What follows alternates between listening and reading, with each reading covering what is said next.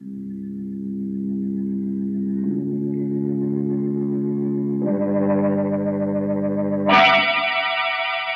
Tea and Lipton Soup present Inner Sanctum Mysteries, starring Boris Karloff.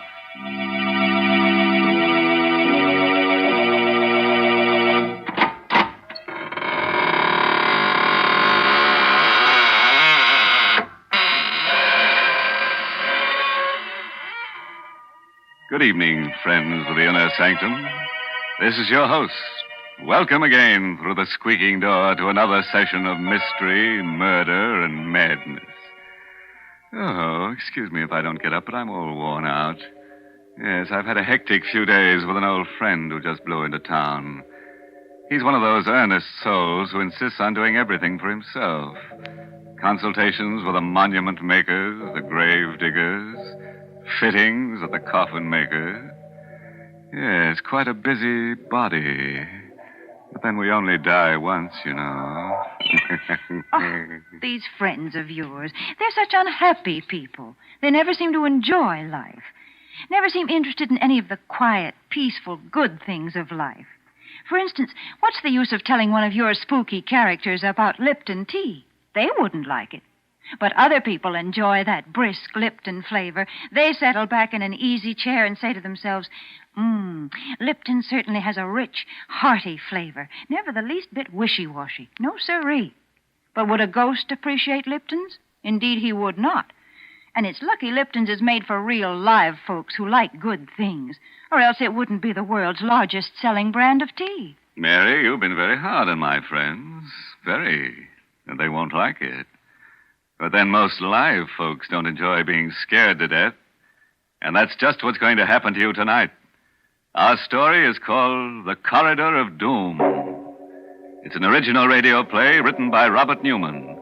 And our star tonight is a man who gives even me the shakes. The famous star of stage, screen, and radio, Boris Karloff.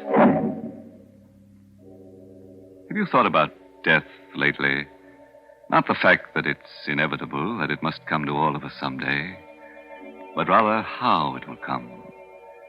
Do you think of it as a sleep and a waking, of a sudden transition from one state of being to another, or to a state of non-being?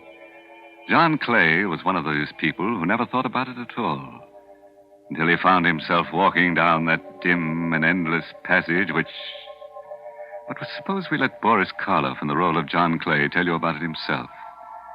If your blood pressure will take it, put out the lights and come on a little trip down the corridor of doom.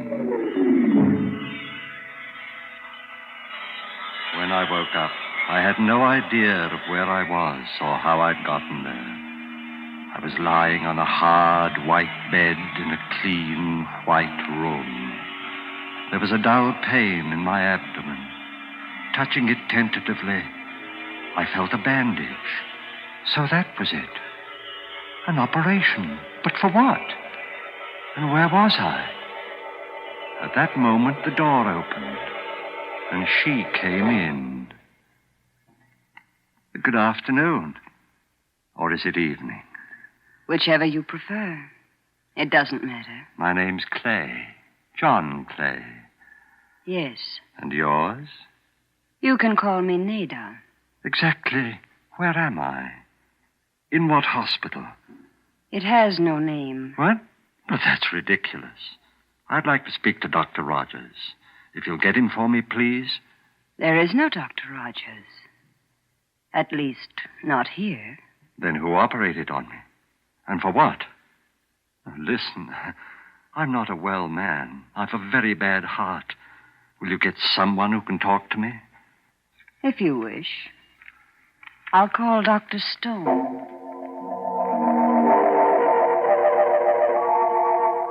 A chill crept through my bones. It wasn't cold. It was fear. Unreasoning and abysmal fear. The door opened again. And there stood a heavy-set man, his hair flecked with gray, and with him, my son-in-law, Alex Bartlett. Alec, I can't tell you how glad I am to see you. Hello, Father. But why are you standing out there? Why don't you come in? Oh, no. No, I shouldn't advise it, Mr. Clay. And why not? And why... Oh, was it you who operated on me? Yes. I'm Dr. Stone. Why wasn't Dr. Rogers called in? He's taken care of me for years. There wasn't time. It happened during the night. Acute appendicitis. And even as it was... Even as it was? What? And why are you dressed that way, Alec? All in black. Well, it's customary. After all, you are my father-in-law. Of course I am, but... Now, look, Alec. You've got to stop being so mysterious. You know about my heart, what any sudden shock will do. I don't think you need worry about that anymore, Mr. Clay. And as far as the mystery is concerned, this initial period of adjustment is always a little difficult. Difficult? Do you realize what it's like, lying here helpless, completely isolated, as if I were all alone in the world? Or isn't there someone I can talk to? Some of the other patients? Not just yet. When the time comes, you'll meet them. But, look, Doctor, I can't stand much more of this. I can't. If I don't find someone who really cares about me, who'll treat me like a normal human being... My dog. How about my dog? What do you think, Doctor? Yes, that's possible. We'll see what we can do, Mr. Clay. Come along, Bartlett. Goodbye, Father. You'll be back, won't you, Alec? I don't know. I'll try, but it's difficult. Very difficult. Then don't go, Alec. Don't leave me here all alone. Come back. Come back.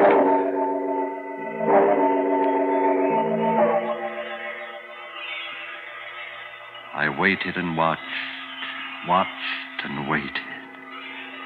Then the door opened, and there was the doctor again. There was a small, thin-faced man with him this time, wearing the white coat of an orderly and carrying a black box with a handle. My dog. You brought my dog. All right, Martin. Give it to him. Yes, sir. Thank heaven, now at least. Come on, Carrie. Come on, boy. Get up. Wake up. Why, what's the matter? Carrie. He's not asleep. He's dead. You wanted him, Mr. Clay. But why didn't you tell me? When did he die? How? How old was he? 11 and a half, maybe 12. Pretty old for a dog. That's probably why he could come. What do you mean?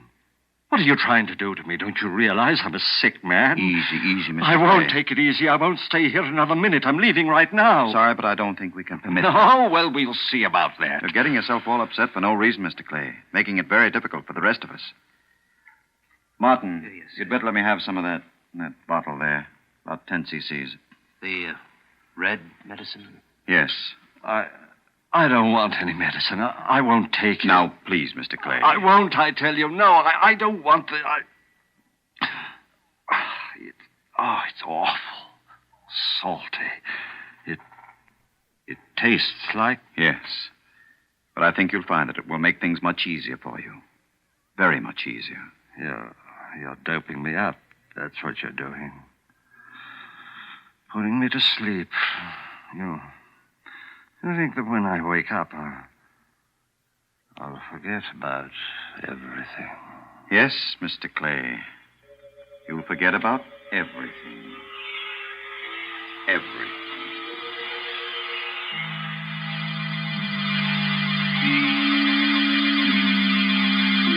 I was somewhere deep down under the earth. It was a passageway, stone-flagged and with stone walls, and I was walking slowly down it in my bare feet. I could feel the chill of the cold stones through the thick layer of dust. The passageway stretched ahead of me, endlessly. And then suddenly, I noticed that there were doors set into the walls on either side, closed doors. And on each door there was a name. Abel, Abercrombie, Abington. Where was I? What was this place? What was behind those awful, ominously closed doors? Something seemed to be drawing me on down the terrible passageway. Addison, Aga, Allen. I could feel the cold creeping up my legs, higher and higher, my heart pounding faster and faster. And suddenly I knew where I was and where I was going. Knew what was waiting for me there ahead of me down the passage. Exerting all my will, I turned, tried to go back. With a roaring in my ears, I was falling through the darkness. Falling.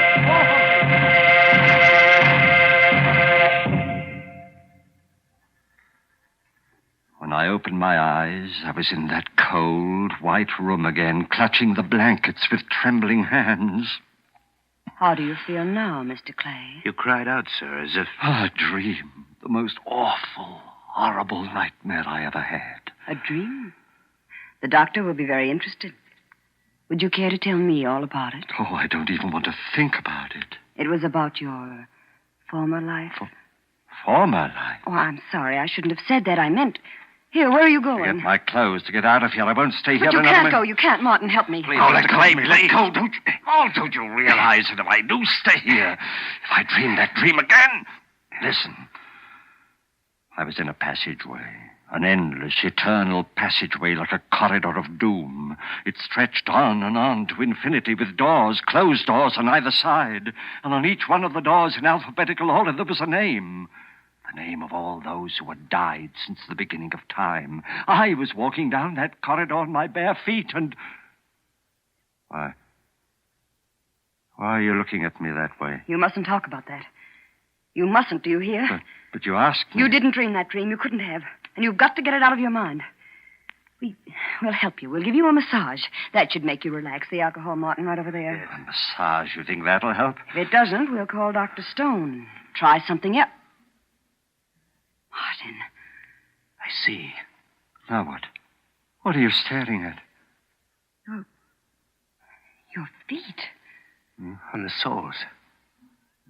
Dust. Thick, gray dust. Dust. Like the dust in the passage. The corridor of doom. And that means... It wasn't a dream. It means... I was really there.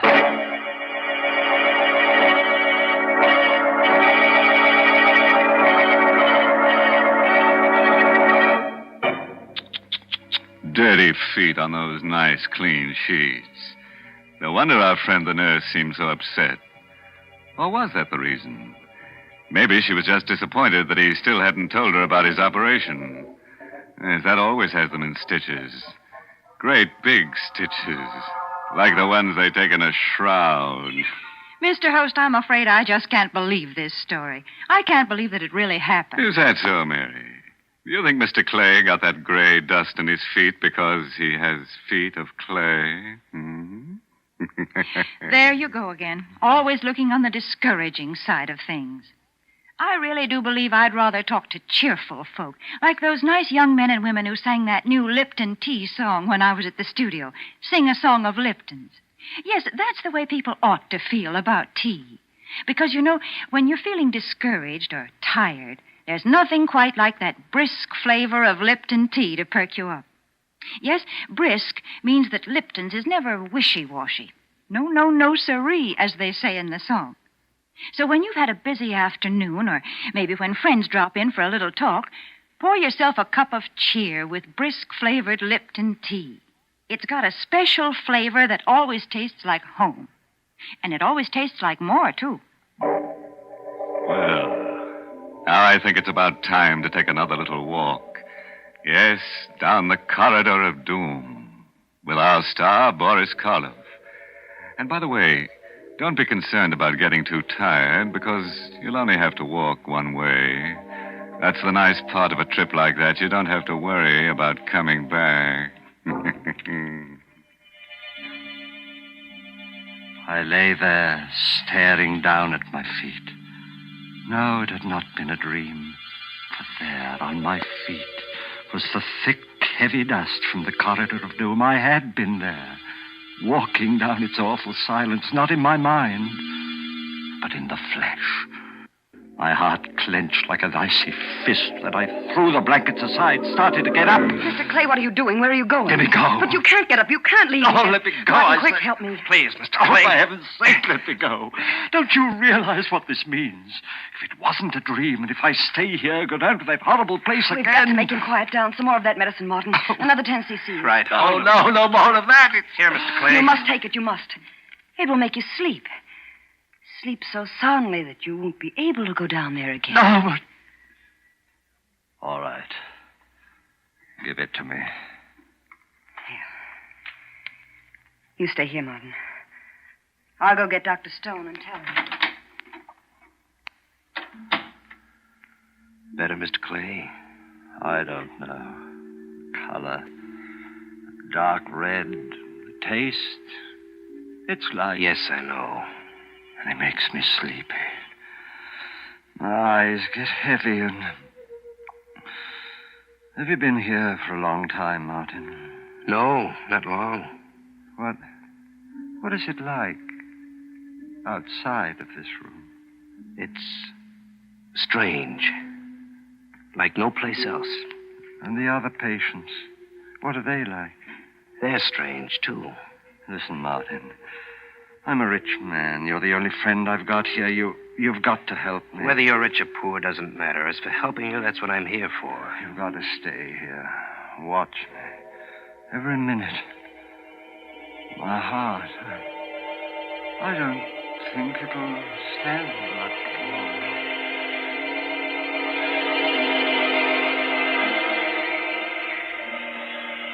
My first sensation was one of cold, numbing cold, creeping up my limbs. I reached for the blankets, couldn't find them. Then I opened my eyes, and I was there again, back there in that awful endless passage, that corridor of doom. The same stone wall, stone floor, covered with a thick layer of dust. The same doors with a name on each one, on both sides of me. But now I was up to the bees. That one there, Barbara, next to it, Babbitt, and then Backer. I tried to cry out, but I couldn't utter a sound. I tried to stop, check myself. My muscles didn't respond. Slowly, heavily, I continued walking on down that endless passage, past Badger, Baffin, Bagley, past the bees and towards the seas, towards a door with my name on it. My heart pulsed, pounding with terror. My breath rasped in my throat. Convulsively, I clutched at the walls, forced myself completely around.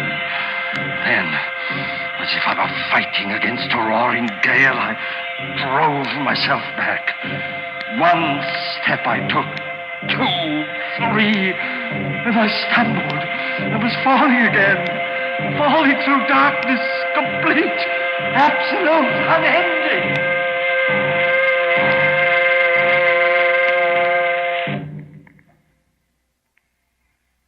Even before I opened my eyes, I knew where I was. Back in my room, the sheets crumpled in my sweating hands. I lay there for a moment. I knew that this was my last chance. I knew where I was. Back in my room, the sheets crumpled in my sweating hands. Slipped out of bed, tiptoed to the door of the room, opened it a crack, and peered out. A hospital corridor. And sitting at a desk halfway down it, the nurse. Could I slip past her? Then on a table next to the door, I saw the telephone. A telephone! Now I could get help. Reach someone who would save me, take me out of this place. Picking it up quietly, I dialed my daughter's number, Alec Bartlett's wife.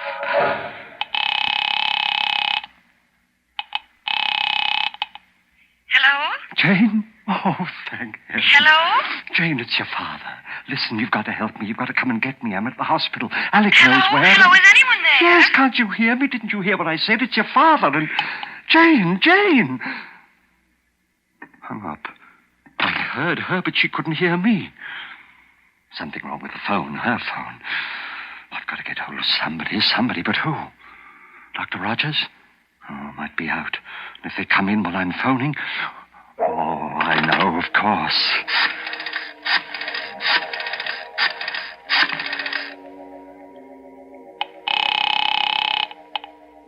headquarters. Ryan speaking. Hello, police. This is John Clay of Riverside Road. I'm at a hospital. I don't know where. Hello? But can't you hear me, officer? For heaven's sake, listen. It's a matter of life and death. John Clay at a hospital. My son-in-law, Alec Bartlett, can tell you where. Hello? Officer, listen. Don't hang up. Oh, Don't. nuts. Officer, hello.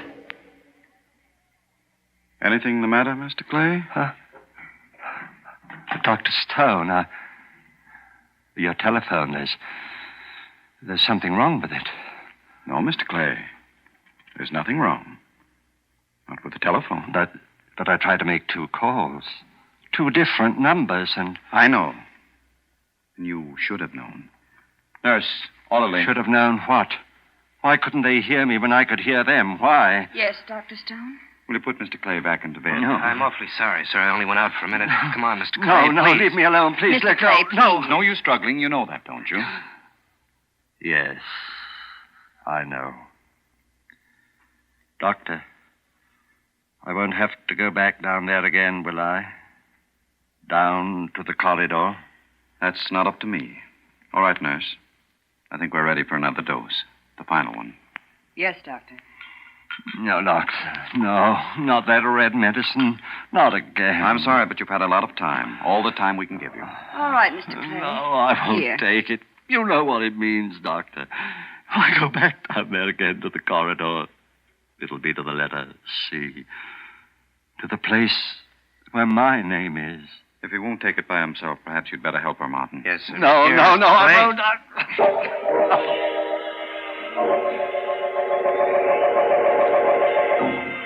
Again, I knew where I was before I opened my eyes. I could feel the dust under my bare feet, and through the dust, the biting chill of the cold stones.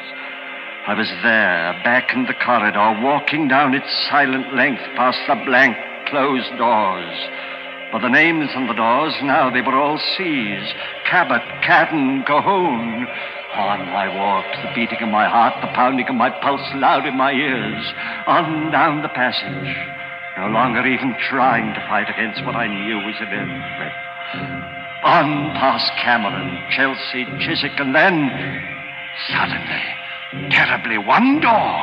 A door with my name on it, gaping, waiting for me. I tried to stop, to turn, but my legs carried me forward. I was but 2 doors away. I could see into it now, see that it contained nothing. Absolutely nothing, not even a coffin. Just stone walls and a flat stone slab. I was turning to step over the threshold. I made a last convulsive effort. Merciful heavens, help me! Save me!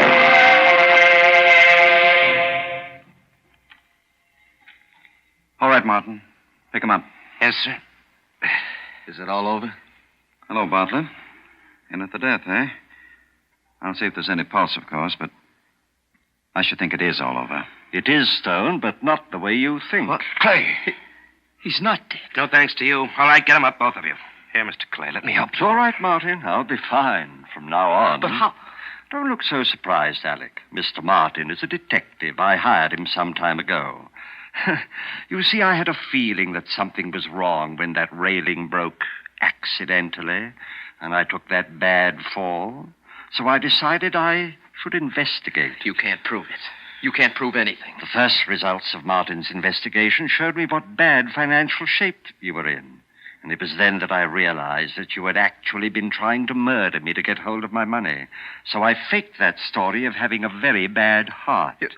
You mean it? I thought it would give you the idea of trying something more subtle and less dangerous. And it certainly did. But you still can't prove anything, not a thing. No, don't you worry about that. Don't forget. Come back here, Bartlett. You'll never have a chance to prove it. Come back, Bartlett. Oh, you shot him, killed him. Well, I couldn't have. I fired up in the air to get him to stop. Come on. But I don't understand it. There's not a mark on him. But he is dead. He was the one who had the bad heart. That's what gave me the idea of Good heavens, look. At what? This hallway was supposed to be the corridor of doom. When I reached the door with my name on it, I was supposed to die. Look. Look at the name on that door there. The one right next to him. Bartlett. His name. So what? Nothing, Martin. Nothing at all.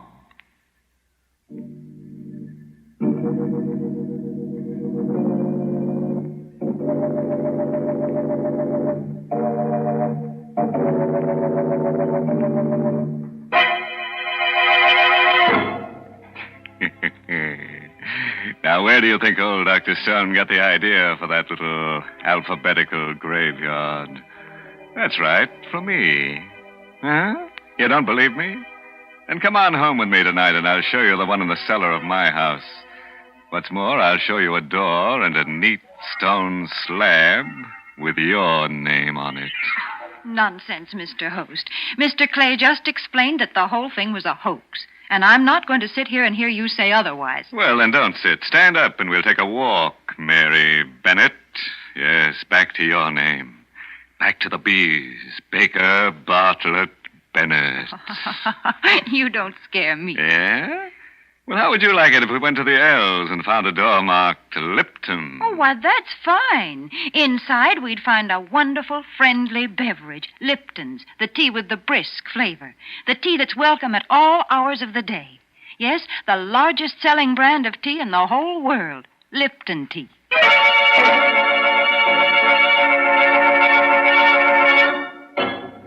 And now a word of advice. If you should wake up tonight with a sudden chill, find yourself walking barefoot down a dusty stone corridor with doors on both sides of it, don't get excited. Just insist on a doom with a view. By the way, this month's Inner Sanctum Mystery novel is The Whistling Legs by Roman McDougal. Yes, and next week's Inner Sanctum story, directed by Hyman Brown and brought to you by Lipton Tea and Lipton Soup. Next week's story is about women. Yes, two women who like to be treated rough. Choke 'em to death, shoot 'em, murder 'em. They'll love you for it. And who do you think is going to be their boyfriend? That's right. Boris Karloff. Boris Karloff will be with us again next week, because who else could love such women?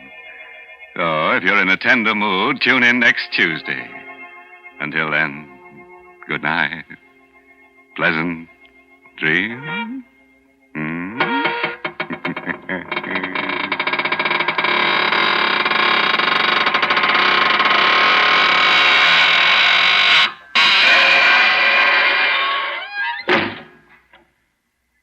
Folks, it's wonderful how quick and easy cooking can be these days. I guess some of you remember when it used to take half a day to make a pot of chicken noodle soup. But now we have Lipton's Noodle Soup Mix. You might say Lipton's takes no time at all to prepare, and yet it has a fresh cooked chickeny taste, a real old-fashioned homemade flavor. Yes, and it's brimful of tender golden egg noodles. Lipton's is grand for quick meals, and it's also a perfect beginning for the most elaborate dinner. So don't forget to serve Lipton's Noodle Soup. And don't forget to tune in next Tuesday night for another Inner Sanctum Mystery.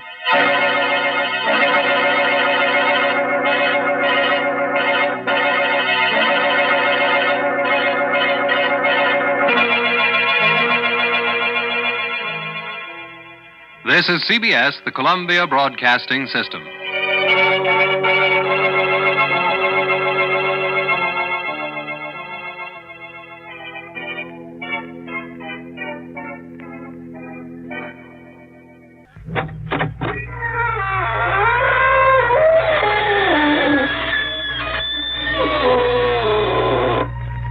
Good evening, friends. This is your host to welcome you through the creaking door into the inner sanctum. Come in, come in. I just came in from a bang-up fashion show. Styles guaranteed to kill you. See them and you'll never forget them. You'll talk about them day and night, man. Oh, they're wonderful. For instance, one bold fellow wore his head at a slant. Another parked his face on the piano before modeling. Said his face always stole the show. A third wild man, displaying the newest in zombie zoot suits, got into his trousers by pulling him over his head. Poor chap strangled to death. But nobody minded. No, they couldn't if they wanted to. In order to mind, you've got to have one.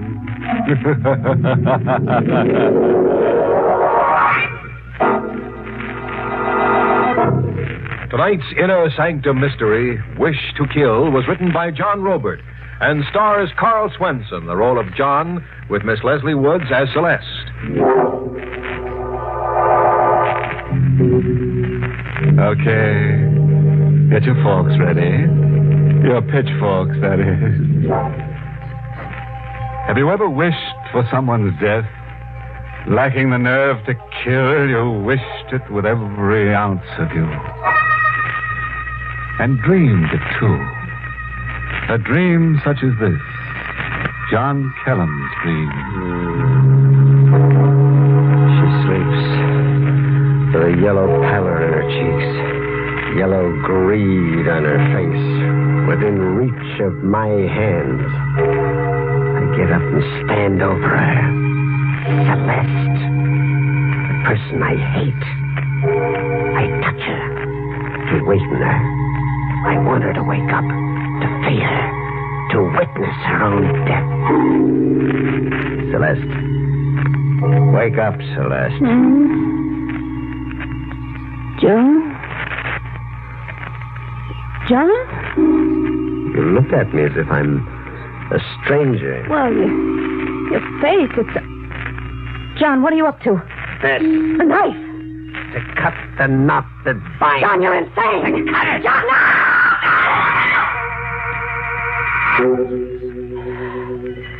But it was just a coward's improbable dream, the tortured wish of a helpless man. The wish for her death floods my mind. I wish it with every ounce of me. I can think of nothing else. Nothing else. We motored to the country, and the hum of the car is a single word throbbing in my brain. Murder, murder, murder, murder, murder, murder, murder. John, I had a dream last night. Frightening dream. Woke me up. After that, I couldn't sleep all night. What was your dream about? Well, someone was hovering over me. I was about to die at the point of a knife. Who was hovering over you? I don't know. I tried to identify him, but his features were blurred and kind of unclear, and Now, who would want to murder me? Could someone wish my death? You could. I could want my own death? Yes. Well, now you're either teasing or you're being absurd. Neither. But why should I want my own death? Self-dislike. Your own rottenness sickens you. Your own crimes shock and appall you. My own rottenness? And crimes? What crimes? Your crime against me. I'm a middle-aged man and you're young. Marriage was to be an equal partnership into which you brought youth and beauty and I wisdom and money. That was our understanding. But you cheated. You brought nothing to me. You made a joke of my wisdom. You want only my money. The wish to kill was pushing me relentlessly now. Pushing me. Just where are we driving, John? Do you know that we lost the highway at least 3 miles back? The throb in my brain was a fever. Murder, murder, murder, murder, murder, murder.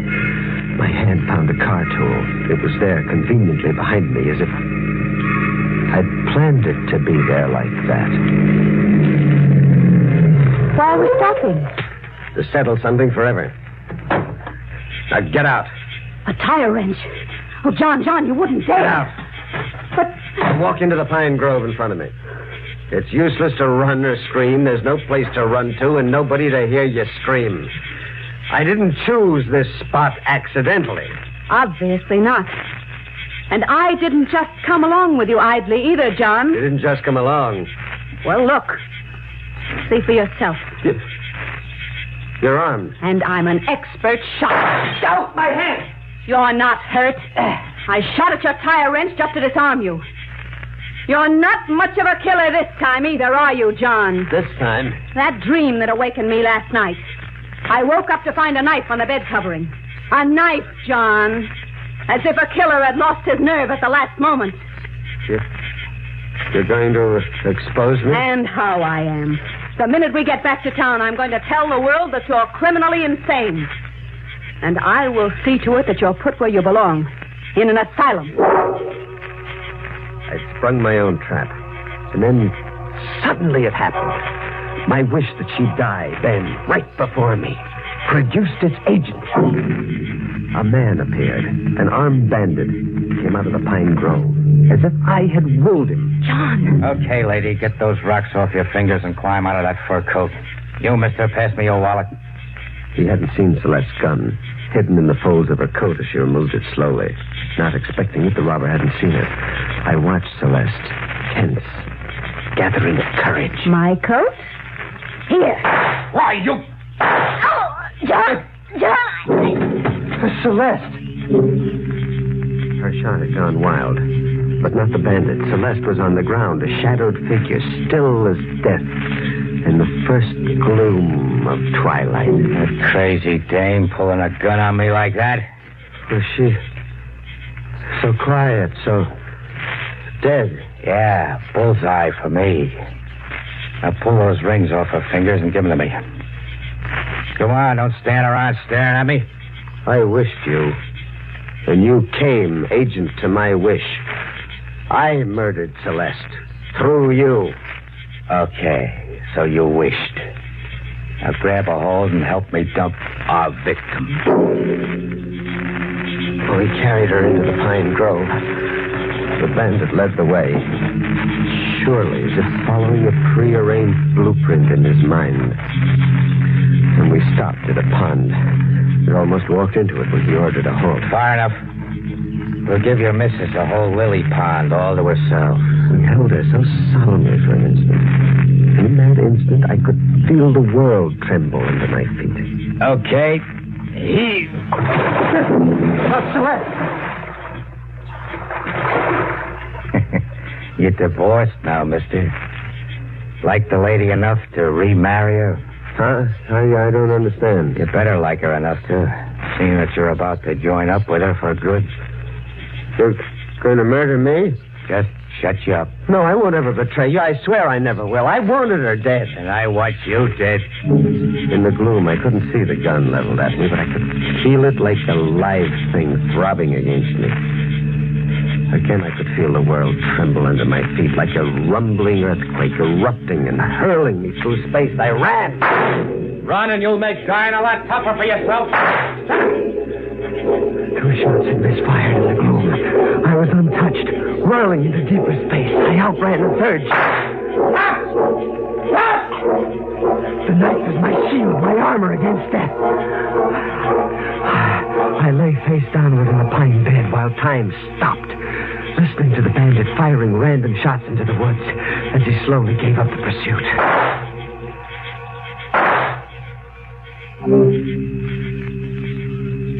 Soon, for a long time, there were no sounds, no rustling in the thickets, no shots. My mind was an adding machine, totaling the column of numbers.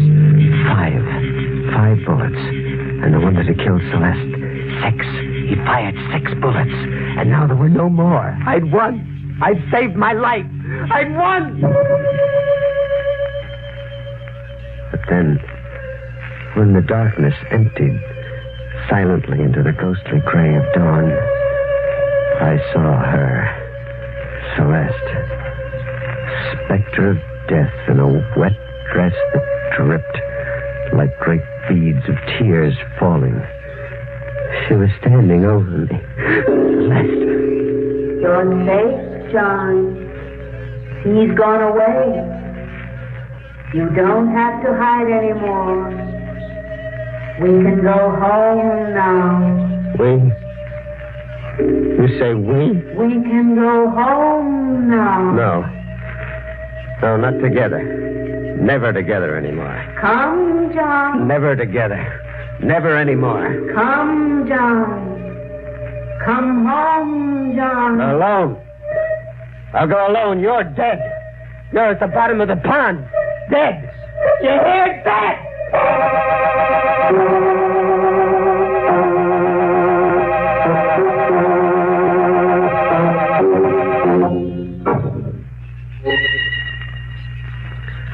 I left the pine woods and went home alone.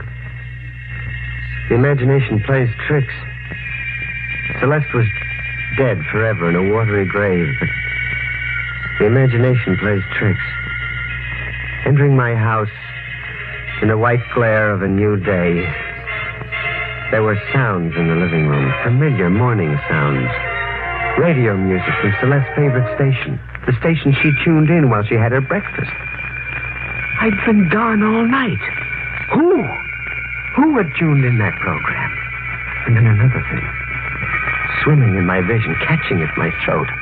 A coat flung carelessly over a chair. Celeste's coat. The mink she'd worn to her murder. And then in the kitchen, one more thing. A coffee pot on a lighted stove, hissing. The doorbell. The back door to the yard. Mrs. Arklesby. An old lady with no life of her own, only everybody else's. Our neighbor next door. Good morning, Mr. Kellum. Mrs. Arklesby? Come to give back the sugar I borrowed this morning. And thank Mrs. Kellum for me. Yes, The sugar you borrowed this morning? Well, that's what I said. Borrowed from whom? Miss Kellum, of course. Now, ain't that a peculiar question? You're certain you borrowed it this morning? I am. Are you trying to mix me up now? You're an elderly woman. You do nothing but stare out of windows and live other people's lives. You have no life, no sense of time. Today could be yesterday, and yesterday could be last week or last month. Now get out of here with your old wives' tale. Well, I never... She scurried off. And then staring after her into the yard, something suddenly held me. A clothesline of wash. And there in the center of the line, limp and dripping great beads of tears as I'd seen it standing over me in the pine woods, was the dress, red silk with gold brocade, the same dress Celeste had been murdered in, and her body cast into the lily pond.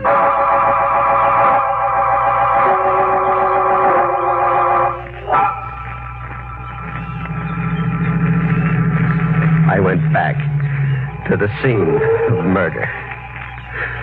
At the scene, there was a sign that I hadn't noticed yesterday. A large construction sign fringing the neck of the pine grove, a sign that read Harristown, now building, the Seymour Harris Construction Company. There was a fleet of trucks and cranes and men, and scores of men. An iron bulldozer shearing through the pine trees, leveling them. And I called to a man holding an engineer's construction plan. You, over there, engineer. Yeah? What's going on? Read the sign. Yeah, I know. But those bulldozers, you intend leveling the whole pine grove? Yeah, me too. Goes back less than a quarter mile. Just a day or so's work for those bulldozers. It's a funny, out-of-the-way place for a housing development. Well, land's cheaper, for one thing. Well, it's spotted with stagnant pools, mosquito-infested. Spotted? You don't know the pine grove, mister. There's just one pond, shallow lily pond in there. We'll get that drained and leveled off with fill in a jiffy. Hey, you sound like you hate to see those pine woods go. What, are you sentimental about them or something? Yes, I'm sentimental. Drained in a jiffy. Machines were going to dry up the lily pond and expose a corpse. At nightfall, when the bulldozers sat quietly like great iron ghosts and the men were gone, I stole into the pine grove to grapple for Celeste. Shallow, the engineer had said. Well, it was. The reeking pond left its filmy waist just below my shoulder. I covered the bottom inch for inch, and then over again, waiting for the numbing moment of horror when death and my bare feet would touch. Inch for inch, slowly, lengthwise, and across hour on hour. The numbing moment of horror never came. My feet didn't touch death. Celeste wasn't there. Celeste wasn't underfoot. But standing over me on the bank with the moon lighting one half of her face. Specter of death in a wet dress that clung tightly. The dress, red silk and gold brocade.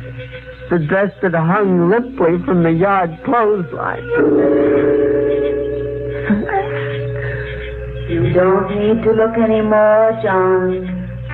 Are you dead, Celeste? You don't need to look anymore.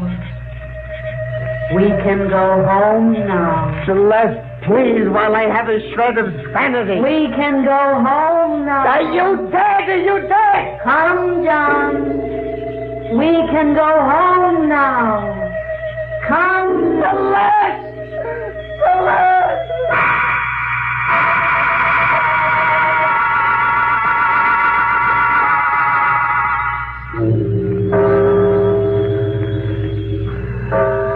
I went home. Alone. Midnight. The lights are on brilliantly. I'd left the house in darkness and music. Radio music. The radio tuned into Celeste's favorite evening station. And other things, old familiar things, nightly routines, my slippers and robe and pipe waiting, and a table of snacks, cheeses, crackers, red wine set before the fireplace.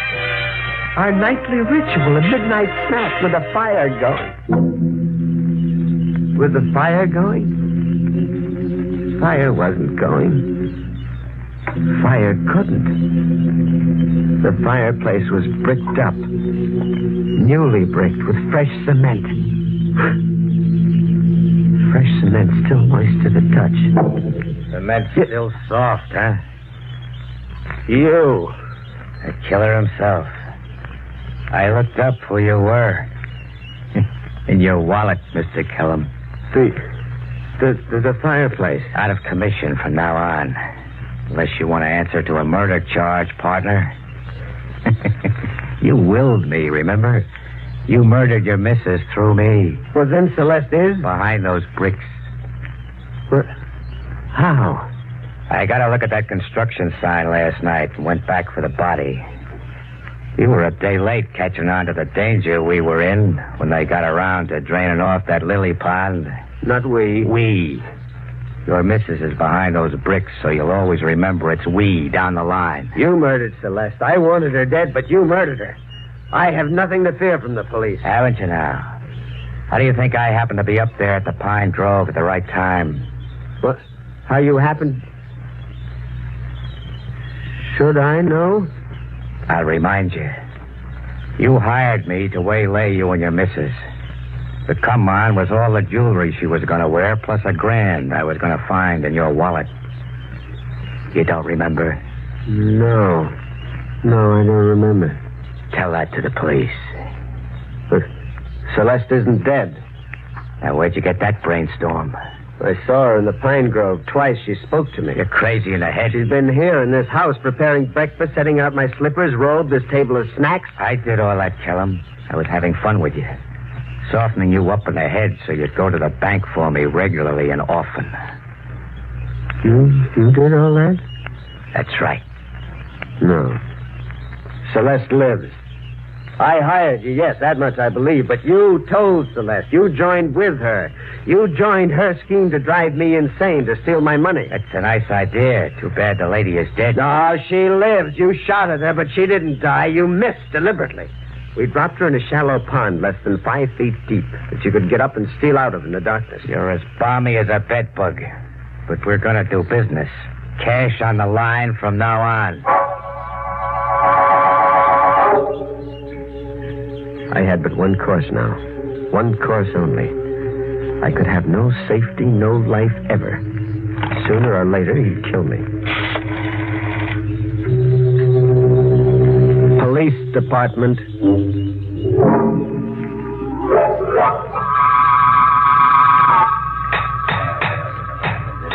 Kellum, you listening to me? What, Sergeant? You were smart about one thing. Smarter? About what? Hurry up there, man. You're not pulling down the Chinese wall. It's only a fireplace. About that hood and your wife working together. You hired the gunman, all right. And then he made a quiet deal with your wife. But, there's always a but. But what? Your wife got scared of her own scheme. With the gunman dominating the picture, it was getting out of control. Mrs. Kellum suddenly wanted to get out from under. Huh? Well, how can you know that she wanted to get out? I do know. You see, I was on my way here anyhow, just when you telephoned headquarters. You don't get it, huh? No. Your wife phoned in a complaint. She was on the phone with me personally not an hour ago. You tried to murder her, she swore, twice. Then Celeste is alive? That's no surprise to you. From what you told me, she's practically been keeping house for you, same as always. Sure, she's alive. Okay there, fellas. Okay, Sergeant, we got it open. Come on. Come take a look at nothing. At nothing, Sergeant? Celeste. Hey, what are you trying to... Well, knock me down. She is in there. A woman that phoned me only an hour ago was sealed up in a fireplace all that time.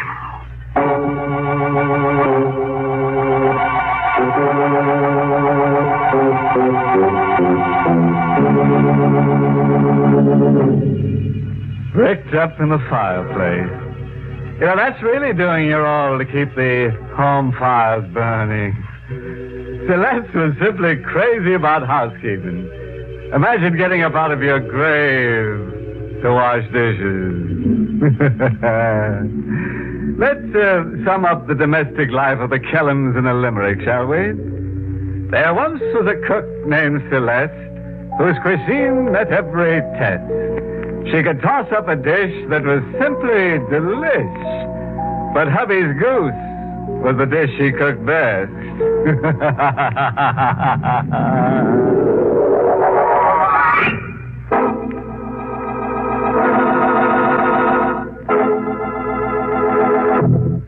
Good night.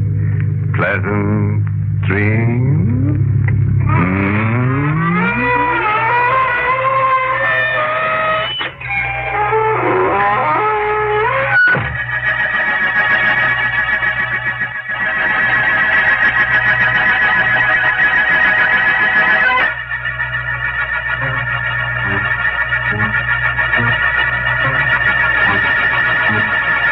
Sanctum was heard in the United States over CBS, the Columbia Broadcasting System, and has been rebroadcast for servicemen and women overseas. This is the United States Armed Forces Radio Service, the voice of information and education.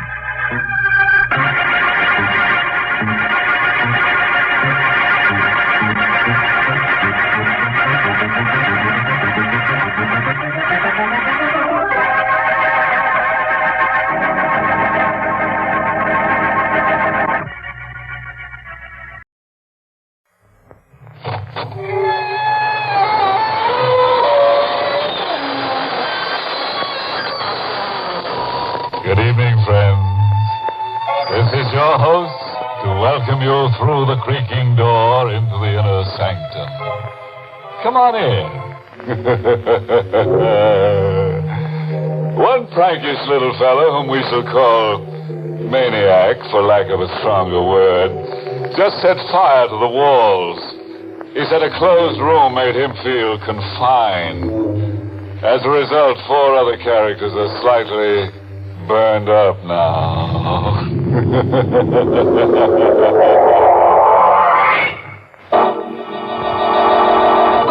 Tonight's Inner Sanctum Mystery, Corpse for Halloween, was written by John Robert and stars Larry Haynes in the role of Jimmy with Barry Kroger as Kavanaugh.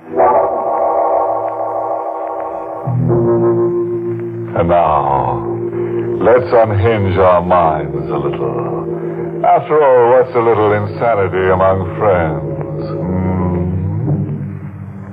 Tonight's story dramatizes the fanatical hold of memory.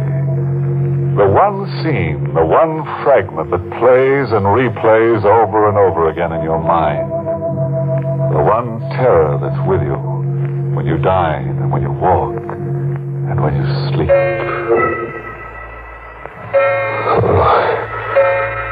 To sleep. Who can sleep? I'm here in the 35-cent flop, but I'm in the Burma jungle. Watching a scene that never gets stale, even though it's 5 years old. I can hear sounds travel across the brush. I pick them up as if I'm a receiving set. Animal sounds. And I see, as if my eyes are in the sky, I see two grim figures standing with their rifles aimed at a pair of jungle beasts. A tiger and its mate in a crouch, ready to jump. They fire point blank together as if by signal. No good. They miss. The beasts roar and leap. I hear them scream out, Kavanaugh and Boxagola. Just before they die.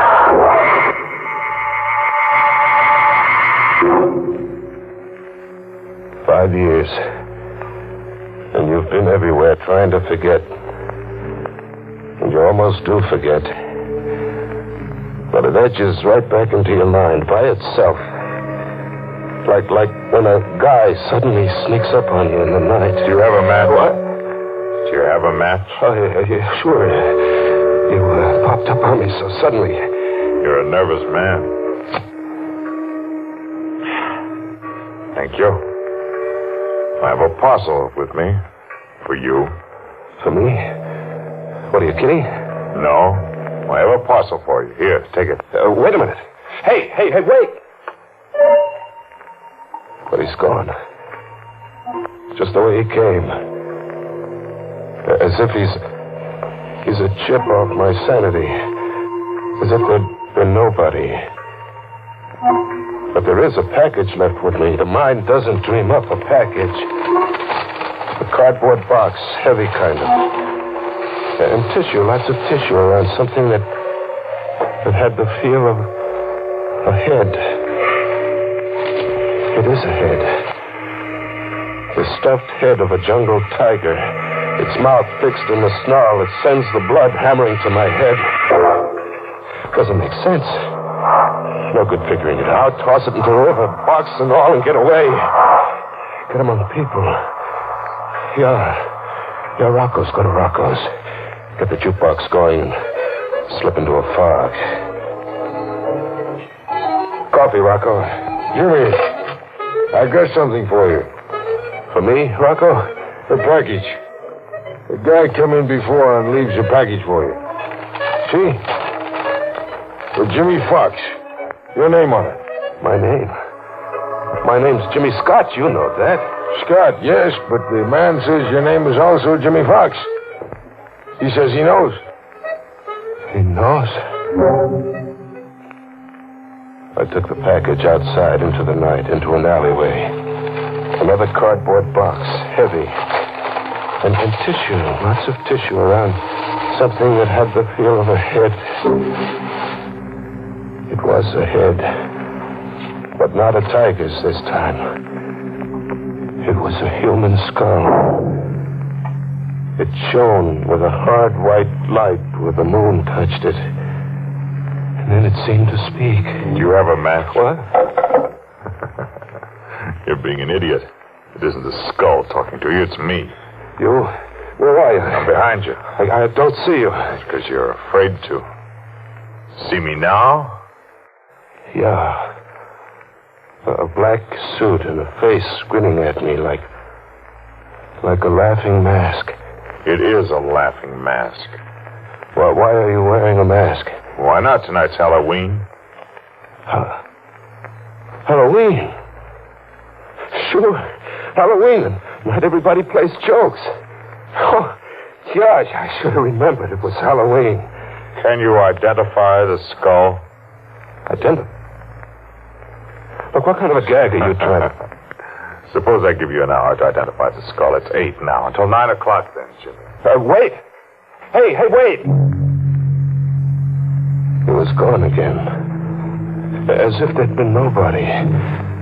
Just another big chip off my sanity. I really had to get away from myself now.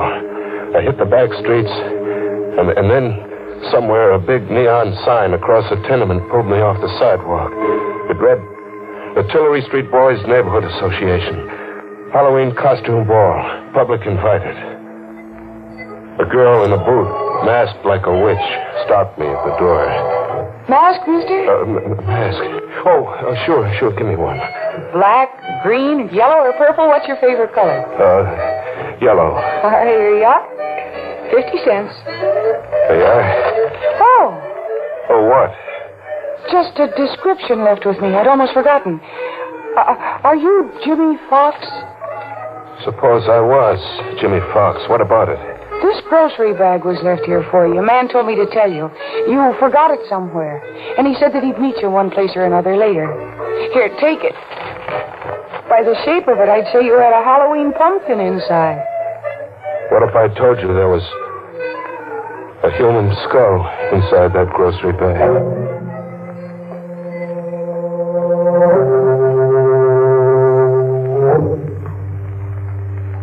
He'd meet me one place or another. He did. He was under a street lamp, waiting for me to happen along. Hello, Jimmy. Have you dared to call the skull by name yet? Or must I? Look, that gag isn't paying off, mister. All right, go ahead. You call it by name. Dolan. Boxer Dolan, remember him? I never knew the guy. You no doubt got me confused. Have I, Jimmy? You've changed your appearance cleverly, except for one thing disguise could never conceal. One thing? Your guilt. You wear it like a badge of shame. Oh, what am I guilty of? Murder. 2 men left an encampment in the Burma jungle just before dawn. 2 men. Boxer Dolan and Kavanaugh. A 3rd man remained behind. He played sick, pretended to have fever. The 3rd man was you, Jimmy. Must I tell you the rest? Tell me the rest. Dolan and Kavanaugh carried rifles in the event of a jungle encounter. There was a jungle encounter, a tiger and its mate. An emergency, but an easy one to resolve for 2 expert hunters. Just 1 shot apiece, and there'd be 2 more dead tigers. Just 1 shot apiece. They had their 1 shot apiece. But the tigers didn't drop dead in their tracks. Instead, Boxer Dolan and Kavanaugh dropped. Ask me what happened, Jimmy. What happened? During the night, someone had emptied their rifle loads and substituted blank bullets. You did that, Jimmy. You engineered the murder of 2 men. You murdered your 2 partners in crime. Just 1 day's push from the Hindu temple you'd all teamed up to loot. They got within 24 hours of treasure, and then you murdered them. 1 more day to the temple, so why split 3 ways, huh? You know about the temple? But I never pushed on to that temple. No loot, no nothing. How about that? You lost your nerve. You just hadn't counted on losing your nerve. What are you, a detective? No. I'm your 2nd victim. I'm Kavanaugh. Kavanaugh? Kavanaugh was killed. Unfortunately for you, he wasn't. I'll show you what I had to survive. Feel my sleeve. Feel it. It's empty. Torn out of the socket. Now, the face behind this laughing gargoyle I wear. See the left profile. Oh, it isn't pretty, is it? The eye's gone, too. I spent 5 years finding you, Jimmy. I've waited a long time to let you see my face. You came after me to kill me? After you've had the same 24 hours you arranged that Dolan and I would have. What do you mean, the same 24 hours? Unarmed, in the jungle, and helpless. I'm going to hunt you for 24 hours. In this jungle, the jungle of the city, with every beast of prey I can buy. I'm going to hunt you, Jimmy. And in the end, when I've wrung every suffering from you, I'm going to kill you. What do you mean? Every beast of prey you can buy. The denizens of the city jungle, the riffraff, the murderers, the men and women who buy and sell murder. I can afford them, Jimmy. See this, Ruby? Is it real? And I have dozens, Jimmy, dozens. I didn't lose my nerve. It's 10 o'clock. You can go now. Go and see if you can escape me and my pack. You're going through with this? Get along, Jimmy. Hurry. The beasts will be coming at you from the sewers and the cellars, ambushing you from the shadows, into the dawn and through the day for 24 hours, until 10 tomorrow night. Or you win. You live. Hurry, Jimmy. See how painful death can be.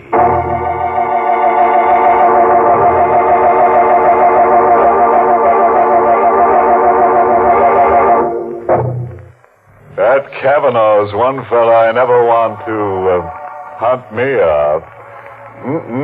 No, sir. That guy slays for creeps. 24 hours. Kavanaugh's got 24 hours to kill, and Jimmy has just enough time to die. Yes, you know, Jimmy might win out over Kavanaugh. Now that he's got an extra skull to go with the one he's stuck with. After all, 2 heads are better than one. Let's live out the terror now, shall we? An animal game of murder for 24 hours. I was to be hunted down in a jungle where human beasts came at you from the sewers and cellars, where killers in the hire of a homicidal lunatic lay in ambush. Well, I had to win. I had to save myself. I had to. Hide. The thing to do was to hide, fade into an alleyway and find a cellar and stay put for 24 hours. Just stay put. With the sickening reek of garbage cans until 10 tomorrow night. Was I alone? Movement. There was a whispering movement somewhere in the cellar. A faint rattle of ash cans, as if the wind was rattling them. Wind in an airtight cellar. Hello? Anybody there? No answer. I've been imagining. But then something winged at me, goring into my shoulder, sharp and deadly like a knife.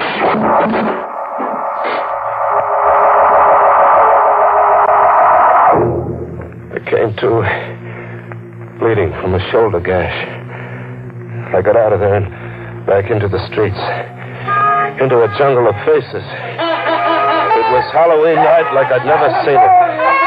Masks and costumes on kids of 6 and old crones of 60.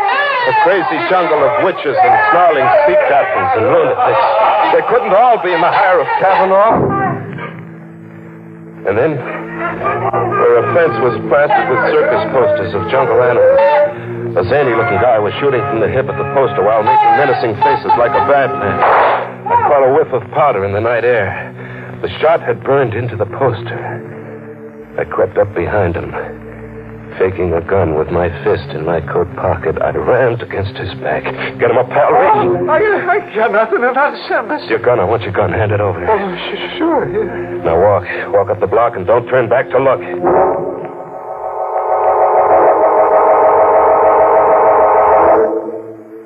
I had a gun now, and the tables were turned. I was the hunter now.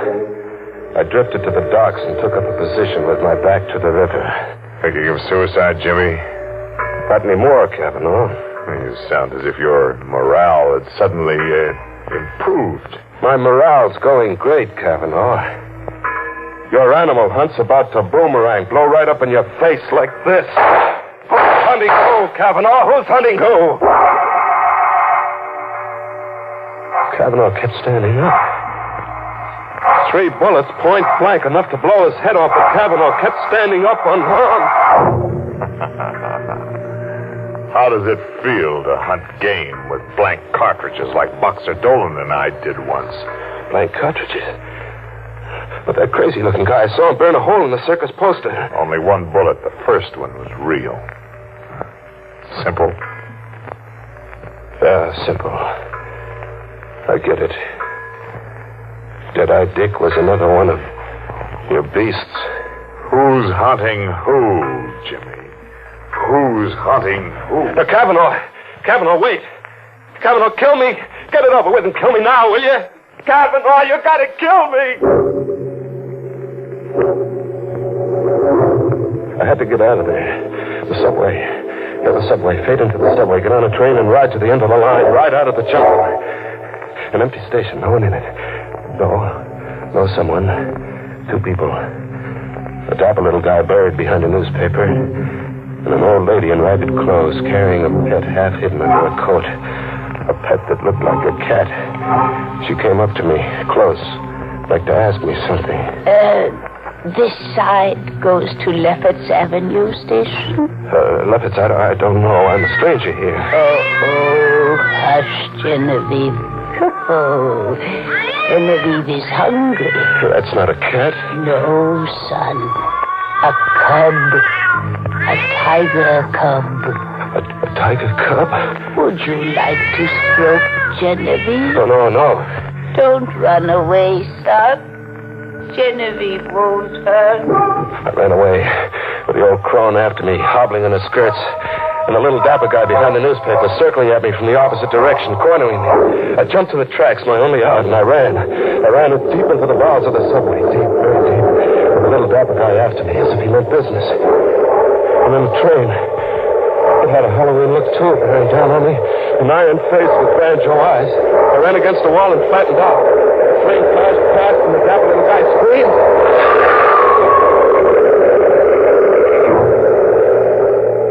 Kavanaugh was shy, one beast in this jungle. The little guy had been hit glancingly and hurled against the subway wall, pulverized. I got to him quickly and frished him. I had a gun now. A gun with bullets that killed. I ran a half mile underground to another station, and then back on the streets. Back in the animal game. It was 3 a.m. A neon sign read Tillery Street Boys Neighborhood Association. Halloween costume party. People were straggling out. The fun was over. Oh. What? You remember me? No. I'm the witch who gave you a free mask and a grocery bag that you forgot somewhere. And you're Jimmy Fox. Jimmy Scott. I used to be Jimmy Fox. Sister, are you all right? Am I all right? I mean, are you just what you look? A sweet kid with brown eyes and a heart. Are you drunk? No, beat. I'm dead beat. I've got to hole up somewhere, get some shut-eye. I've got to or I'll die. You're sick? Yeah, I'm sick. If I could just sleep around the clock until 10 tomorrow night. If an angel came along and said, come home with me, I'll put you up. Come home with me, Jimmy. I'll put you up.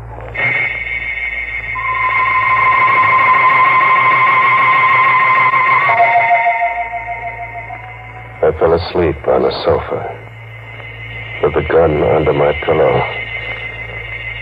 and the girl on a chair watching me anxiously. I had a friend. I could drop off and live in dreamland until 10 that night. At 10, I could wake up and live. Coming awake, I heard the alarm we'd set go off. The alarm stopped. And there was a sound. An animal sound. And then a claw scratching at me, tearing at my cheek. I jumped up. The girl was gone. A guy was sitting watching me now. A skinny kid with a heavy shock of hair, not a day over 21. Oh, that's a lousy way to have to wake up from a sleep, pal. Lousy way. There was an animal clawing at me. My cheek's bleeding. Genevieve, she isn't housebroken. Still a little wild. You should have seen her dash for the kitchen when you let out a scream just now. Genevieve. Who are you? You're Jimmy Fox, huh? Yeah. I got something for you. For me? Yeah, it was given to me to give to you. Here. A ruby. Hey, wait a minute, look. It's 10 o'clock. I set the alarm for 10, and it's 10. Well, it's only a quarter hour. That clock's always 15 minutes ahead. Now the game's over. It's 10, and you can't cheat. I've won, Kavanaugh. You can't go back on your promise, Kavanaugh. You can't. What are you trying to get over, pal? I don't I've won. You can't cheat. I won't be tricked. A gun. Pal, you're crazy. Here, wait, look. Oh! It's 10, and I won't be tricked, Kavanaugh. I've won.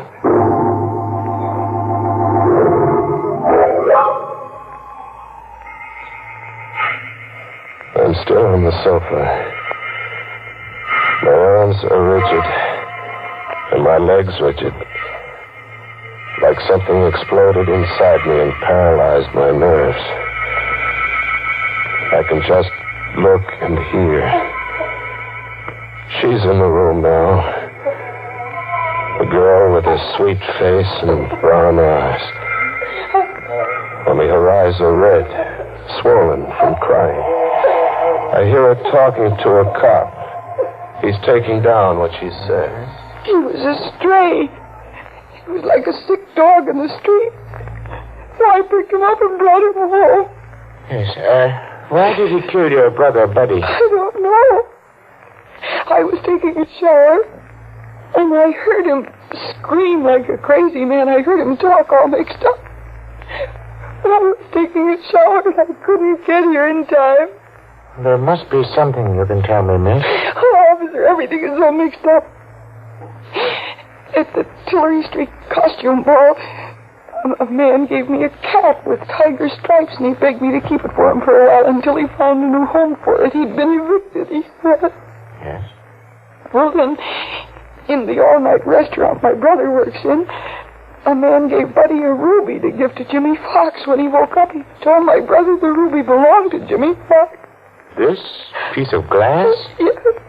That's something off the Woolworth time counter. What else? That's all. Really, that's all. I watch and I hear.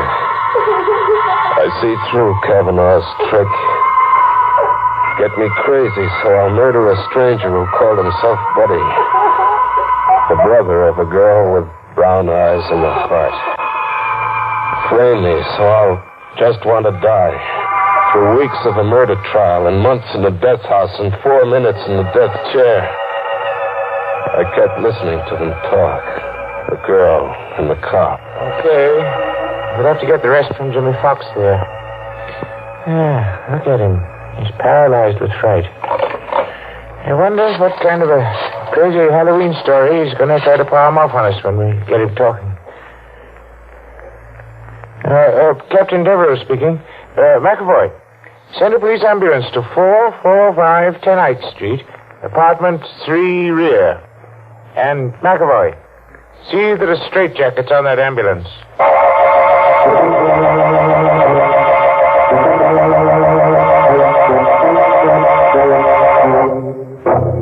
Well, quite a chase, It got so poor Jim didn't know whether he was coming or going. Nuts. What got his goat most was the way he kept seeing animals everywhere. Very confusing to a guy on the lam. Yeah, it got so he couldn't tell who's zoo. Moral? Oh, sure. I read this Halloween notice on a tree somewhere. Never hunt out of reason. Good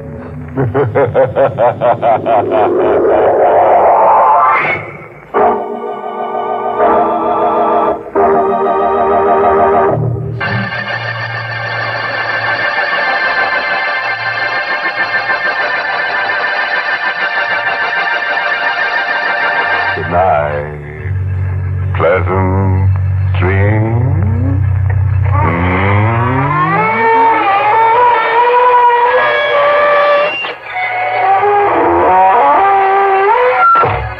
Inner Sanctum was heard in the United States over CBS, the Columbia Broadcasting System, and has been rebroadcast for servicemen and women overseas.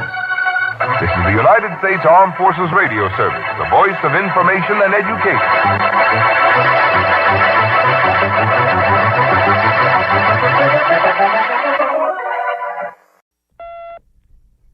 Another hair-raising drama on Inner Sanctum in just 40 seconds.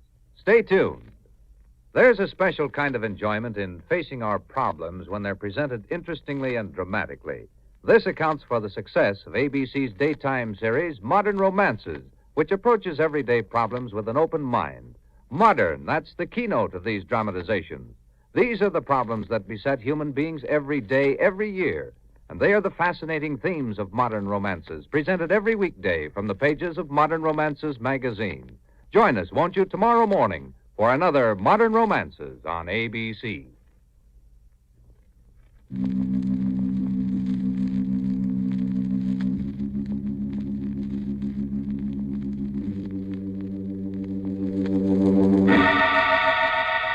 Inner Sanctum Mysteries, brought to you by the American Broadcasting Company. Tonight, Twice Dead, starring Larry Haynes.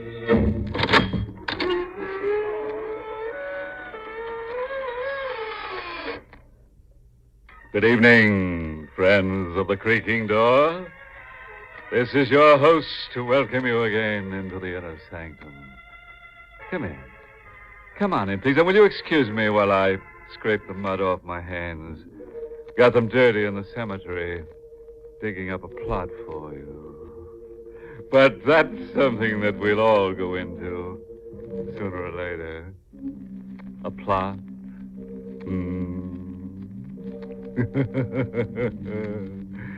Oh, by the way, before we start, I'd like to reassure you.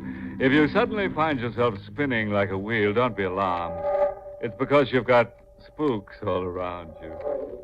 Oh, and please be considerate, folks. If you find yourself going to pieces, pull yourself together. Remember, I have to sweep up afterwards.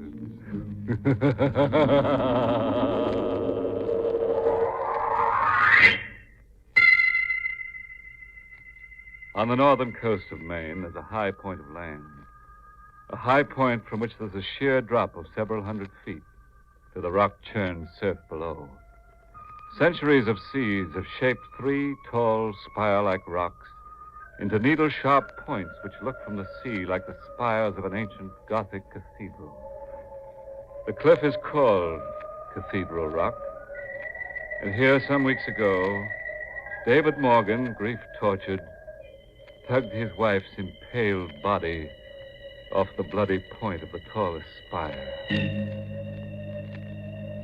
There are those in the village who say that David Morgan's mind is broken because he insists Carol will come back to live with him. I'll be finished in a moment, Seth. I told Morrison in the village you was carving Carol's tombstone yourself. He laughed. Mm-hmm. Easy to read, too.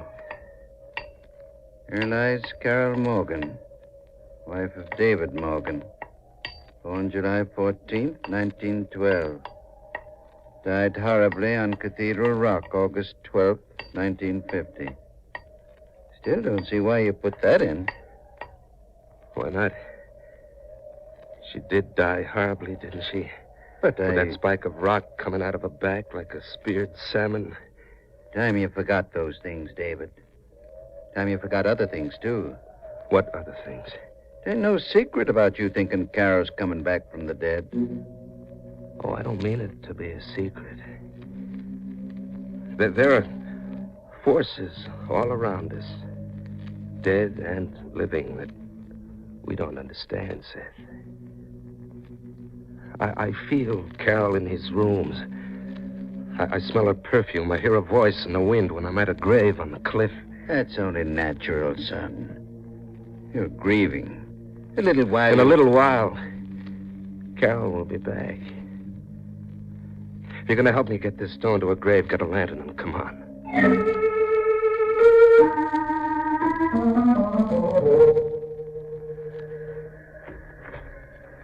Hold the lantern closer.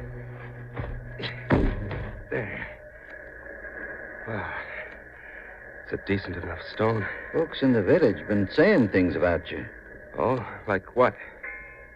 That a man acting like you do has a guilty conscience. And what do you think, Seth? Me, I don't believe such things. any more than I believe the dead can return. Come on back to the house, son. No. I want to stay here a while. David, you've got I want to stay here a while. Sure. Torture yourself like you do. Every night come dark. Go ahead. You'll meet Carol again when I bury you next to her. Up here. Now, leave me alone. Let me be. Oh, Carol. Carol. Come back. Tell me you forgive me. Hello. What? You're sad. I can tell I'm sad, too. Can you help me? You've come back. Carol, you've come... Why do you call me Carol? Who are you? I don't know. What are you doing here? I'm looking for my cat. A black cat with white feet and a white spot under the neck.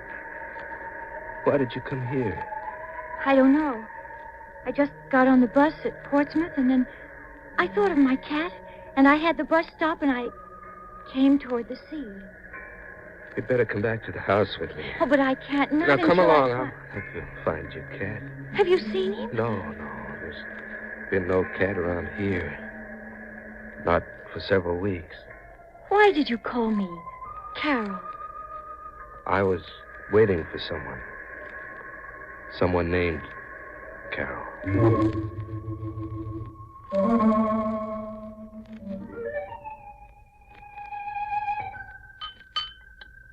Want some more coffee? Oh, no, thank you. I feel better now. You've been very nice. People haven't been nice. They look at me strangely. Well, it might be your clothes. They're torn. No, it's more than that. I've looked in mirrors. My eyes don't look like other women's eyes look. Will you help me, please? I must be somebody. Sure, I'll help you. I'll get Doc Suthers up here, and he'll be able to... Oh, it's Minnie. Oh, see, I told you. Come here, Minnie. Come here, baby. What did you call that cat? Minnie, of course. Why? Why are you looking at me like that? That cat belonged to my wife. It hasn't been in this house since the day she died. And the cat's name is Minnie. Oh, then it must be that I belong here. This must be my home.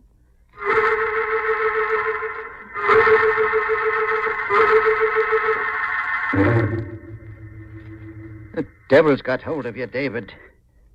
I don't know you anymore. I don't trust you. Why not? What harm do you think I can do you or want to? I've known you since you were a boy. Long years. I come back here to stay with you when Carol died, to help. But you're beyond help. You're mad. Because you're thinking Carol has come back to you, living in this woman's body. And who's to say that couldn't happen? You? I'm a God-fearing man, David. And such a thing would be the devil's work. I'll have none of it. If Carol can come back to me in any way, that's what I want. Even if she made a pact with the devil himself. It's the girl. Bring the flashlight. Come on.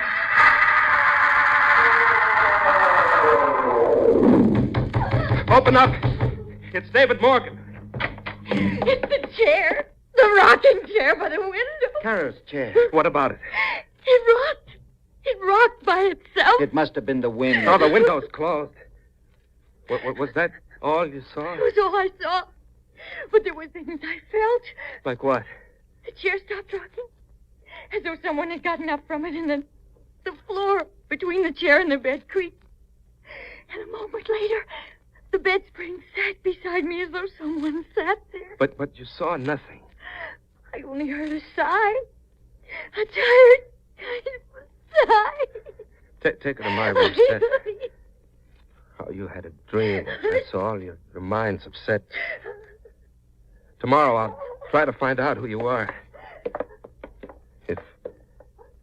If it's not too late.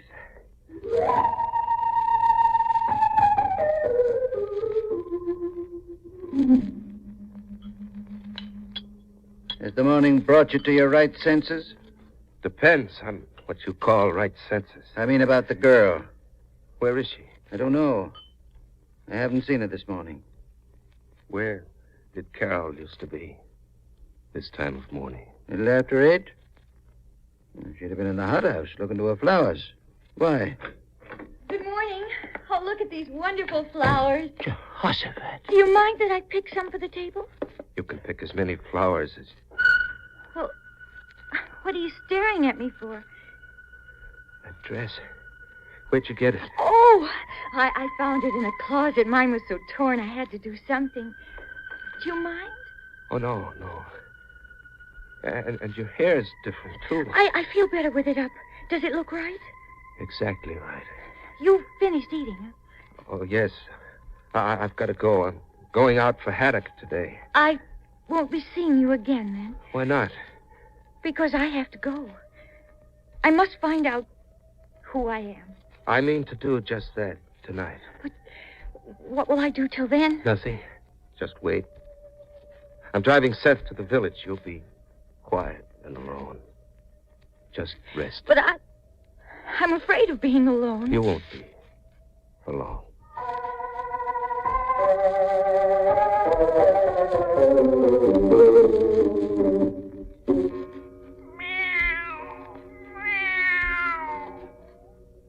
Oh, shut up. I fed you this noon, didn't I? Oh, who's there? It's me. Is that you, Carol? You scared me. Who are you? I guess you're not Carol, are you? I guess not. Have you seen her? No, I understand Carol is dead. That's what everybody says, but I don't believe it. I come here whenever David leaves, and I look for her. What was Carol to you, I mean? My sister. Oh, what makes you think she's still alive? Have you seen her? No, but David hasn't changed a thing in this house since he hid her. You see? There. And over there. Everything just like she left it. Her apron's hanging on the door. You see? But maybe he left... Yeah, and I found something in the cellar. Something very important. What?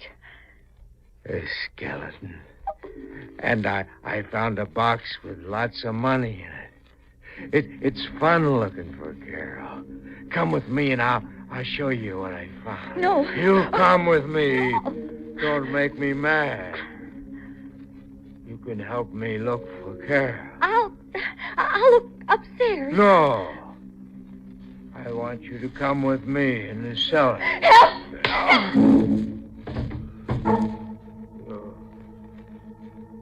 You must make me mad.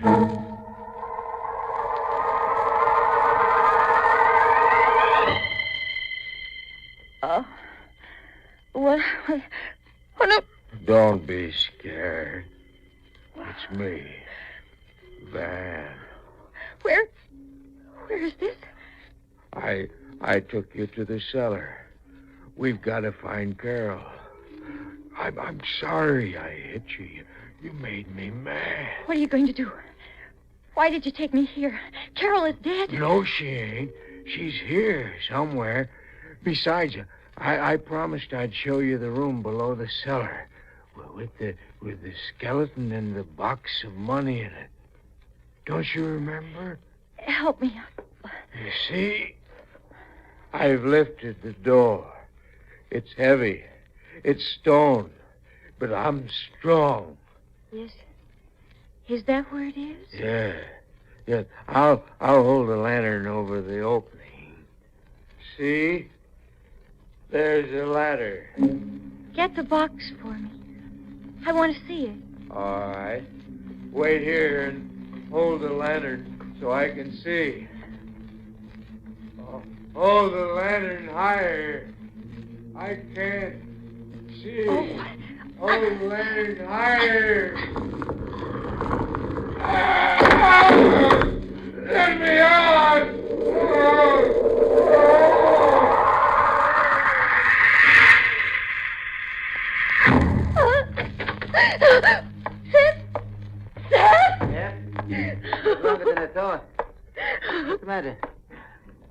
What are you crying about?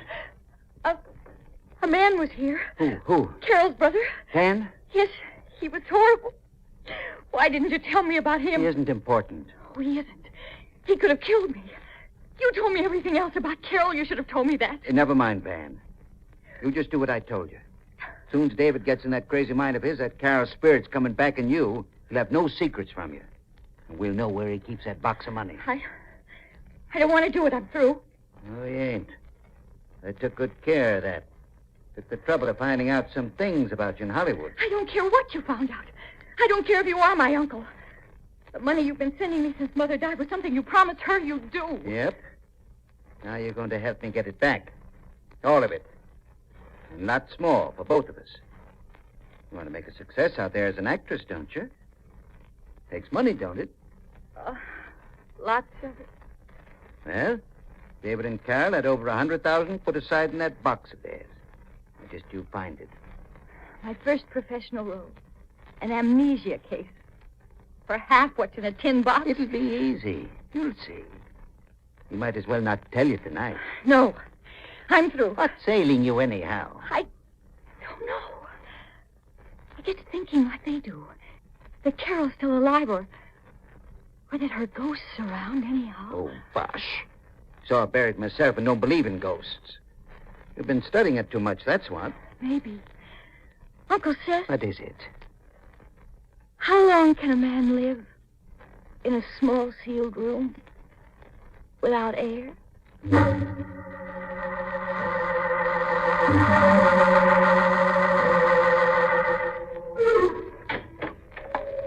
Hello, Seth. Where's the woman? Upstairs, I reckon, David. How was the fishing? Bad. Maybe half a ton, mostly scrod. What's the girl been doing? Just walking around, I guess. She seemed happy here?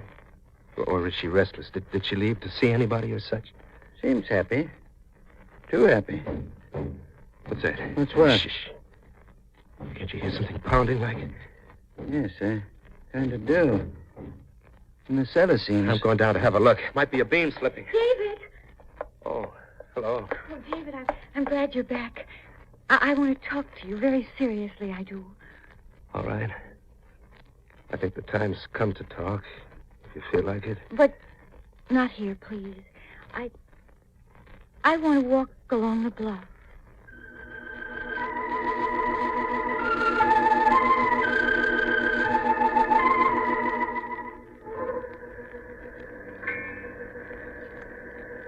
The last time I walked this way toward the rock was with Carol. She died horribly. Nobody saw us. We were alone. Does that frighten you? No. I know the story, and I feel very sad about it. That's why I wanted to talk to you before it's too late. Before we do anything about finding out who I am. I don't want to go back to any other life. Why not?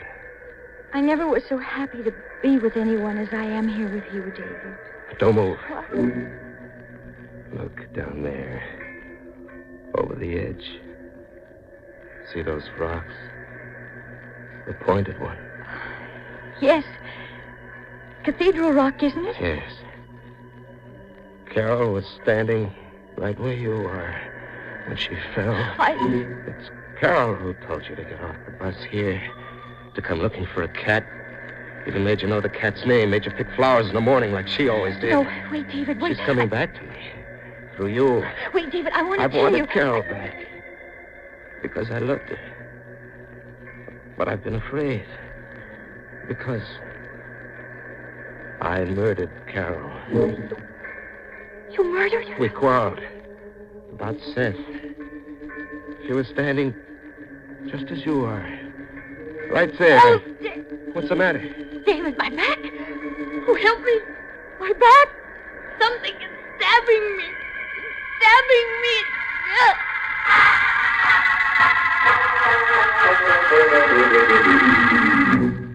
Oh.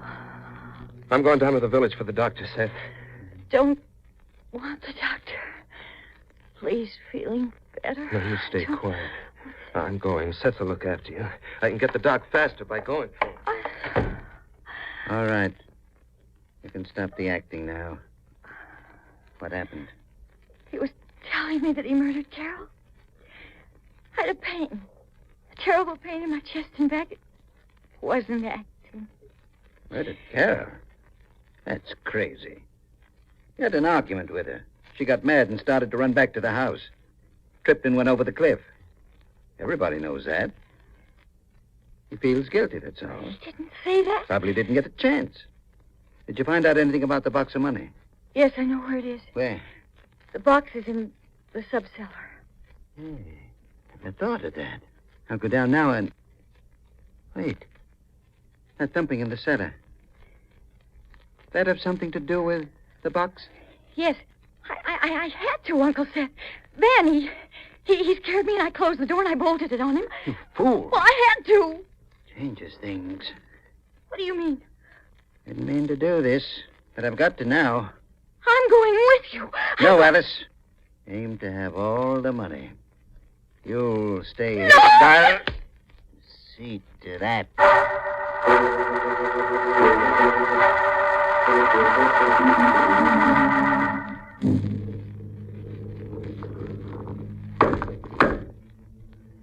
Van? Van. He's dead, all right. There sits the box. 100,000 or better. To pay for 40 years with the Morgans. Better than 100,000. Hello, Seth. Hey. You might as well bring the box up with you. I wanted to get it myself. Alice, I hit you. You were unconscious. You killed Van. You killed my brother as well. Come on up and be careful. I know how to use David's gun. Alice, I didn't mean to leave you there. Come up with the box. Or would you rather I kick the door closed on you? Alice, don't be a fool. Let's get away first. Then I'll explain. Why do you call me Alice? That's your niece in California. I'm Carol. Carol's dead. Alice, you're out of your mind. Carol is dead. Is Carol really dead? Do I look dead? Does this gun look like a ghost was holding it? I can prove it. But we've got to hurry. Prove I'm dead how? Come to the top of the cliffs with me. I'll show you Carol's grave.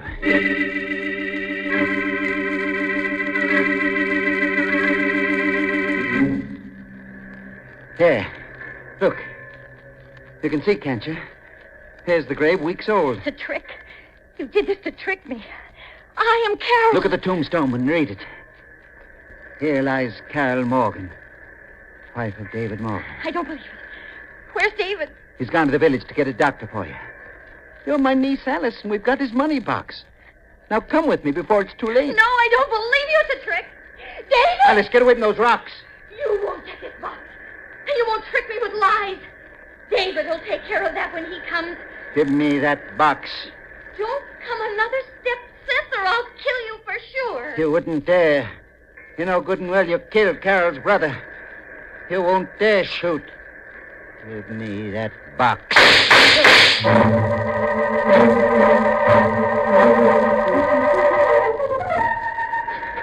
There she is, Doc, on the cliff. You see her? Now, take it easy, son. I'm not a young man. You run on to her. I'll catch her. All right, but hurry. Carol! Carol, get away from there. Carol, get back on the path. I thought you'd never come. Seth, he tried. Never mind that. Get away from the cliff. You're too close to the edge. Oh, my back. Oh, David, that pain again. Carol! Doctor, hurry. She's going to faint again. David! Carol, look out. You'll fall. Carol, you'll fall off the cliff.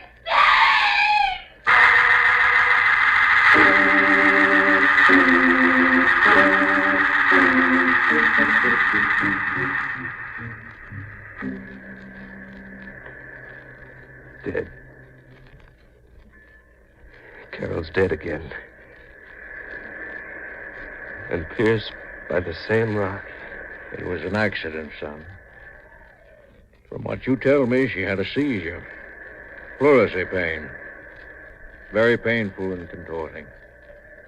I say it was the pain of remembering how the rock felt when she fell. Carol's dead again. I wish I knew what happened here with Seth. She must have shot him just before we come. Oh, I can answer that easy enough. Carol always mistrusted Seth. She knew he was biding his time to steal our money. Probably followed him here with the gun after he took it from her. Where's the money? In that box? No, in the bank.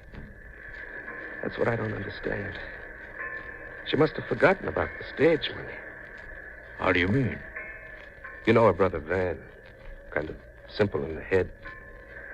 She was always playing games with him like he was a kid. Yeah? Well, she gave him the box and filled it with paper money so he could hide it around the house and make believe finding buried treasure. Well, doesn't that prove the poor girl below couldn't be Carol? She'd have known there was no money in it. Oh, it doesn't prove that a bit.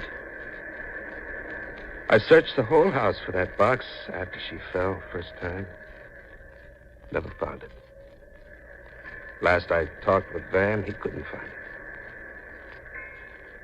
Would anybody besides Carol know where it was hid? Well, all right. Have it your way. I'll leave you be for a spell, and I'll send the sheriff and help from the village.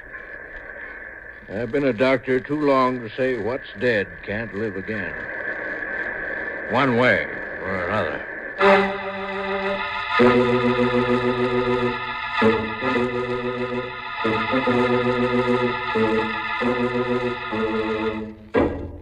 Poor David.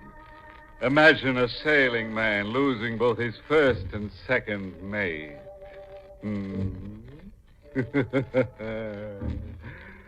Oh, well, so he winds up with a -2 as the net result. You know, one thing about it, when David buries Alice, he'll have less work. Just knock some new chips off the old block. Oh, I got a moral for you folks who like to go sailing. Next time you're on a boat, remember this. Trim the sails and not the sailors, or you could wind up being the salt of the earth.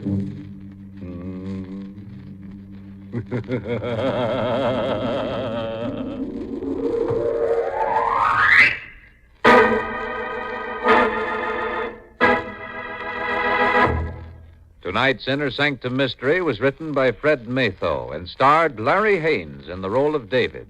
Amzie Strickland played Alice, and music was by Lou White. This month's Inner Sanctum Mystery novel is Poor Prisoner's Defense by Richard Sheldon. The entire production of Inner Sanctum is under the direction of Hyman Brown.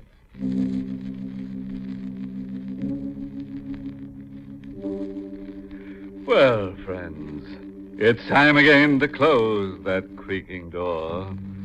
Until next week at this same time, when we'll be back with another weird tale.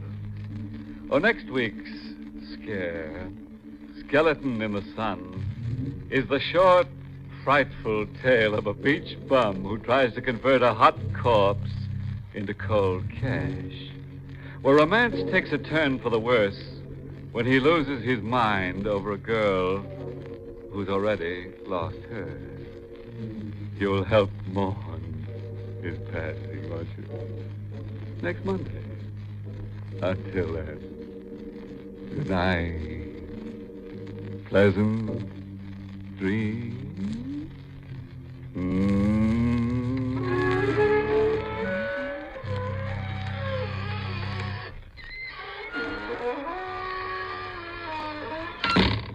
Now, a listening reminder. Stay tuned for Henry J. Taylor and his up-to-the-minute commentary on Your Land and Mine. This is ABC, the American Broadcasting Company.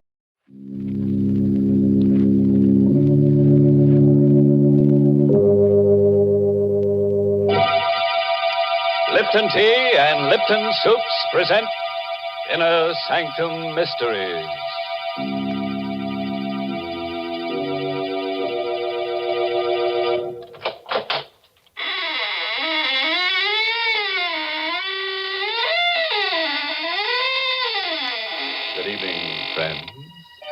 This is your host to welcome you once again to the Inner Sanctum. Do come in and join our circle, but watch out you don't get double-crossed. What's that? Oh, you're disturbed by those bodies dangling from the ceiling. Well, you know some people, they just die to come here. Then they hang around week after week and never say a word. Well, I have a theory about that, Mr. Host. What's that, Mary? Maybe the reason they're hanging around is because they think we're going to serve refreshments later on. Hey, that could be, all right. You know, lots of folks are like that. And who can blame them? When there's good food ahead, they just won't leave. And that's especially true if there's a chance that Lipton tea is on the menu. Now, the reason for that is simply this. Lipton tea is tea at its delicious best because Lipton's has such grand brisk flavor. In fact, brisk is the very word the tea experts themselves use to describe Lipton's full, hearty taste. You'll agree, I'm sure, the very first time you try it, for Lipton's is so lively and full-bodied and satisfying. Yes, it's that brisk flavor that makes more people buy and enjoy Lipton's than any other brand of tea in the world. So whenever you ask for tea, make sure you ask for Lipton tea.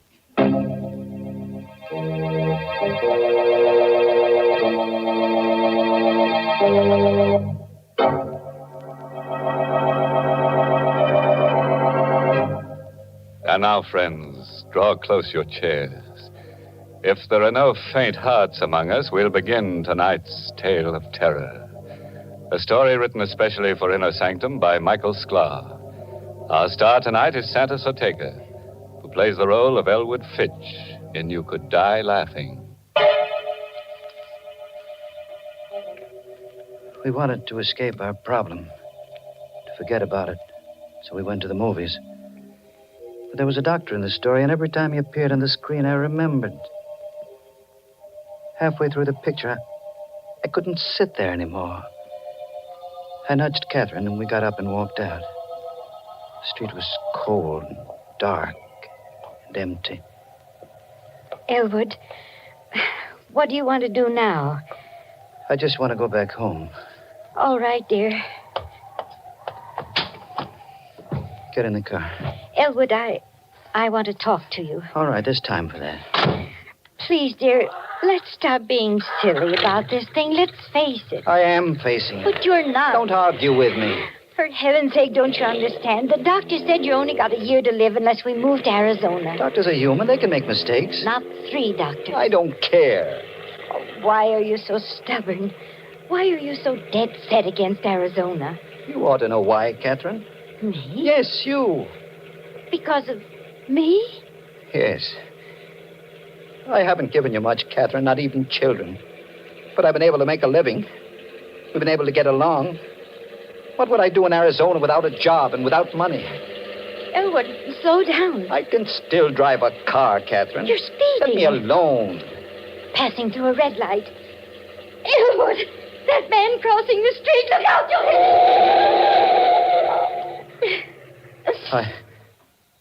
Catherine. Did I? Yes. He's lying on the ground. Good Lord. He walked in front of the car. Well, we've got to help him. Is he? He's dead. Oh, Elwood. I didn't mean to do it. I couldn't help it. It happened so fast. Better call the police. Police? Well, you said he's dead. The police? Catherine, there's no one but us on the street. Nobody else saw it happen. Well, what difference does that make? Get back in the car. Elwood, are you suggesting I was that... speeding. I passed a red light. And now this. They'll arrest me. They'll put me on trial for manslaughter. But my... He's dead, isn't he? We can't help him. It won't do me any good if I go to jail. But running away, leaving the body... Catherine, we've got enough troubles without this. We're going to get into the car and drive straight to the garage. I've got a year to live. And I'm not going to spend it in prison.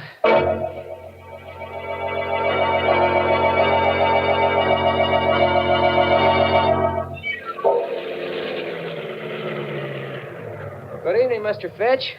Want me to put the car away for you? Yes. Show must have let out early, huh?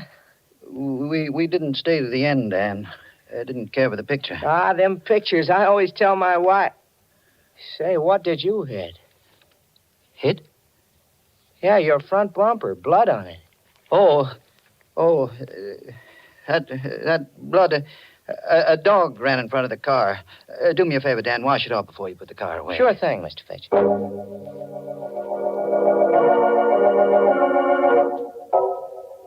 I didn't sleep well that night. Bad dreams, all mixed up. About doctors. But they all looked like the man lying on the street. And their faces were covered with blood. I woke up exhausted. Breakfast is on the table, Elwood. Just a moment. That newspaper can wait. Your toast is getting cold. Oh, here it is. What are you looking for? The story. You mean last night? It's in the newspaper? Listen to this. Stenger, victim of hit-and-run driver. The body of Augie Stenger, underworld character, was discovered early this morning at the intersection of Broad and Main Streets. Police believe Stenger was the victim of a hit-and-run driver. The front door. Yes. Do you think it's the police? I don't know. Get a grip on yourself. I'll see who it is. Morning. You, Mr. Fitch? Yes. What can I do for you? I don't like to talk business on the front doorstep. Business? It's about last night, that accident. What accident? Don't try to act innocent.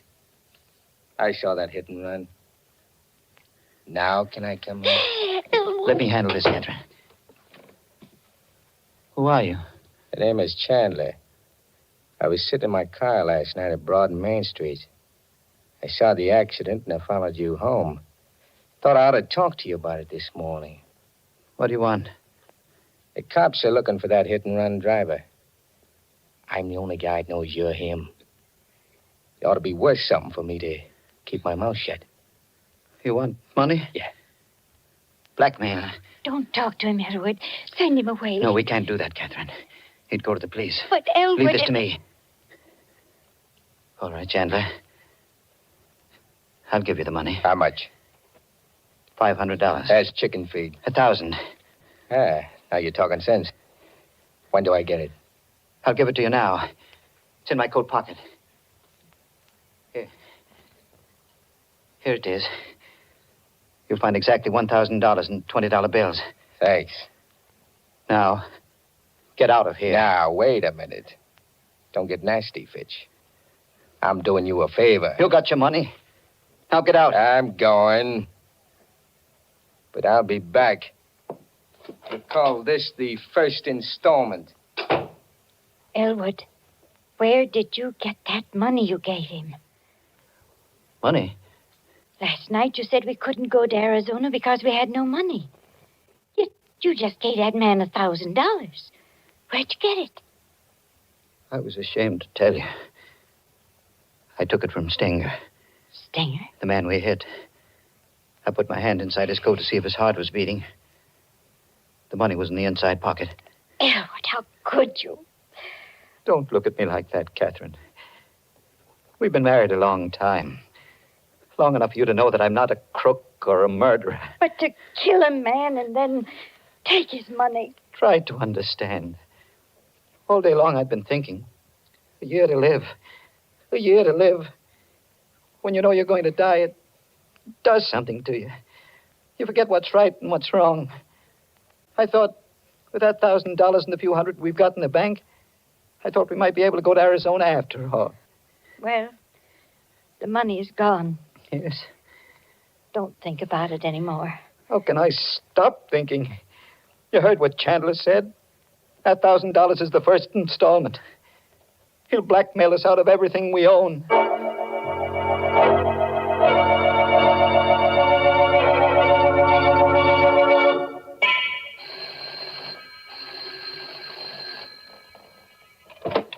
Chandler. Shut the door, quick. Who is it, Catherine? Shut that door, Mrs. Fitch. You were here only yesterday. What do you want now? The cops are after me. You and me are on the same boat. What have you done? What do they want you for? Murder. Murder? You shouldn't have come here. I figured this place ought to make a pretty good hideout. No. You can't stay here. Who's going to stop me? I won't allow it, Elwood. I won't have this man in my house. All right, cut the squawk. No. I stood a lot in you, Chandler, but Stay away from me. Don't you dare touch him. Elwood!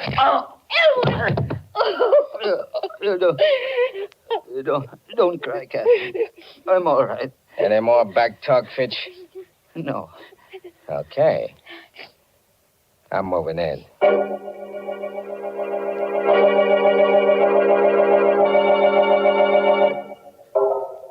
He took over the house.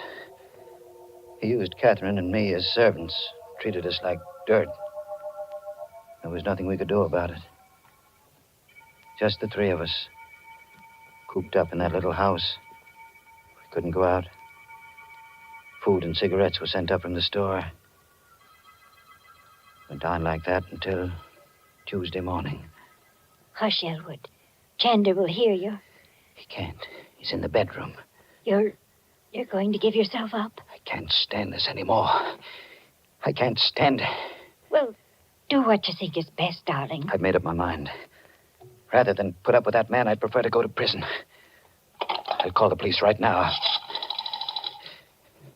Hello, operator. Get me police headquarters. Got a pal at headquarters, Fitch? Hey, Chandler. Don't point that gun at me. Cancel that call. Oh, all right. Hello, operator. Operator. Never mind that call to police headquarters. No, nothing's wrong. I just made a mistake. Thank you. You made your last mistake, Fitch.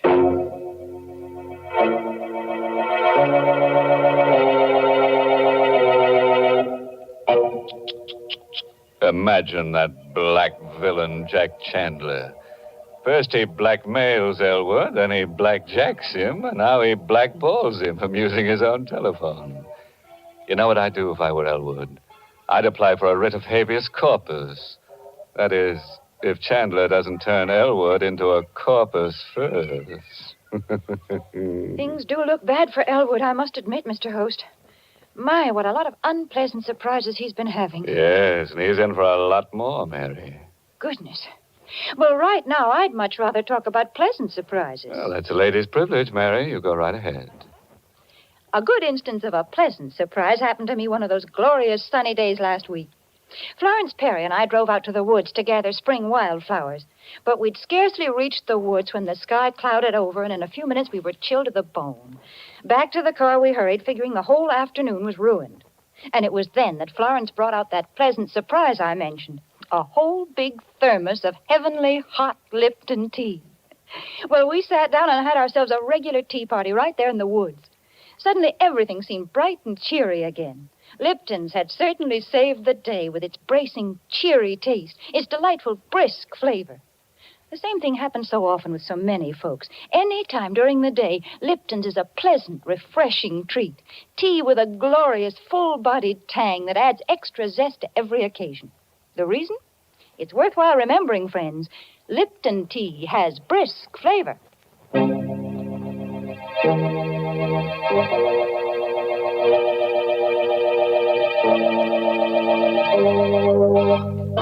Now, friends, let's get back to those lovely people, Jack Chandler and Elwood Fitch. Chandler the murderer and Elwood the hit-and-run driver. It's quite a pair. Together, they make a full house. A moment ago, Elwood tried to give himself up to the police, but Chandler caught him at the telephone. So, you were going to double-cross me, huh? No. I was only going to tell the police about myself. What do you suppose would happen to me when the cops came for you? I ought to kill you right now. Oh, no. You shut up. First thing I'm going to do is pull out that phone so you don't make no more calls to headquarters. Yeah. That settles the phone. Now, stand up. What are you going to... The door. Can you see who it is through the window, Fitch? Yes. Take a look. But remember, I still got this gun. Don't try any tricks. It's a man. Recognize him? No. Now, listen. Before you open the door, I'm taking your wife into the next room with me. I'll be able to watch you and hear every word you say. You know what I'll do to Mrs. Fitch if you double-cross me. Yes. Okay. Now, answer the door. Mr. Fitch? Elwood Fitch? That's right. May I come in? Yes, of course. I'm Detective Farley from headquarters. Here's my badge. Mind if I ask a few questions? What about? Well, I've been assigned to the Stenger case. Familiar with it? I read about it in the newspaper. A hit-and-run driver. That's the case. What do you know about it, Fitch? Why, nothing. Are you sure? See here, you don't You think... and your wife went to the movies Friday night, correct? Yes, that's right. Did you drive straight to your garage from the movies? Why, no. It wasn't a good movie, so we left early and went for a ride. Did you pass the corner of Broad and Main Streets? No. We went in the other direction. You're lying, Fitch. I've been checking garages for that hit-and-run car. Your garage man told me you brought your car in Friday night with blood on the bumper. I told him we ran into a dog. Don't make me laugh. Your story wouldn't hold up a minute if that fool garage man hadn't washed the blood off. Are you going to arrest me? I need evidence first. When I get it, I'll come back.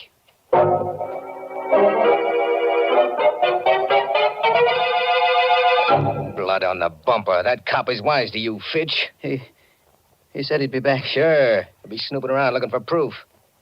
Yeah, this is one heck of a hideout. I'm leaving. You're going away? Glad of that, ain't you? Well, you got nothing to celebrate. What do you mean? I need time, plenty of time to get away from the city. I'm not going to leave you here to squeal to the cops as soon as I'm out of the door. We wouldn't tell the police. Yeah, I'm going to make sure you don't. I got one murder rap on me already. It might as well be 3. 3? Elwood, he means... Listen, Chandler, I swear we won't tell. Why should we? Remember what you said. We're both in the same boat. The police are after me, too. You tried to double-cross me once before. I ain't taking any chances. Please. There's no use begging. It won't do no good. When are you going to do it? Before I go. Sometime after dark.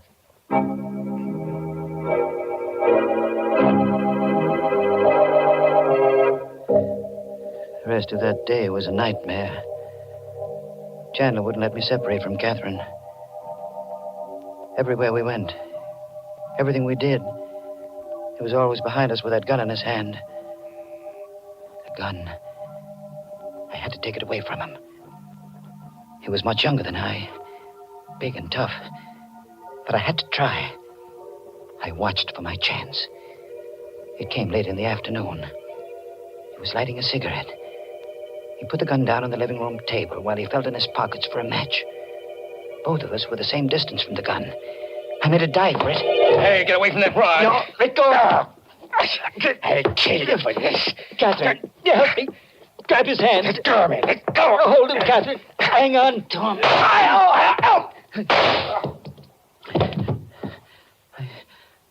He's dead. I had to shoot him. I had to. Now what will we do? I don't know. What would he do if the positions were reversed? Call the police. No. The money. The money I gave him. The $1,000 I took from Stenger. He still got it. It's ours again, Catherine. We're going to Arizona. Arizona? Don't you see? It's just like it was before he came. We'll take the money and we'll go to Arizona. But his body... He's a murderer, he said so himself. We'll put the body into the car, drive out to the suburbs, and leave it on the highway. The police will think it was just another gangster murder.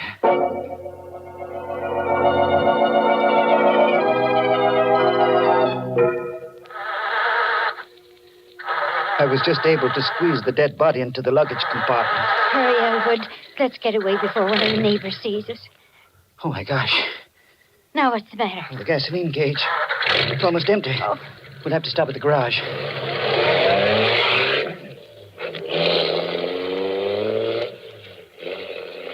I drove back to the garage. Had Dan fill the tank. And paid him with one of the $20 bills I'd taken from the body of Stenger. Dan gave me a queer look as he brought me the change. Here you are, Mr. Fitch. 13 gallons out of a $20 bill. Thanks, Dan. Oh, by the way, did a detective come around to your house the other day? Yes, he did. I hope you don't hold it against me, telling him about that blood on the bumper of your car. Oh, of course not, Dan. Why should I? After all, I had nothing to hide. No, that's right. Well, you know, to tell you the truth, Mr. Fitch, I was a little suspicious of you. I thought you really might be that hit-and-run driver. Not that it matters much now. No? No. The police don't care much now about that driver. Why not? Oh, he's small potatoes now. I just heard over the radio that that guy Stenger was just about dead even before that hit-and-run driver hit him.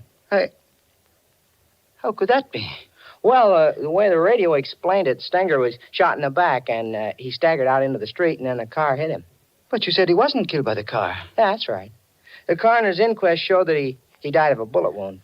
He'd been murdered. The police even know who killed him. They know the killer's name? Uh-huh. I heard it over the radio just a minute ago.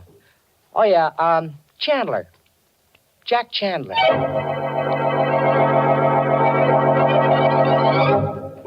I don't remember driving away from the garage. It kept going around in my brain. Chandler had murdered Stenger.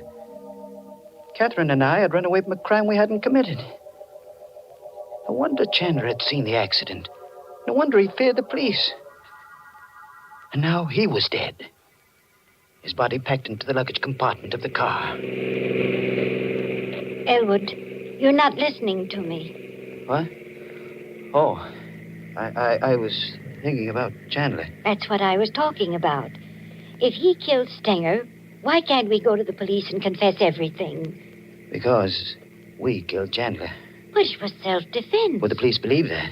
They'd have to believe it. Even if they did, it would be murder in the third degree. They'd learn about the $1,000. I'd be held for trial. We'd never get to Arizona. No, Catherine. We've got to go through with our original plan. Elwood, that siren. It's a police car behind us. What are you going to do? They may not be after us. If they do stop us, let me do the talking. Hey, forward! Stop that car! Don't be afraid, Catherine. I'll handle it. Uh-huh. Middle-aged man and woman. You answer the description, all right. Name Fitch? Yes. What's the trouble, officer? There's an alert out for you.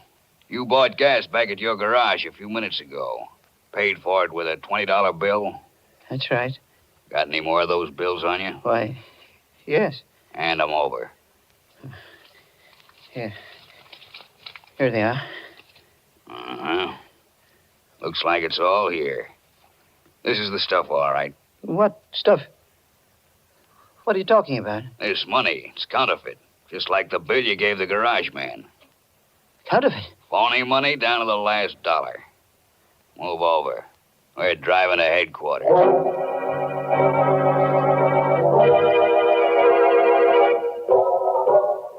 Well, that's the story, Detective Farley. You'll find Chandler's body in the back of my car. Willing to put your signature to this confession, Mr. Fitch? Yes, I'll sign it. Oh, you could have saved yourself a lot of grief.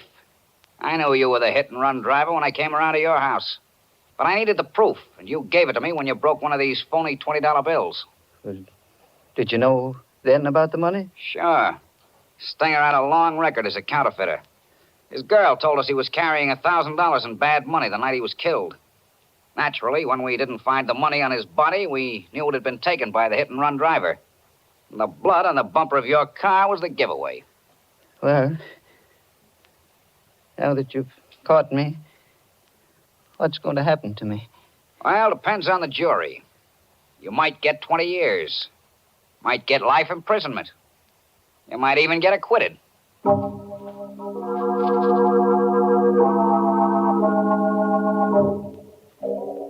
I'm in the courtroom now. Catherine beside me, waiting for the decision. The jury just filed in. The judge has asked if they reached a verdict. The foreman of the jury is rising to his feet. Your Honor, we find the defendants not guilty. Oh, Catherine. Oh, Elwood, thank heaven. I don't know whether to laugh or cry. Oh, darling, you were right from the very beginning. Money or no money, we're going to Arizona.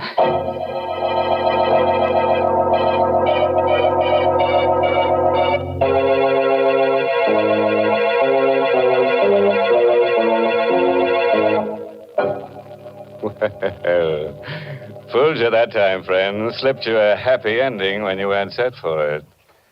But that jury decision, I don't know. It sounded a bit fishy. But seriously, friends, do you like happy endings? I don't, but then some people do.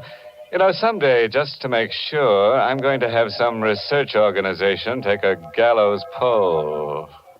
Well, Mr. Host, that seems a lot of trouble to go to when there's plenty of proof right in front of your nose that says people love happy endings. And what is that proof, Mary? It's the way thousands and thousands of families every day top off delicious meals with delicious Lipton tea. There's a real happy ending for breakfast, lunch, or dinner, folks. Try it and see. In fact, so that you won't forget it, add Lipton tea to your grocery list right now, this very minute. It's the world's favorite tea, and you're always sure of getting tea at its tastiest when you get Lipton's. Because remember, Lipton tea has that marvelous brisk flavor.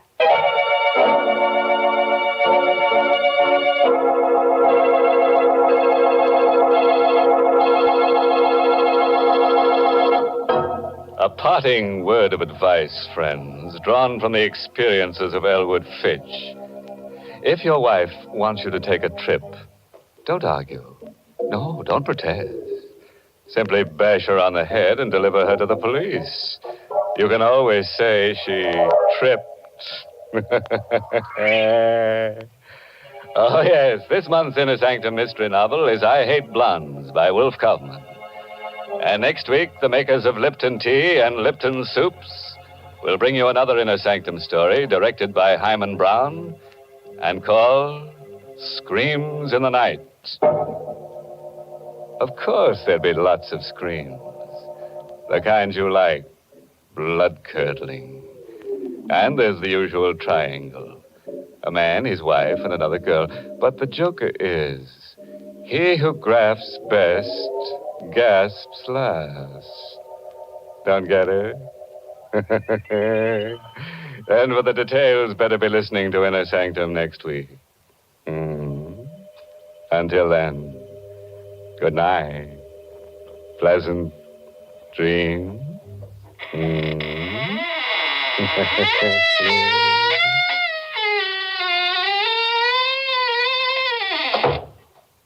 Let's begin at the beginning of the meal, friends, with the soup. If you want soup to be both delicious and easy to prepare, make it Lipton's noodle soup. Here's a soup that has real honest-to-goodness chickeny flavor. It's full of tender noodles, and because it comes in modern soup mix form, it saves both time and money. Lipton's noodle soup mix is quick to make, and it makes lots more than canned soups, yet costs less. Try Lipton's noodle soup. And tune in next week for another Inner Sanctum Mystery. This is CBS, the Columbia Broadcasting System.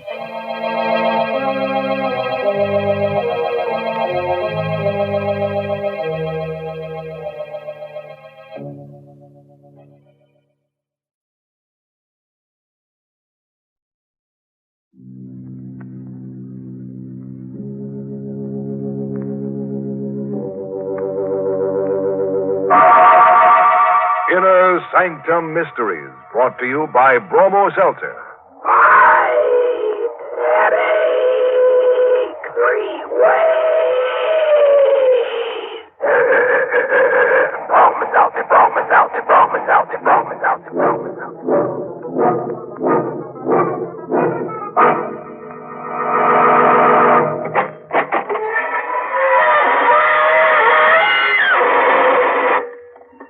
Good evening, friends of the Inner Sanctum. This is your host bidding you welcome through the squeaking door. We're having a class reunion here tonight. Perhaps you'd like to meet some of our alumni. Oh, yes, everyone here has a degree. Third degree, to be exact. You see that fellow over there riding the hobby horse with his head tucked under his arm? Well, he was decapitated on an Inner Sanctum play a few weeks ago. Now he's auditioning for the part of the Headless Horseman. And that little chap over there, the lonesome-looking fellow, he's a pickpocket. Yes, poor chap. Whenever he gets real lonely, he goes out in a crowd for a little change. By the way, have you heard our class yell? It's just one word. Ouch! And our school colors? Black and blue, of course.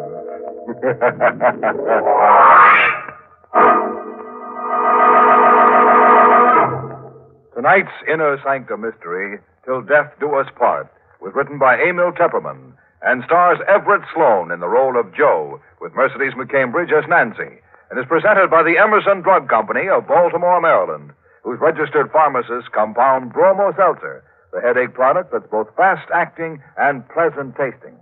No wonder in a representative survey, druggists from coast to coast report that Bromo Seltzer is the favorite relief for headache pain at their drugstore fountains.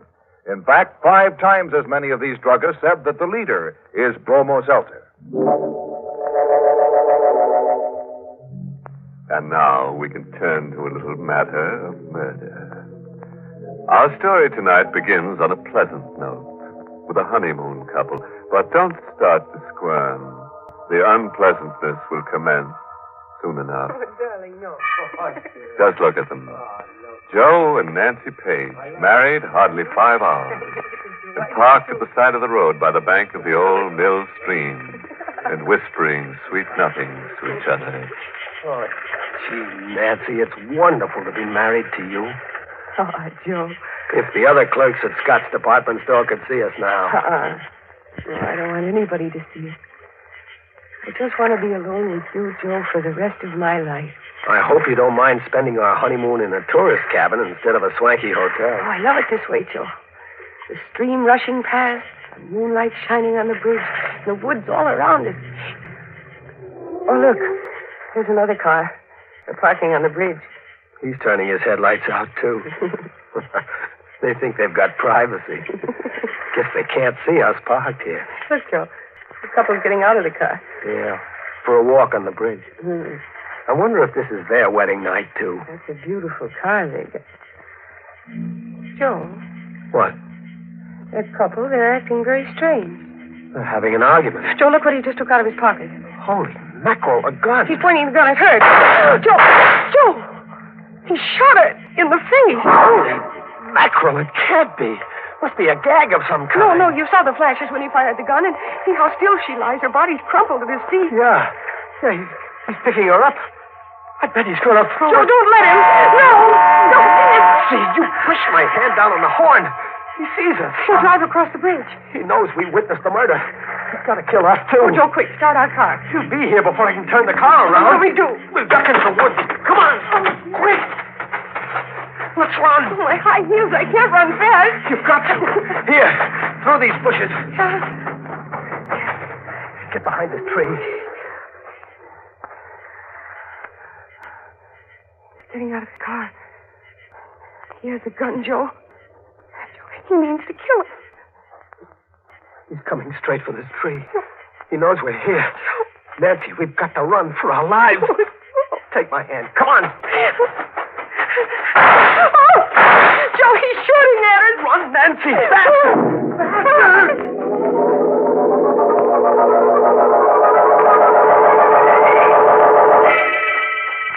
I'm tired, Joe. I can't go much further. We can't stop. He's close behind us. Is he gaining on us? No, but he's still after Oh, us. please, let's stop and rest. Not yet. I saw headlights up ahead. Maybe there's a road. If we can only make it. Joe, I'm through. I can't go anymore. Nancy, look. Through the trees. The road. Come on. One last sprint.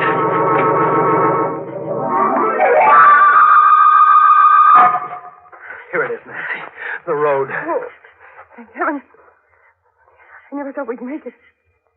Is he still after us? He's still coming through the woods? I don't know. We'll stop the first car that comes along. No. Oh, now take it easy, baby. I was thinking of that poor girl lying dead on the bridge. And on our wedding night, too. Oh, here comes a car. I'll stop it. It isn't stopping. He went right by. Joe. What? Joe, I think I hear something behind us in the woods. Only the wind in the trees. Suppose he should suddenly step out of those woods with his gun. Maybe he gave up. Maybe he went back to take care of that body. Our car is there, Joe. With our marriage license in the glove compartment and the receipt Mrs. Swenson gave us for the cabin. Yeah, he'll know all about us. Who we are, where to find us. And we don't know a thing about him, except his face. The face of a murderer. Come on, Nancy. I think we better start walking. We've got to get to the cabin and phone the police.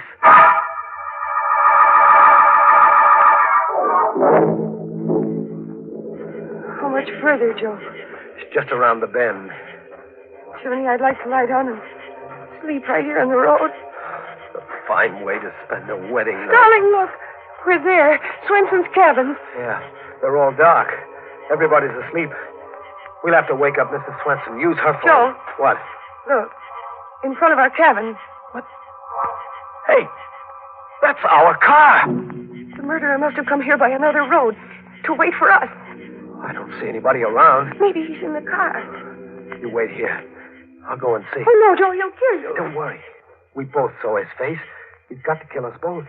If I go over there alone, he won't shoot until he knows where you are. But Now, take it easy. Stay back here in the shadows. It'll be all right.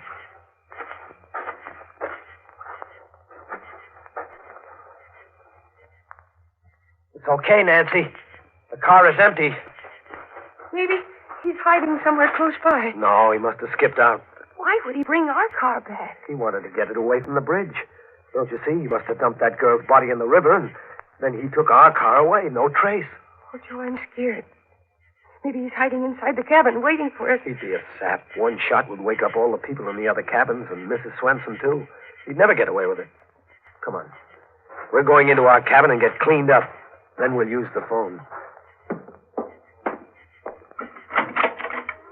The switch is right here.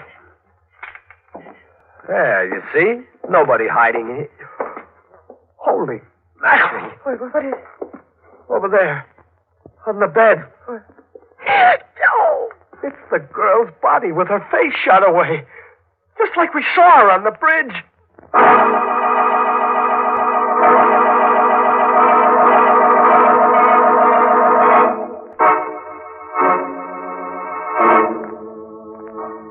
You are listening to Inner Sanctum, brought to you by...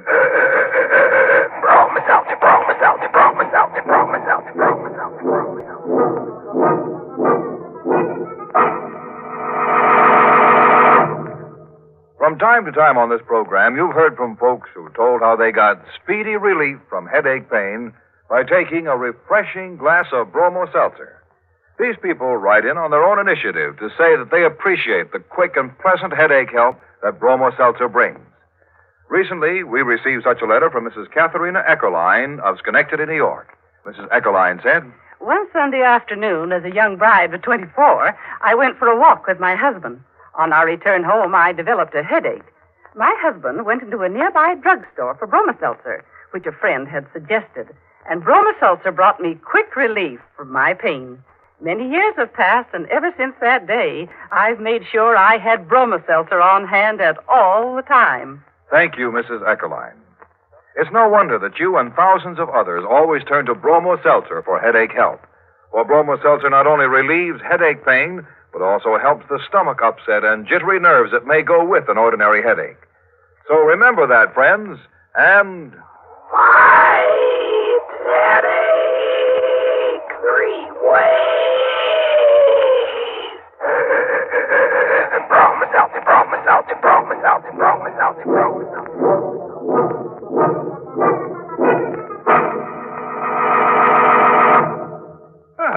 Now we can return to that cozy little honeymoon cabin where Joe and Nancy found the beautiful corpse on their bed. The corpse who'd had her face lifted. Well, that's what you get for shooting off your mouth. But don't worry. Before the night's over, the murderer may have his face lifted, too, on the end of a rope. Now, if that murderer were an Oriental, he might try to save face. But you can't save your face if you lose your head, can you? In the meantime, I wonder what Joe and Nancy are going to do with the uninvited corpse in their wedding bed. Don't you? Oh, now listen, Nancy. We have to think this over. We're in a jam. Oh, for the love of Pete, Nancy, this is no time to faint. Joe, it's awful. Her face shot away. Don't look at her. Here, sit down. Joe, what'll we do?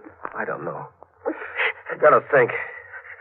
On our wedding night, to have a thing like this happen. Why did he leave her here, Joe? To put us in the spot. The cops will never believe our story now. They'll think we killed her. Joe, we never saw her before in our lives. Nancy, we've got to get rid of her. What? We've got to take her back to the bridge and dump her right back on the murderer. Oh, no. It's the only thing we can do. Suppose the cops come here and find her. They'll grill us for hours. They'll hold us for the inquest. It might take a week, 2 weeks. A fine way to spend a honeymoon in jail. Oh, I never thought of that. We've got to do it. We've got to take her back. That means we have to lift her up and carry her. I'll carry her, but you'll have to help. I couldn't. You've got to, honey. I couldn't. What must I do? You go out and get the back door of the car open, and then I'll bring her out. Joe, they'll find us here with the body. Quick. Throw the blanket over her. I'll see who it is. No, I can't go near her. Do as I say, quick. I'll try. Give me a minute. Who is it? It's I, Mrs. Swenson. This blanket is too short. Just a minute, Mrs. Swenson. Her feet are sticking out. Get those clothes out of the valise. Throw them on top of her. It's the best I can do.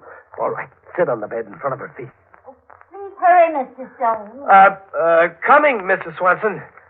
Everything okay, Nancy? Yes, but I feel faint. Bite your lip. Do anything, but don't faint now. Good evening, Mrs. Swenson. Good evening, Mr. Stone. I hope I'm not intruding. I saw your light, so I knew you weren't asleep yet. Yeah, we were just going to sleep, weren't we, Nancy? Oh, yes. I should have thought you'd been asleep long ago. See, I brought you a jug of my own homemade apple cider.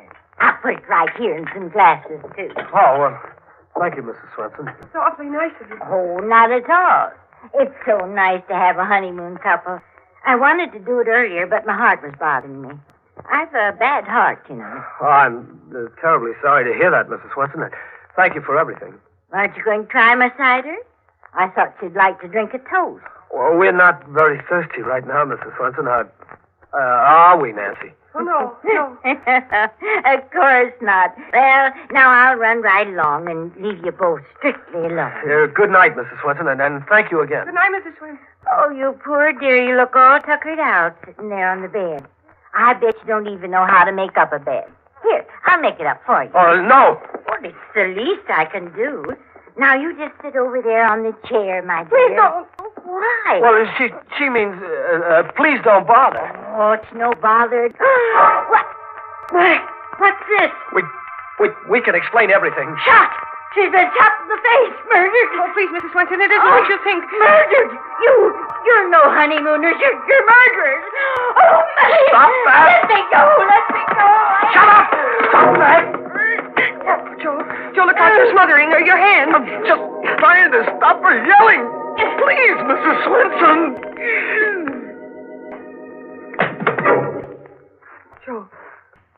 Joe, what happened? I don't know. She just went limp and slid down on the floor. Mrs. Swenson? Mrs. Swenson, are you all right? Joe, what is... She's dead. Joe, you killed her. Smothered her to death. I'm a murderer. Me, Joe Stone. A killer. We started out on a honeymoon. And now I'm a murderer. Oh, dizzy for a second. Joe, Ghost, you're trembling. Nancy. Why, look at her face. She's dead. And that one on the bed. We're in a jam, Nancy, in a jam. Oh, Joe, I wish I were dead. They'll hold us for murder, Nancy. It was an accident. You didn't mean to kill Mrs. Swenson. Yeah, but how will we ever prove that we didn't kill the other one, too? We'll never be able to find that guy with the black roadster. The cops will pin the rap on us. Oh, take me out of here. I can't stand it. Her on the bed and Mrs. Swenson on the floor. Please, let's go away. Let's go far away. You mean run away? Anything, Joe, anything. But let's not stay here. I won't go to jail, Joe. I won't. Please take me away. Yeah, we'll get out. We'll keep going. Nobody knows our names. They can't trace us. Come on. Get the clothes packed.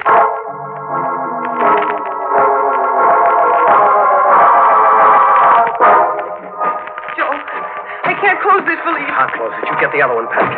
Don't forget anything. Look under the bed. Be sure we don't leave a single thing behind. No, we don't leave anything behind. Everything's packed, Joe. Hurry. All right. I'll take the bags. You put the lights out. Joe. Hey. What, Joe? What's wrong? I just thought. Our fingerprints all over the place. Oh, what'll we do, Joe? Gotta wipe them off everything. Grab a towel. We'll wipe everything in sight.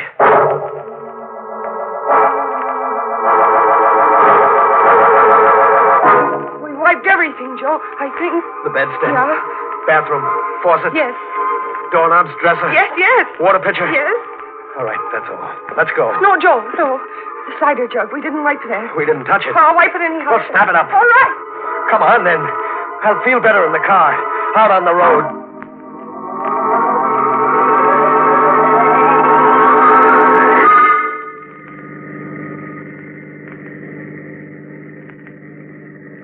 Joe, do you think we forgot anything? I don't know. I can't think. I'm numb all over. Oh, darling. Holy mackerel, Nancy. I'm a murderer, a killer. Running away. We shouldn't have done it. We shouldn't have run away. Joe, it's not as if you killed her on purpose. It was an accident. Nancy, do you realize you're married to a murderer? I wasn't murdered. It was so easy. So easy to kill. I never thought it could be so easy. All I did was to hold my hand over her face. Joe, please, Joe. What time is it? It's almost 2 o'clock. We've been driving for an hour. Got a cigarette? I think there's some in the glove compartment. I'll get him. Joe. What? Our marriage license is gone. What? Are you sure? It's gone, Joe. It was right here. The murderer. He took it. Why would he take our marriage license? I don't know. I can't think straight anymore. Joe, he knows our names. He knows everything about us. Oh, Joe, there's no use our running away. He knows who we are. We'll always be at his mercy. Gosh, I feel all in. I can't drive anymore. I gotta rest and think. We'll pull up at the side of the road. Look, up ahead there's the gas station. It's closed for the night. We can park there. Yeah.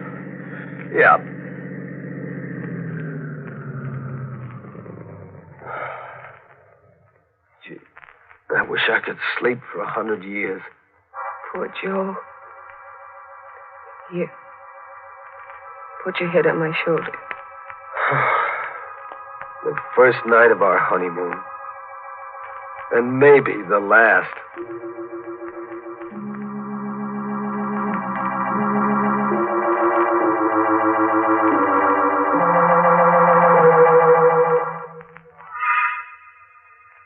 Joe. Huh? Joe, it's 6 o'clock. Hey, it's daylight. I slept all through the night. I guess I fell asleep, too. It's chilly. Yeah. We should have closed the windows. Mm-mm. Gee, honey, you look pretty with your hair mussed up. Gosh, your hands are cold. Here, let me warm them. All right. This is our first morning together, Joe. Yeah. Our first morning together. But this isn't the way I used to dream about it. Oh, baby. How did we ever get into a mess like this? We're back where we were last night, in the same jam. Nothing's changed. Those 2 corpses still in the cabin.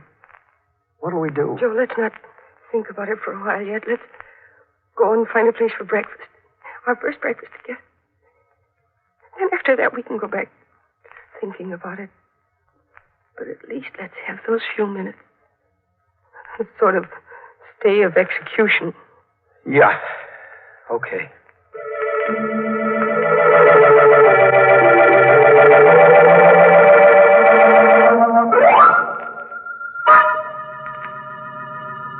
There's a place, Joe, a diner. Yep. But I haven't got much appetite. No, what we both need is something hot. Think there's an alarm out for us yet? Joe, please, let's not think about it. No other customers inside. That's good. Good morning. Been traveling all night? Yeah, all night. Some scrambled eggs, please. Right. That'll take a few minutes. That's all right. We'll wait. And I'll turn the radio up on you. Your friendly neighborhood station with the early morning local news. During the night, death came to Mrs. Hannah Swenson, whose tourist cabins are located on the Bay Park Highway. Right off Route 27. Mrs. Swenson's body was discovered by Oscar Jansen, the handyman, who was awakened by the sound of a car driving away from one of the cabins. Investigating, he found Mrs. Swenson lying on the floor of cabin 3. Dr. Macklin, who was summoned immediately, announced that Mrs. Swenson had died of a heart attack. He had been treating her for a severe heart ailment. A heart attack? He didn't seem to respond. I didn't kill her. Joe, he didn't say anything about the other body. Police are anxious to contact a couple who occupied the cabin and who apparently left during the night. They are traveling in a blue 4-door sedan. License number 8N1637. Their names are not known as yet. But if they should hear this broadcast, they are requested to call at the state police barracks. Let's get out of here, Nancy. State police are anxious to establish the identity. Hey, what about your egg? I can't wait. We're in a hurry. Come on, Nancy. Joe. Oh, Joe, what does it mean? Joe, why didn't he mention the other body? It's a trap, Nancy. Get it? They're keeping mum about the girl's body. No, Joe, I don't think so. What else could it be? We left 2 bodies there, didn't we? Shut the motor off, Joe. Maybe the real murderer was waiting close by all the time, and maybe after we left, he went in and took the girl's body away again. I don't like it. I want to get away from here, far away. Wait, Joe, wait. Don't you realize you're not a murderer, darling? You didn't kill Mrs. Swenson. It was a heart attack. That's what they say. I say it's a trap. Let's get moving. Oh, Joe, it's too late. Look. State troopers. Yeah. Oh, Joe. He's coming right over here. Sure. He's got this license number. Well, I guess our honeymoon is over. Oh, are you Mr. and Mrs. Joseph Stone? Yes. You're Joe Stone? That's right. And you, lady, you're Nancy Stone? Oh, yes, I am. Uh-huh. Well, then, I guess this belongs to you. Thank you. What is it? Here, take it. Joe, it's our marriage license. Where did you get it? One of our men happened to be cruising down by the old mill stream last night. He saw a fella get out of a roadster on the bridge carrying a girl's body. Fella dumped the girl over the rail, and our man went after him. They had a gunfight. Fella got a slug through the heart. When we went through his car, we found this. And on the back of it there, you'll notice he wrote your license number. Then you got the murderer. Yes, we sure did. But we didn't recover the body of the girl. It's carried downstream, and it may take several days to find it. Then we're not wanted for anything? Well, you're the folks from Mrs. Swenson's cabin last night. We figured you left in a hurry. Kind of embarrassing to have a thing like that happen on your honeymoon, ain't it? Well, I can't blame you. Well, then we're free to go on our honeymoon. Yeah, you just come on down to the barracks and sign a statement. And then you can be on your way. Well, would you mind, officer, just a few minutes? We want to go back in the diner for our honeymoon breakfast.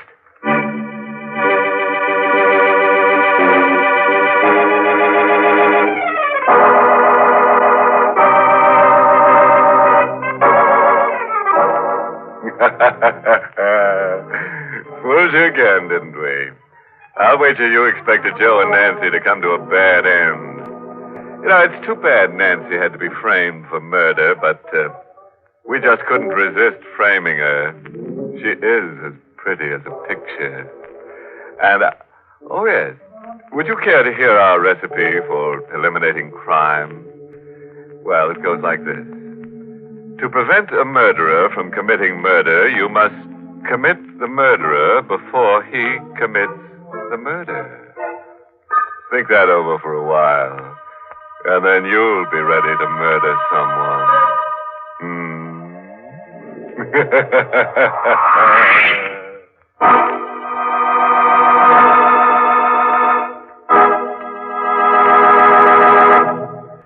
If you're at work or out shopping during the day and suddenly a headache hits you, it's no trouble at all to step up to a drugstore fountain and ask for Bromo Seltzer.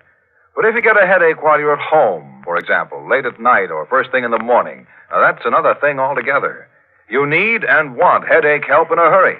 And that's when it pays to have Bromo Seltzer in the medicine cabinet, ready to bring you the fast headache help you need when you need it.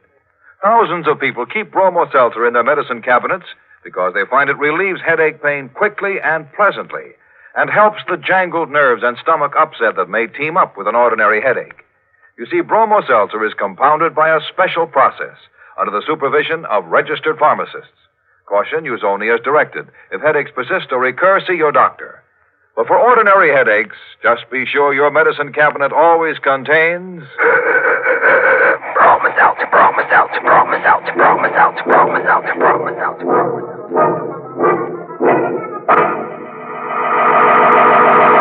Well, it's time to close that squeaking door for another 7-day rest.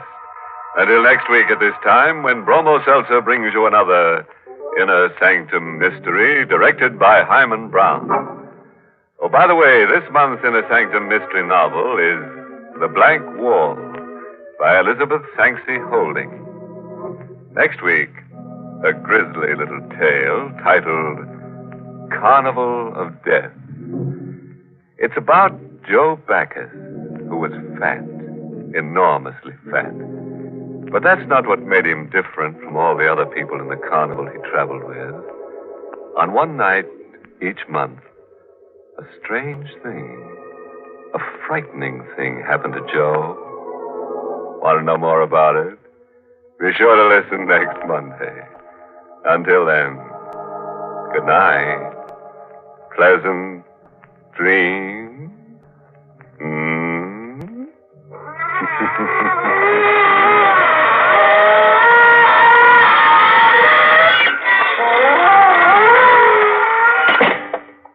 This is Dwight Weist inviting you to tune in again next Monday at this same time to Inner Sanctum, which is brought to you for your entertainment every Monday by...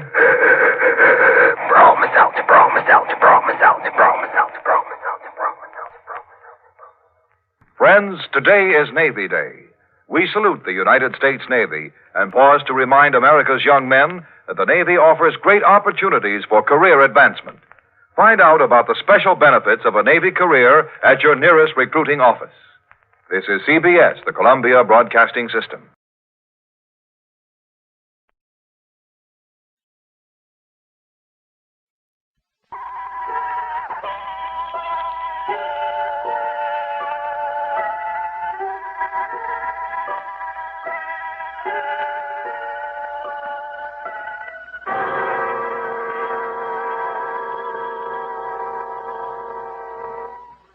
Good evening, Creed.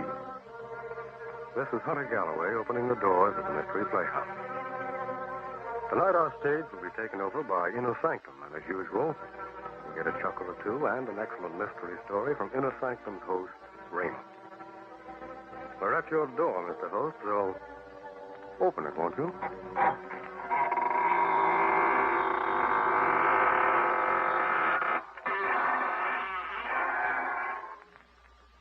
Good evening, friends of the Inner Sanctum. Welcome. Come right in. There's room enough for everybody. As a matter of fact, the more bodies, the better.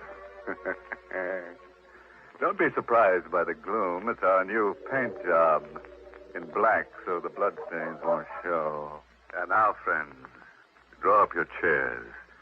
Dim the lights and listen to a story designed to freeze the spine and set the teeth on edge. It was written by Michael Sklar and Richard Manoff, and it's called The Confession. Our star is Santos Ortega, who plays the role of Alex. The last thing I remembered was the gunshot, the thud of the bullet, and the burning pain in my stomach. And everything got black. When I regained consciousness, my impression was of blinding whiteness. There, don't try to move, Mr. Sturgis. Where am I?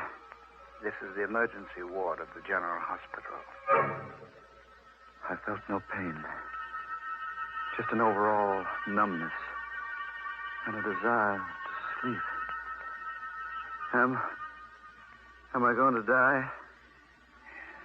Yes. How much time have I got? A couple of hours. Doctor, I want to make a confession. I want to confess to murder. I told the doctor about the money and Lenore. She was much younger than I. And she thought because I owned a little drugstore, I must be prosperous. And I suppose that's why she married me in spite of the difference in our ages. But there wasn't any money for fun or nice clothes. So she became restless. But I loved her. And I did my best. Until the other night. In the drugstore. 12 o'clock, thank heaven. Time to close up, Alex. 5 more minutes, dear. Another customer might come along. Just like an old man, chasing pennies, never getting anything out of life. Be reasonable, dear. I'm trying to make a living for her. Is this your idea of a living? Is this what you promised me before we were married? I know it's not what you deserve, Lenore, but someday... Oh, you make me sick. I must have been crazy when I married you. Lenore. I'm going to say something I've had on my mind for a long time, Alex. Rather than go on this way, I prefer to be dead. Look at you. I don't have to put up with you. I'm still young, Alex. So there it was. Out in the open. An old man with money would have been acceptable. But because I had no money, she was going to leave me. I wanted to plead with her. I would have gotten down on my knees. But before I could say anything, the street door opened. And a man stumbled into the store. Oh, Alex, look! Help me. Quick. I'm wounded. I helped the man to a chair. He'd been shot on the chest, and the front of his coat was covered with blood. His breathing came hard. Bullet. My chest. Patch me up. I'm only a pharmacist. You need a doctor. I'll call Dr. Johnson. No, I don't want any doctor. I want you to help me. Is it because doctors must report bullet wounds? Is that why you want a doctor? Never mind my reason. I got plenty of dough. I'll give you $500 to take care of me. I'd better call the police. No, lady, no. Look, mister, take care of me. Keep it quiet. I'll give you $1,000. $1,000? Let me see the money. Here's a $1,000 bill, but I got plenty more. No. Help me take him into the back room. Oh, but Alex. No, I'll take him myself. You get busy and wipe the blood off the floor. Oh, no, you can't. Wipe up the blood. Do as I say, Lenore.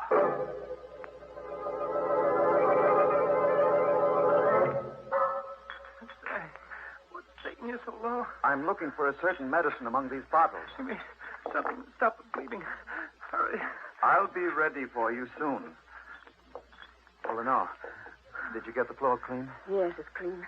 How is he? He's in bad shape. Weak from loss of blood. Alex, you haven't done anything for him yet. Be quiet. But you've been in here 5 minutes, and he's just like he was before. Alex, you're stalling. Alex.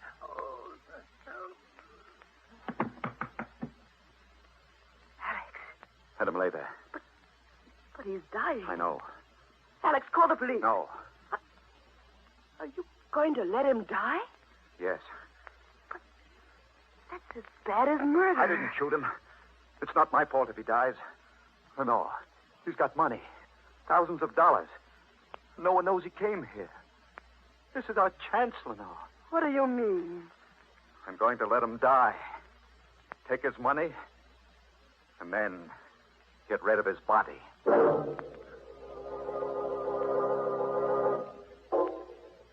Stay still. I stooped and went through his jacket. There was a wallet containing a few $1 bills and a driver's license, which I handed to Lenore. His name is James Kirk. He lives in Hillsborough. His pockets were crammed full of bills of large denominations. Lenore watched, fascinated, as I counted. How much is it, Alex? A little over $78,000. We're rich, Lenore. I'm frightened. There's nothing to be afraid of. All we have to do now is wait until he dies and get rid of the body.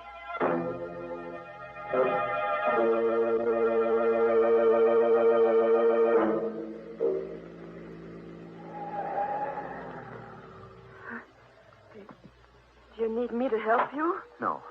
I can manage alone. This body's heavy. Yeah. Through the door. Oh, Alex, he's still alive. Yes. What are you going to do now? It's dangerous to wait here until he dies. Anyway, what difference does it make? He'll be dead when he goes into the water. No, that's murder. Call it what you like. We've gone too far now to stop. You wait in the car. I'm going to carry him to the edge of the pier and drop him over the side.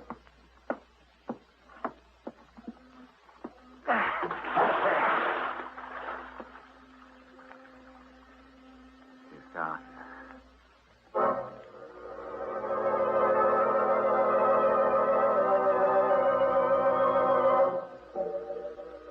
I watched Kirk's body sink into the water. I knew the current in the bay would carry it out to sea. One doesn't picture a middle-aged druggist committing a perfect crime. But I felt sure that I had done it. For I had Kirk's money, and it seemed that no one could connect his death to me.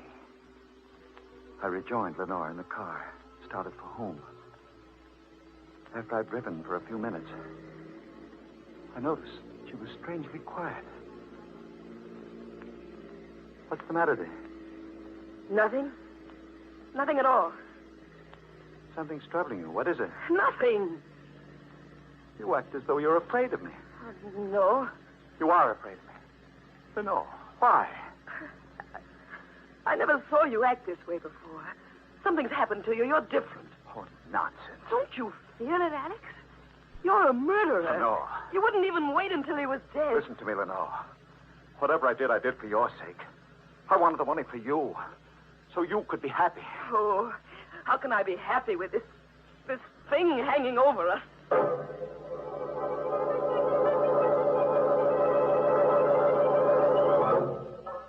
We had breakfast the next morning in absolute silence.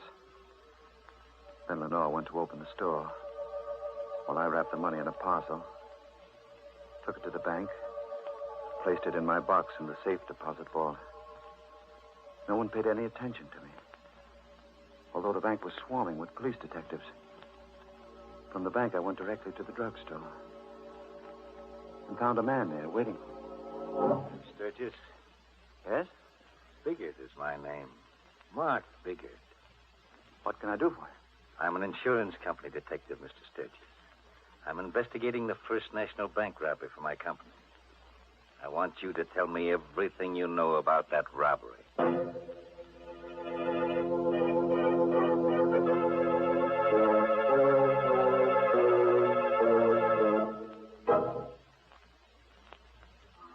He was a big man, but not fat, this detective.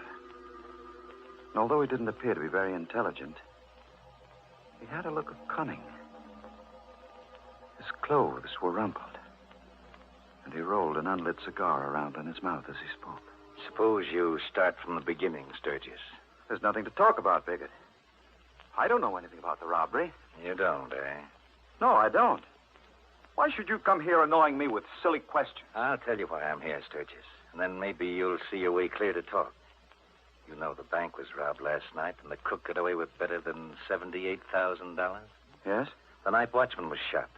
He's in a coma now, but before he was shot, he shot one of the crooks. What does that have to do with me? I'm coming to you, Sturgis. I'm a slow man, but I'm thorough, which is more than you can say for the harness bulls on the police force. Take those harness bulls. They didn't spot the trail of blood that wounded crook left when he ducked on the alley behind the bank. Funny thing, they clean missed it. But I noticed it, Sturgis.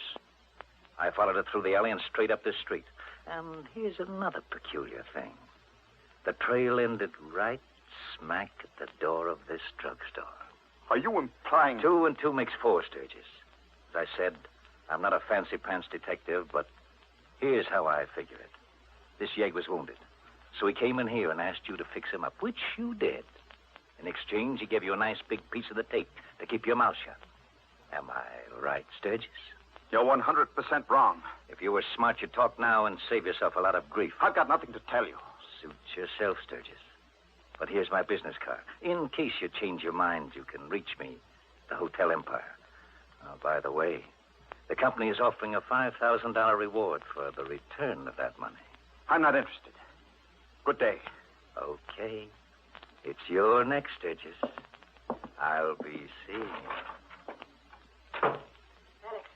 Alex, I heard what he said. He knows. I should have thought of the blood outside. How can you stand there and act so calm about it? He knows, I tell you. Take hold of yourself and know. He only suspects, and his suspicions aren't worth 2 cents unless he can produce evidence. Believe me, we've got nothing to worry about. I was cocky then. Too cocky. Lenore was right. I was a changed man. That money had put iron into my spine.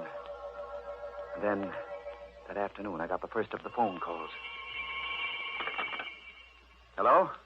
Sturgis Drugstore. This is Western Union calling. I have a telegram for Mr. Alex Sturgis. This is he speaking. Will you accept the message over the telephone, Mr. Sturgis? Yes, of course. The message reads as follows. Place the money in an envelope and mail it to box number 11, General Post Office. Don't fail to act as instructed because your future depends on it. Is, that all? That's all, Mr. Sturgis. There is no signature. Thank you. Bye. Oh, it was bad enough having that detective snooping around, but now this telegram. Oh, don't take any more chances, Alex. Send the money. No. Alex, please. I'm frightened. Listen, Lenore. Calm yourself. It's perfectly clear what happened. One of the bank robbers came with Kirk as far as the store. He must have been frightened away by the police. Now he's using this method to get the money. But he won't get it. Why? What are you going to do? I'm going to put a wad of blank paper in an envelope and mail it to that post office box. Then I'll stand watch at the post office and see who claims it. And then what? That money means everything to us, Lenore. I've already killed one man for it. If necessary, I'll commit another murder. I placed blank strips of paper in an envelope and mailed the envelope to that post office box. The next morning, I went to the post office and stood near the window, waiting for someone to come along and claim the envelope in box number 11. Hours passed. I got hungry. My legs began to shake from exhaustion. But I couldn't leave that spot. I meant to stay there until... What are you waiting here for, Sturgis? A voice cut through my thoughts. I looked up. It was Kelly, the policeman. He was suspicious. The clerk noticed you hanging around and called for a cop. It's nothing, Kelly. I arranged to meet my wife here. She's late. I saw your wife through the drugstore window as I came up the street. You must have forgotten all about your appointment. You'd better get back to the store, Sturgis. I couldn't stay there after that. I walked around the block. When I came back, the policeman had disappeared. I entered, went to the window, and asked the clerk if anyone had claimed the mail in box 11. He nodded. The letter was gone. My plan to discover the identity of Kirk's confederate had failed. There was nothing to do but go back to the drugstore. It was empty. I felt a sense of danger as soon as I entered. So I closed the street door quietly and walked as silently as I could to the door of the back room. It was open. Lenore was at the telephone. Hello. Hello, Empire? Hotel? Hello. Connect me with Mr. Biggert, please. Yes. Mr. Mark Biggert. Hang up, Lenore. Hang up the receiver. Alex! You were calling that detective. Suppose I was. What of it? You were going to tell him about the money. You were going to double-cross me for the reward. You're so smart, Alex. What are you going to do about it? Lenore, don't you understand? I don't want the money for myself. I took it for you, to give you the things that will make you happy. Big-hearted, unselfish Alex. What are you laughing at? I'll tell you why you took that money, Alex. You thought you could buy me with it. Well, you're wrong. I wouldn't stay with you if you had all the money in the world. Oh, no. Would you leave me after all that's happened? I'm packing up right now. No. You can't stop me. I love you, Lenore. I did my best to hold you. If I can't have you, No one else will have you. What do you mean? Alex, stay away from me. I'm going to kill you, Lenore. Alex, no. Don't. I'm going to kill you, my darling. Go. My throat. Alex, please. Let go.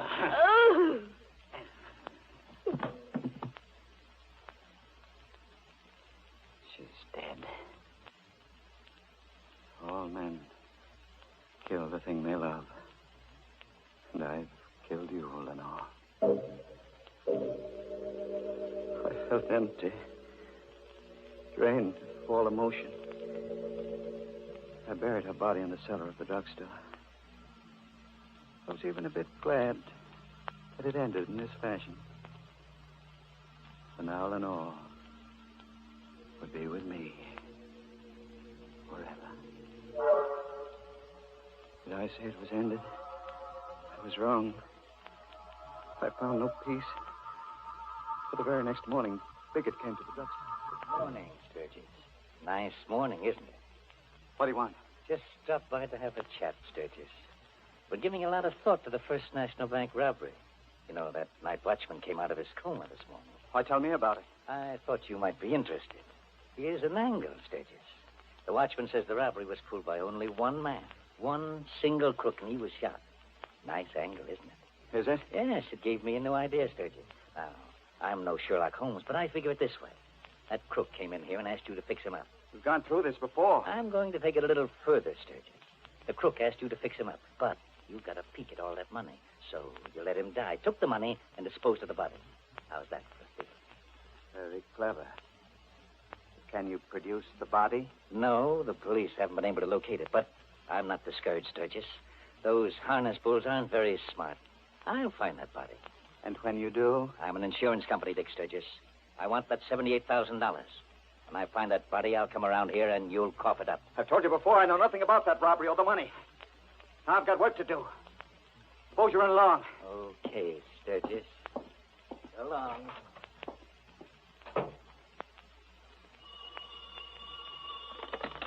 Hello. Sturgis Drugstore. Western Union calling. I have a telegram from Mr. Alex Sturgis. This is he speaking. Read it to me, please. The message reads as follows. Received your letter. Contents not what requested. Suggest you obey instructions. Same box number and post office. This is final. Is there a signature? No, sir. There's no signature, Mr. Sturgis. I hung up. My head was reeling. Out of the confusion in my mind, one thought emerged. The night watchman had said Kirk had no Confederates in the bank robbery. Therefore, the person sending me the telegram must be Kirk. The salt water of the bay must have revived him. Kirk was still alive. I found Kirk's wallet on a shelf where Lenore had placed it the night all this began. From the driver's license, I copied his home address. I waited till after midnight and drove to Hillsboro, where I found Kirk's apartment in an old tenement building. The door was unlocked. I drew out my gun and entered. I meant to kill Kirk. I had to kill him. The living room was empty. No one was in the bedroom. I turned, walked back to the living room. Drop that gun, Sturgis. Biggett, drop the gun, quick. I'm not taking any chances with you. How did you know? How did I know you were going to come here, Sturgis? Sit down in that chair by the table and I'll tell you. You sent the telephone? Yes, I sent them. You got me to think that Kirk was still alive. That's right. And you followed me here. You trailed me. It's all clear now, isn't it, Sturgis? You take 2 and 2 and add it up and it comes out 4. Now, where's the money? The money? We're going to cut out the cute stuff, Sturgis. I want that money. Now, where is it? It's in a medicine jar. On a shelf.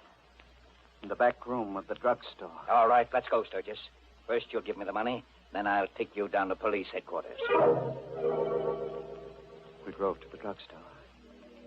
I led him into the back room. I knew exactly what I was going to do. On one of the shelves was a bottle of hydrochloric acid. Biggett thought it was the bottle containing the money. I reached up, uncorked the bottle, and flung the burning liquid into his head. I'm blind. I'll kill you for this, Sturgis. If I could only see you. Where are you, Sturgis? Sturgis! Sturgis, where are you? I was huddled against the wall. He stood between me and the door, screaming in pain, firing his gun blindly. The first 3 shots missed, but the 4th bullet struck me in the stomach. Oh.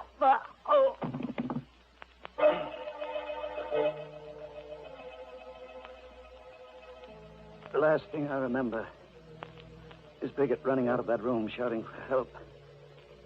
I lost consciousness soon after. When I came to, I found myself here in this hospital. You know the rest of the story, Doctor. That's your confession, eh? That's my confession. Did you get all that down on paper, Mr. Biggert? Got every word of it, Doctor. Biggett, how did you get here?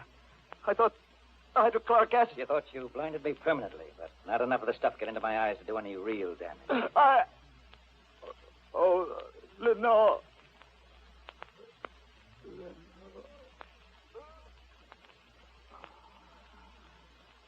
He's dead, Biggert. I've seen a lot of funny cases in my time, Doc, but this beats them all. He's a man who commits murder to get a lot of stolen money for his wife. Then he kills his wife. And finally gets killed himself. And the money? The money is safe and sound in the bank safe deposit vault.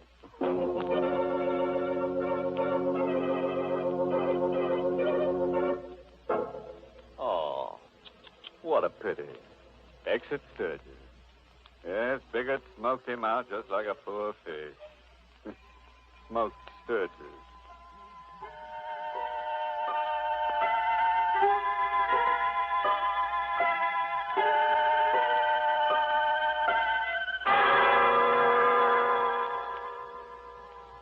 Well, thank you, Mr. Host, for a very enjoyable performance of The Confession, tonight's Mystery Playhouse presentation. We'll be hearing from you again in the near future. Creep, until next time, this is Hunter Galloway closing the doors of the Mystery Playhouse and reminding you to sleep tight. Good night.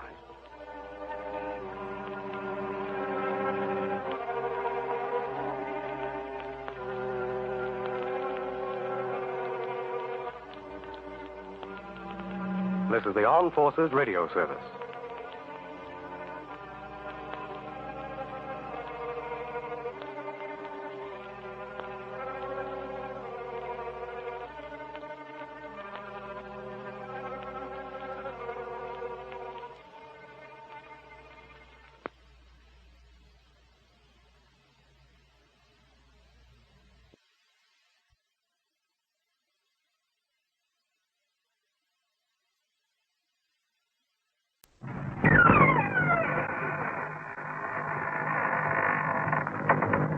Good evening, friends. Welcome again to the Inner Sanctum. I'm Raymond, your host. Come in, won't you, and sit down? Well, very nice to see so many of you here. People who believe in black magic, haunting, and ghosts. Huh? Oh, you don't believe in them? Well, our story tonight is about some sailors who didn't believe in them either. But it didn't take them very long to find out that such things did exist, that they were wrong, dead wrong. Inner Sanctum Mysteries brings you one of Broadway's and radio's best-known stars, Arthur Vinton. Tonight, Mr. Vinton appears as Captain Bates in Dead Reckoning, an original radio drama by Robert Newman. When you have that all-in, down-and-out feeling, you may be a victim of irregularity. Then you can help restore your usual pep and vigor by taking 1 or 2 Carter's Little Liver Pills with a glass of water when you go to bed tonight. Carter's Little Liver Pills help you feel better by providing remarkable two-way relief. Relief you cannot expect from a simple laxative alone. Here's what happens. First, Carter's Little Liver Pills wake up the flow of a vital digestive juice, and they do this usually within 30 minutes after taking. Second, they help restore regularity. It's this two-way relief that works so fast and so differently to help you feel up on your toes again. So don't go on feeling way below par when you can get this kind of relief with Carter's Little Liver Pills. Get a box from your druggist now, only 25 cents.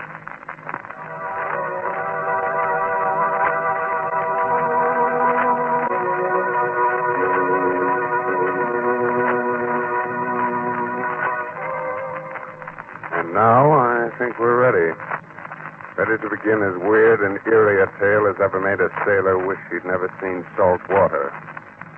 A story of something that came out of the fog to drag men to death in watery graves. So, if your nerves are good and you're not afraid of nightmares, then turn down the lights and listen to Dead Reckoning. The great banks, which lie off our eastern seaboard, are perilous waters, shrouded throughout most of the year by heavy fog. Slipping through the thick gray pall, its foghorn wailing like a lost soul, is a small tramp steamer. It is late afternoon. There are two men on the bridge. Suddenly, the door of the wheelhouse opens. Afternoon, Mr. Ross. Good afternoon, Captain. Weather still is pretty dirty, eh? That's thicker than ever. You got lookouts posted? Yes, one man on the bow and one aloft. Good. I've been sailing these waters for 20 years, and I'm never really happy till I'm off the bank. I know, sir. Guess it's the fog. Never knowing what's ahead of you. What's likely to come out of it. Something's ahead, sir. Just off the port bow. What? Where? There it is, a schooner. It's almost dead ahead. Put your helm over hard. Hard over it is, sir. He's still coming with... There, we'll just clear astern. Another half minute, we'd have cut her in two. Ahoy, you lubbers! What in thunder's the matter with you? Why aren't you sounding your foghorn? Something does seem to be the matter, sir. There's no one at the wheel. Yes, you're right. No one at the wheel, no one on deck, and... Look there. A distress signal. You'd better look into this. Half speed astern. Half speed astern, sir. Half speed astern. What do you think it is? I don't know. But she looks to me as if she's been abandoned.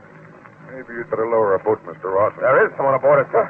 Look, just coming up from below. Great Scott, he's dived overboard. He's swimming this way. Up forward, Mr. Ross, and heave him a line. And when you get him on board, bring him up here. Aye, aye.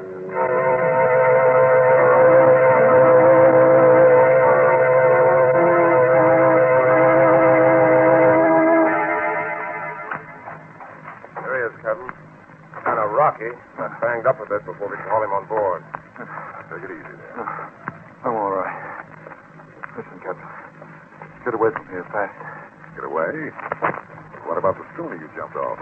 The rest of the crew? Dead. Every last man. Dead? I'm the only one left alive. Dead of what? That thing got them. One after another. That gray thing from the sea. If I hadn't locked myself in the galley, it would have... What are you talking about? Oh, I'm sure you'd better lower a boat. Take a look, see, Mr. Ross. Aye, aye, sir. No. No, you fools. Don't you realize that it's still there? On the schooner.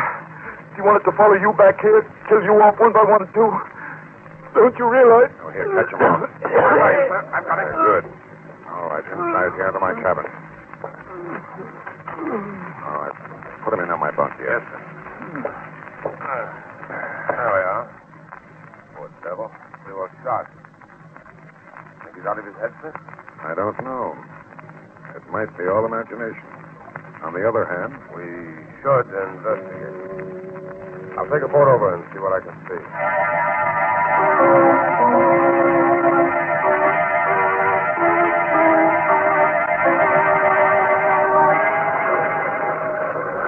Get aboard, men. Let her run. Look around the stern. Here's her name, sir. The Sea Spray. Uh-huh. Grab that line. Make it fast, Carlson. Aye, aye, sir. That's the ticket. Now hold it steady, man, while Garson and I climb on board. Huh? You want me to come with you, sir? Two of us will be able to search her that much more quickly. What are you afraid of? I don't know, sir. I mean, nothing, sir. Come on.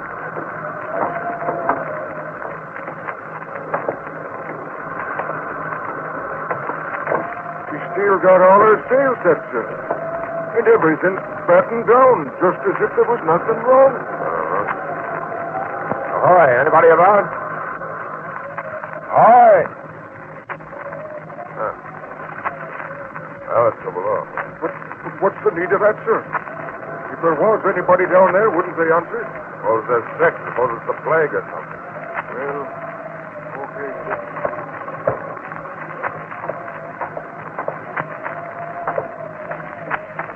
Everything's shipshape down here, too. closed, scuffle. Still under all the bunks? That must be the galley. Take a look in there, Garson. Nothing in here either. Pot still on the stove like the cook had just been fixing supper. Couldn't it be the fire, sir? No sign of it anywhere. Couldn't have been a leak. A crew taking her to the boat because they thought she was sinking. She's not riding as if she was waterlogged. Let's get out of here, sir. What's the hurry? What are you so jumpy about? Jumpy? Who's jumpy? It's just that... Well, suppose I am. A crew don't abandon ship out in the middle of the banks for no reason. No, that's true. They don't. And I'd give plenty to know what that reason was. Well, okay, Garson, come on. Let's get back to the ship.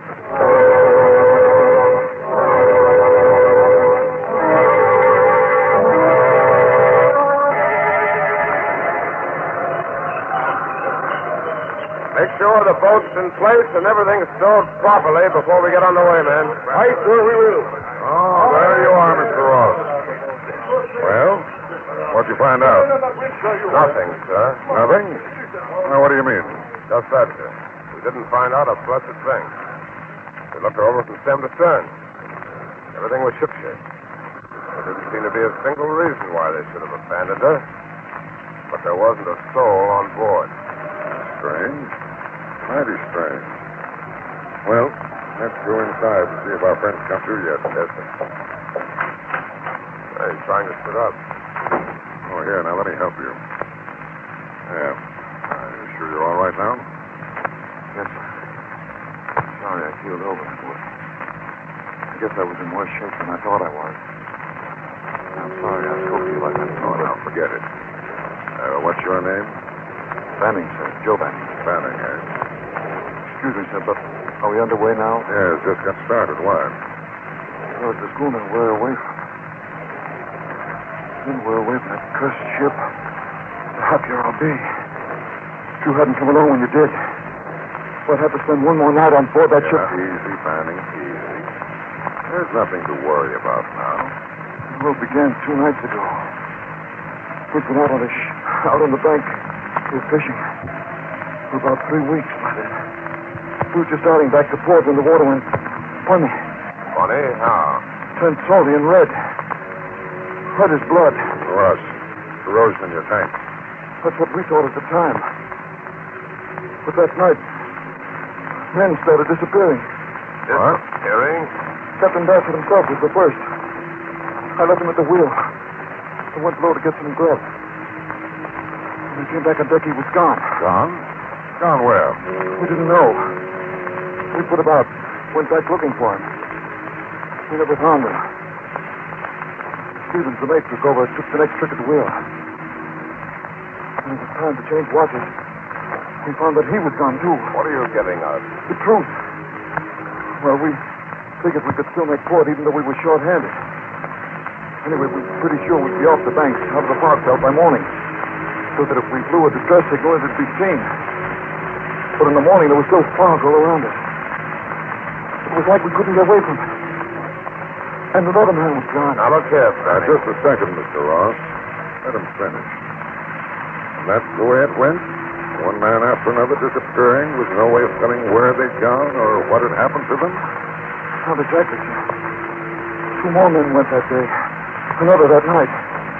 That left only 2 of us, Ross and myself. We were near crazy by that time. Trying to stick together. But we had to have someone at the wheel and we had to eat. I went down to the galley to get some hardtack.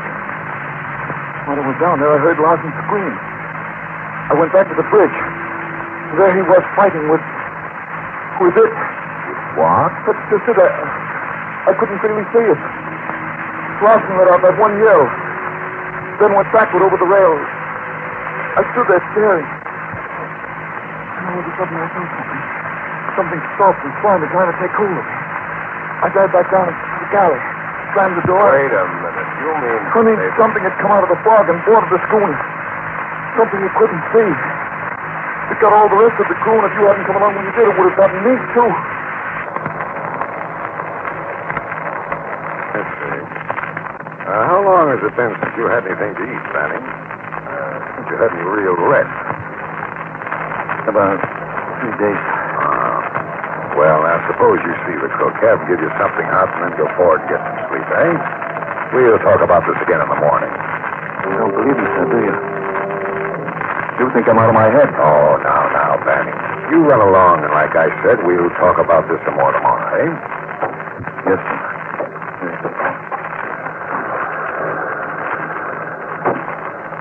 You don't believe him, do you, sir? You mean you do? Well, I don't know. But I won't be sorry when we get off the bank out of this fog tomorrow.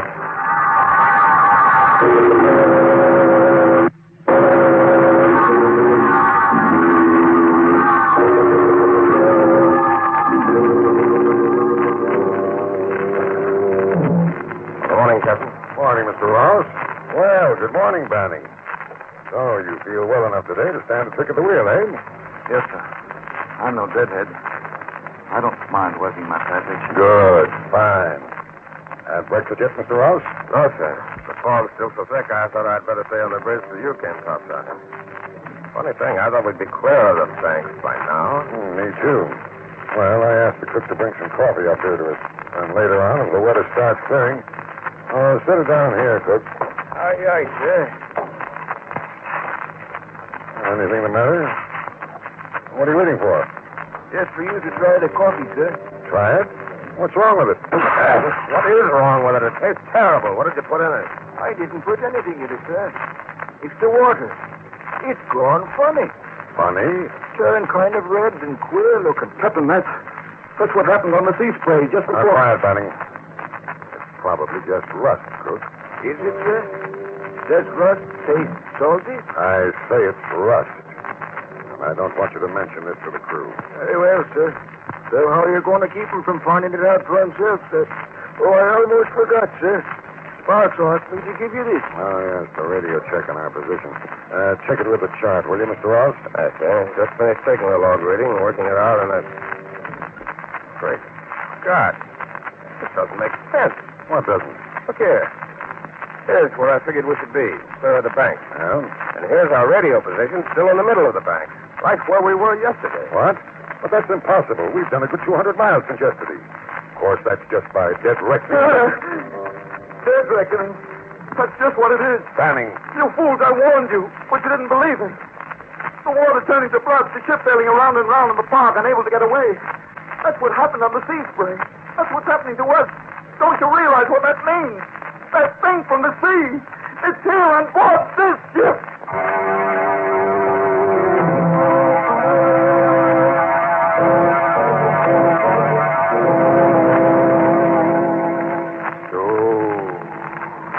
So the thing from the sea, the thing that can't be seen that came out of the fog and dragged an entire crew to its doom has taken possession of another ship. Will the same thing that happened to the sea spray happen again? In just a moment, we'll find out. Meanwhile, don't sit back and envy the life of the party all that pep and ginger. You may suffer a headachy, sluggish feeling due to irregularity, but thousands of others do too. And many of them shake it off by taking Carter's Little Liver Pills. Try them tonight according to the directions on the package. Then tomorrow morning, see if you don't feel you can lick your weight in Wildcat. Here's the sound medical reason why Carter's Little Liver Pills are so effective. They can give you two-way relief for sluggishness, something you cannot expect from a simple laxative. First, Carter's Little Liver Pills wake up the flow of a vital digestive tube. And they start to do this usually within 30 minutes after taking. Second, they help restore regularity. It's this two-way relief that helps you feel better.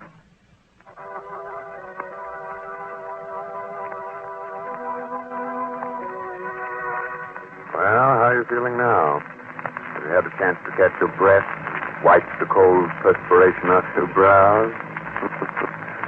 Oh, what you've heard so far hasn't bothered you, huh?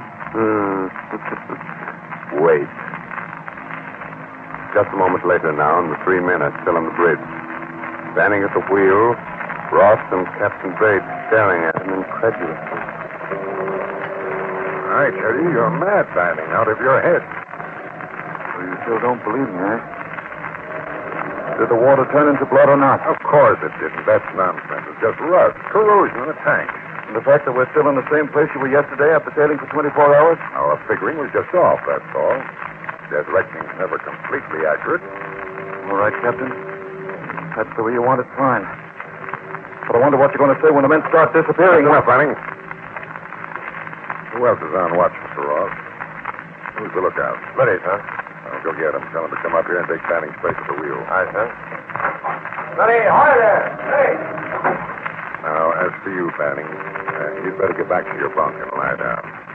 Yes, you're sick. Mr. Ross should never let you stand a watch. Oh, I'm sick, am I? It's all my imagination. Okay, Captain. Let's say you're right about the water, our position. What about the sea spray? What happened to my shipmates, the rest of the crew? I don't know, and I can't worry about that right now. That's something for the Coast Guard to look into. But I'm not going to have you scaring the wits out of my crew. So if you say one more word about this to anyone, all right, Captain. I won't. I've got a hunch I won't have to. What do you mean? Nothing except that. But he's not there. He's gone. Gone? Gone where? I don't know. He reported here at 8 bells, went up to the bow to relieve Blake. That's the last anyone saw of him. You don't think Ellie, the forecastle? No, sir. He must have dropped off to sleep or something. Fallen overboard. Fallen overboard? That's what we thought on the sea spray when Captain Bassett disappeared. But he didn't fall. He was dragged overboard by that thing. Will you shut up, Fanning? I won't shut up. What can I say to make you believe me? I tell you it's here on board this ship, and it's going to get the rest of us one by one unless... There's only one thing to do. Take to the boat. Step out to the ship and abandon it. What? No, I know you're mad. Get up forward and stay there. All right, Captain. I'll go. But remember, I warned you. Anything that happens from now on is on your conscience.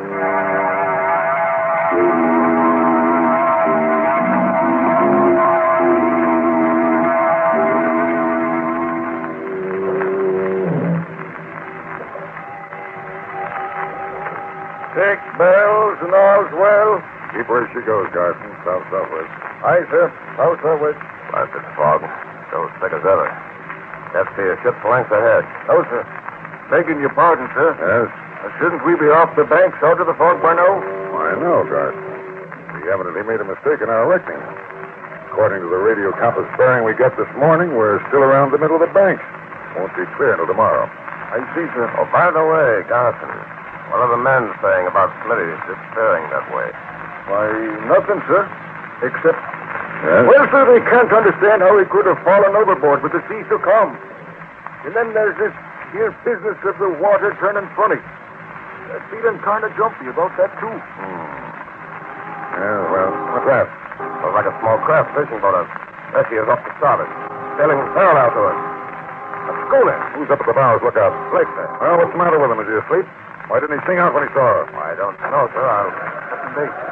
Captain Bates. I thought I told you to stay below, Benny. You did, but that schooner. Do you recognize her? Recognize her? She does look familiar. Great Scott. It's the sea spray. What? Can't be. We left it drifting a good 200 miles from here. You only think you left. Besides, when we left her yesterday, she was deserted. But now, she just sounded a foghorn. There are men aboard her. You can see them. Yes, men. But what kind of men? Look at them through your glass, Mr. Ross. Just what I'm doing. Oh. Good Lord. Their faces. They're all green, bloated, swollen. Why, they look as if they were dead. Look. They are dead. Drowned men come back out of the sea, sailing on and on through the fog, following us and waiting until... One more word out of you, Banning, and I'll put you in irons. Give me that glass, Mr. Ross. Too late, sir. The schooner is gone. Well, come on aboard with me and let's see what's wrong with Blake. Yes. I'm coming, too. Me, too. Now, what's that? You're on watch, Garson. Stay at the wheel. You stay on course. If anything has happened to Blake, I want to know it. And the rest of the crew will want to know it, too. Well, all right, then. Come on. I don't like this, sir. We may be in trouble if Garson won't take orders. Yeah, I have a hunch we're all getting jumpy out of hand. It's all right. There's Blake leaning against the rail. Blake? Look again. It's not Blake. It's Smitty. And look at him, sir. He's dead. Springing wet and with seaweed in his hair. He was drowned. But he came back from the sea just like my mates on the sea spray. Blast you, Banning. I warned you, but you wouldn't listen. Now will you abandon ship, take to the boat? Now, I've had enough of this. Enough of you and your warnings. Grab him, Carson, Mr. Ross. I won't go through it again. I can't. Having one man after another go over the side track to his captain. I'm knowing that sooner or later. Banning, no! He went overboard. Hey, that's it. If he's either commits suicide and stay on board this ship, we're not going to stay either. Come on, men. Report. We're abandoning ship. What? You can't do that. Who's going to stop us? We are. Quick, Mr. Ross. The guns in my cabin. Undigit. No, you don't. Stay, men. I'll take the ship. Leave him there in the hatch. If this blasted ship means so much, we'll let him free on it. We'll take him to the boat.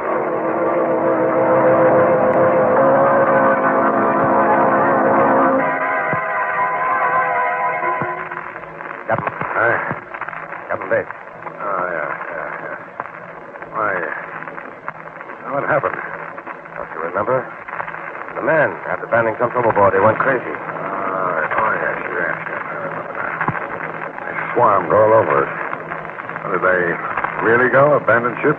Every last man. We're all alone, just the two of us. Now, help me up, will you, Mr. Ross? I'm still a little shaky. Coffin! There you are. They didn't take the life raft, sir. We could probably get one of them over the side and... You mean you want to abandon ship, too? Well, not exactly, but after all, the two of us couldn't get her into port. Is that the reason, or is it because you're afraid? Because you're starting to believe in that thing from the sea also? It's about half and half, sir.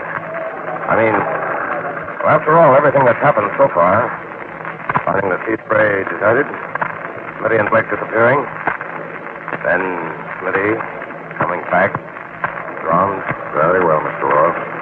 I'll help you launch a life raft. If you like, you can go.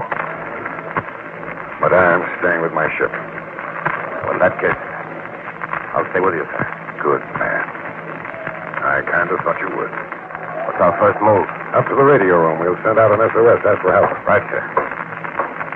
Even if you do think there's some explanation for everything that's happened, the ship is kind of spooky now, isn't it? Fog. Everything's so quiet. Dead, like... What's that? Engine room telegraph. Someone rang for half speed ahead. Why, we're moving, getting underway. What fool? There's no one on board but the two of us. Maybe one of the engineers didn't go. Stayed below. No one stayed, I tell you. No one. There's just the two of us on board and... Foghorn. Mr. Ross, I don't like this. You don't like it, Someone's coming. They're heading for the bridge. Do you see who or what? Yes. Banning. It can't be. He jumped overboard. He's dead. Yes, Smitty was dead, too, but he came back and... Where are you going? I'm going to get to the bottom of this. I'm going to see if a corpse can fight back. Captain, wait, I... Look out, Captain, he's got a gun. I've got it. Well, oh, you're not dead, Banning. And it was you that was behind all this. I don't know what you mean. Now, you listen to me, Banning. 2 of my men have been killed. The rest of them are out there in that fog someplace. Either you talk, tell me what you were up to, how you did it, or I'll let you have it right between the eyes. You wouldn't dare. Oh, I wouldn't, eh? Give me that gun, Ross. No, don't. All right, I'll tell you. It wasn't me that was behind it. It was Abnadine. Abnadine? Yes. He thought up this idea. Scaring a crew into abandoning ship and picking it up and claiming salvage. Salvage? Oh, of course. Why didn't I think of that? How did it work? There wasn't anybody on the sea spray when I boarded her. Of course not. As soon as we spotted you, Dean and the rest of the crew got into the dory, pulled away into the fog until after you searched the schooner. Meanwhile, I had 2 jobs to do. I from the binnacle to throw your compass off so you'd sail in a circle. And drop a chemical into the water tanks that would turn the water red. And what about Smitty and Blake? I killed him. I dropped Smitty's body over the side with a rope tied to it so I could haul it up again. Hit Blake when it turned lock. Are you cold-blooded murdering? Listen. Fog on and it sounds like... It's the sea spray. They're cruising around waiting for me to pick them up. And there they are. Dead ahead. So we'll have Ross. Hurry, we're heading straight for him. If we don't get off, we'll hit him.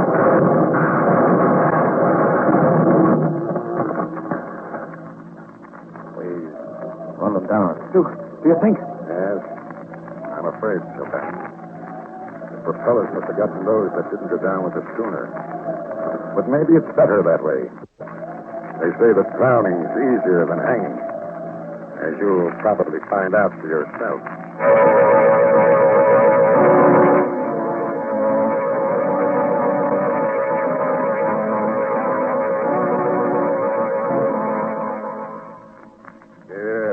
Yeah, what's that? You knew there was no such thing all the time? Of course you did. But just the same, if I were you, I wouldn't try to stand up just yet. With your knees knocking together like that, you might find it a bit difficult, huh? But I do hope you enjoyed tonight's story. And that you'll be with us again next week at this same time. And if in the meantime you should happen to take an ocean trip, if while you're out you should run into heavy weather and while you're standing alone on the deck at night, something should reach out of the darkness and grab hold of you. But don't worry. It won't be the thing from the sea. It'll just be one of the other passengers trying to find his way to the rail. Oh, yes. If you haven't done so, be sure to read this month's Inner Sanctum Mystery, Footsteps Behind Her, by Mitchell Wilson. Will you wake up tomorrow morning feeling chipper and spry? Or will you crawl out of bed with that sluggish, headachy, what's-the-use feeling due to irregularity? Well, try this. Just before you go to bed tonight, take 1 or 2 Carter's Little Liver Pills with a glass of water. Then see if tomorrow morning isn't rosy and bright. See if your usual pep and cheerfulness aren't back. There's a sound medical reason why Carter's bring you these remarkable results. Carter's Little Liver Pills provide two-way relief. Relief you cannot expect from a simple laxative alone. First, they wake up the flow of a vital digestive juice. And they start to do this usually within 30 minutes after taking. Second, they help restore regularity. It's this two-way relief that helps you feel better so fast and so differently. Good night. Pleasant dreams, huh? This is the...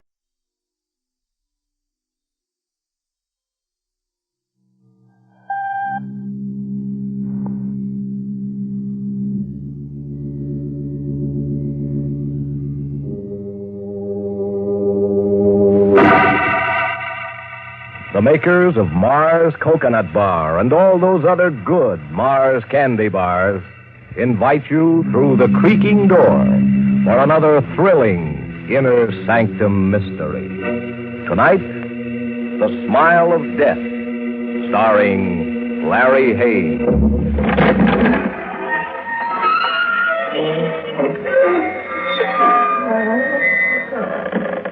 Good evening, friends of the creaking door. This is your host to welcome you once again into the Inner Sanctum. Come on in. Say, are you busy? We are. Yes, sir. It's been a week of corpse-packed, always say die, frenzied activities that even had our zombies complaining about their blood pressure. To make our horror complete, some enterprising creep even scheduled a revival meeting. But the project somehow never got off the ground. I guess that's because some people just don't revive.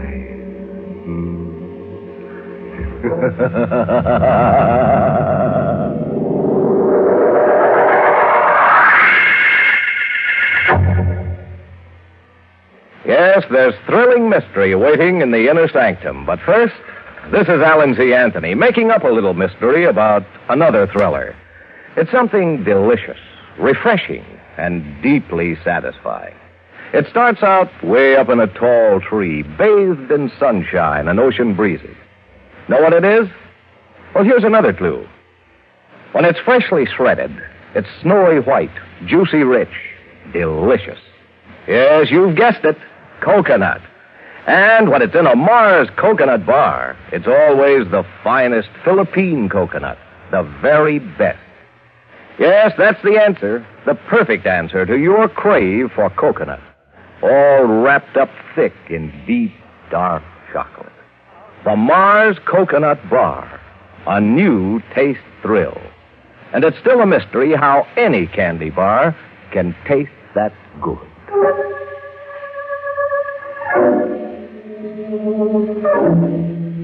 And now, for tonight's proof that some men diligently build their own gallows. Our builder and candidate for extinction is Archie Davis, a young man with a blind spot that he couldn't quite erase without erasing himself.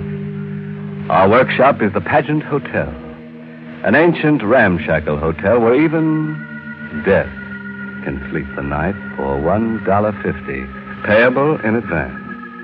Payable to Archie Davis, nightroom clerk. On a job like mine, your world gets as small and shabby as the wallpapered lobby. You wait and check in the characters and creeps. You wait and you watch. And then the desk bell rings bingo one night. An old man's come calling, stiff in the knees and gray in the face like a walking corpse. But elegant. The aristocrat on the wrong side of town. I want a room for the night. Okay, sign here.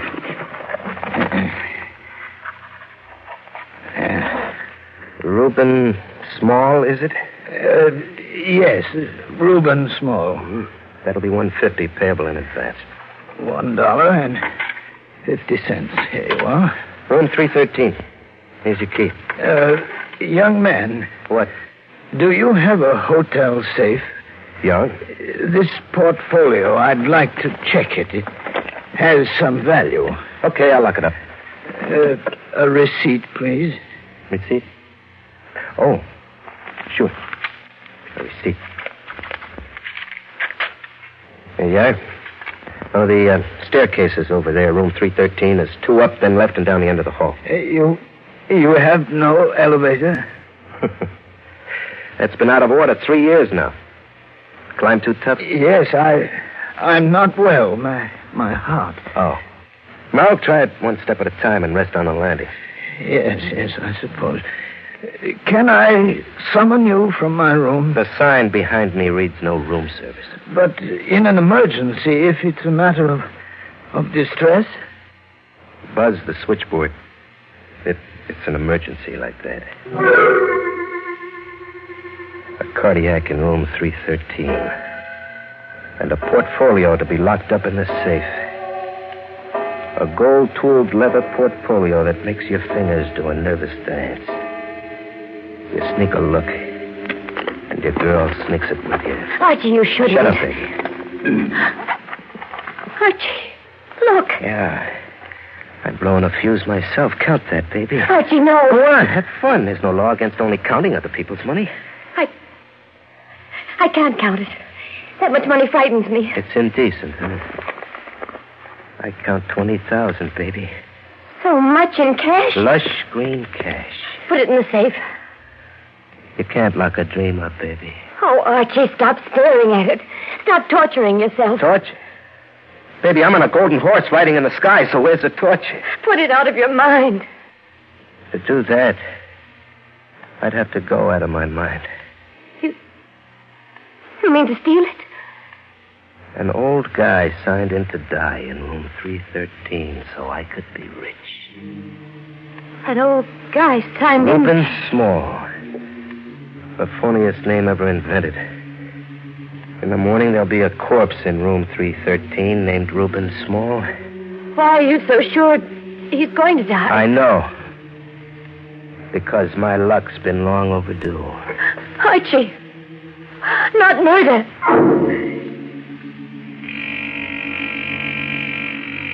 Not murder. He's going to die his own way, Irene. His own way? See that red button flashing on the switchboard? It's room 313. It's an emergency. It's death buzzing me to say room 313 is checking out.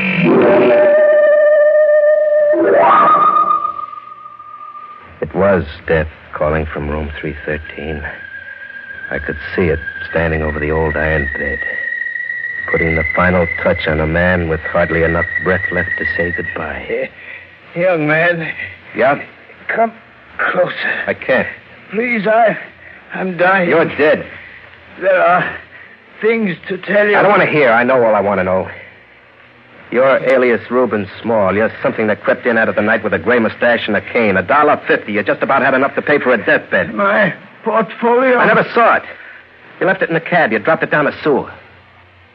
What portfolio? Mister, you must be kidding. All right, Irene, grab the portfolio and run. Gotcha, I can. Now, you board a train for upstate. Rosedale, where your grandmother lives. No. You're visiting your grandmother until it's okay for me to join you. Until I know what goes here at the hotel. You guard that portfolio with your life, baby. It's our whole future. It's wedding bells and a terry cloth robe in Bermuda. It's people calling me sir while I laugh out loud in their faces. You've lost all conscience. Lose yours. It's one luxury we can never again afford. Even with 20 grand. Now start running.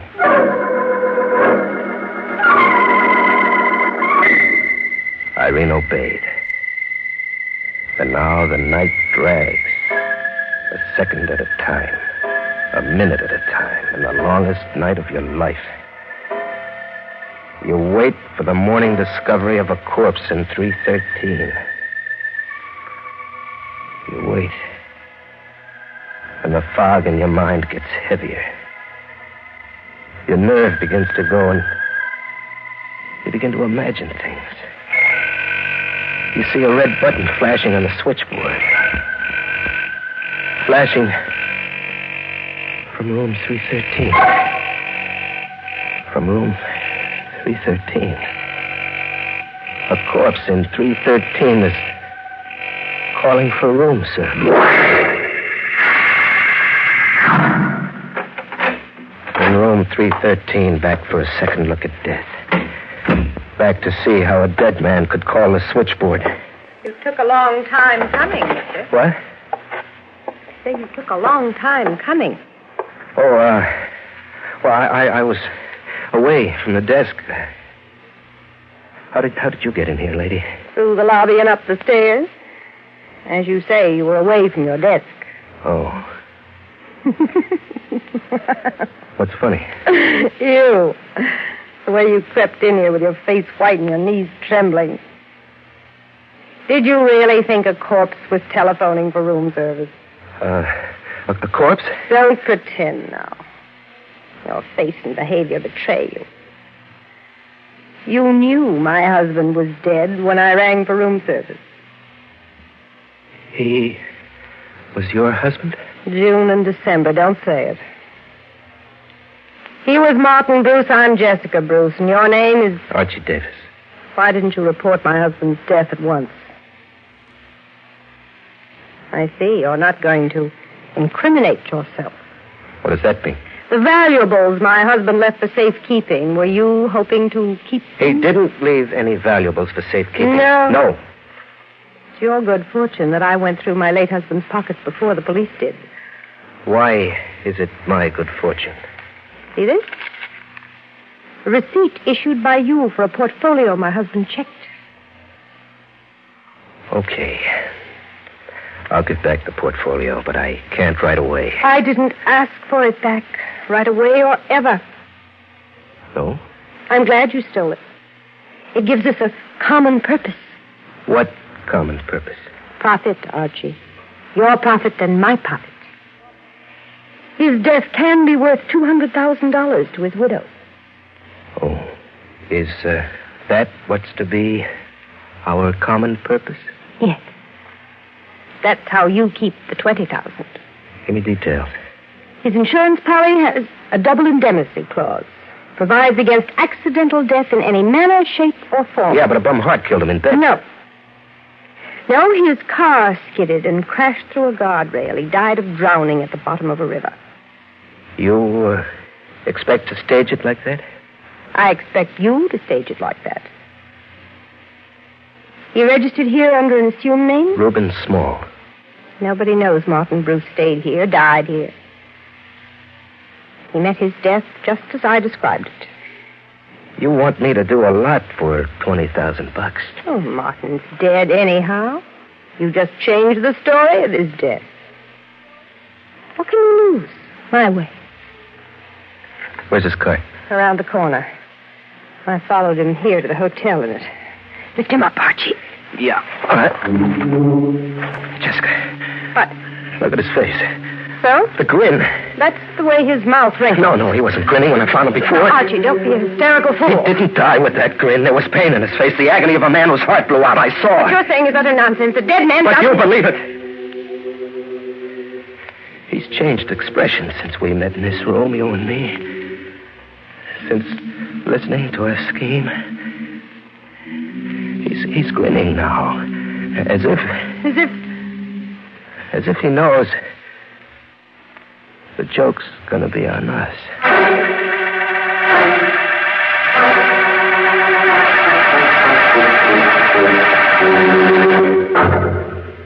Now, friends, this is your host with a personal suggestion.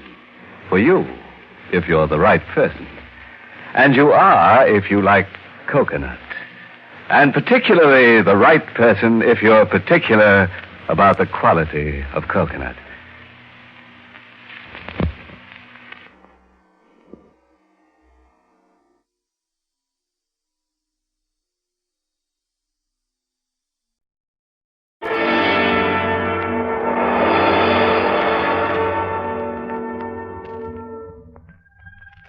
Good evening, Creed, and welcome to the Mystery Playhouse.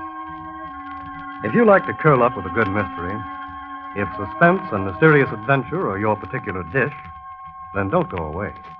Stay right where you are, because tonight we've been fortunate enough to again secure the services of that light-hearted raconteur of murder, horror, and the supernatural, the laughing boy of Inner Sanctum, your host, Raymond.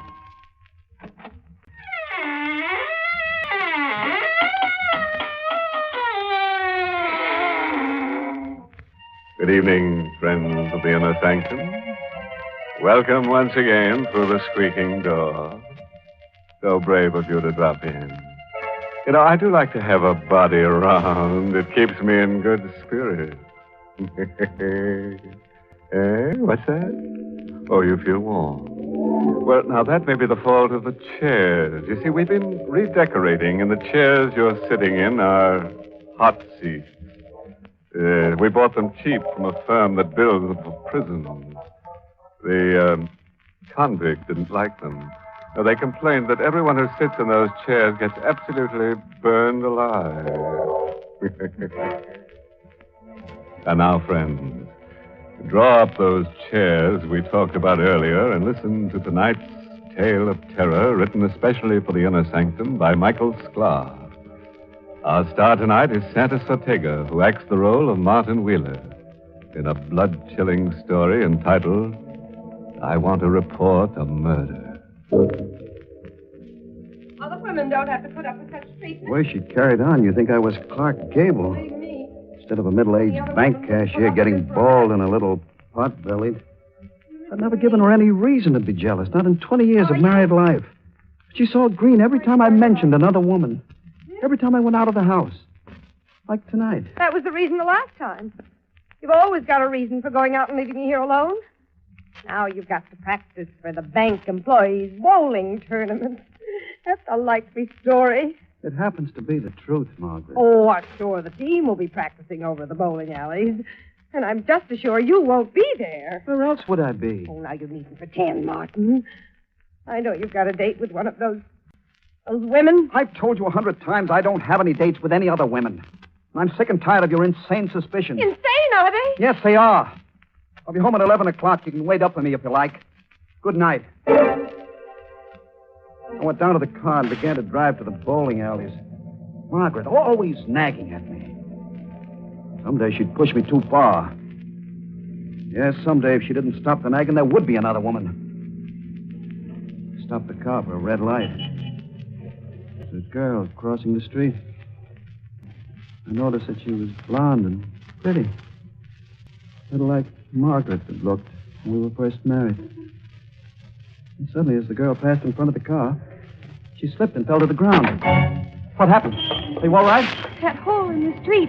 I tripped. Let me help you to your feet. Oh, my foot. I must have sprained it. Can you walk? Well, I'll try. Oh, no. No, I can't put any weight on it. Oh, that's too bad. Look here, let me drive you home. Oh, I don't like to impose, but I... It's not an imposition. I'd consider it a pleasure.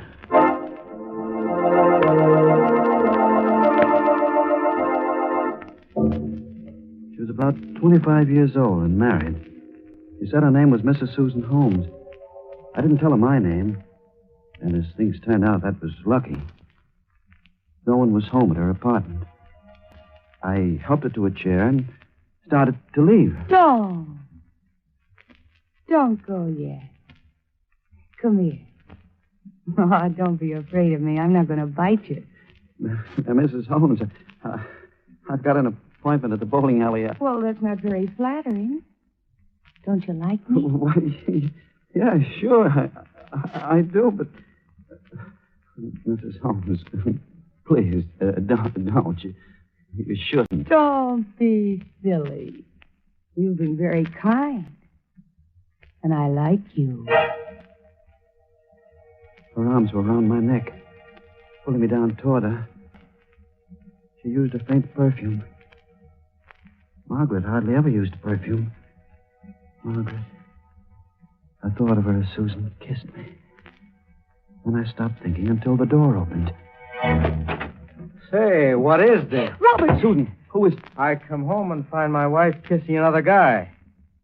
How long has this been going on? Well, this is all a mistake. Your wife tripped and hurt her ankle. I brought her home and... You won't weasel out of this by blaming it all on Susan. It won't work, mister.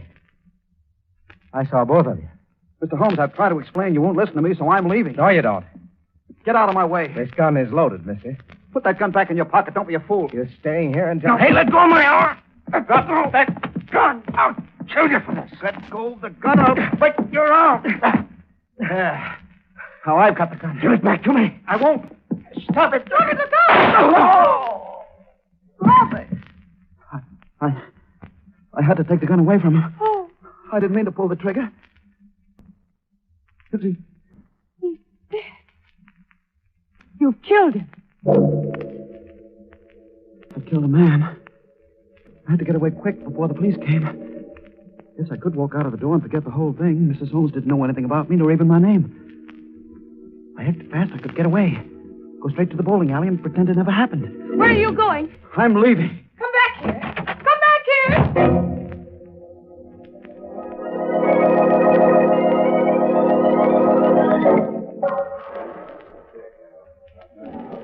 Well, you did come to the bowling alley after all. Margaret, what are you doing here? I've been waiting for you. Checking up on me. Why shouldn't I? It certainly didn't take you this long to drive over from the house. Where have you been? Oh, for heaven's sake, Margaret, leave me alone. Why are you staring at me? Your face. What about my face? Lipstick. Oh, that's why you took so long to get here. Margaret, not so loud. And you swore you never had dates with other women. Oh, I knew it. I knew it all the time. Don't shout like that. People are staring Let at them us. stare. Let them hear every word I say. I want your friends to know what kind of a man you are. Call for Mr. Wheeler. Mr. Wheeler. That phone call, it must be for me. I'll be right back.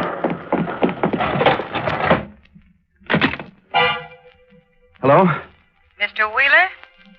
Yes, who's this? This is Susan Holmes, Mr. Wheeler. What? You killed my husband. Just in case you've already forgotten. How did you know my name? Where to find me? It was all in your wallet. My wallet? It dropped out of your pocket during the fight. What? You want? I gotta see you right away. Well, that's impossible. My wife... Would you rather have me call the police? No. Don't do that, please. Where shall I meet you? Downstairs in front of my apartment house. I'll be there waiting for you. I'll be there in 10 minutes. Bye.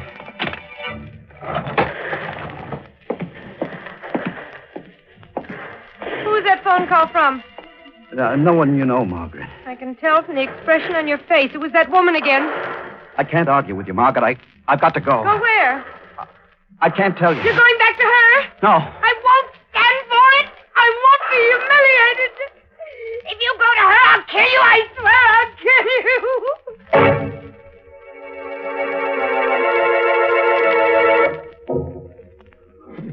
Hated to leave her there crying.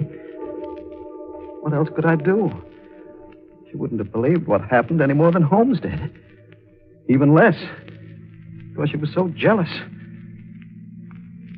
Susan's voice had sounded hard and bitter over the phone. Well, I couldn't blame her. It's a rotten thing I did. Running away like that. Then I saw her waiting at the curb. Young. Slim. And pretty. So you came. Get into the car, Susan.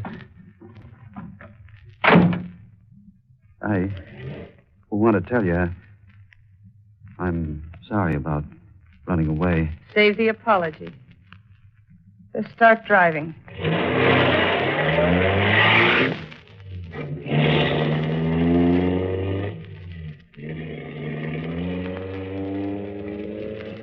We drove for a while in silence. Several times I tried to start a conversation, but you wouldn't answer. Finally, I parked at the end of a deserted street on the waterfront. Fog was rolling in from the water. In a few minutes, the mist would close around us. I've been thinking. I decided what we're going to do. You don't want the police mixed up in this, do you? No, of course not. Oh, neither do I. And don't ask me why. I got my own good reasons. You got a plan? Yeah. My husband subleased the apartment under an assumed name. We've only been there a few weeks. Nobody in the house knows us. I'll leave town for good. The police won't be able to trace either of us. But your husband's body. I'll leave it. That'll give me at least a couple of days' start before the police find it. You'll have to help me. I need money. How much? $5,000? $5,000. That's a lot of money. You got a nerve squawking about money. After what you did.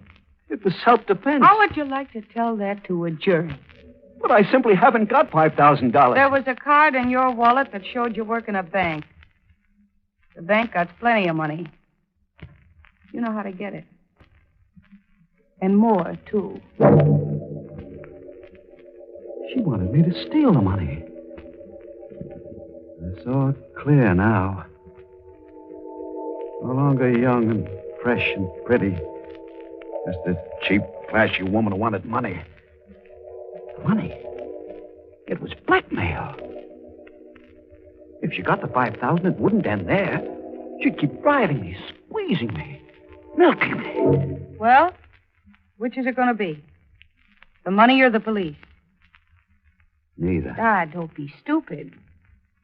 There's a law against murder. I'm going to do something very sensible, Susan. What do you mean? You? Take your hands off my throat. I don't like to do this. Oh, you're joking me. No. My fingers tightened on her throat. And I felt as though I was killing something inside me. She kissed me once. She said she liked me. And for a moment, I felt young again.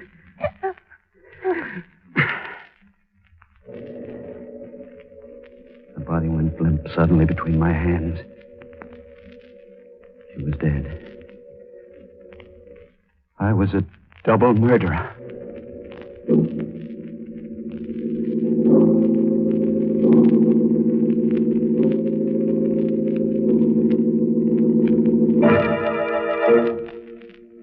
You know, I'm really annoyed at that Martin Wheeler, the ungrateful scoundrel, and that poor kid, Susan Holmes. She got her neck twisted, all because she was trying to do Martin a good turn. That wasn't a good return for her pains, was it? But on the other hand, it's not hard to see Martin's point of view. He probably felt that one good turn deserved another.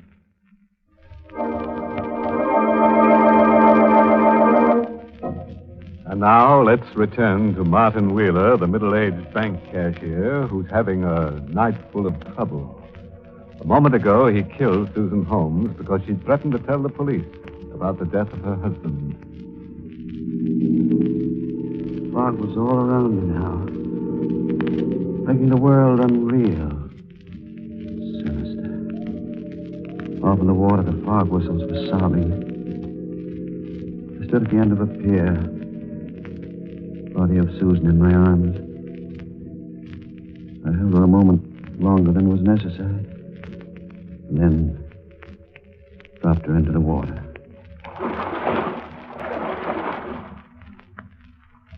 It was all over.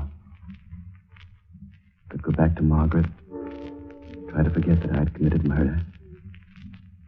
Then I remembered my wallet. My wallet. It contained my driver's license with my name and address on it. Back in the car, I found a handbag. It contained a change purse, the key to her apartment, but not my wallet. The wallet must still be in her apartment. I thought that I had it. Drove wildly, disregarding the fog, passing through red lights. Then a car loomed up in front of me. I slammed on the brakes and stopped, bumper to bumper. A man got out of the car in front of me. He wore a uniform. I'd almost hit a police car. All right, what's your race, mister? I didn't see the stop sign. The fog. You were doing at least 40 miles an hour and on a city street, too. Driving like that on a night like this, you could kill somebody. What's your hurry? Nothing at all. I just wanted to get home to my wife. Let's have a look at your license. My driver's license? It's in my wallet. Get it out. I lost my wallet the other day. The license and all. I haven't had a chance to apply for a new one. What's your name? Martin Wheeler. Where do you live? 63.5 Sunset Drive. And you say your wife is at home, huh? Yes, sir. All right, move over. We'll drive over to your house. Your wife will have to identify you.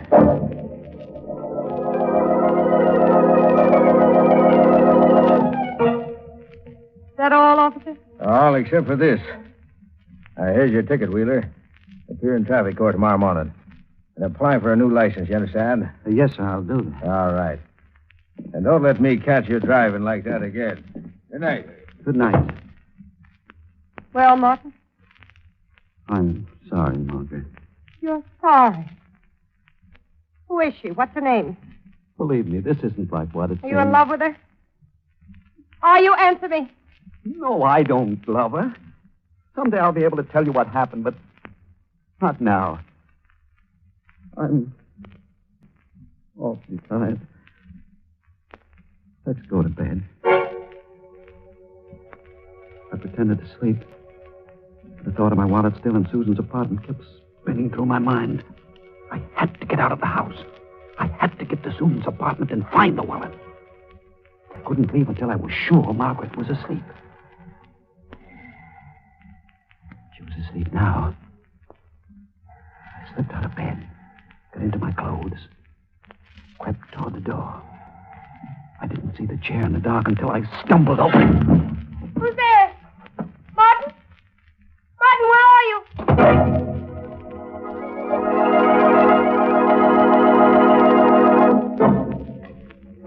I used the key I found in Susan's purse to let myself into her apartment. The body was no longer on the living room floor. She must have dragged it away. Perhaps she put it in the closet before she went to meet me. I didn't look for the body. My first concern was my wallet. And I found it where she must have left it on the telephone table. Everything was there. A few dollars, my license. I put it into my pocket, started to leave. Wait a minute. Holmes! I thought you were dead. I'm still very much alive, Mr. Wheeler. What the flight, the gunshot? You fell to the floor. Susan said you were dead. You're not even wounded. I don't understand. The gun. It must have been loaded with blanks. That's right. But why? Why didn't you tell me? Why did you let me go on thinking that... Oh, I think I understand now. It was the old badger game right from the beginning. Susan's sprained ankle. When she kissed me. When you came in on us. That was all arranged in advance. Oh, I thought she really liked me. But it was all done in order to blackmail me. And now she... Where is she? I don't know. She met you to arrange for the money. Now, you've got her door key. What did you do to her? Nothing. You don't kid me, Wheeler. I can figure out what happened. She met you and asked for the money according to plan, but you figured you could get out of the mess by killing her. That's what you did. No. Sure you did. Else how could you get the door key? She wouldn't give it to you. Why would you come back here for the wallet? You better be on the level with me, Wheeler. I don't know what you're talking about. Yes, you do. So you killed her. But I don't hold it against you. Level with me and we'll make a deal. What do you want? So you did kill her. Yes. So it's a real thing now, instead of a phony.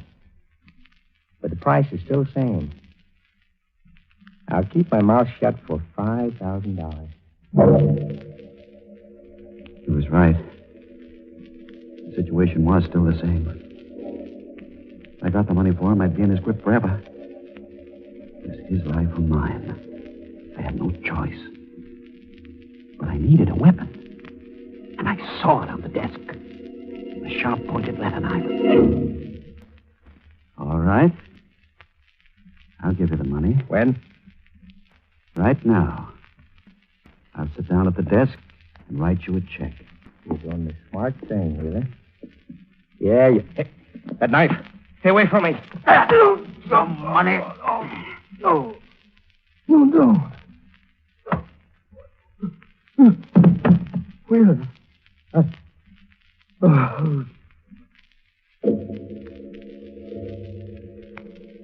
He was dead. They killed him twice in one night. But this time, I made sure he was dead. Then I wiped my fingerprints off the knife. Wiped the doorknob clean. Then left the apartment. I thought of everything. I left nothing behind that might connect me with the two murders. Going home, I concentrated on one thought. I must forget this night. Erase it from my memory. If I ever thought of this night again, it would be as a nightmare.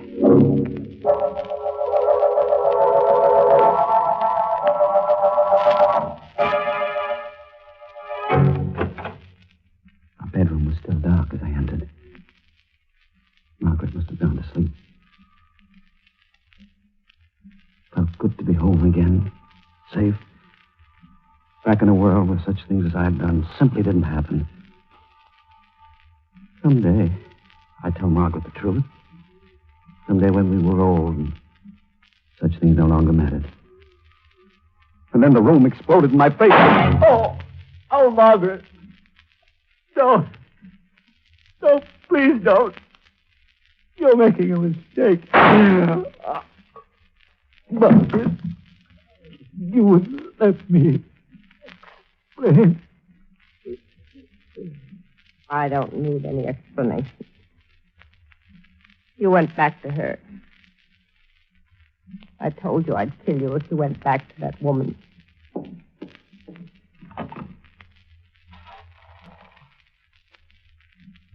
Number, please.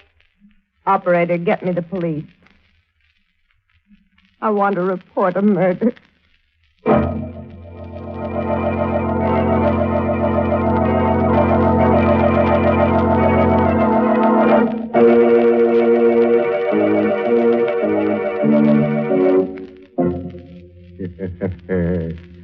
Surprise, friend.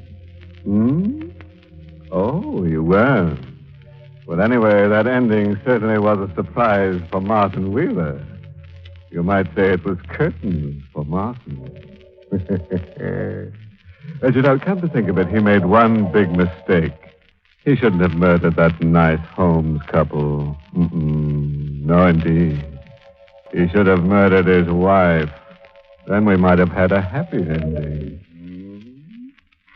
Well,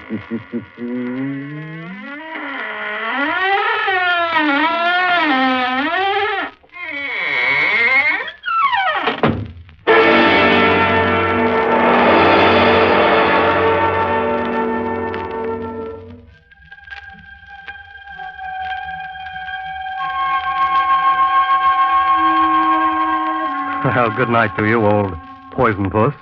And thanks for your story, I Want to Report a Murder, tonight's performance in the Mystery Playhouse. We'll be digging you again in the near future. Creeps, until next time, good night. Sleep tight. This is the Armed Forces Radio Service.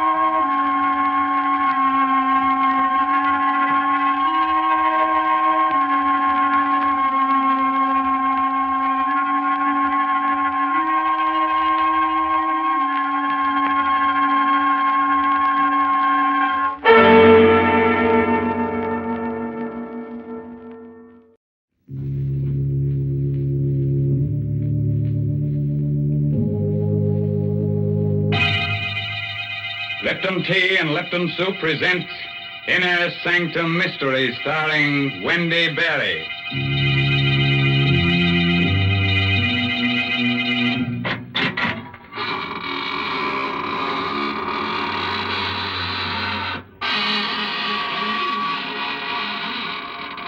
Good evening, friends of the Inner Sanctum. This is your host, Raymond, inviting you through the squeaking door for a grisly little party. Well, now for our weekly news summary of events from the other world. Slash. The Galloping Ghost defeated the marauding murderers in the opening game of the Ectoplasmic Baseball League last week. An invisible crowd of 20,000 saw the contest. Slash. The Slimy Spooks Union is considering a strike to charge people for overtime when they scare them during the day.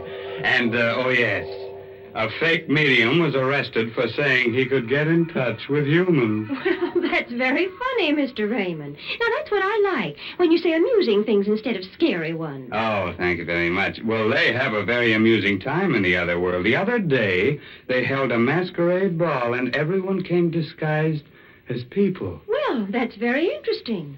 Did they serve refreshments? Oh, yes, they served Lipton tea. Everybody loved it. Why, to count all the cups of tea they drank, you'd have to be a teetotaler.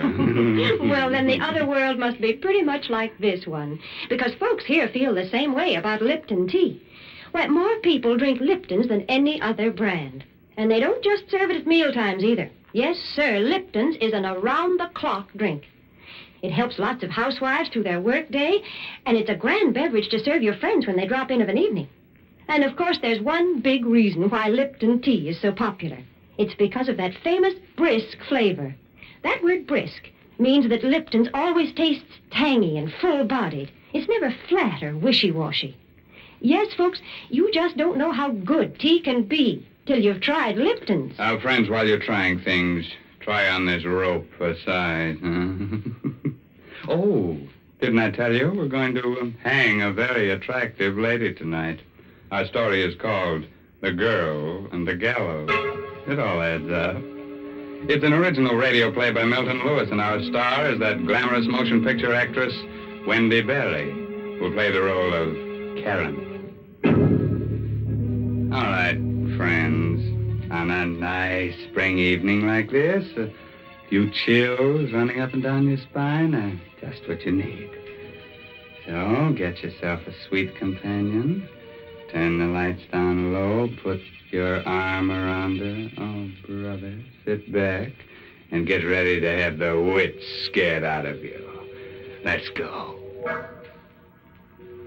The door was open, and I walked into the strangest apartment I'd ever seen. A sweet, sickening odor overwhelmed me as I looked around. It was a rare incense, burning in a hollow skull that stood on the mantelpiece. I looked closely. The skull was human. I felt someone's eyes on me, staring, watching every move I made. Good evening. You're Karen Marlowe, aren't you? How did you know? I'm Laura Mason. Oh, Father's told me so much about you. I had to come and see you. May I call you Laura? Of course. I thought it'd be best if we met like this by ourselves. When you marry Father, you're going to be my mother. I never had a mother. She died when I was born. Yes, Dennis told me. I can see now why Father's so much in love with you. I can grow to love you, too. What has your father told you about me? That you were quite an extraordinary woman. Can you really foretell the future? Why did you come here? I told you. You're going to be my mother. That's not the reason. I don't understand. Sit down, Karen. Before you leave here, you will understand. And you'll believe everything your father told you about me. She sat next to me, held my hand. Hers felt like ice. Suddenly, her body shook and quivered as though she were being seized by some terrifying unseen demon. Her eyes had little dancing flames. Then they were gone. They became hollow, endless, like two round black holes of infinite space. She was in a trance. Her hand held mine like a vise. There's not going to be any wedding. What are you saying? I see a coffin. A coffin? There's a man in it. Dennis, your father. You don't know what you're saying. On the floor of your home, a dagger in his throat, his head in a pool of blood. Stop it! Murdered! Stop it! You struck me. I had to wake you out of that horrible trance. How can you say such awful things? They're true. They can't be. But they are. I still remember the last vision I saw. It should interest you very much. I don't want to hear about it. You were in it. I? How? There was a figure hanging from a gallows. It was you. You hate me, don't you? You want to see me dead. That's why you're telling me this. No. I'm not afraid of you. You're rotten and evil and loathsome. And I hate you. I hate you. I could kill you.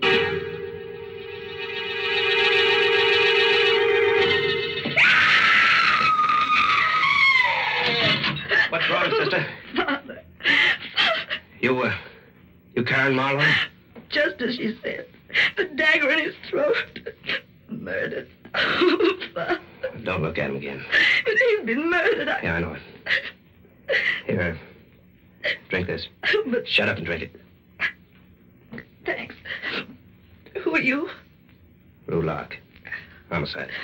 The police? Yeah. We got a tip. But how? Someone called in. This is awful. Yeah. Yeah, it's tough on a kid like you. Feel well enough to talk? Yes.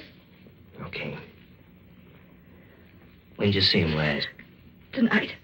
At 7. Here. Then where'd you go? To see a woman named Laura Mason. Laura Mason.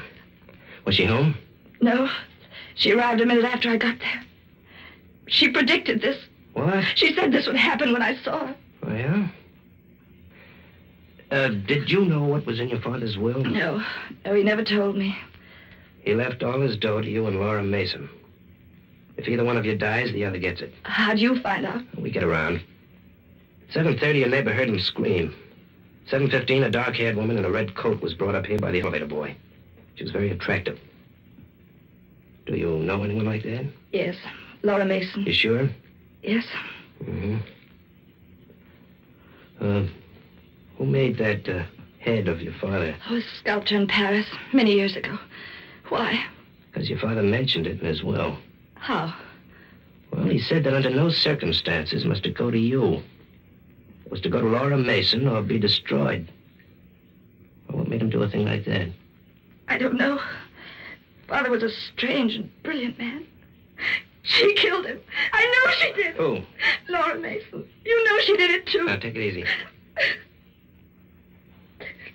Feel well enough to go out? Yes. Okay. Take me to Laura Mason.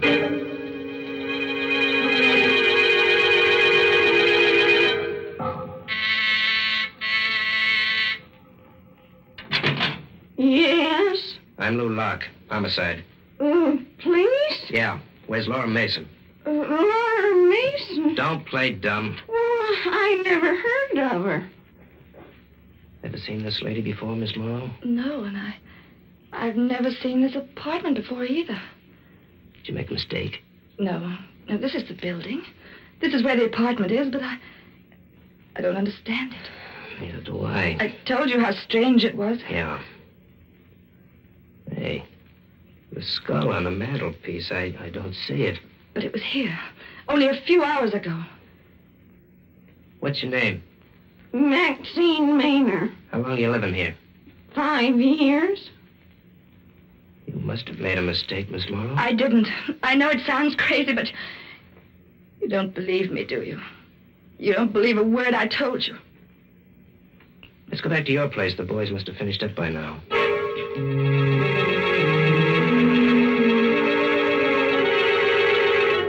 You'll be okay here tonight, Miss Morrow. Are you leaving? Yeah, I gotta get back to headquarters. You still don't believe me. Look, you're a young kid, a nice kid. You never saw a man who was murdered before. It can bowl you over. You think I imagined it all? Well, it's happened before. But you'll be all right now. Good night. Don't go. Please don't go. Well, I've got to. I'm frightened. I don't want to be here alone. There's a cop in a car. If you want him, call. I don't want to be in this apartment by myself. I've hardly ever been without my father. Don't go. Please. Easy, kid. I'll come back if I can. Was I losing my mind? Did I imagine a strange interview with Laura Mason? I was alone in the apartment where my father was murdered. I was too frightened to think. Suddenly, the door buzzer sounded. I rushed to open it. No one was there. I sat down. Was this something I imagined, too? The phone rang. I picked up the receiver. Hello? Hello? Hello? No one answered. Was it all imagination? Had something happened to me? I went to the window, opened it. I heard the traffic far down in the street. Jump? Why not? Father was dead. My life was a nightmare. I couldn't go on like this. Yes, jump. It'll be all over. The torture, the fear, the madness, all gone. I leaned over the ledge. One move would be all over. I would jump. Come back here. Let me go. Let me go. No, you don't. You don't understand. Never mind what I don't understand. You're just lucky I came back. It'd been better if you hadn't. Something's happened to me. I see things that never existed. I hear bells, the phone, the door buzzer. And all the time I feel that woman's eyes on me, watching me. Cut it out. Why didn't you let me jump? I'm no good to anyone this way. Why did you come back? Because I... Come here. Don't. Let go of me. Shut up.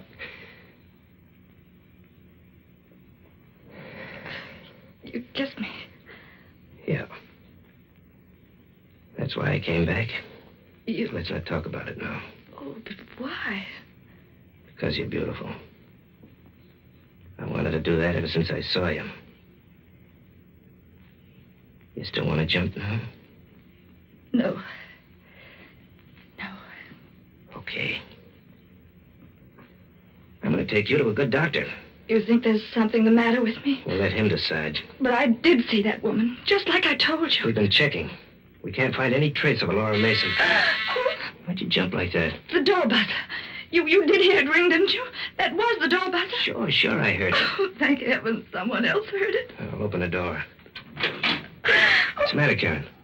Oh, it's her. Standing in the doorway. It's Laura Mason. Good evening, Karen.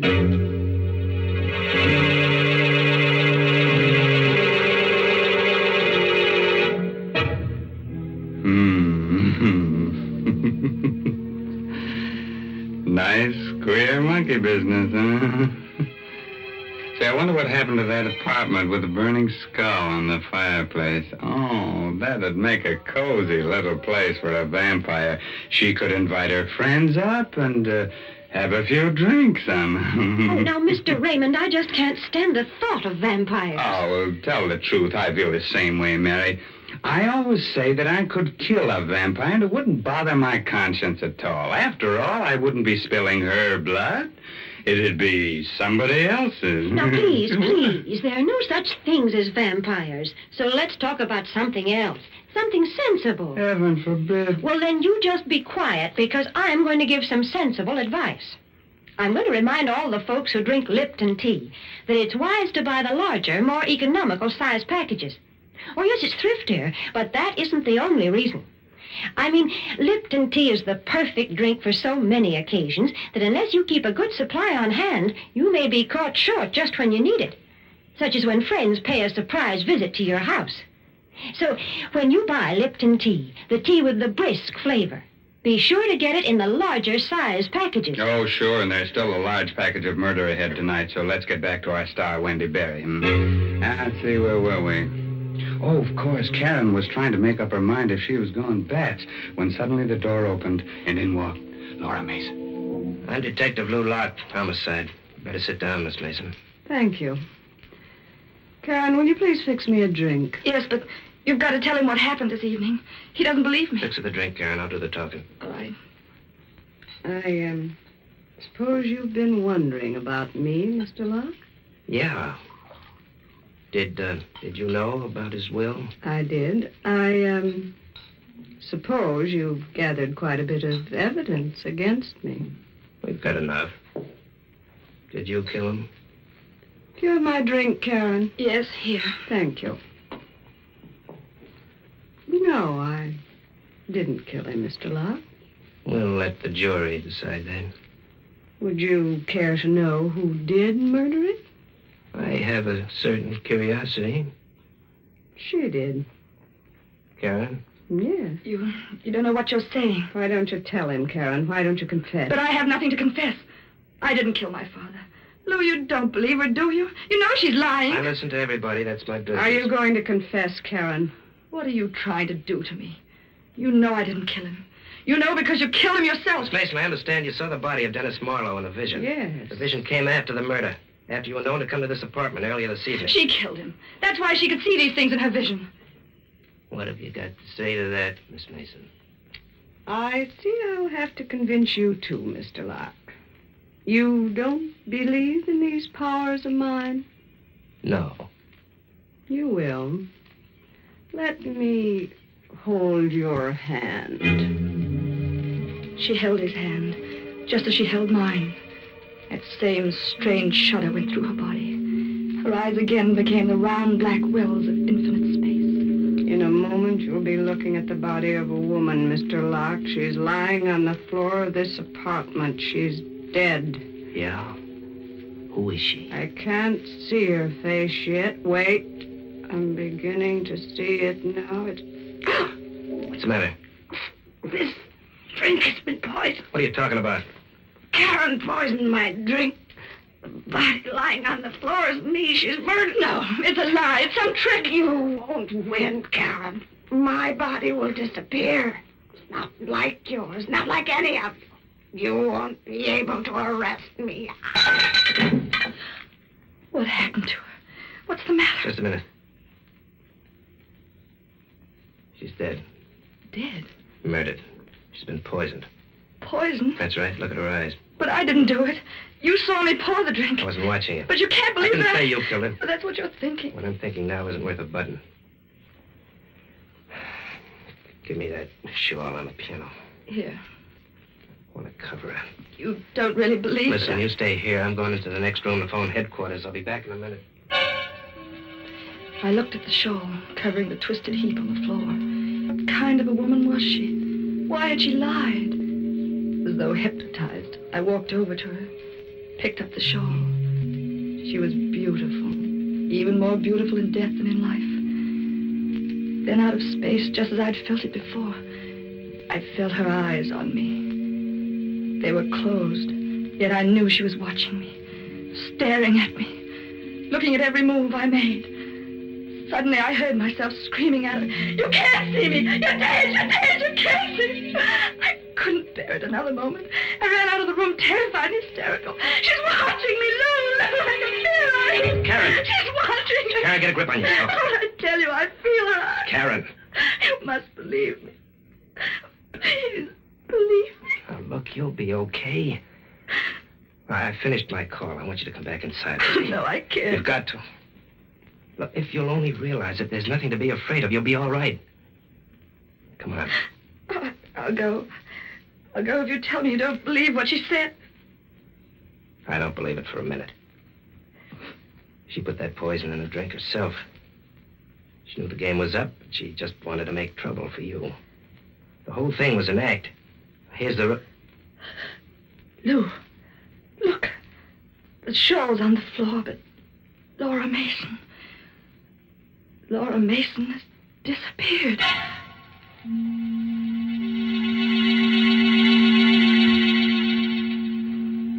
I was alone. Lou had gone back to headquarters. When he left, I could see she had him under a spell. He, too, was puzzled and confused. Just as before, the door buzzer rang. No one was there. The telephone rang. I picked it up. Hello? No one. I was being beaten. I knew it. You can fight evil when it's human. But what can you do when it's not human? She wanted me to die on the gallows. Somehow I knew I would. She was too powerful for me. How could I stop her? How? Good evening, Karen. I looked up, saw her. Another hallucination. I said good evening, Karen. What do you want? I want you to confess to the murder of your father. That's what you wanted all along, isn't it? That's how you want me to go to the gallows, isn't it? Yes. Call the police, Karen. Tell them how you murdered him. No. Why suffer any longer? You know you'll do it in the end. No. I have patience. I'll wait. Just let me take something out of my purse. A knife? Yes, Karen. Dennis died by being stabbed in the throat. Perhaps you'd like to know how that feels. You wouldn't dare. I'd dare anything, Karen. Don't you come near me. You know you got to die, Karen. Go away! Go away! No, Karen. I have a weapon, too. In this drawer. Oh, a gun. You think that'll have any effect on me? You tried to poison me once. It didn't work. I'm warning you. Go away. Get out of here. Don't be a fool. Go. I'll shoot. Put that gun down. No. I'm going to kill you. You see, Karen? It had no effect. No effect. Blood. You're bleeding. You are human. You won't disappear again. Not this time. And I won't see you again. Ever. Ever. Karen. I killed her. She wanted to murder me. Look, she still has a knife in her hand. I killed her. She confessed that she murdered my father. She wanted to murder me, too, so she could have all the money. Is that right? Yes. Had a chance to do some checking up, Karen. We trailed that woman we found in the apartment you took me to. Oh, then I wasn't wrong about the apartment. No. We questioned the old lady, and she confessed. The apartment was a trick when she used to hold seances in. It could be changed, like a stage set. They rigged up wires in this apartment so they could make the buzzer in the phone ring and make you think you were going out of your mind. They wanted me to confess to murdering my father. That's right. It's all over now, Lou. No, it isn't. She wanted you to confess because she knew we'd stacked up a lot of evidence against her. But I asked why she should pick on you. The answer was obvious. Because you killed him. What? You heard me. You killed him. You waited till she saw your father and left. Then you murdered him, slipped out of the house by the servants' entrance. She came back and saw what you had done. You don't believe that. You can't. It's true. But why should I do it? Well, the money you'd inherit is a good enough motive. Then there may have been a Oh, point. it's nonsense. I've always had all the money I needed. But would you get it after your father married Laura Mason? You know, that piece of sculpture interests me. Why should he say you weren't to get this? Don't you touch it. Why not? You'll break it. No, I won't. You broke it. You deliberately broke it. Oh, he's dead now, and that's all I have to remind me of what he looked like. I could kill you for this. I could kill you. Like you killed him because he wanted to marry Laura Mason? Yes. That's enough, Karen. That's all I wanted to hear. Oh, Lou, listen to me. I must have been out of my mind when I did it. Father was all I had. I couldn't lose him. But now that he's dead, I don't feel that way anymore. Is that right, baby? It happened when you kissed me. Did it? You can forget what I told you.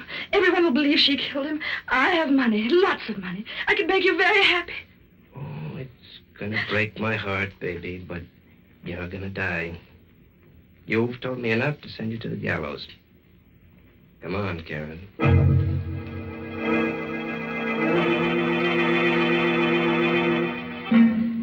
I pleaded temporary insanity.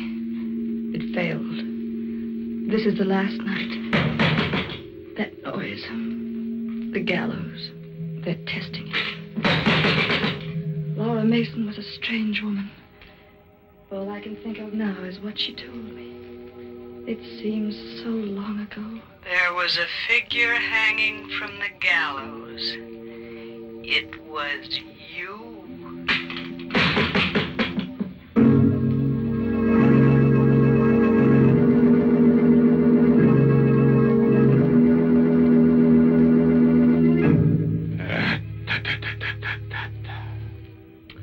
Yes, sir, that kills 2 of the prettiest girls we've ever had in the inner sanctum. Karen should have pleaded guilty to having killed her father and asked for clemency on the grounds that she was an orphan. What a terrible crime that was. Yes, man. She seemed like such a polite young girl, the kind of girl who goes to finishing school and learns how to pour tea. Now, see here, Mr. Raymond, you don't have to go to school to learn how to pour tea. No? And as far as enjoying tea is concerned, you only have to know one word. Yeah? Lipton.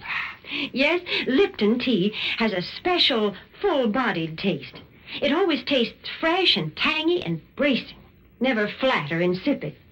Tea experts sum it all up by saying that Lipton tea has a brisk flavor. So, folks, try Lipton's and see what a big difference that brisk flavor makes.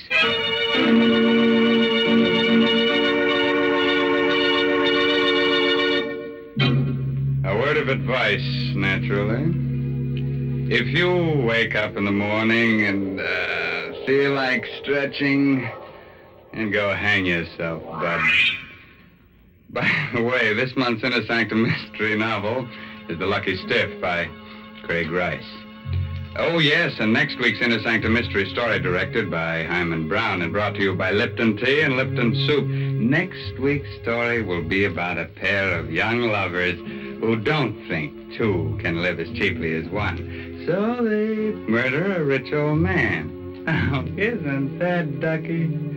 I wouldn't be surprised if she sits on his lap in the electric chair.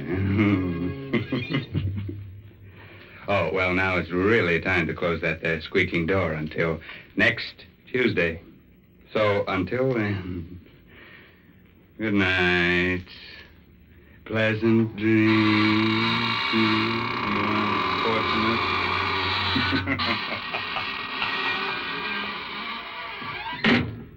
Folks, these busy days, we all want to save time when we prepare meals, and yet we don't want to sacrifice that good homemade taste. Well, that's just the time to serve Lipton's noodle soup. Lipton's is quick and easy to prepare because it comes in an envelope. You just empty the contents into boiling water, and in no time at all, soup's on.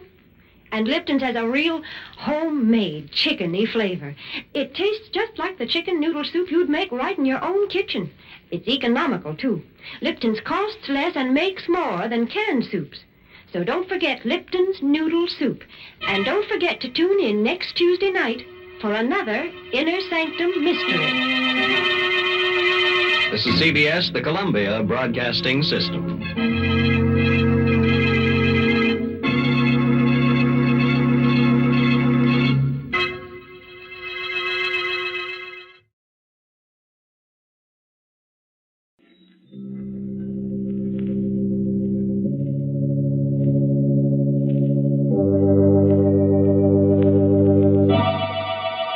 Lipton Tea and Lipton Soups present Inner Sanctum Mysteries.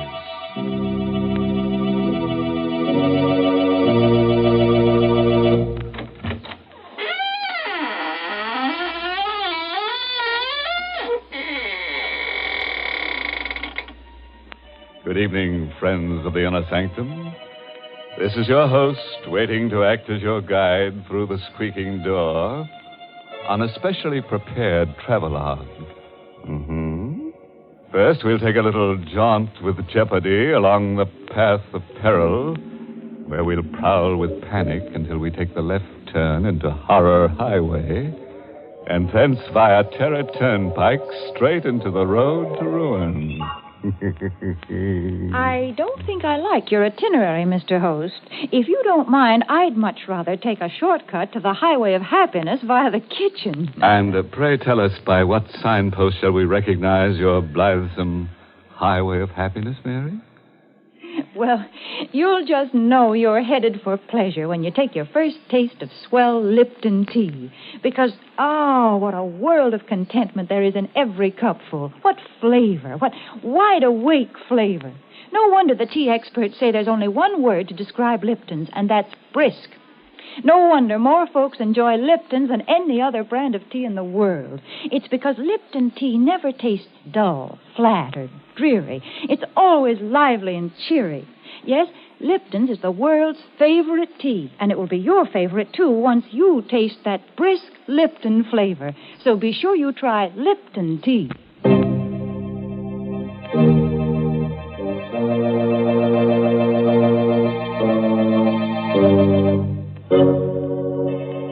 Listen now to the strange tale of a boy and his twin sister, and their dog, and the wreckers of Hurricane Cove. It's called Detour to Terror. An original radio play written especially for Inner Sanctum by Emil Tepperman. And here is Mason Adams as Jerry Watson to tell you the story himself. I had a strange, uneasy feeling all evening after Linda left to drive to Hurricane Cove. Somehow I had a presentiment of danger. Linda and I were twins, and always, in some uncanny way, each of us had been able to sense when the other was in trouble. Tonight, the feeling was very strong. Butch sensed it, too. He was only a mongrel pup, but he was smart. I shouldn't have let Linda go alone, but she had insisted. She was a feature writer for the Manhattan Magazine, and she'd run across the trail of a story about an old family of wreckers who lived down by the shore near Hurricane Cove. The tale went that this family had made a living in the old days by placing false signals on the shore in order to lure ships onto the rocks and then loot them. It was this story that she'd gone to investigate. Unwilling to go to bed with that uneasy feeling lying heavy upon me, I dozed in the chair by the fire with Butch's whine in my ears. It must have been a dream, because I saw Linda's white face floating in a sort of haze. And then I saw the fear in her eyes as she called to me. Jerry! Jerry, help me! Help me! I came awake suddenly with a cold sweat on my face. Butch was on his haunches by the fireplace, nose in the air, and howling as if for the dead. I felt myself trembling. Linda in danger. Somewhere out in that storm, Linda was calling to me for help. She needed me terribly. Come on, Butch, we're going after her.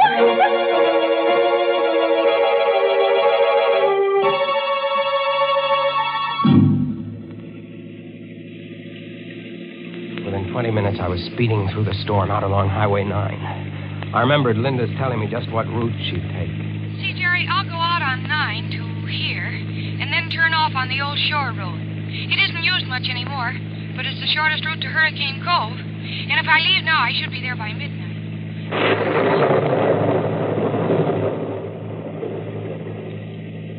The mist lay heavy on the old shore road, and the rain drove against the windshield, and the swirling fog played strange tricks with my eyes.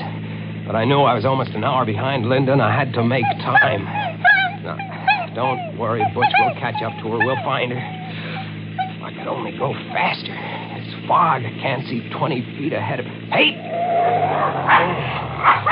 It's a red lantern on the road. What? It's a detour sign. Bridge ahead, washed out. Detour. What'll I do, Butch? How do I know what Linda did? Did she drive straight ahead or did she take the detour? I've got to know. I can't sit here waiting. We'll take the detour, Butch, and pray it's the right choice.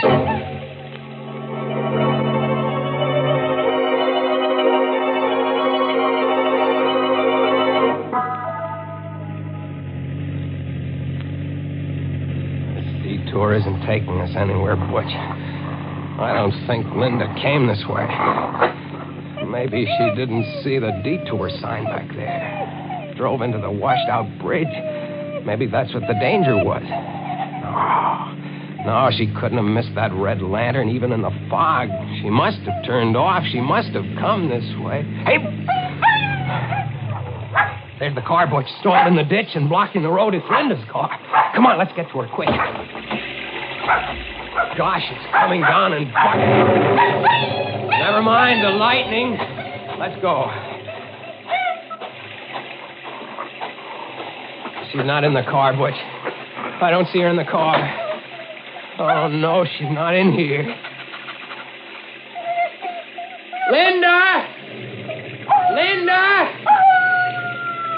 Where could she have gone, Butch? She was always scared of thunder and lightning. Linda! How can we look for her in the dark and the fog? What is it, Butch? What have you found over there?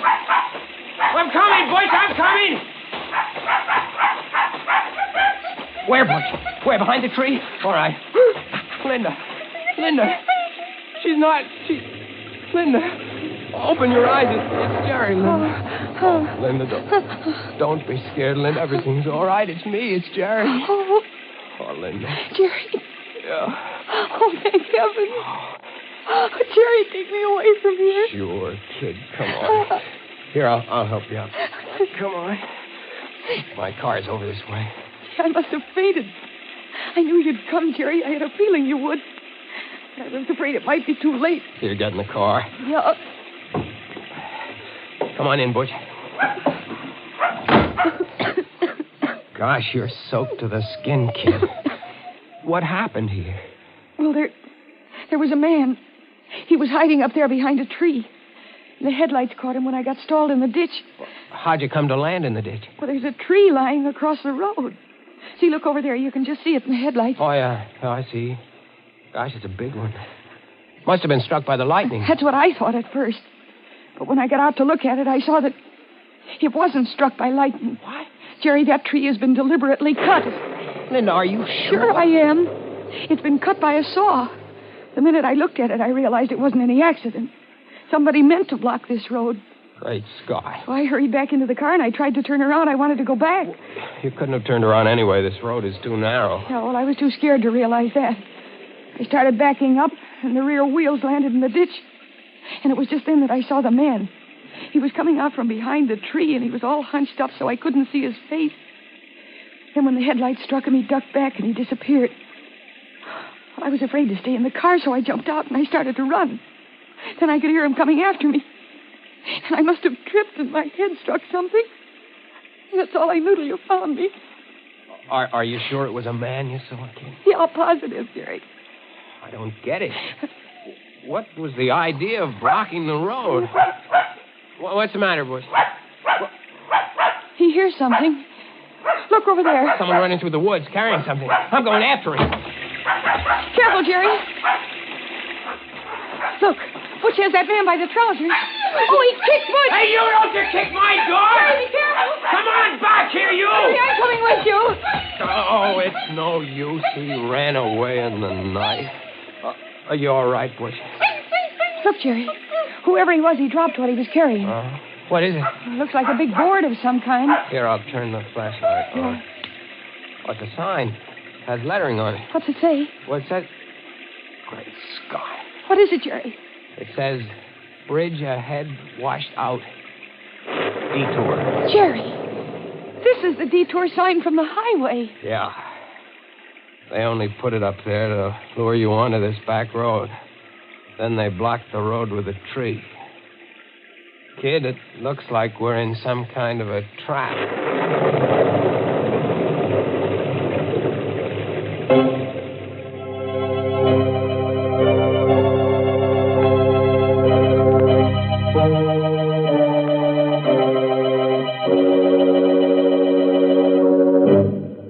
Now, what kind of a mess have we got these poor people into? Imagine finding that poor twin sister unconscious behind the tree. And it took Butch to find her, too. I wonder what kind of a tree it was. Oh, probably a dogwood tree. As you can always tell a dogwood tree by its bark. There's poor Linda in all that trouble, and here you go, making puns. I can't help it, Mary. That's my nature. I ought to know it's your nature by now. And I ought to know, too, you can't change people. Take those of us who like to start each day off with piping hot Lipton tea. Why, nothing in the world could change us. In fact, breakfast just wouldn't be breakfast without Lipton. Lipton tea just seems to go with a bright bowl of gay yellow jonquils, a sunny checked gingham tablecloth, and, of course, the morning paper. Part of the reason is Lipton's deep amber color and tempting aroma. But the big reason breakfast wouldn't be right without Lipton's is Lipton's grand, brisk flavor. It's so lively and tingling with zip. Just a cup or two of Lipton's and your spirits catch on and your day's off to a bright start. Yes, breakfast time or any time is the right time to enjoy Lipton tea.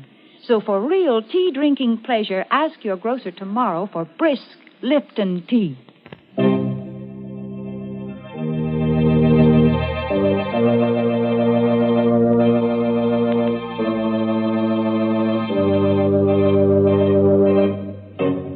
Well, let's get back to our story now and see what happens along that deadly detour.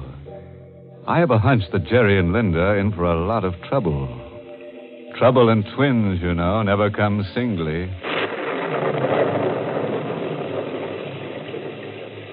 We got back in my car, wet and shivering, Linda, Butch, and I. And we tried to figure out what to do. Don't you see, Jerry? This is the way those old-time wreckers used to work. They'd place false signals on the shore so that the ships would be lured onto the rocks. Mm-hmm. You think that phony Detour sign back It was there... just like a false signal to a seaman. It lured us onto this back road. When they get good and ready, they'll come for us. Maybe you're right, kid. Well, Jerry, we can't just sit here and wait to be murdered. Look, Linda, up there in the hill through the trees. See those lights? Looks like a big house. Hey, maybe they've got a phone. We could call the police. Uh-huh. And maybe... Maybe what, Jerry? Nothing. You think maybe they're the ones who lured us here? We'll have to take the chance, Linda.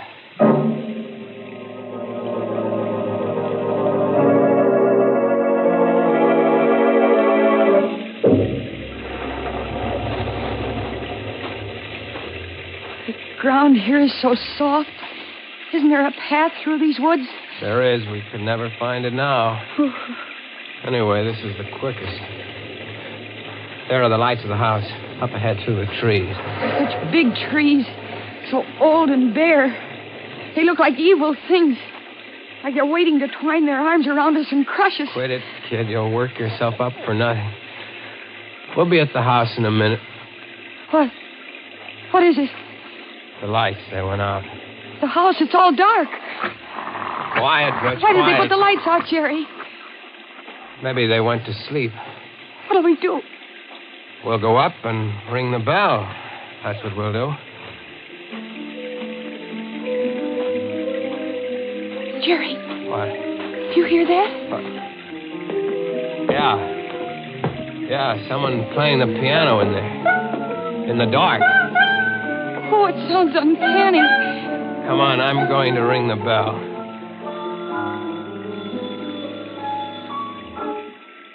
Piano stopped. Yeah.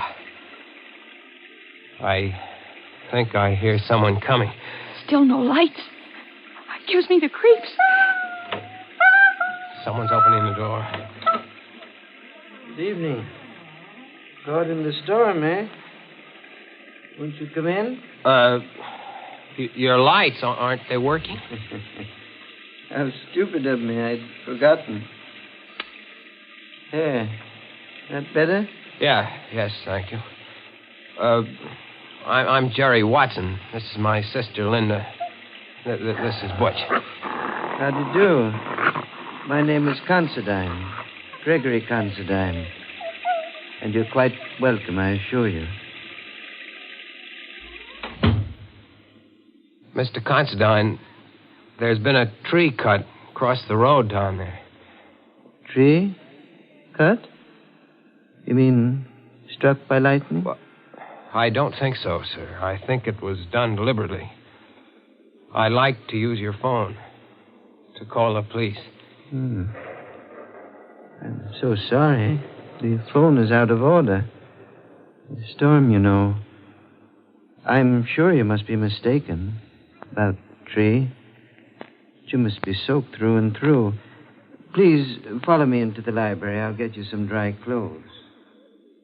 Jerry, did you see his eyes? He's blind.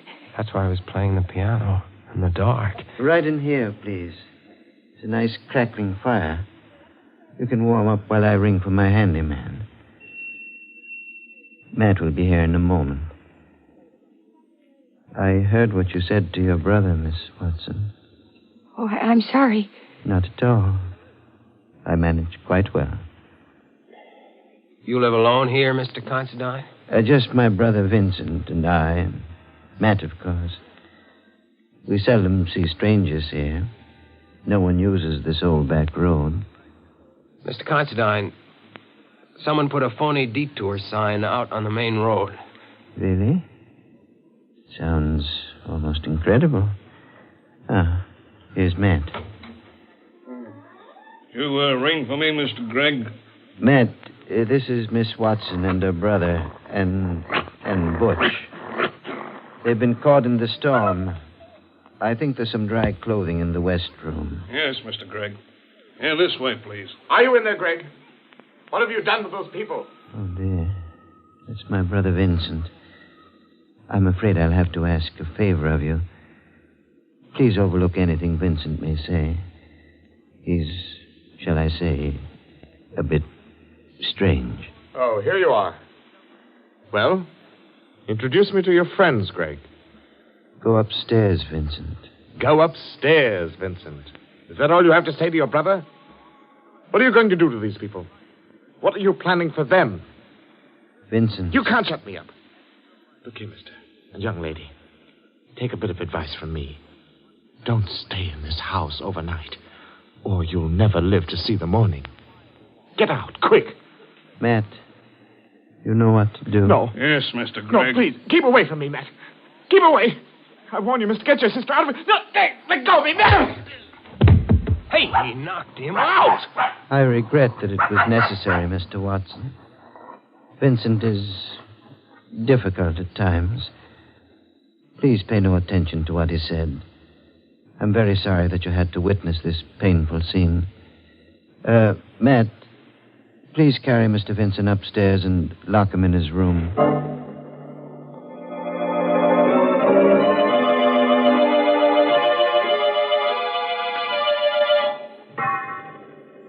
I hope you like these rooms.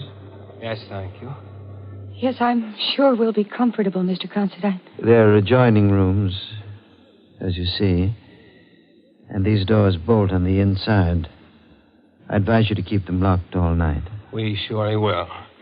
Thank you for these dry clothes and for the tea. You're quite welcome, I assure you. Now just try to get a good night's sleep. Everything will be all right in the morning. Oh, Jerry, I'm scared. So is Butch. And so am I. What'll we do? First thing to do is bolt the door. He's blind. Yet he frightens me, Jerry. The way he ordered his brother knocked down. Jerry, there's something I've got to tell you. What is it, kid? The name of that family of old-time wreckers is Considine. You mean these are the people? Their ancestors used to loot ships. And now they're working on motorists. Poor Vincent tried to warn us. Jerry, what are we going to do? We've got to get out of here before they come up to finish us off. Let's take a look out the window. Oh, it's pitch black out there. Look, by the streak of lightning. Did you see? Yes, I did. That man, that Matt, standing under the tree with a rifle. We're stuck. No escape. What's that? Someone tapping against the wall. In there. Can you hear me? Who is it? It's Vincent. I'm in the room next door to you. It's locked on the outside. Can you get me out? We'll be right there. Quiet, Butch. Oh, Jerry, maybe there's a chance if Vincent will help us. Come on, kid. Yeah. No noise.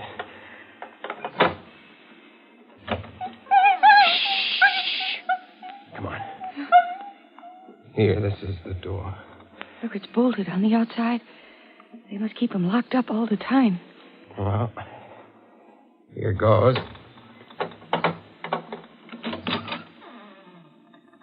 Vincent? Here I am. Don't make any noise. My brother has ears like a cat. And don't let him fool you. He may be blind, but he's more dangerous than any man who can see. How are we going to get out of here? Matt's watching outside with a rifle. Listen. The piano. My brother is amusing himself in the dark. He always plays the piano when he has something on his mind. Do you know any way for us to get out of here? Well, there's only a slim chance. Now listen to me carefully. The only chance is to get out the back way. But you have to pass the open living room door downstairs. And Greg is in there at the piano. And what do we do? Oh, you wait here. I'll go down first. See if they've left the cellar door unlocked. I'll come back for you. Please, don't move until I return. Be careful. Don't worry.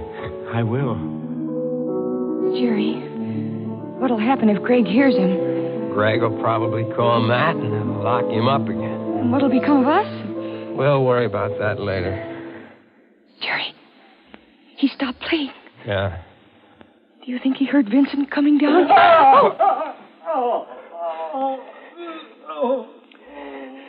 Jerry, Greg caught him. What'll we do? Come on, we're going down. The lights are all out down here. I don't hear anything. Where do you think Greg is? Maybe waiting to jump us in the dark. Come on, I don't care. Stick behind me. We're going in the living room. Where's Butch? I don't know. What is it? My foot touched something. A body. Then I'm going to take a chance on the flashlight. Stand by. All right. Great Scott. What is it? Look. What is it? That isn't Vincent. It's Greg. He's been stabbed. Watch out. Vincent is somewhere around. He'll kill you. What do you mean? My brother Vincent, the one who's been doing the wrecking. We always keep him locked up. But tonight, he got away. Planted the Detour sign. Cut the trees. Vincent did all that.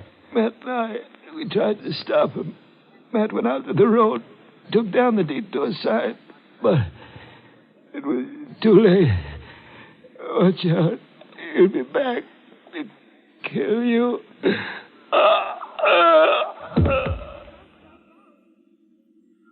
He's dead. Jerry. Poor Greg. And we thought of... Oh, the lights. Thank you for waiting for me. Vincent. Where'd you get that rifle? From Matt. He won't need it anymore. What are you going to do? What do you think? You're crazy. Well, aren't we all? Now, my good friends, if you'll just say a prayer. Any little prayer will do. Point that gun at my sister. It won't do you any good to stand in front of her. This rifle is a 30-30. Now, if you're ready... Jerry, he's mad. Look out! Butch! Attaboy, Butch! Let go of the gun!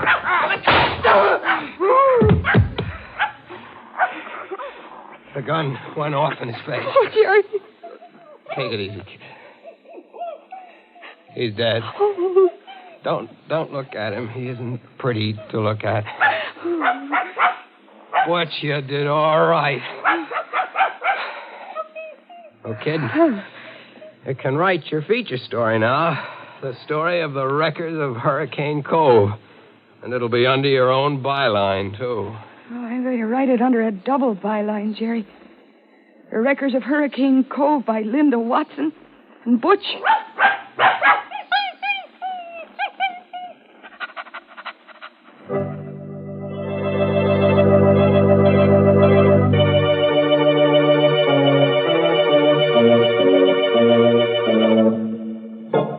Well, Butch, how does it feel to have a byline? You like it. You like collaborating, don't you? Especially with a pretty girl like Linda, huh?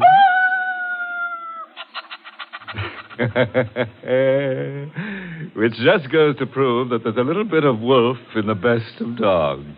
But do you know the difference between a wolf call and a wolf whistle, Mr. Host? Let me think.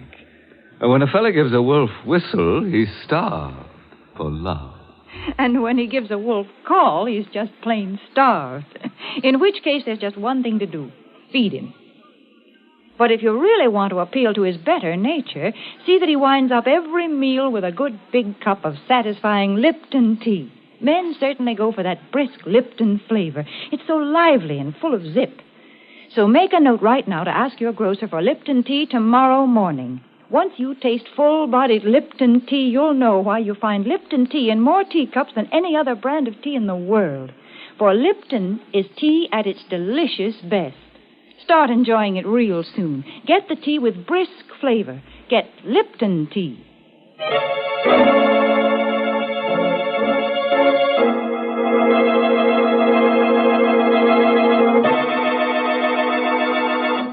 A parting word of advice, friends.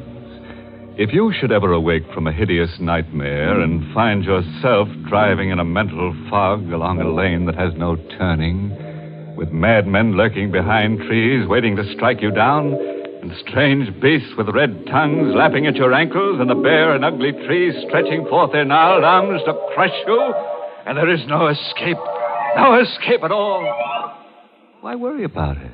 You won't come out alive anyway. Oh, by the way, this month's Inner Sanctum Mystery novel is Benefit Performance by Richard Sage. And next week, the makers of Lipton Tea and Lipton Soups will bring you another Inner Sanctum story, directed by Hyman Brown, and called Murder in the Night. Correction. There'll be 3 murders. You know, it's going to take a lot of nerve to hear this tale out, so I don't suppose you'll be listening. That is, unless you've just got to find out how a brass button in a dead man's hand traps the murderer. If so, tune in to Inner Sanctum next week at this same time. Until then, good night. Pleasant dreams.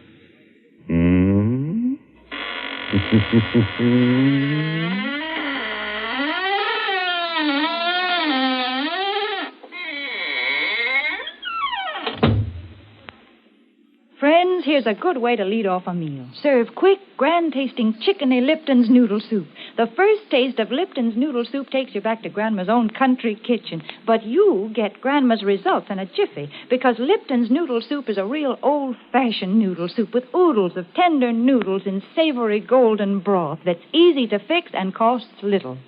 Ask for Lipton's when you ask for noodle soup, and you'll hear your folks ask for more. And tune in next week for another Inner Sanctum Mystery.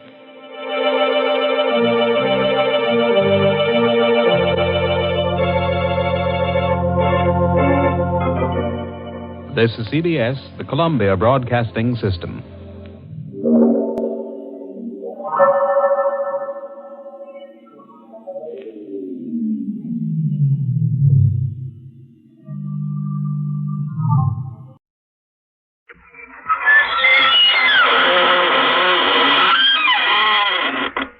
Good evening, friends of the Inner Sanctum. This is your host to welcome you through the squeaking door. Say, do you ever find that you can't get a certain face out of your mind? Until you do, go out of your mind? Like me and a guy named Joe, for instance. I ran into Joe accidentally the other day over at the city morgue. And Joe's been haunting me ever since. I can't get over the smug way he deadpanned me and then gave me the old cold shoulder routine. I don't want to cry, baby, but I dug down plenty time and again to keep Joe from going under. But no gratitude at all from Joe. Mister, I'm finished with Joe for keeps.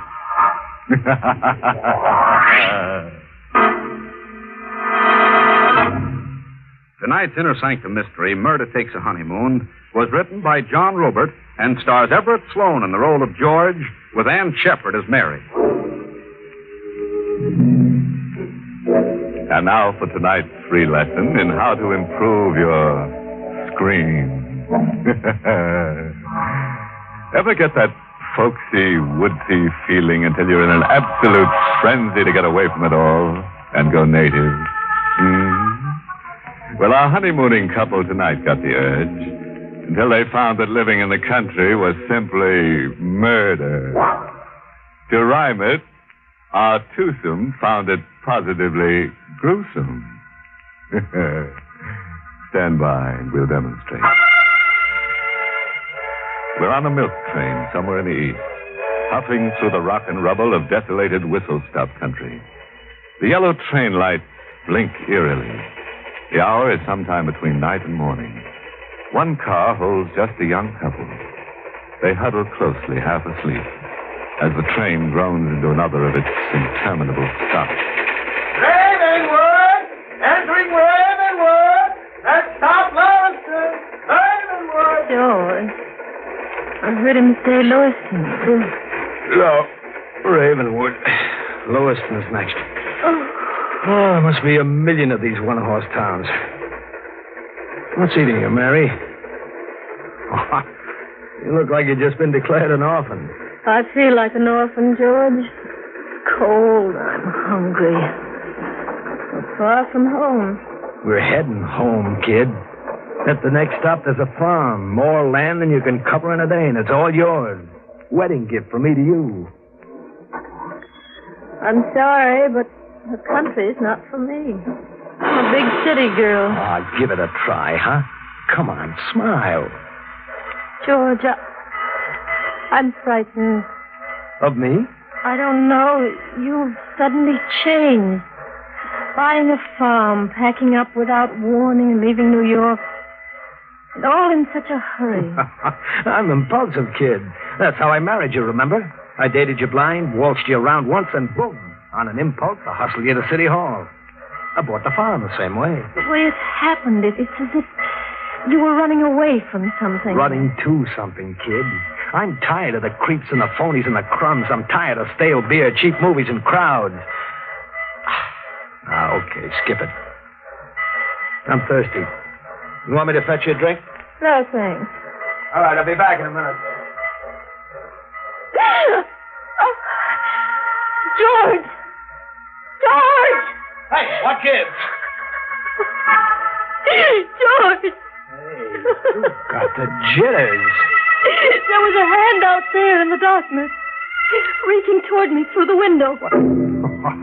Oh, kid, your imagination's gone crazy. You're overtired. George, look. What's that? An envelope. Someone dropped it on my lap. Fell to the floor. Give it to me. What does it say? A crank note. Some country idiot's playing black hand. Let me read it. We don't like strangers in Lewiston, especially New Yorkers. Better be smart and read the train schedule back. There's a return train schedule attached to it. Oh, you look as if you're already on that train back. You scare easy, huh? How did anyone know we were coming? Well, that's easy. The real estate man who sold me Raintree Farms no doubt stuck the item in the local papers. Ah, come on. Shrug it off as a crackpot practical joke. A joke? You really want me to believe that someone drove 10 miles in the middle of the night to warn us off? Just to be funny? I'm laughing.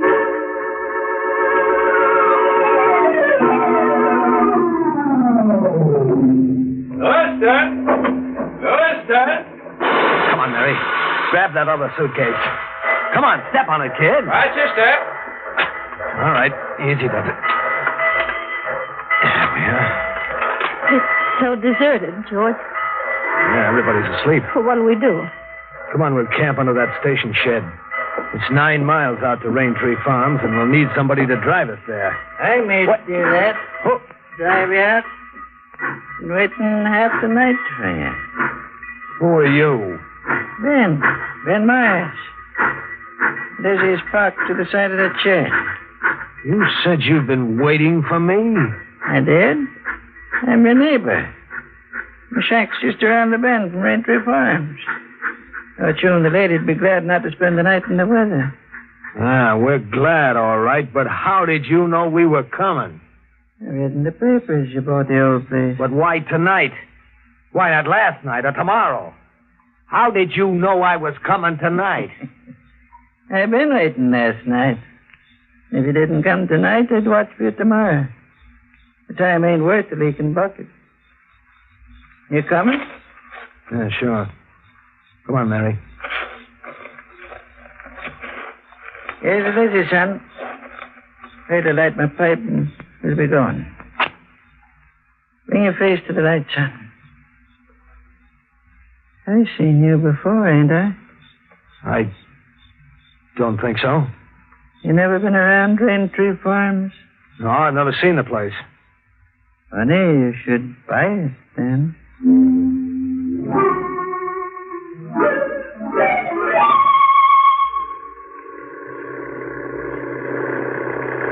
Nobody's tried living in Raintree Farm now in 2 years. Why? Some say that it's haunted. Some say there's a black curse on the house. You keep asking questions, kid. He'll have you seeing ghosts coming out of the chimney. Not ghosts, son, but corpses. Corpses? The last couple that tried living in Raintree Corners lay dead in the parlor floor. I seen them with my own eyes. Dead. Nobody ever found out what killed them. Another mile to Raintree Farms, folks. Go on, kid. Grab yourself 40 winks. I can't. I daren't close my eyes. George, what was that? Stop the car. It was a bullet.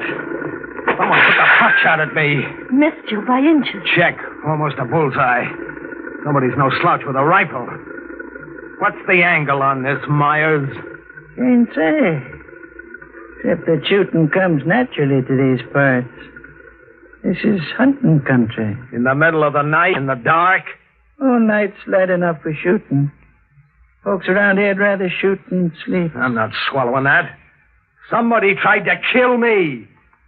That's a pretty big idea, son. Yeah, well, the idea's even bigger.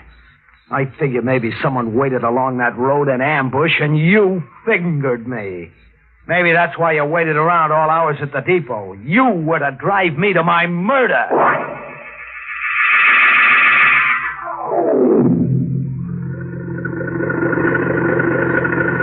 There we are, folks. Raintree Farms. House is up that walk. All right, hand me the luggage, Mary. Yes. Thanks for the lift. Your young man ain't thanking me. His head's busy turning with big ideas. Goodbye, son. I'll be coming around, maybe. There's some more of your big ideas. Look, if I ever see you around here, I'll shoot you full of holes on sight for trespassing.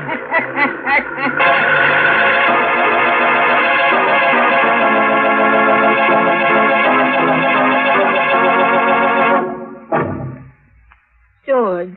Yeah? About that shot on the road coming here, why would anyone want to murder you? You're a stranger. To keep me away from Raintree Farms, I guess. Why, if you own it? Why is a big letter, kid. George, you're concealing something. Who are you? George Stretch, your husband. A stranger to me until 10 days ago. Who are you, really? Oh, look, kid, you're letting some local crackpot give you the willies. Mary, A guy said something about for better or for worse just before I slipped a ring on your finger. Was it all a lot of idle talk? No, George. I meant it deep down. I'm sorry. That's more like it. What do you say we forget the spook stuff and hit the sack, huh? Coming? Mm-hmm. Boy, this joint sure needs a loving touch. And a coat of paint. Well, now to find the key. Wrong key. The real estate office mailed me 5 different keys. George. Now what? Somebody's inside. I see a moving light. Yeah. And footsteps coming to the door. What are you after, mister? Well, I was trying to get in. What's the shotgun for? Protection? You need it, yeah. I've seen you somewhere before, haven't I? No, you haven't. I've never been somewhere. Who are you? I'm George Stretch. This is my wife. We're the new owners. Who are you? Parker. Willis Parker. I mean, what are you doing here? Squatting? You broke in? No. I moved in.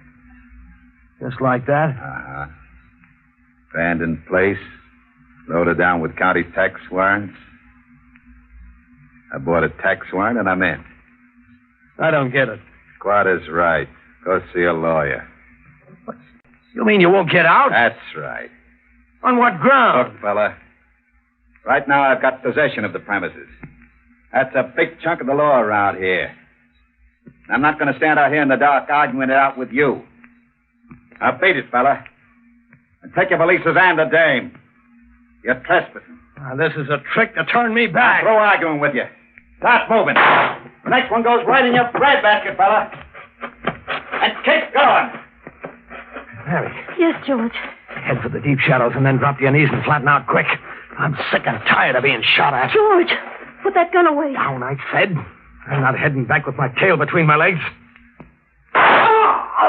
Bullseye for me. Who was it that said this was a shooting country?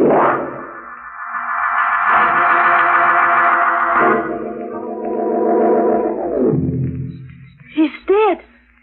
Oh, gee, I just meant to nick him. You killed him in cold blood. In self-defense. He was planning to tail us down the road and blow us to Kingdom Come. George, you're making that up. Just as an afterthought. Am I, kid?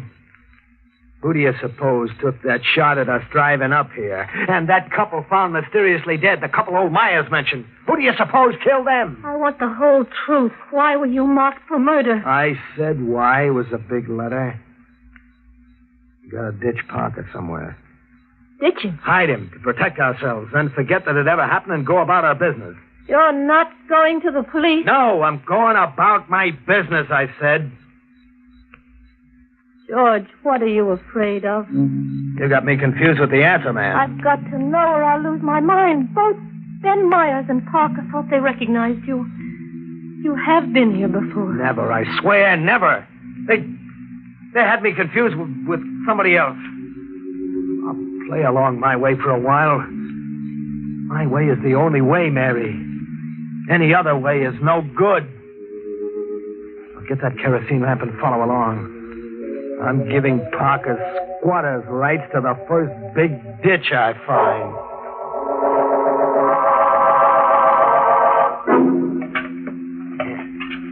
He'll stay put now.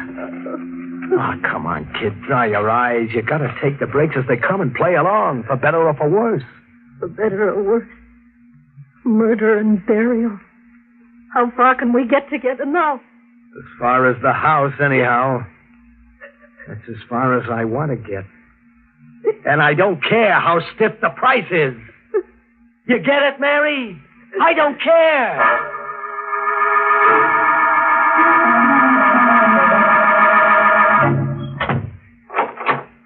All right, now set the lamp on that table, Mary. And stop staring at me as if I were some kind of a man-eating monster. You're getting on my nerves. I'm sorry, George. All right, that's better. Look around you. What do you see? The room is a wreck. Check and double check. The paneling's ripped out. The floorboards are up. Someone started taking the fireplace apart brick by brick.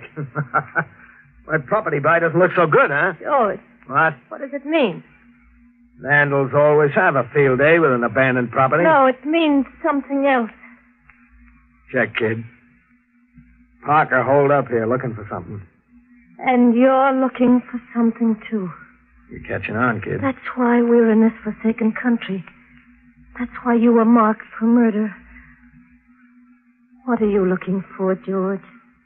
A couple of things. One of them's a stiff. A fresh-faced kid who called himself Johnny Morrow came out here about 2 years ago. He was never seen again. Alive. And you know why, Mary? Why? Because he's still here. My kid brother never left this house. Alive or dead. Whoever bricked up this fireplace bricked it up to keep. George, if you find your brother, what then? Then I go right for item number 2, the jackpot. The jackpot? Do-re-mi, cash. Money piled as high as the Empire State. We parlay the corpse into a fortune. That does it. The hole's big enough to drive a truck through. Bring that lamp over. Closer. Closer, you dummy. Yes, George. See what I see? Walled in as if he was part of the building layout. Meet your brother-in-law, Mary. All right. Help me drag him out. Yes, George. Set him down over here. When he was a kid, he always came running to me when he got into a jam. There was a year's difference, but we were lookalikes. That's why the old man and Parker thought they'd seen you before. Check. They'd seen Johnny. Who killed your brother? His partner, a hoodlum named Wiley.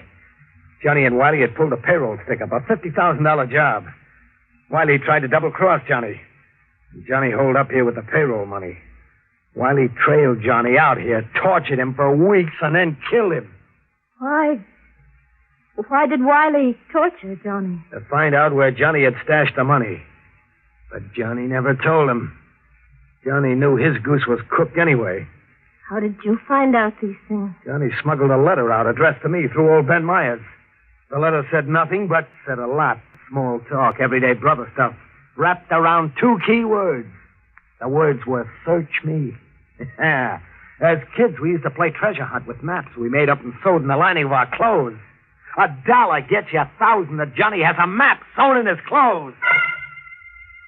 Now you don't have to ask why anymore, kid. But what? Who was Parker, the man we found here? A crook who hung around with Wiley. And all the time that's elapsed, why didn't you come here sooner? I was busy looking for Wiley for 2 years, across the country and back again, in South America, Mexico. Wiley was always one jump ahead of me. I caught up with him a month ago in Tampico. You caught up with him? Well, what did you do? I gave him a dose of what he gave Johnny. And then I killed him.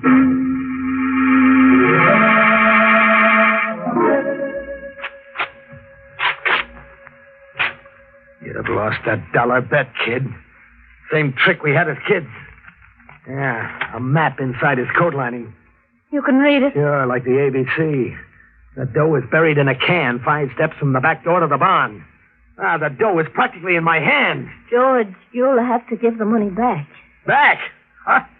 And give myself up with it, huh? Yes, if you can find the courage. And tell Johnny he died like a chump for nothing. And tell myself I was just a sentimental sap dogging it after Wiley right into Tampico. And maybe get down on my knees in front of that ditch out there and apologize to Parker for having put a slug in him. George, out of your mind. Out of my mind if I listen to you. I'll lend a hand. Grab Parker's shotgun and watch for intruders while I dig that can up. And then I'll bury Johnny right on the same spot. Yeah, I'll bury Johnny right where he stashed those 50 G's for his big brother to come and get.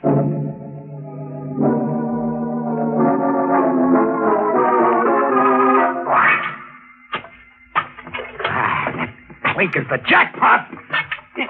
Like music, eh, Mary? Listen to it. Now, look. You see the money, Mary? Green as grass, just as I dreamed of it for 2 years. Just as Johnny and I dreamed of it as kids. Green money, green as grass. And nothing under 100. You ever see a bankroll with nothing under 100 before, Mary? Did you? No. Just as I can recollect, neither, son. What? I seen small change. $5 bill once. I ain't ever seen 100 before. What are you doing here, Ben? Rejoicing with you, son. I've been waiting and watching a long time for one of you to find that money. I knew it was hid somewhere around here. And I'm an old man. Very much time for me to enjoy my share. How much is your share? I was calculating on a quarter, maybe. And I saw you put Parker away. Right now I'm calculating on, say, half. What are you calculating on doing with half? I don't know, for sure. Treat myself to something good. Maybe buy myself some more land. What do you say, son? You made yourself a deal, Pop. I'm going to give you all the land you need. You're aiming to kill me. George, no! I got to, Mary. I'm not killing you, old man. When you came visiting just now, you committed suicide.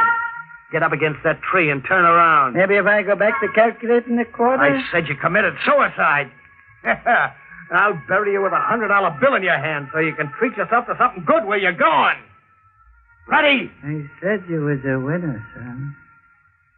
Guess I'm a loser. So long, sucker. Oh. Mary, you fool. You shot me. I had to do it, George. I had to save you from yourself. You silly fool. I was going to make you a queen. No, George. It wouldn't have been that way. After then, you would have had to kill me. You see, no power on earth would make me go your way. And no power on earth would make you go mine. You saved my life, Mom. How can an old idiot ever thank you? By going to the police. My husband has a confession to make.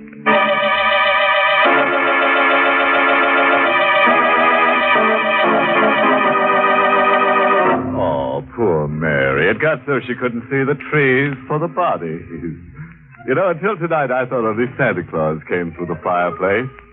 Well, I guess everybody's doubling up everywhere nowadays. Like George.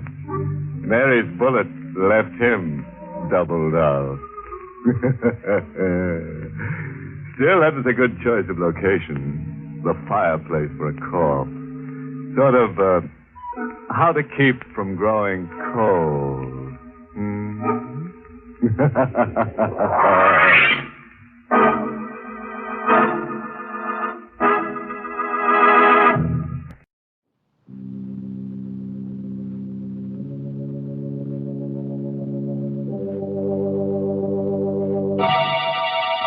Lipton Tea and Lipton Soup present Inner Sanctum Mysteries.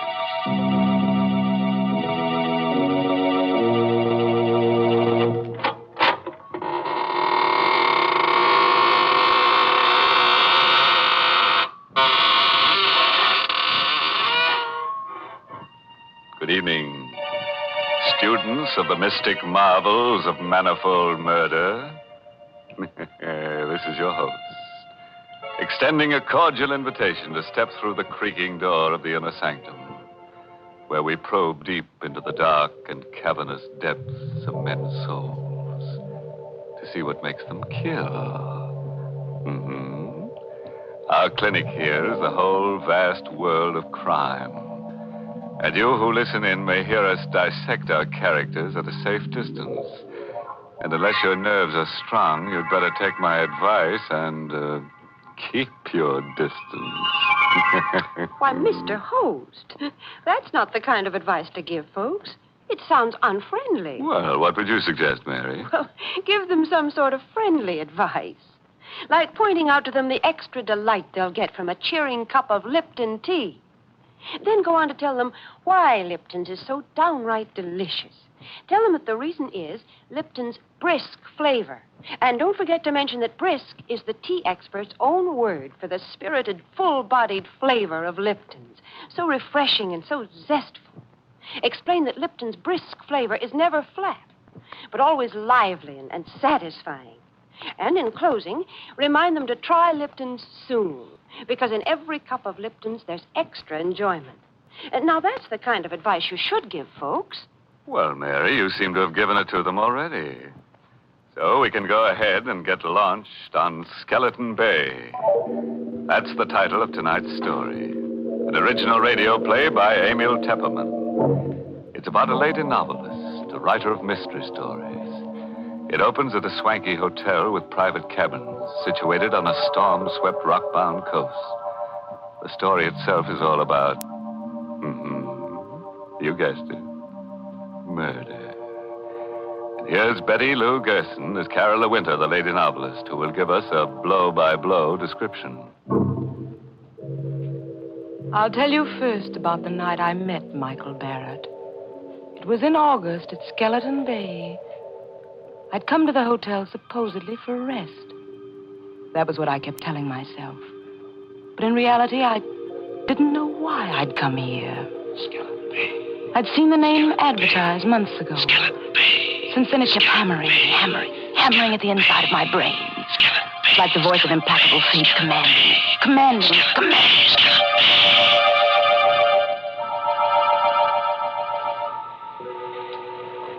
Because I didn't like crowds, the hotel manager had given me a cabin near the beach all to myself.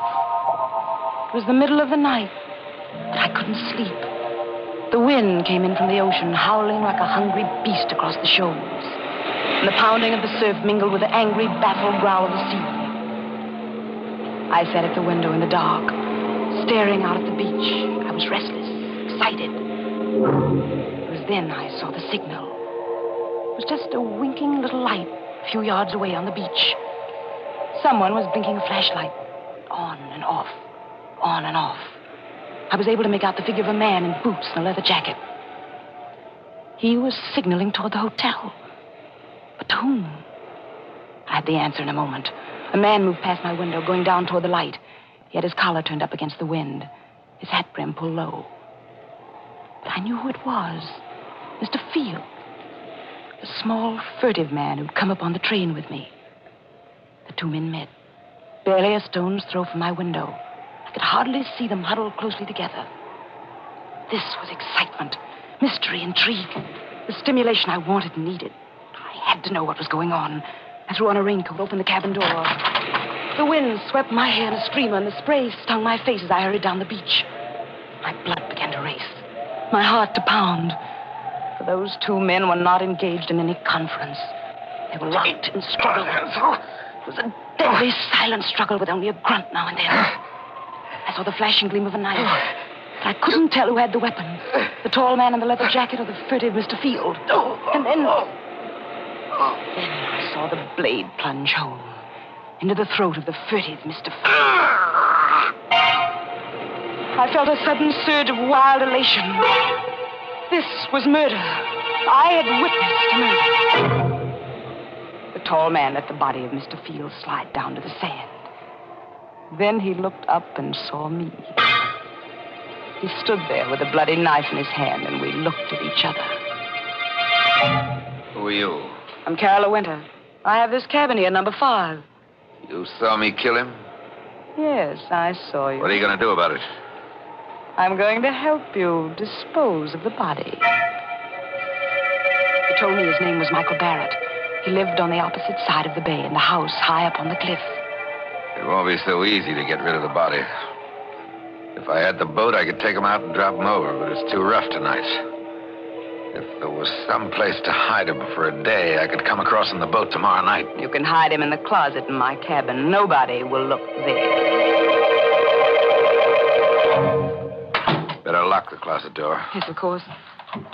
You sure nobody will come snooping here? Nobody comes here but the maid. All right. I'll be back tomorrow night with a boat. Did you pick up the knife? Yeah. Got it in my pocket. Well, I guess that's all. Good night, Carola. Good night, Michael.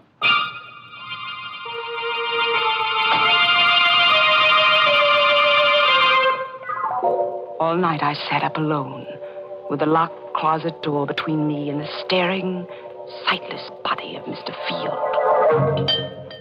At breakfast the next morning, they'd already discovered the disappearance And of the Mr. maid Field. says his bed wasn't slept in at all. I think he could have committed suicide in the ocean. He was such a I hurried sleepy through my little man. breakfast listening to the Of course, the gossip maid all just around told me. Yes, I know. Now, in broad daylight, I could hardly believe the thing had really happened last And night. you know, the hotel manager thinks it might be murder. I heard him phoning for the police. The police? I hadn't counted on that. Anything wrong, my dear? You look sick. I do feel a bit dizzy. I think I'll get some fresh air. Oh, poor dear. It must be quite a shock to her. She came up on the train with Mr. Field, you know. Out in the open air, I let the wind cool my fevered face as I hurried down toward the beach. It was only 9:30 in the morning. A whole day. A whole evening before Michael could come for the body. And the police would be around all day investigating, snooping. And all the time, Mr. Field would be sitting in my closet, staring blankly out of his sightless eyes. When I reached my cabin, I put a hand on the doorknob. Suddenly, I went cold all over. The door was unlocked. I stood still as a statue, listening. Yes, there was someone inside. Someone moving around. I only had my handbag. I had a pistol in it. I always carried it for protection. But my handbag was inside on the dresser. Slowly, I pressed the door open. Half inch, an inch. And then the door creaked. Is that you, Miss Winter? The maid. It was only the maid, of course. She'd be making up the bed. Why hadn't I thought of that? Miss Winter, is that you?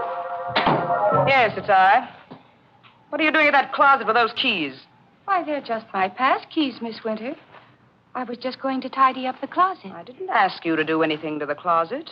Well, but that's part of the job, Miss Winter. I'm supposed to do that in all the rooms. Well, you leave this one alone. Keep away from that closet, do you hear? Yes, Miss Winter.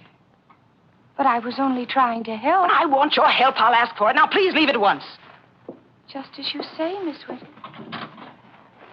I'm sorry if I did anything wrong.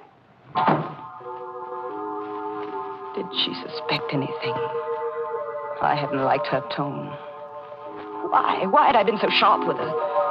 Now she'd surely think there was something in the closet. Something she shouldn't see.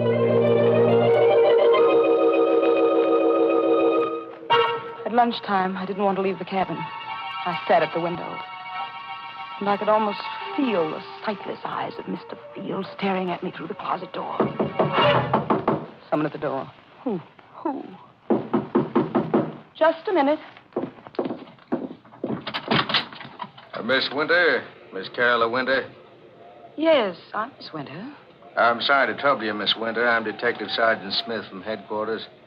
May I come in for a moment? Well, yes, please do. What can I do for you, Sergeant Smith? We're out here investigating this Field business. He hasn't turned up yet. Well, I'm sure he will in time. Well, I wish I could be so sure, Miss Winter. What do you mean? We've gone through his room. Found some mighty queer things. Queer things? It seems this Mr. Field's in some sort of racket. There's a good chance he may have been murdered. Well, you don't say. I understand you came up on the train with him. Yes, that's true. Yeah. Did you have any conversation with him on the train? No, none at all. You're the Carola Winter who writes the mystery novels, aren't you? The same. Yes, I've read every one of them. They're darn good, Miss Winter. Why, thank you. Do you think you'll get a plot out of this? Mr. Field. Why, I can't tell yet. I wish you'd keep me posted on developments in case it does turn out to have a plot. Well, I sure will, Miss Winter. By the way, we found this picture among the papers in Field's room. I'm showing it to everybody around in case they might recognize it. It's an old newspaper item, about 10 years old. Can't figure out why he was carrying it around. It's about a guy named Wycliffe. It's wanted for murder in Canada. Here, take a look at it. I felt the blood racing in my veins, pounding at my wrists. The picture of the man named Wycliffe, who was wanted for murder in Canada, was a picture of Michael Barrett.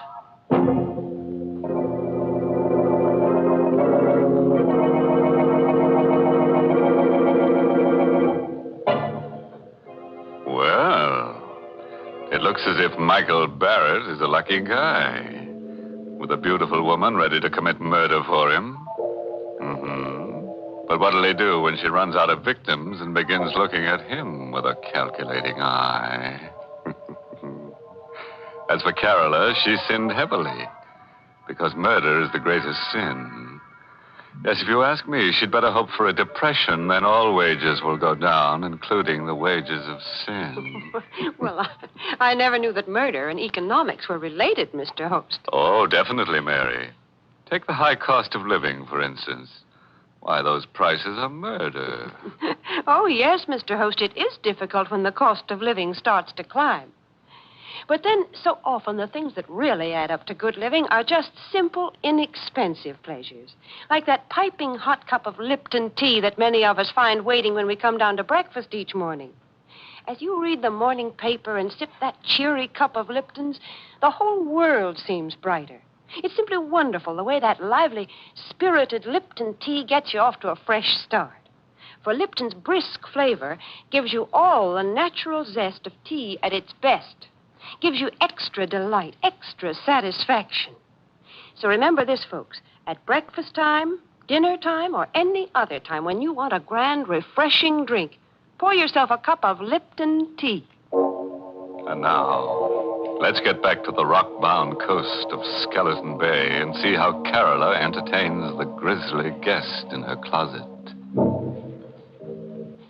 I don't remember now how I got rid of that Detective Smith. I told him I'd never seen the man in the picture and sent him away. The day was interminable. From my window, I could see the guests moving about the beach, but none of them went in swimming. The weather was too rough. I wondered if Michael would be able to bring the boat over tonight. If not, how much longer could I sit guard over Mr. Field in the closet? Now and then, I'd see Detective Smith poking around on the beach. And then, without warning, he was standing over the very spot where Michael had stabbed Mr. Field. I watched him bend down and examine something. Was there a telltale drop of blood there? Did Smith know that was the murder spot? I saw him frown. Then he stood up, walked quickly away. I had to know what it was he'd seen there. I slipped on a coat, went out.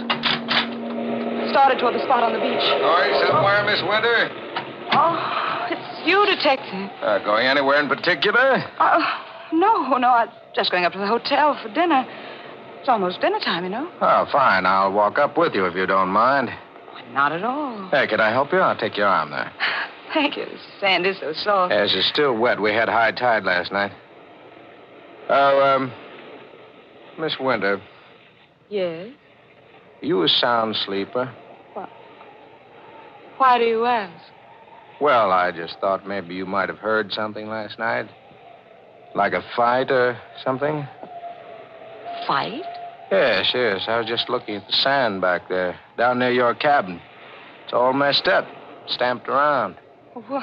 What's that got to do with me? Oh, nothing at all. Except I think there was a fight there last night. Maybe that's where Mr. Field was killed. You think Mr. Field was murdered? It's beginning to look more and more like it, Miss Winter.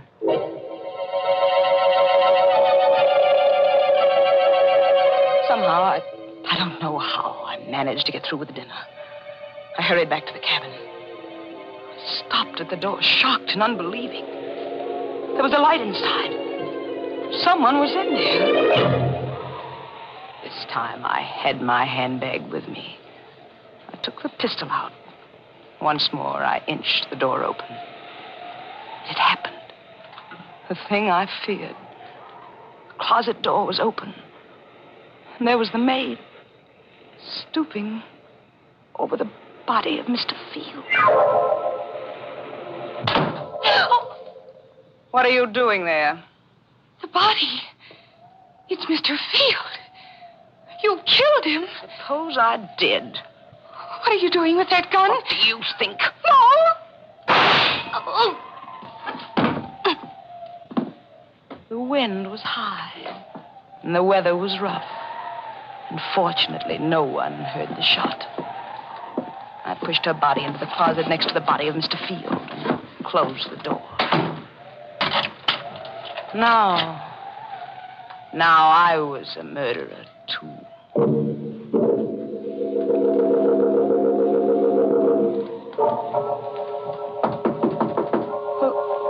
Who is it? Let me in, Carla, quick. Yes. Michael, I thought you weren't coming. It's been a terrible day. What happened? Come here, I'll show you. Is he still in there? See for yourself. Great Scott, a woman. Who is she? The maid. She opened the closet while I was out. You killed her? Yes, Michael. I had to kill her. There are detectives at the hotel looking for Mr. Field. I suppose if I was smart, I'd kill you, too. Then there'd be no one to talk. Yes, Michael, that would be smart. Go ahead. Kill me, if you can. I knew he couldn't kill me because I'd seen it in his eyes. We were two of a kind, both wild, both reckless, both eager for the thrill of danger. He, too, wanted to be like the wind. We'd both been brought together here by some force stronger than either of us. And we loved each other. Carla, darling. Michael. No more now, Michael. We have work to do. Yes. I'll take them down to the boat. I'll help you.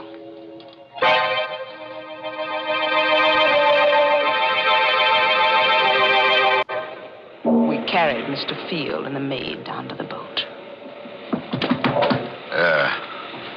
I'll take them out away and dump them. And after that, Michael? After that, then I'm going home. To your house on the cliff on the other side of the bay? Yes, Carola. Michael, take me with you. What? Take me with you to your house up there on the cliff. I'm sorry. I can't. You can't? Why can't you? Isn't anything I can tell you. What are you hiding up there in the house on the cliff? You mustn't ask. Please, Carola, you mustn't ask. Why, you're married. You have a wife up there. No. Then what? I can't tell you. But you're going away, leaving me forever. Not forever, Carola. Go back to the city. I'll come to you soon.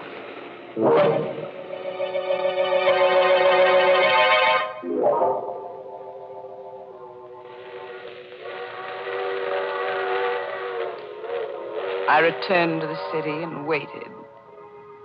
I waited a week, a month. But Michael Barrett did not come. I wrote to him, but there was no answer.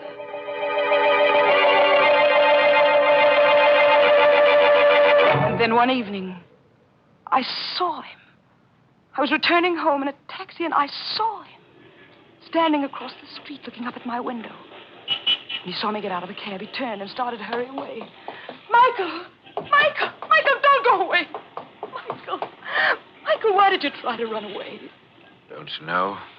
Well, you're afraid. Yeah, let's call it that. But you love me, Michael, don't you? Carola, it's no good. There's nothing but ruin for both of us if I stay. We'll be together forever. It's impossible. I won't let you go back to that house on the cliff. I don't care what it is you're hiding up there. I won't let you go back. Goodbye, Carola. Wait. I'm going. Better forget about me. Don't go yet, Mr. Whitecliff. So you know about that, too. I saw the old newspaper clipping Mr. Field carried. I see. Why are you looking at me like that? Do you know why I killed Mr. Field? Because it tried to blackmail me about that old murder. But, Michael, dear, I'm a good deal smarter than Mr. Field. You see, I write mystery novels. I know how to handle such things. What do you mean? Wouldn't do you any good to kill me. I've written out all about you. Your real name and about that old murder in Canada would be found if I should ever be killed. Oh.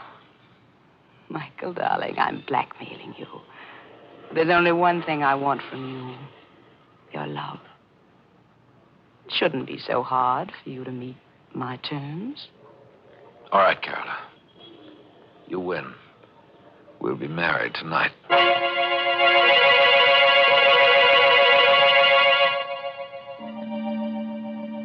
Soon after we were married, Michael began going out evenings.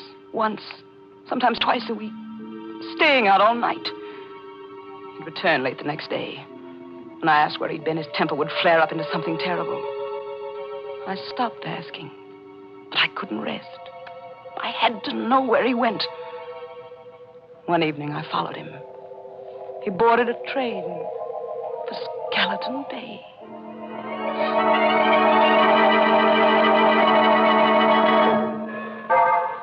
At Skeleton Bay, he set out to walk from the station, and I followed. It was no longer summer. Trees were bare, and the night was forbidding. I kept behind him when he skirted the bay to the narrow road that led up toward his house high on the cliff.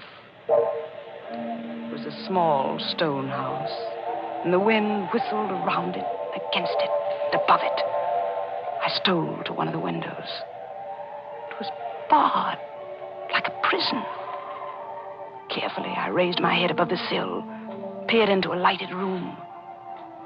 Michael was there, with a woman. For the first time in my life, I knew the meaning of frustration, jealousy. Michael told me he wasn't married, but this woman, I'd helped him to do murder. I'd killed for him. I'd lied to that detective for him. And all the while, this was the secret he'd been keeping from me. I opened my handbag. I took out the pistol. I looked into the room again. The woman was alone now. Michael was gone. So you came up after all, Carola. Michael, you sneaked out. You knew I was here. I'm sorry you saw through that window, Carola. Is that your secret? That woman? Part of it, but it's the part you mustn't know. But I do know it now. That's why I've got to kill you, Carola. That knife. You still got that knife? Yes, Carola. No, I've got this, Michael. He fell at my feet. And I looked down and watched him die. Now I knew why I'd really come to Skeleton Bay that first day. It was for this. To kill Michael Barrett. So he's dead. At last. You've killed him. You, the woman in the house. You saw me kill him? Yes, I saw you. What are you going to do about it? Help you dispose of the body, of course. Help me dispose of the body? Well, those were the very words I'd said to Michael Barrett down there on the beach. Now this woman was saying them to me. Who are you? I'm Lisbeth Wycliffe. I'm Michael's sister. Sister? And you want to help me dispose of his body? See the bars on those windows? Yes. I've been a prisoner in this house for 10 years. You what? Michael killed the man I was going to marry 10 years ago in Canada. He murdered him. But this house, this prison... Michael brought me here. He's kept me a prisoner because he knew if I got free, I'd tell the world he was a murderer. And that's the secret. The secret he wouldn't even tell me. I shot her. Yes, I killed her, too. There outside the house, and she fell beside Michael. And I rolled both bodies over the cliff, down into the sea.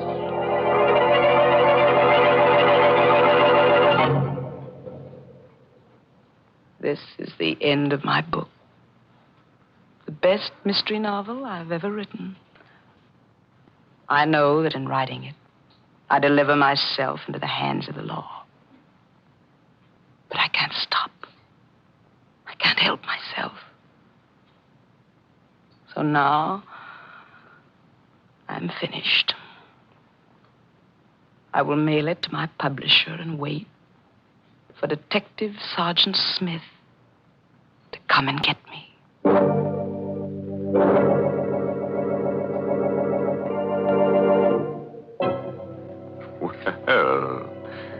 looks as if Carola's mystery novel will earn a lot of money after she's executed. Yes, but I'd say it's tainted money. Why tainted? Because she'll be dead, and a ghost can't own money. So taint hers. The trouble with Carola was that her conscience was too little and too late. It told her not to commit murder after she'd done it. Well, that's certainly too late, Mr. Host. Oh, yes, Mary, especially for her victims. And now, what's on your mind? Well, Mr. Host, right here, I'd like to say a word to our listeners on behalf of our veterans. You know, friends, ex-servicemen are returning to civilian jobs with a lot to offer their employers. They've had valuable training and experience in highly specialized service jobs. Many of them were able to keep up with their civilian jobs and learn new trades through special correspondence courses. And they're coming home fully equipped to do the same fine job as civilians that they did in the services.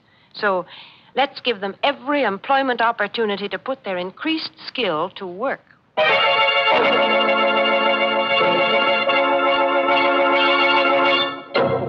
And so, friends, we take our leave of lovely Carola Winter. She would have been better off if she'd remembered that the pen is mightier than the sword. Because the sword is leading her right back to the pen anyhow. Oh, yes, and remember, friends, when you go on a vacation, always insist on plenty of closet space. As you never know what unexpected guests might drop in or drop dead. By the way, this month's Inner Sanctum mystery novel is Death in the Limelight by A.E. Martin. And next week, the makers of Lipton Tea and Lipton Soup will bring you another Inner Sanctum mystery directed by Hyman Brown. It's about a young chemist who discovers the secret of perpetual life. But he made the mistake of getting involved with death. So, until next Tuesday, good night. Pleasant dreams.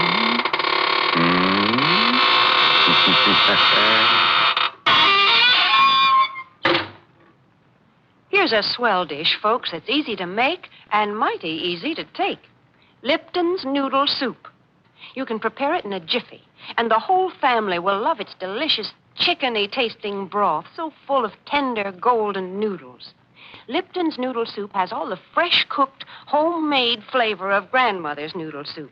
Yet it's economical. It costs less and makes lots more than canned soups. So get Lipton's Noodle Soup Mix tomorrow. And don't forget to tune in next Tuesday night for another Inner Sanctum Mystery. This is CBS, the Columbia Broadcasting System.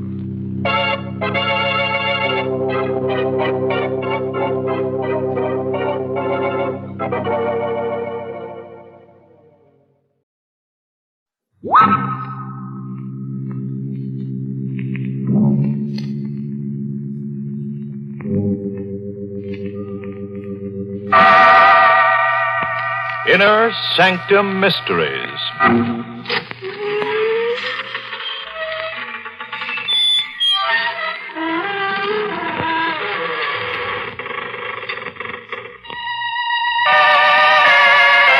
Good evening, friends of the creaking door. This is your host to welcome you again into the Inner Sanctum. Come in. Come on in. No, please don't stand on ceremony. We're all informal here. No ties, no collars. In some cases, no heads. Well, that doesn't mean we're complete bores, though. We study our Emily ghost faithfully. You wouldn't catch one of us eating his peas with a knife. Oh, no. We've been caught with knives before. Sewing, you might say, our wild throats.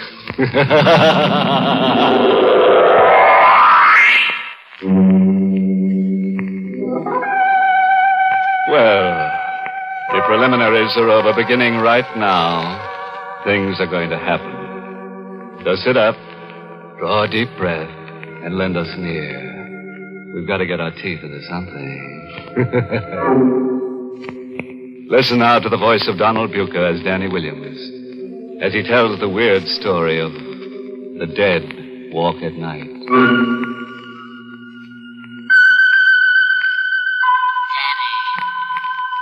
Where are you? Annie! There it is again. My uncle calling to me, just as he used to when I was a boy. My blind uncle tapping his cane and calling. Annie, where are you? He's dead. I wish I could join him. I've tried to 1,000 times, but they've always prevented me. Tap. Tap. Tap. It goes on incessantly. It never stops. Even when I sleep, I hear it every minute, every second. Sometimes soft. Crashing thunder. Can't you stop it? Can't you give me 1 minute's peace? Why don't you stop it, you blind old fool? Leave me alone! Haven't you done enough? Leave me alone!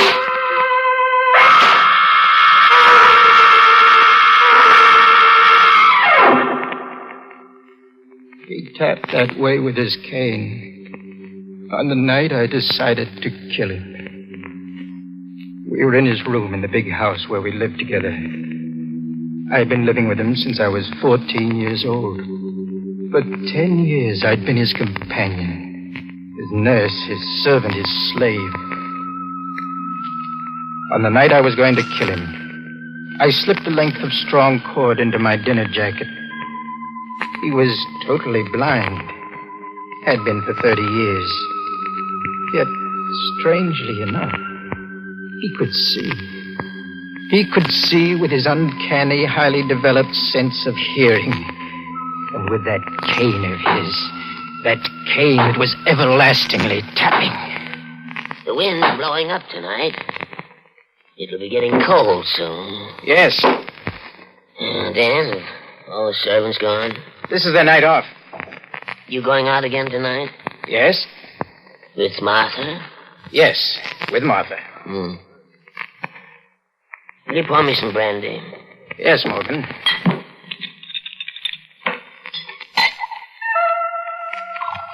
I poured out the drink. In my pocket, I felt the cord, and as I handed the drink to him, I took it out and walked behind him. Now, this was the time.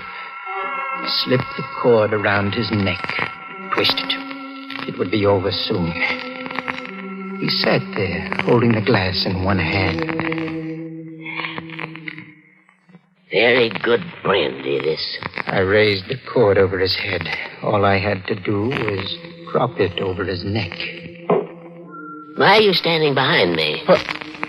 How did you know? I heard you walk there. Why, Danny? I just wanted to look out of the window. One quick move, it would be over. But I didn't want to kill him, so I suddenly mixed. I'd make a clean breast of it and give him a chance. Well, Dan, how long are you going to stand there? Morgan, there's something I want to speak to you about. Well, what is it, my boy? I want to marry Martha. I thought that was on your mind. But I need $10,000, Morgan. Will you give it to me? What are you laughing at? You. I was just waiting to see how much you'd ask for.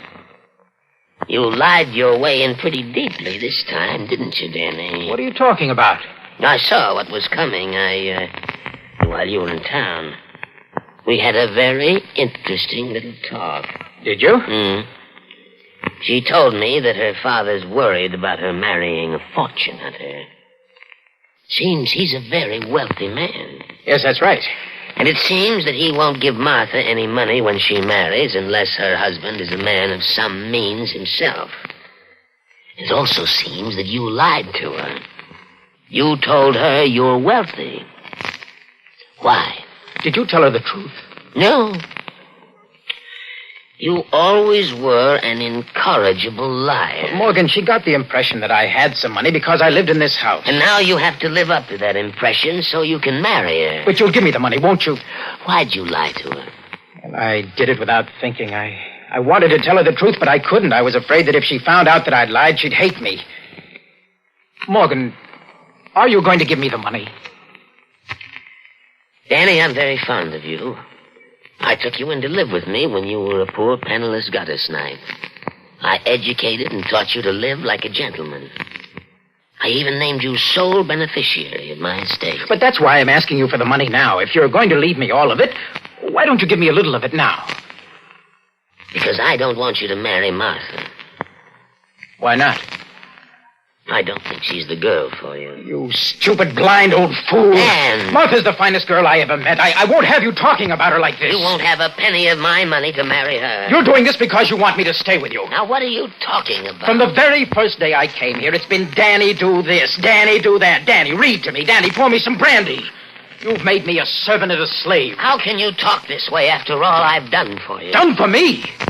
Did you ever teach me to work? Did you ever teach me to do anything except live in luxury when I didn't have a penny to my name? You made me someone who's of no earthly good to anything or anyone except you. Well, what are you going to do about it? Leave? No. I'm not going to leave, Morgan. You are. What do you mean? I'm going to kill you. Don't be ridiculous, my boy. You'd probably make a bungling mess of it. I don't think so. You see, I planned it very carefully. Danny, if you think you can frighten me into giving you that money, you're quite mistaken. I don't intend to frighten you. I intend to murder you. You're not serious. Yes, I am, Morgan. Danny, you got up, I heard you. Yes. Now, don't lose your head. Perhaps we can come to some agreement. Too late for that. Don't think you can stall me and then turn me over to the police. Danny, where are you? You'll know in a minute, Morgan. When you feel something on your neck. No. Let go of me. It'll be over in a minute. Let go of me, you idiot. Let go. Not now, Morgan. All right, Danny. I'll admit it. I wanted you to stay with me. I'm blind, old, alone, but I'll let you go. I'll give you the money you want, only don't kill me. It's too late now. I know you, and I don't trust your promises. I'll give you anything you want. You hear anything, now, please, Daddy. No, Morgan. Oh, if I could only see. If I could only... I'm going to be merciful, Morgan. It'll only take a few seconds, and this cord will crush the life out of you.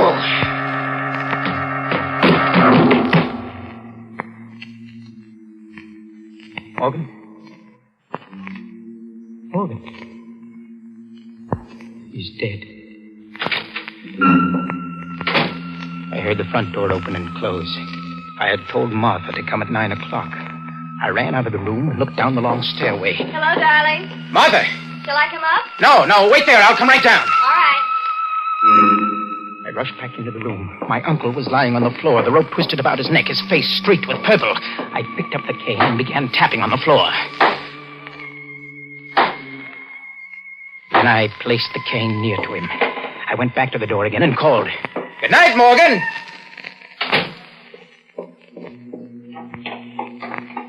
Your uncle. Oh, he's fine. I heard him tapping around up there. Yes, he likes to make a lot of noise with that cane of his. I think he gets a kick out of it. Do you think it's safe to leave him alone here? Safe? Well, of course. Look, shall we go dancing somewhere? Mm-hmm. That's a swell idea.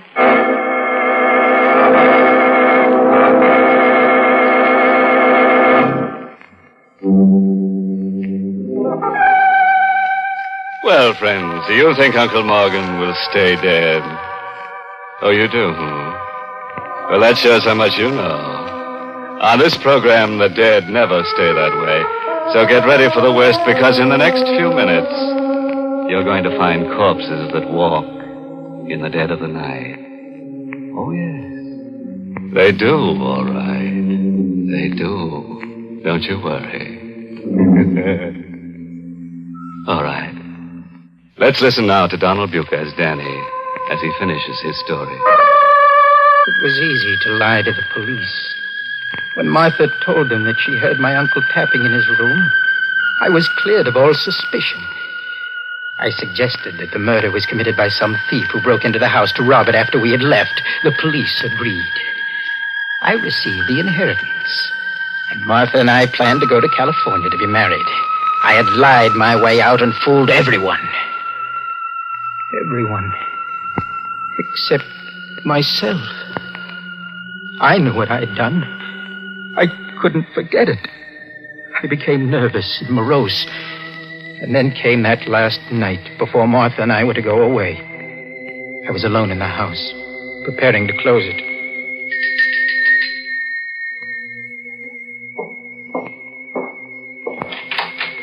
Hello, Dan. Oh, Martha. Well, it's so late I didn't expect you. I know, darling, but I was afraid to leave you alone in this huge old house. I decided to come over. Well, that's very sweet of you, darling, but there's nothing to worry about. You can't fool me. I've noticed how you were behaving these last few days. Have you? Ever since your poor uncle was killed, you haven't been quite yourself. Well, I suppose I have been a little upset. I'm glad you came, darling. Look, I can put you in the guest room next to my uncle's old room. That's the only one beside my own that hasn't been dismantled yet. Come on. I'll show you the way. All right. When we get to California and we're married, you'll forget all this. I hope so. What was that? I didn't hear anything. I thought I heard a noise. I was right. This old house is affecting you. Maybe. You know, Martha, last night I thought I heard him tapping with his cane. Did you? Well, it was just my imagination, I guess. I wonder. You know, darling, I had a rather strange dream about him. You did? I dreamed he came to me and told me he wasn't dead. Well, that's a crazy idea. Isn't it? But just suppose he wasn't dead. Well, that's impossible. I saw him dead with a rope around his neck. Did you? That's funny. I went with you to the morgue and I didn't see the rope. The police had removed it. Oh, yes. Yes, of course they had. But I saw those welts. It didn't take much imagination to see the rope. Oh, my poor Danny. I'm afraid this has affected you more than you realize. Here's your room, Martha. Danny, you've been kind of cold and distant lately. You do love me, don't you, darling? Of course, Martha.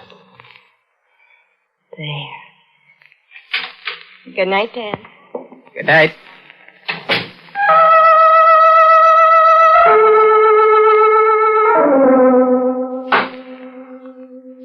I was awakened that night from a tortured sleep by a familiar sound. The sound of my uncle's cane, tapping on the floor above me. At first I thought I was dreaming, but then I heard it again. It seemed to be coming closer, to be taking a familiar course. Yes, I had heard it 1,000 times when he was alive. That same nervous, rhythmic tapping. It was coming down the stairs. Tap, tap, tap. Down the stairs. Cautiously, carefully. It was on the landing now. Would it go down further, or would it turn as it had done so often to my room? It came closer. Closer. It was coming to my room. There could be no doubt about that. He couldn't be alive, and yet... It was knocking at the door. It took every bit of courage I had, but I went to the door and opened it. There on the floor outside my door was my uncle's cane. A throb of cold, icy terror shook me. I ran back into the room, and half insane with panic, I shouted, "Martha! Martha! Martha!" Danny, what's the matter? Martha, darling. I must be going out of my mind. I saw... What did you see? That cane. That cane that you have in your hand. Put it down. I found it outside your door. I thought you'd misplaced it. No, that's my uncle's cane. That's the one he always used. Oh, but, Danny, there's no need to be so frightened of it. Why, you'd think it was going to hurt you the way you act. Martha! Here, you hold it. No. Danny, you're terrified. What's wrong? What's happening? Martha, don't make me tell you. Don't. But what are you afraid of? The cane. Put it down. Throw it away. The cane? Throw it away. You don't know what you're saying. Oh, Martha, why do you keep pointing it at me? Why? Danny, you've got to tell me what's troubling you. I won't put it down until you tell me why you're afraid of it. Martha, for heaven's sake. You can trust me, Danny. I love you. Tell me what it is. Martha. What is it? No matter what it is, I'll always love you. Don't be afraid to tell me. I killed him. Your uncle? Yes, Why? for the inheritance. I didn't want you to know that I didn't have a cent. I asked him for the money, begged him for it. He sat there in his chair telling me I couldn't have a cent. He wanted to keep me here with him. I wanted to marry you. That's why I murdered him, Martha, because I love you. Do you understand? Yes. Oh, Martha. Martha, I knew you would. You'll stand by me, won't you? Why are you smiling that way? How much money did you inherit? $200,000 in this house. You'll transfer that money to me in the morning. When the house is sold, you'll turn over that money to me, too. If you don't, I'll tell the police what you just told me. Martha, I don't understand. I thought I was pretty clear. Oh, I see now. You think I'm too upset to manage the estate, and you want to take care of it for me until we're married. There isn't going to be any marriage. No marriage? No. Now that I can get the money without marrying you, there's no reason for me to tie myself down. Why should you want the money? Your father's... He's been dead for 17 years. Martha, you told... You were lying to me. Yes, Dan. But you were lying to me, so it comes out even. And stop cowering at this cane. There's nothing queer about it. I made that tapping noise tonight. I thought it would make you confess, and it did. This is a joke.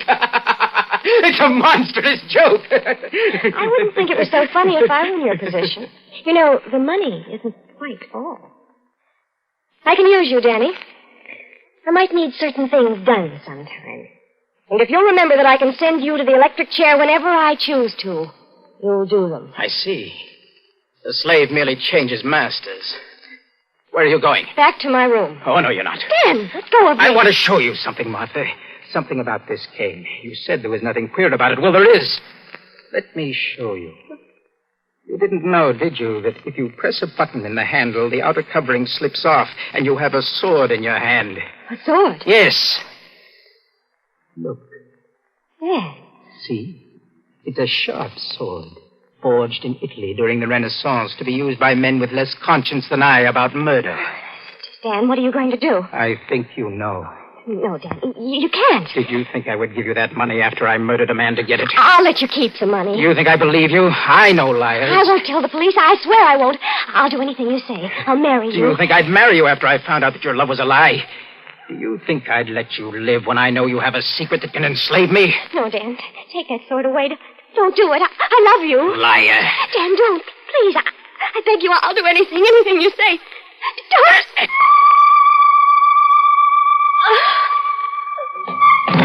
Martha!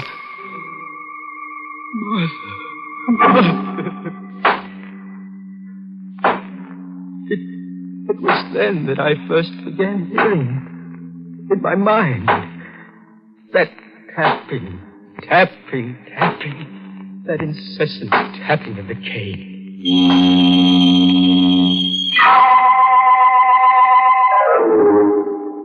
When the police came, I told them everything. They asked only one question. When did you hear this tapping in your mind? After I killed her. Well, you'll be all right after a good doctor treats you. Perhaps. Meanwhile, we'll do everything we can to find the person who killed your uncle and your sweetheart. I think it's the same man. He's probably some thief who thought he'd try a second time. But I just told you, I'm the person you want. Now, Danny, you don't think I believe that story for a minute, do you? You don't believe it? After the way I saw you cry when your uncle died? And you can't make me believe that sweet girl did the things you said. I know something about human nature, my boy. No, Danny, the shock of finding your sweetheart murdered so soon after your uncle's murder was too much for you. This whole confession was a lie.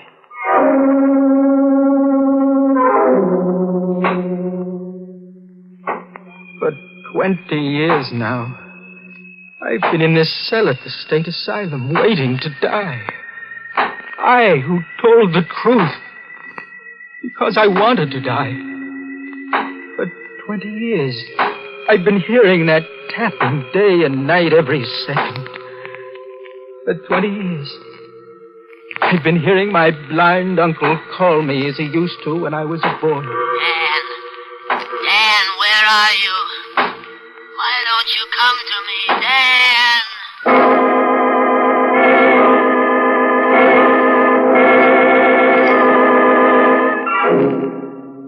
All right, friends, you can relax now. No, No, this isn't Danny. This is your host. Our story's over and the porters are now mopping up. Well, I guess tonight's little story should teach you never to tell a lie. Lying leads to cheating, and cheating leads to murder. And murder leads to insanity, all of which are very bad habits to get into indeed. Well, friends, it's time once again to close that creaking door. Until next week at this same time, when we'll be back with a little hunk of horror. You'll be sure to listen, won't you? Until next week, then. Good night. Pleasant dreams.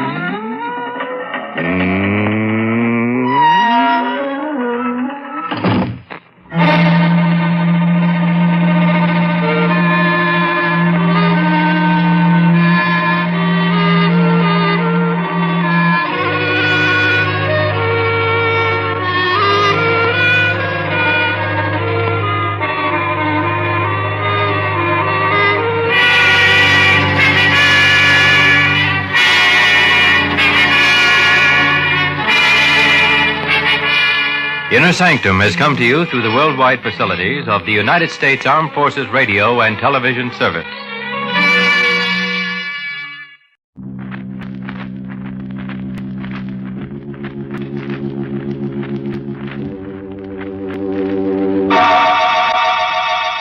Bromo Seltzer, made by the Emerson Drug Company, invites you through the creaking door for tonight's Inner Sanctum Mystery, titled Beneficiary, Death, written by Ed Adamson and Bob Sloan.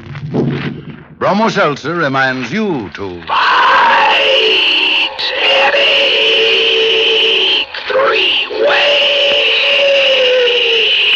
Bromo Seltzer, Bromo Seltzer, Bromo Seltzer, Bromo Seltzer.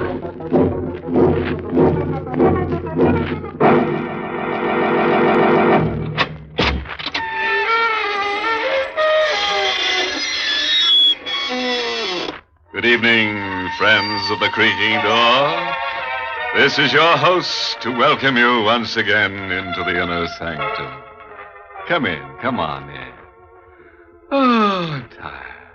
Just finished my spring gardening, planted a couple of dozen of bulb heads.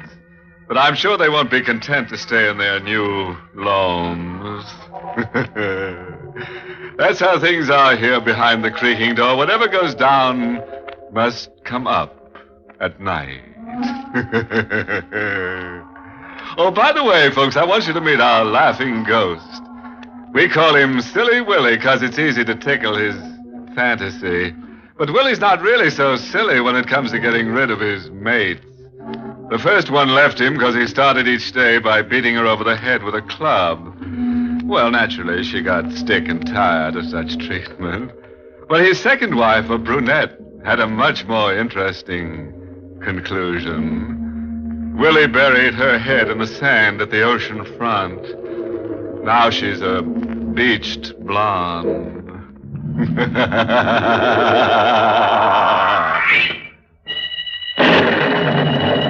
Horror has many sides. It can make itself felt in an almost hidden, quiet sort of way.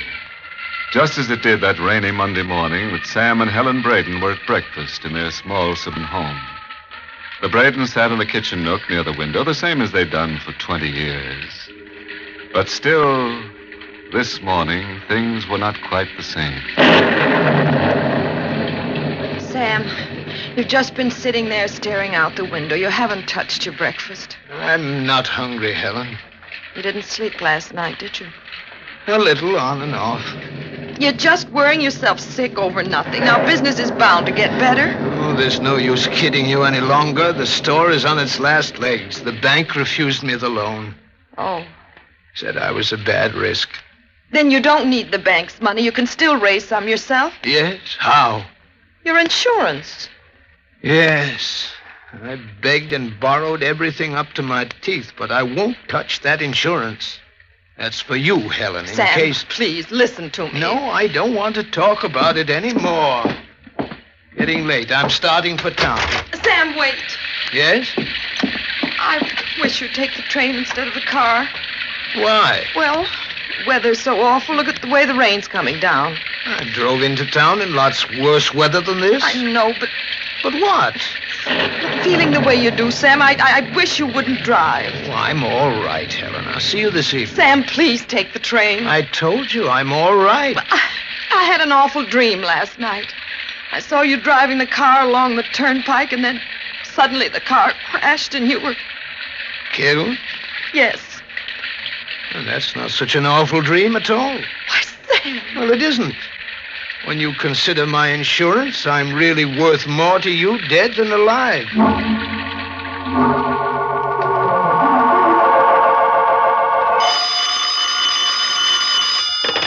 Hello? Mrs. Brayton? Mrs. Samuel Brayton? Yes?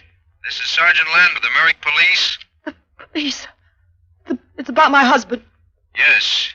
His car was in a crack-up an hour ago on the turnpike. Was he hurt badly? I'm sorry to tell you, Mrs. Brayton, but he's dead. Oh. Mrs. Brayton? Mrs. Brayton? Yes. It's only a formality, but you'll have to come down to the county morgue personally to claim the body. Did you hear me? Yes, I heard you. Oh. Helen. Why are you crying? Sam, why did you do it? I didn't want the insurance money. I wanted you to come back.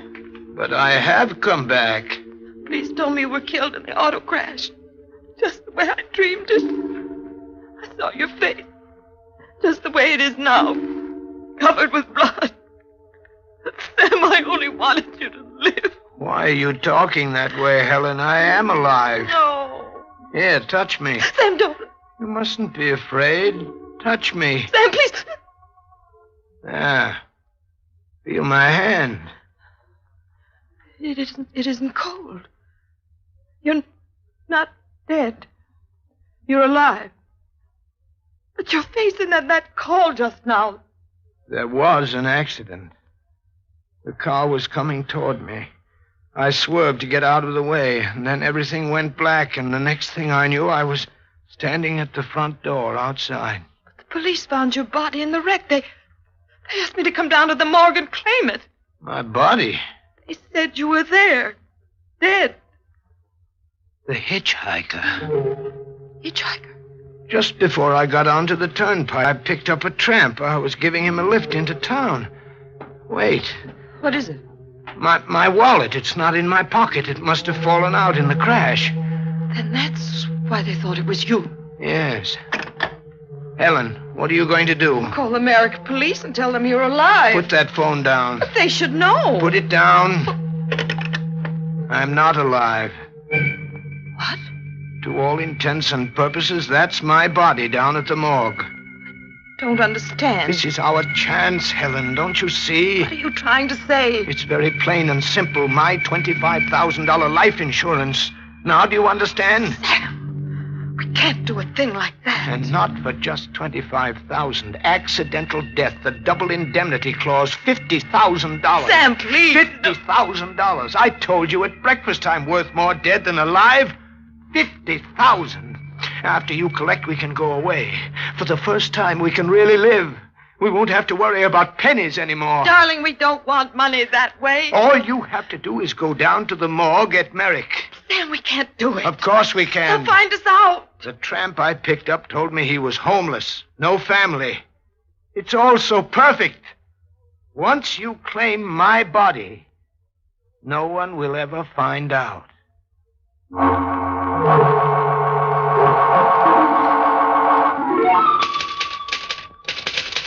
Now, Mrs. Braden, just one more thing to be filled out on this form. Where do you want your husband's body sent? To the Winston Funeral Home in Crestview. Winston Funeral Home, Crestview. Now, come with me, please. Sergeant Landau. Where are we going? To that room at the end of the hall. That's where the bodies are kept. Do I have to go? Well, I'm sorry, but that's the law. You know it's my husband. Don't you? Sure. But the next of kin has to make identification. Oh, Sergeant Landau. It'll only take a second. Here we are. Yes, Sergeant, that's my husband. Mrs. Braden, how many years were you married? 20? Why do you ask? Well, it just hit me as peculiar, but it may be because you're upset by your loss. I don't understand. The body you just identified has been here in the morgue for 3 days. What? Your husband's body is here to your right, on this other slab.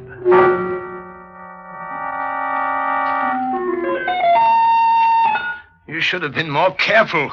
You could have ruined everything. I was so frightened, Sam. I didn't know what to do.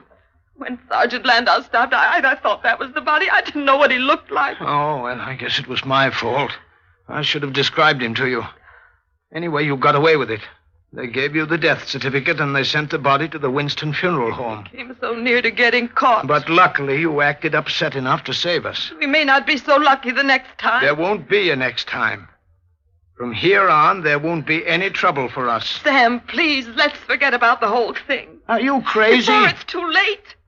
We can still save ourselves. We can say you had amnesia and just turned up. They'll believe that. And let $50,000 slip through our fingers? But we never did anything wrong in our lives.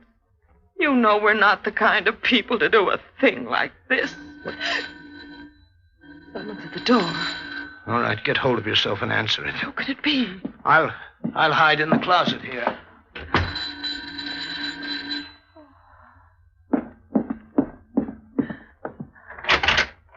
Mrs. Braden? Yes? My name is Granger. I'm from the Acme Insurance Company. Sure. I'm here in regard to your husband's death. Oh, come in, please. Thank you. I'll just be a moment. I don't want to bother you unnecessarily at a time like this, but before the company pays you the double indemnity benefits of your late husband's policy, you'll be required to sign these papers. Now, you may mail them in if you choose, or you may sign them right now, and I'll take them back to the office with me. Oh, I'll sign them now. Very well. Oh, by the way, Mrs. Braden. Yes, Mr. Granger. Where will the services be held? The Winston Funeral Home in Crestview. Tomorrow? Yes, at 10 in the morning. I'll be there. You'll be there?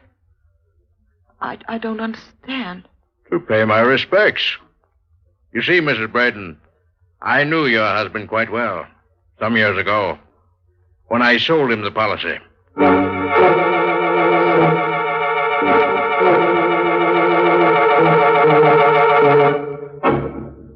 Bromo Seltzer, famous for fast headache help, is bringing you Inner Sanctum. Bromo Seltzer, Bromo Seltzer, Bromo Seltzer, Bromo Seltzer, Bromo Seltzer, Bromo Seltzer.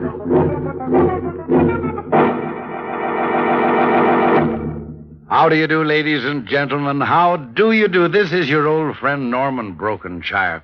The other day, I heard a fellow speak of the hour between 5 and 6 in the evening as the headache hour. Now, if you get a headache about this time or any time, I hope you'll remember Bromo Seltzer. For Bromo Seltzer is a friend in need when you've got a headache. It's true, neighbors.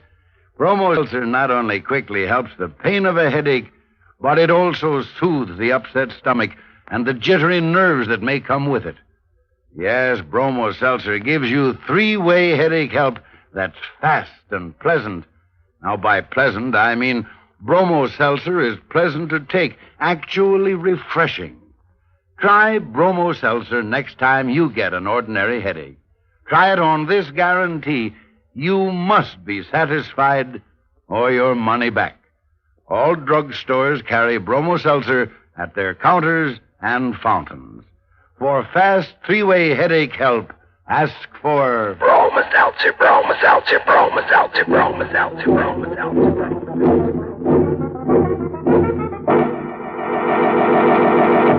You know, personally, I feel kind of sorry for that Sam Braden. The only way he can make a decent living is by being dead. Well, that's fate for you. Everything was going pretty well until that insurance guy Granger turned up and said he was going to pay his last respects to Sam. You see what happens when you fool around with death? Things go from bad to hers. Well, now let's get back to our tale and the troubled Braden. Of all people for the insurance company to send out here, it had to be Granger. Told you we couldn't get away with it. Well, we're not finished yet. Granger told you that you'd probably get the check from the insurance company tomorrow. But in the meantime, he'll go to the Winston funeral home. He'll know that's not you in the casket. You'll never know. What are you doing? Something we should have done right after Granger left here earlier this evening. Here, take this phone. I've dialed the Winston funeral home. But what? When they answer, you tell them they changed your mind. There'll be no services tomorrow. You've just found a paper signed by your husband in which he requested that he be cremated immediately after death. They'll be suspicious. I'll write the note now. That'll cover it. Haven't they answered yet? No. You've got to get that body out of there before tomorrow morning. Still no answer? No, not yet. I better hang up. It must be closed for the night. If we wait until tomorrow morning, it'll be too late. Then what'll we do? There's only one thing to do, Helen. We're going over to the funeral home and get that body out ourselves.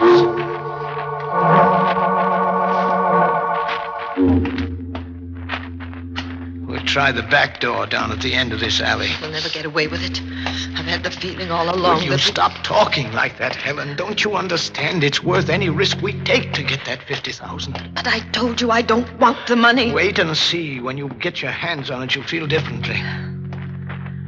Here's the back door. It's locked, isn't it? Well, of course. What did you expect? There's no way we can get in. Yes, there is. I'll break the glass panel and then reach in and turn the lock. Someone might hear us. You're just making things worse by talking that way. Besides, we looked out in front, didn't we? There's not a soul around. Yes, I'll need something to break the glass. What can I use? I know. Helen, give me your compact. Here.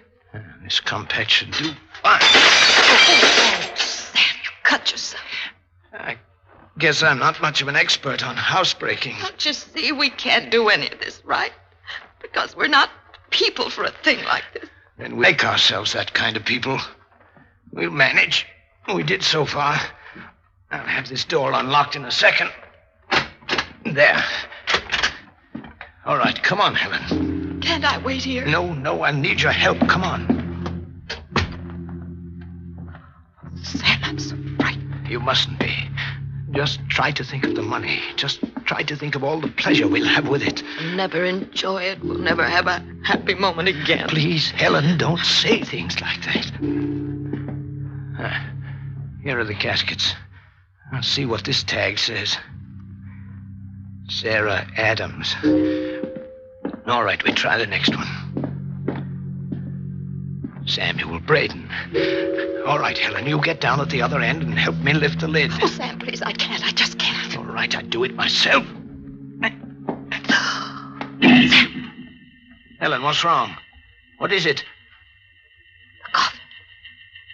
There's no one in it. The coffin is empty. But you had the body sent here from the morgue. Yes. And this coffin tag has my name on it. What could have happened to the corpse?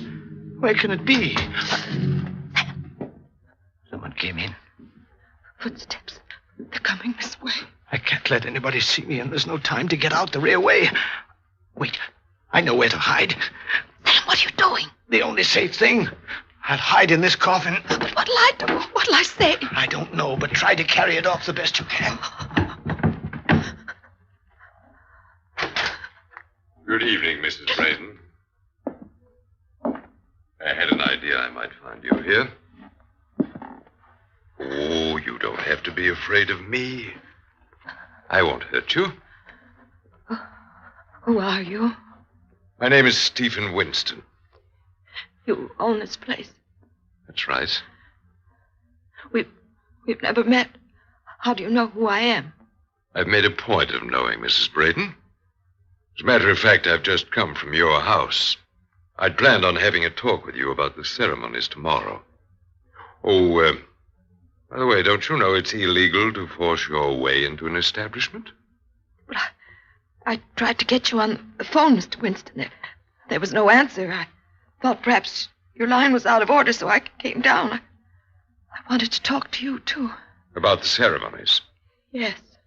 Do you mind telling me how you got in here? The rear door was open. It's odd. I distinctly remember having bolted it. However, first I have something very interesting to show you. Mr. Winston, what are you doing? Lift up this coffin lid. No, don't. Why not?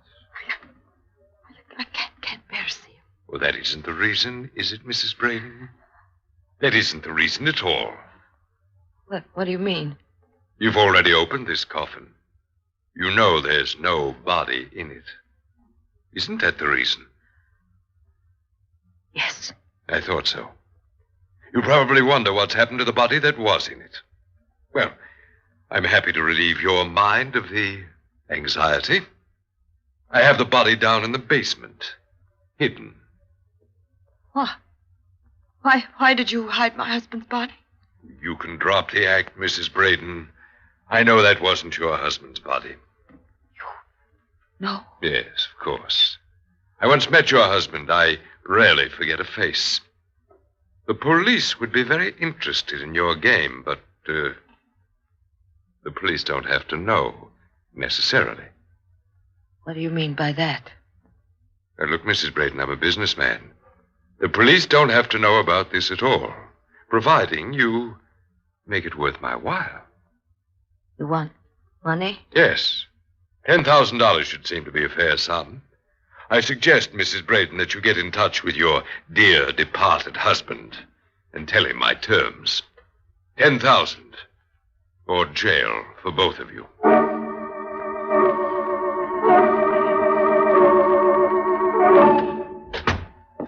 Sam, it's been hours. Thought you'd never get back here to the house. It became light out. I had to be careful no one saw me. Winston knows everything. It was he who took the body out of the casket. Yes, Helen, I know. I heard from inside the coffin. He wants money. We mustn't give it to him. Of course not. He'd go on blackmailing us until he got every cent of the $50,000. That's not what I mean, Sam. It's a good thing you didn't tell him I was in that coffin. Darling, please listen to me. I've been waiting for you to come home. I wanted you to be the one to call the police. Call the police? You've got to. If we make a clean breast of everything now, they may not be too hard on us. We're not telling the police anything. Then Winston will. No, he won't. Winston is dead. What? I killed him. I buried his body where it will never be found. Sam. I had to do it, Helen. Things had gotten so that I just had to.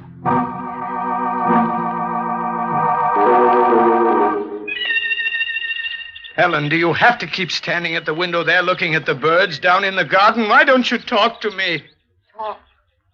What can I say? You can find something to say to make me feel a little better about it. How can you feel better about killing a man? It isn't that I wanted to do it. I had to.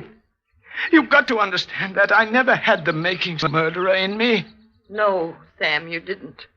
Until the thought of that $50,000 made you one. Why do you keep saying that?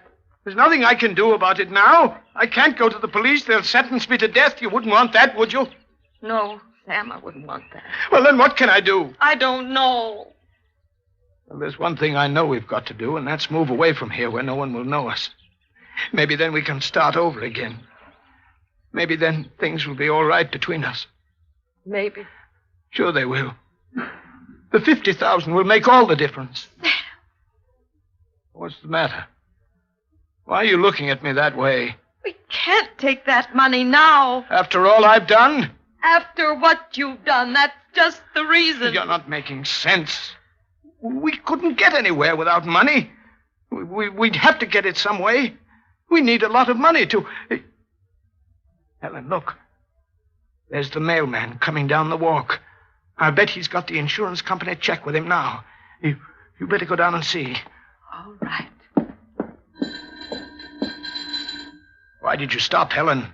All you have to do is go down the stairs and open the door.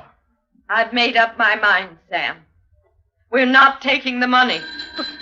But you know we need it to save ourselves. Not that kind of money. Now, look, the mailman must have that check. That's why he's ringing the bell. It was sent registered. You'll have to sign for it. I'm not going down to get it. You are. Hurry before he goes away. Now, go on. Don't stop. Let go of me. I'm not answering that ring. Yes, you are. You're opening that door and signing for that letter. I have to drag you down. Helen, down the steps. Helen! Helen! I didn't mean it, darling. I didn't mean it. I didn't. No, you didn't. You couldn't help yourself. I understand. Sam. Yes? The money. You can't have it now. I'd have to sign the check, and I won't be able to. I'm glad about that. Wasn't meant for us. Never would have brought us a happy home. Helen.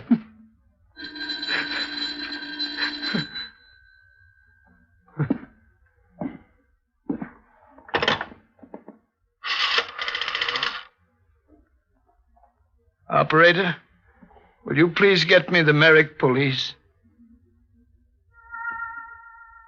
Hello? Is Sergeant Landau there? No, he won't have to call back.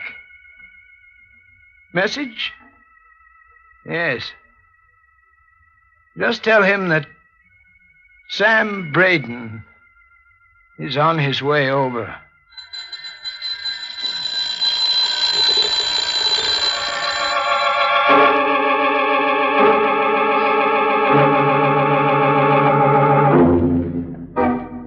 Now that's what I call a significant ending. No doubt there for whom the doorbell tolls. That Sam and Helen sure were bunglers. They handled a cold corpse like it was a hot potato. But before Sam went the way of all burnt flesh for the insurance murder, he was heard to say that honesty is the best policy. Well, anyway, now he's got a coffin to call his own.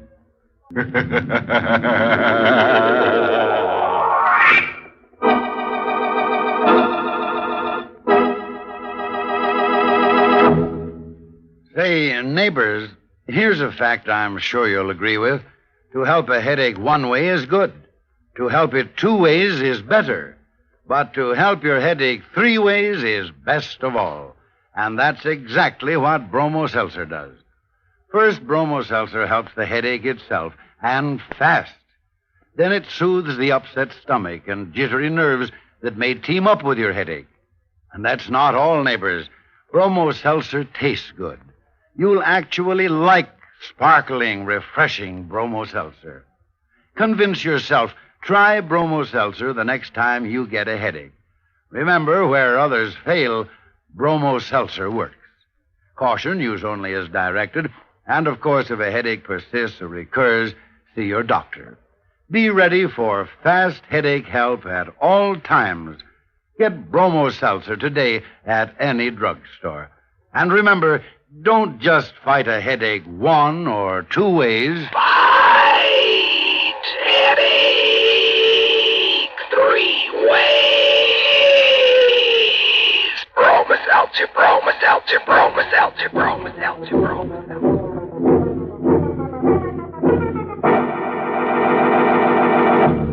Well, it's time to close that creaking door on tonight's Inner Sanctum, which featured Everett Sloane as Sam and Barbara Weeks as Helen. The music was by Lou White, and the entire production was directed by Hyman Brown. Tonight, friends, we close the creaking door for several weeks, while Inner Sanctum takes a short vacation. We'll be back soon, so be sure to listen for that familiar creaking door. Oh, by the way, this month's Inner Sanctum mystery novel is The Motive by Evelyn Piper. Until we meet again, then. Good night. Pleasant dreams.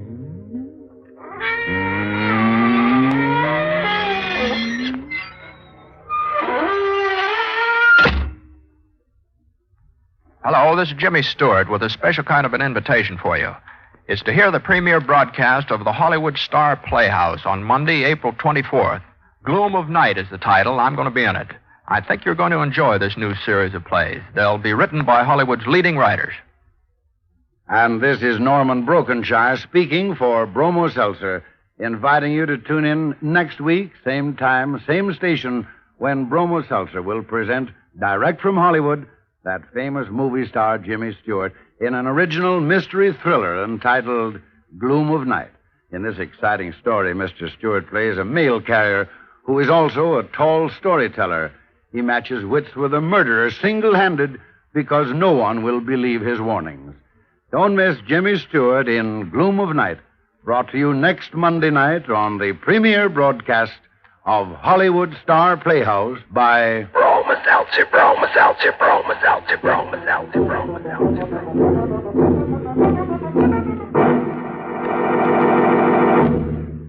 This is CBS, the Columbia Broadcasting System.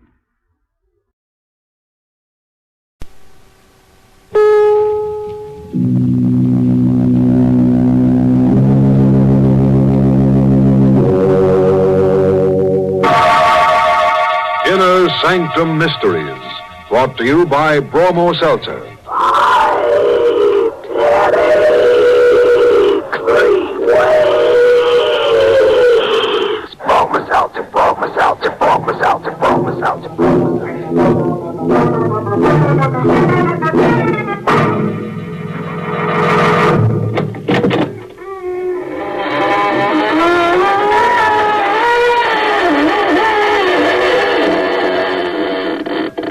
Good evening, friends of the Inner Sanctum. This is your host, inviting you through the squeaking door for another half hour of gruesome gaiety. Friends, have you heard of a magician who sawed his wife in two parts because she was a split personality? Or the wife who slit her husband's throat and asked the court for clemency on the grounds that she was a widow? Mm-hmm. Well, that's the kind of personalities we feature on this program. So listen closely and be sure not miss one drop of blood.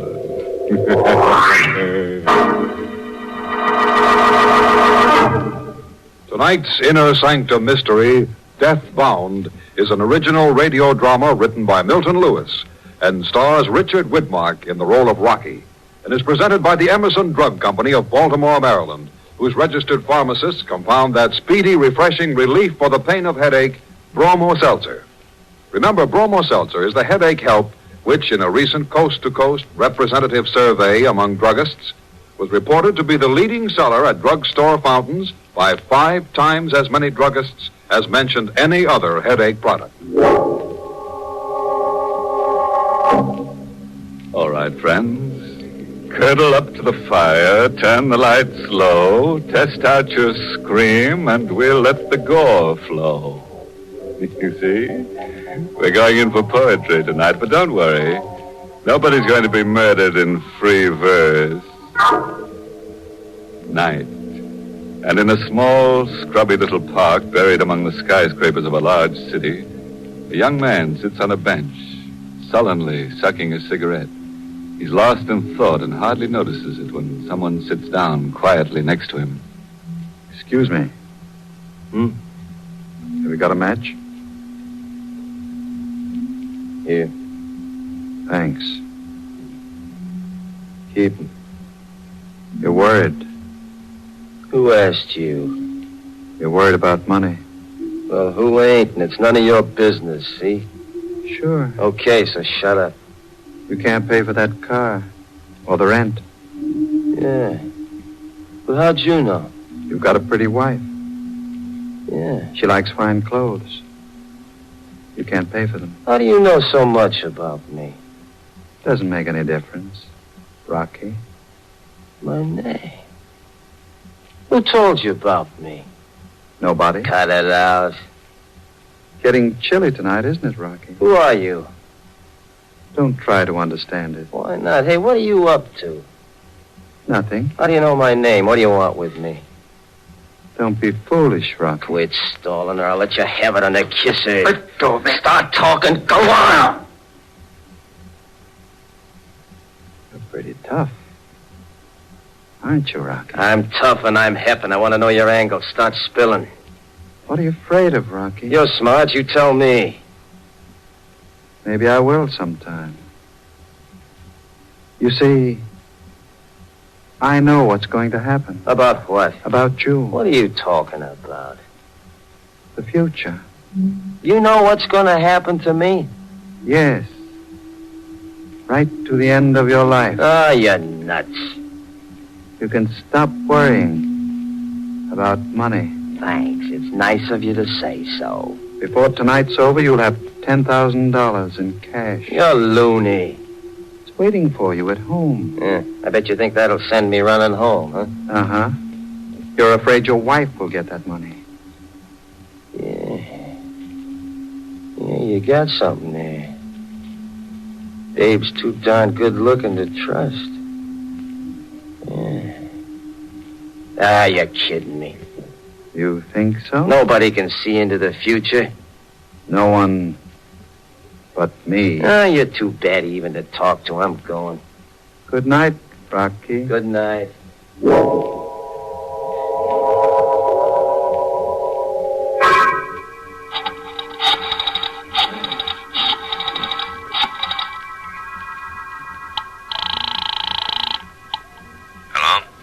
Hello, Slim. This is Babe.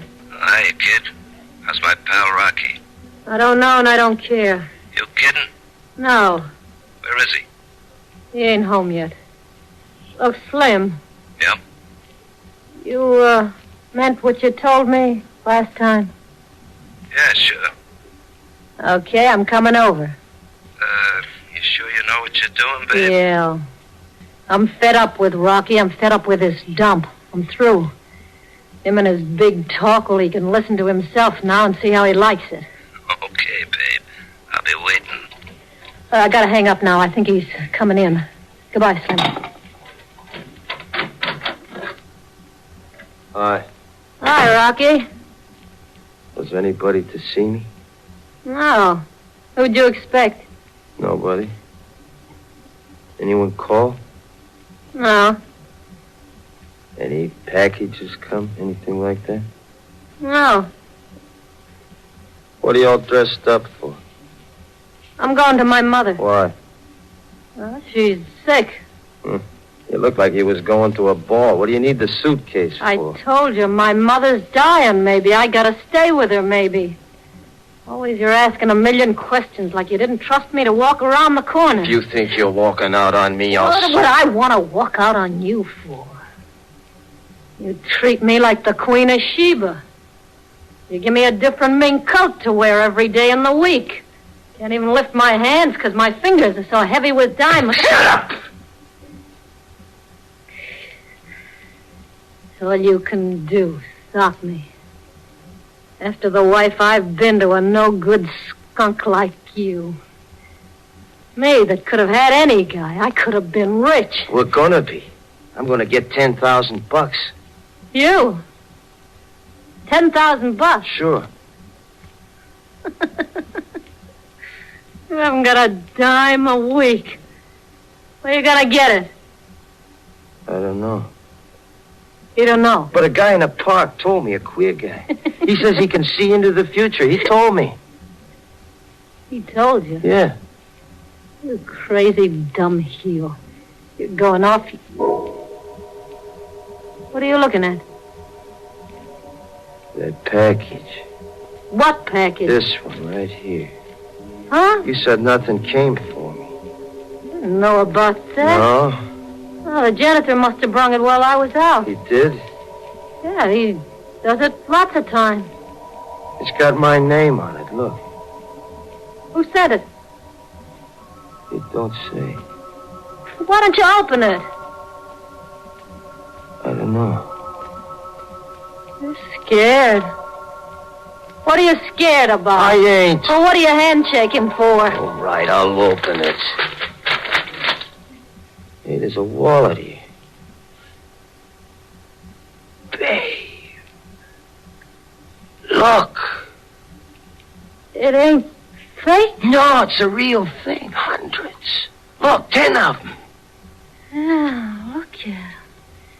Each is $1,000. Yeah, each worth 10 yards. I've never seen a grand bill before. A piece of paper worth $1,000. Keep your hands off it. I never touched no grand before. Hey, you was going to your mother's.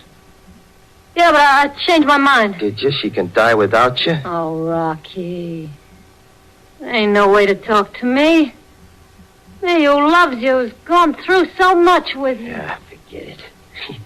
I've been so broke I must have been a little nuts. But I ain't nuts now. I got 10 grand. Hello? Rocky? Who's this? The man from the park. Was I right? Right. I can't believe it. I got... Did you get the $10,000? No. You're lying. Do you want to hear more about your future, Rocky? Yeah. Listen carefully. You're going to die tonight. Die? Die. Good night, Rocky. What's the matter? Who was it? The guy who said I was going to get the money. I wasn't going to tell him I got it. Everybody's got their angle. He'd robbed me or something, sure. Look at me. Why? How do I look? White. Like you've seen something. Do I look like I was going to die? Do I? Well, answer me. No, Rocky, no. Who's that? I don't know. Open it. Why don't you? Because maybe he meant I was going to get killed. Go on, you open it. Who is it? There's no one, just a package. Here. It's for you. It's just like the other one. Yeah. Wait a second, Dave. Don't open it. Oh, maybe it's some more dough. What? Rocky. Look, on the floor.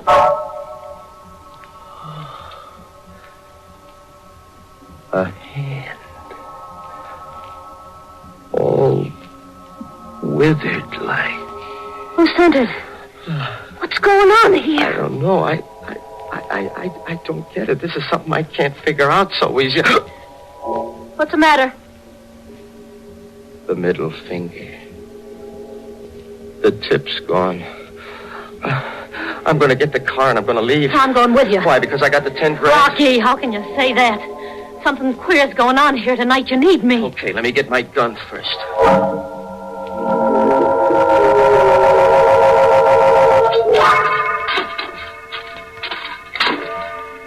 Rocky, why you doing that?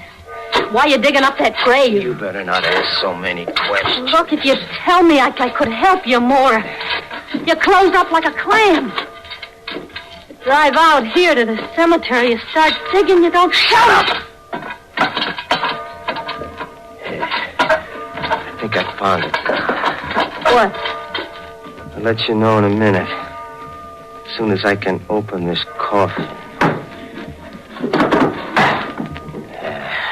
Rocky! Turn that flashlight down here. Okay.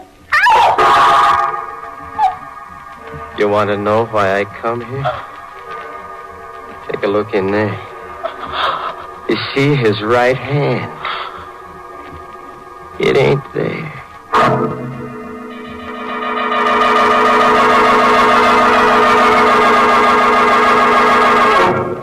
You are listening to Inner Sanctum, brought to you by Bromo Seltzer.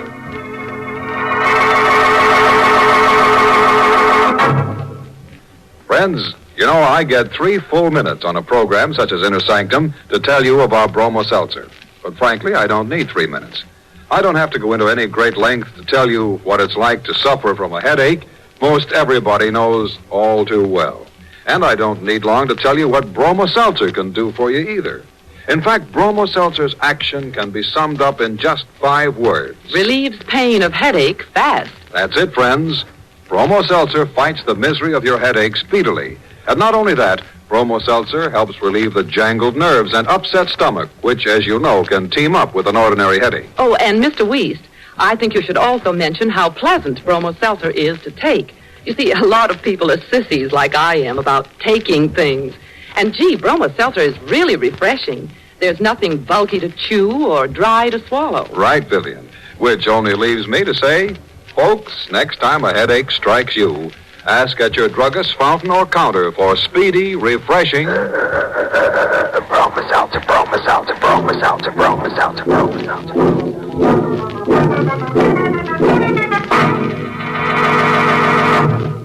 The Willies are waiting for you. We've got some nice spine tingles and flesh crawls for you and you. And, of course, you. Well, let's go on with the second half of tonight's grisly gavotte. Where were we? Oh, yes. Rocky had just dug up a body in the graveyard. And he's just told his wife that the corpse had no hand attached to his right arm. Rocky, you mean that thing that was in the package? Yeah. It was his hand. Are you sure? Sure. The tip of the middle finger was cut off. Stephen Dane. What are you doing? I'm reading that name on the tombstone. Rocky, who's Stephen Dane? Why do you want to know? Because maybe I can help you. Nobody can help me. You mustn't say that. Can't you see this ain't something you can fight, babe? First, the guy tells me I'll get 10 grand. I get the 10 grand. Then he tells me I'm going to die, and that hand comes. I tell you, it's quick. And there's nothing I can do about it except wait to die tonight. Only you tell me. Okay, I'll tell you. That guy, Stephen Dane. We killed him. We? Me and Slim. Why? Money? Anybody know? Nobody but you. The cops. They picked us up, but they didn't have nothing on us. I get it. I'm going to die tonight, babe. No, you're not. This is something too big for me. I'm afraid. Look.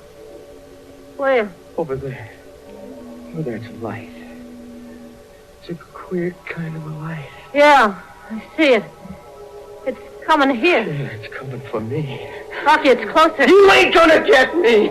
Nobody's gonna get me. I don't care what you are. You ain't gonna kill me. You hear me? I'll let you have it. It's gone now. Yeah, babe. Yeah, maybe I killed it, huh? Whatever it is, maybe I killed it, huh? What do you think, babe, huh? What do you think?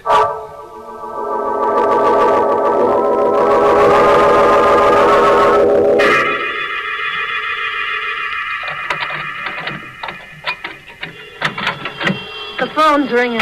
Yeah, I'll take it. No, you better... Get away from her. Hello. Hello, Rocky. You. Yes. The man in the park. What do you want now?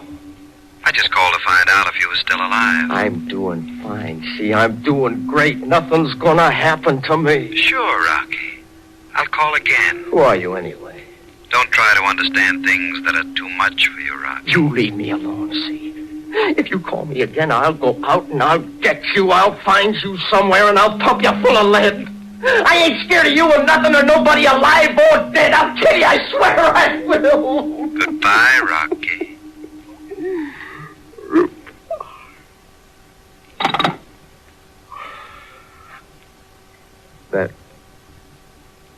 That was him again. Yeah. And you're letting yourself go to pieces. Don't you worry about me. I'm okay. Babe, Yeah. why didn't we find nothing? Where? In the cemetery where the light was. I swear I shot something, but there was nothing. Why did you come back here? Where can we go? With 10 grand? There's a lot of places. No, you can't run away, not from something like this. I figured I'd come back, see? I'd get ready for it. When it came, I'd be all ready to fight it. That's my angle. What are you gonna fight? I don't know, babe. I don't know. Say it, babe. Tell me again, huh? I'm not gonna die. Tell me again and again and again. Tell me all night I'm not gonna die. Tell me. Say it! No. Oh. But you said it in the cemetery. Yeah? You believe I'm going to get it too, huh? Yeah. Why'd you change your mind? That thing on the floor. The hand. Yeah. Get rid of it. No. I'll give you $5,000. No, I won't Look touch at it. Look at it like it wanted to grab me. Like it want... Wait a minute. Maybe that's it. What? What I'm waiting for. Don't you get it, babe? Here I am waiting for something that's going to kill me. Don't you get it? This is it.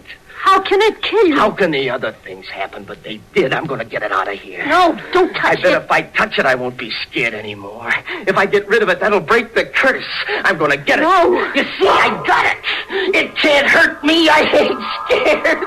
It's the hand of the man I killed, and I ain't... Oh, it's trying to grab me.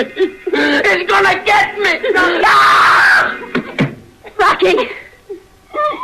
It started to move, babe. It started to go in. Look, you don't know what you're saying. Oh. Yeah. Maybe you're right. Maybe I'm going out of my head. Don't leave me, babe. No, Don't I won't. tackle all this alone. Don't leave me. Okay. Maybe I'm so scared because we killed him. Don't leave me, babe. No, I I'm won't. sick and I'm scared and I'm going to die. Don't leave me, huh? When we killed him, I did it only because he was a rich kid and I wanted dough to set you up right. Don't leave me, babe. Please don't leave Rocky, me. I ain't going. Listen, you better get hold of yourself. Go on in there, Rocky. Lie down. Just lie quiet. Go on. Yeah, lie down. That ain't a bad idea. Lie down. Yeah, maybe I can figure it all out.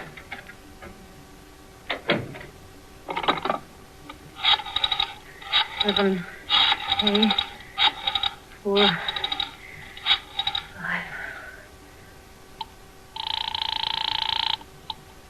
Hello? Slim, this is Babe. I'm still waiting. Listen, Slim, something's come up. What? Rocky's got $10,000 in cash. That's why you didn't come in. Now, look, you don't understand. He's blowing his top. He's going crazy. So what? So you better get over here. Why? I want that $10,000. I want you to get it. Get it yourself. No. You'll do it. What makes you think so, babe? Because I know all about Stephen Dane. What? Rocky told me. I'm coming over. Then bring your gun. I want to get rid of Rocky. I'll bring it. Goodbye. Bye. So that's the angle. Rocky! I heard you, babe. You did? Every word. Put the gun away, Rocky. No, You're making a mistake. I don't think so. Look, I had an angle. I was doing it to help you. Sure, Dave, sure. Let me explain why I called You Slim. explained fine, I heard you. Rocky, don't. You're behind don't the do it. whole thing. I don't know how you worked it, babe, but you were after that Rocky. $10,000. Did Slim help you? Rocky. You're no good. You never was any Rocky, good.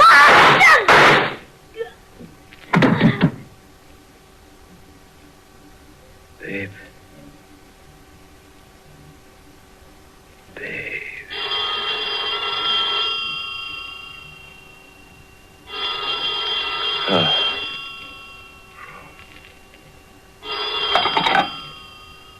Yeah.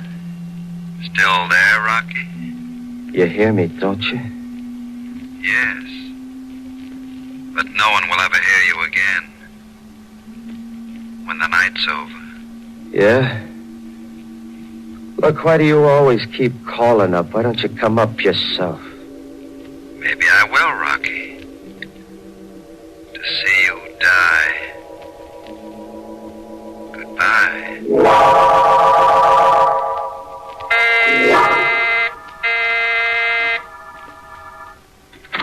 What? Rocky. Don't reach, Slim. I got you covered. That's a fine way to greet an old pal. Pal. Where's Babe? There? Huh? Oh.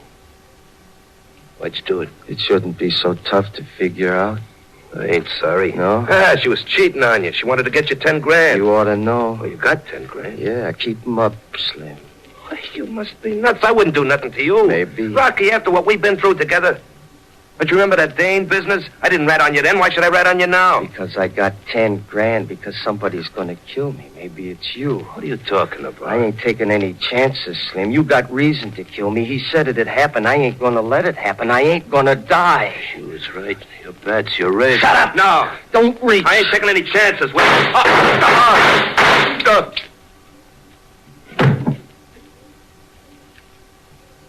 I told you not to reach.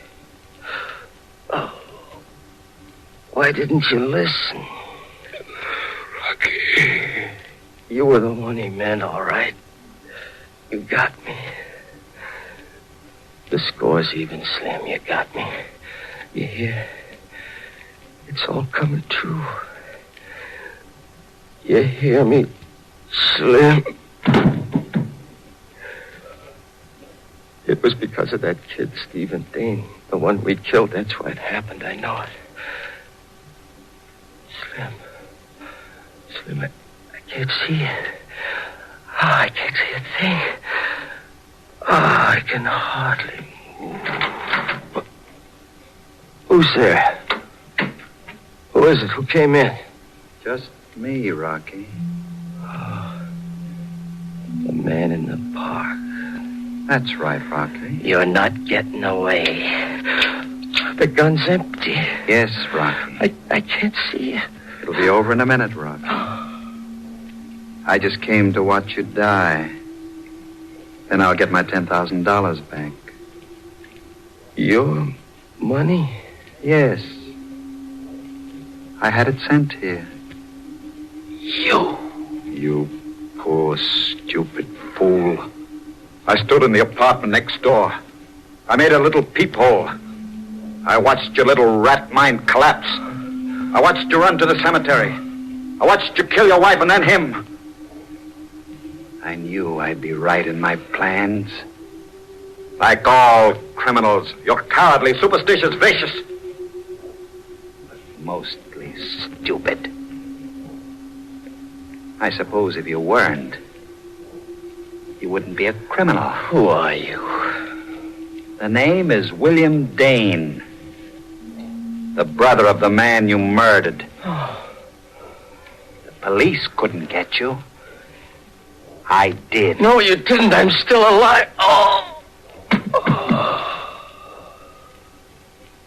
Rocky?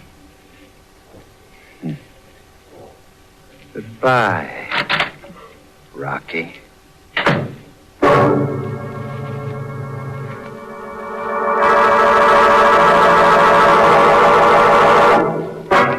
Well, friend, the moral for tonight's medley of murders is taken from the undecipherable handwriting of one of the wisest morons who ever made a dope of himself. The famous Egyptian, Baroni, who said, "Don't be afraid to go to sleep because so many people get murdered at night. Just remember, you can be murdered in the daytime, too."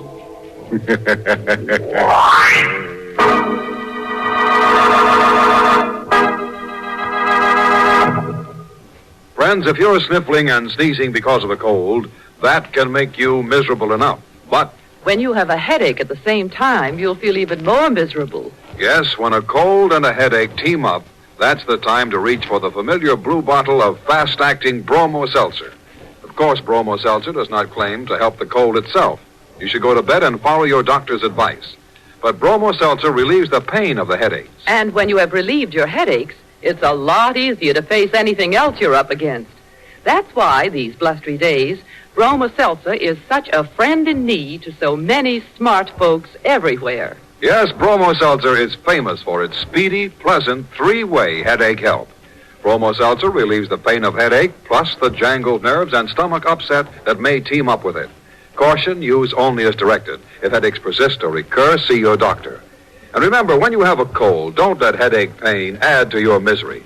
For ordinary headaches, ask for economical Bromo Seltzer at your druggist's fountain or counter. And... Fight headache.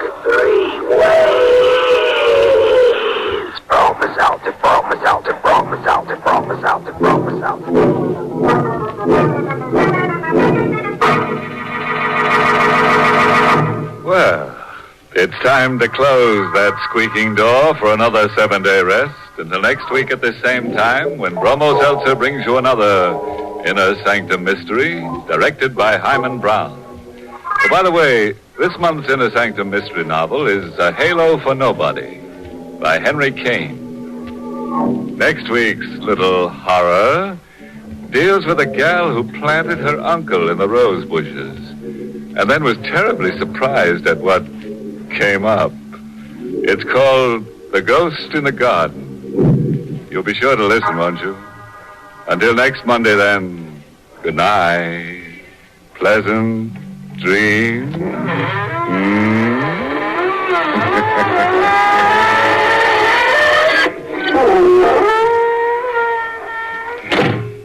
This is CBS, the Columbia Broadcasting System.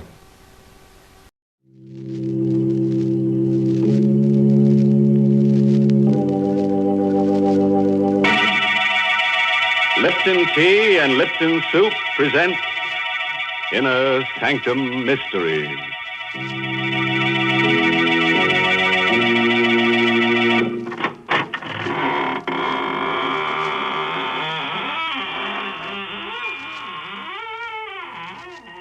Good evening, friends. This is your horror host at the squeaking door of the Inner Sanctum. Come in, come in. Hang your hats on the torture rack over there and get cozy. Tonight, we've got cadenzas and cadavers, murders and melodies. Oh, well, that's all I can tell you now.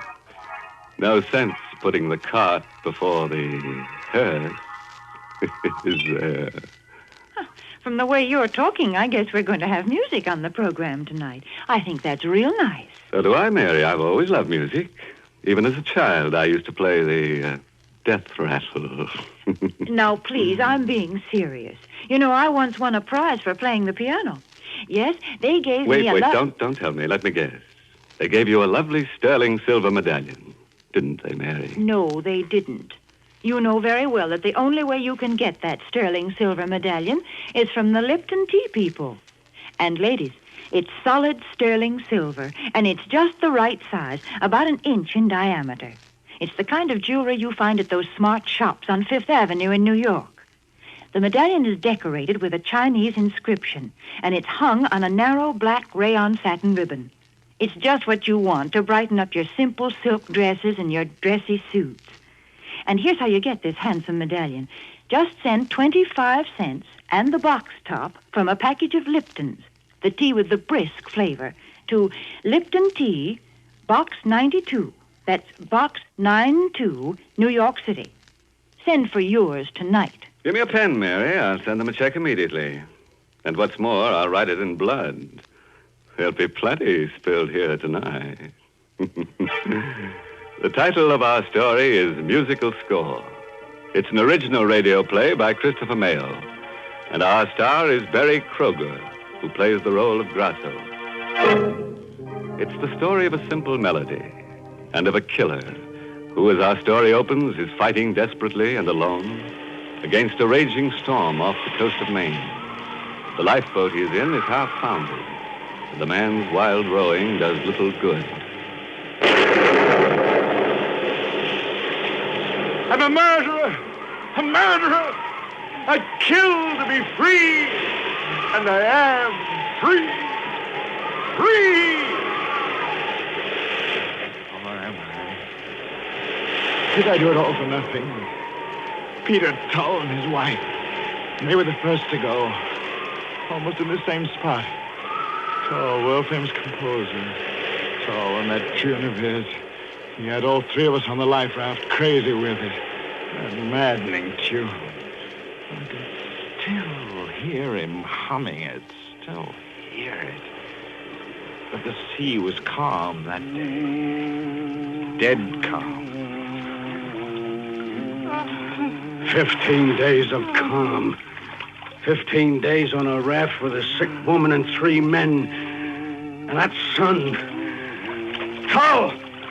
Stop that blasted humming! Sorry, Smythe. Just that Marcia seems to like it. Part of a symphony I'm working on. It does get on our nerves, Toll. How is your wife? I don't know, Grasso. Poor Marcia. Yes. Yes, I know. I'm hungry. Smythe, how about some ration? Ah, that fat belly of yours. I told you before, even off, as chief mate, I run this life raft. We've got rations for one person for 2 days. The woman eats, we don't. Now forget it. Well, we ought to be practical. Smythe, what made the Santa Margarita go down so quickly? I told you, nothing but a stray mine. It was Argentine registry, coffee boat, a neutral. That's all it could have been. Oh, cut it out, will you, Toll? Or change the tune at least. I can't stand it. Sorry. We're done for. Yeah, you may be a famous playwright, Grosso, but you don't know the sea. We're near the main fishing banks. We got a chance of beating a fisher we can hold out. Tull! Tull, will you stop that blasted tune? Yes, for heaven's sake, Tull, quit it!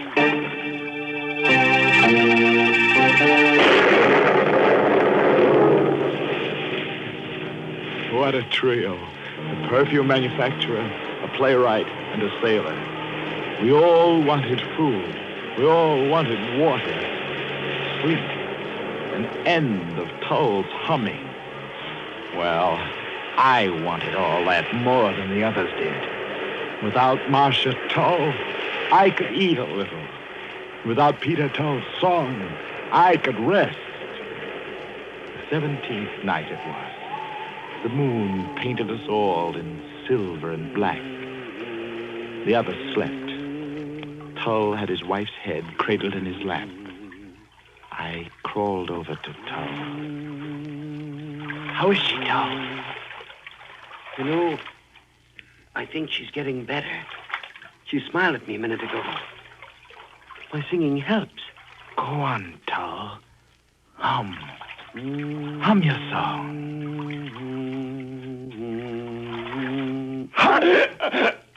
Hum, you little fool, for the last time. Hum. I cut off his infernal song, cut it off with my fingers, digging into the yielding flesh of his throat. He slumped over his wife's body. I closed my ears to her moans. I pushed them both into the dark. What?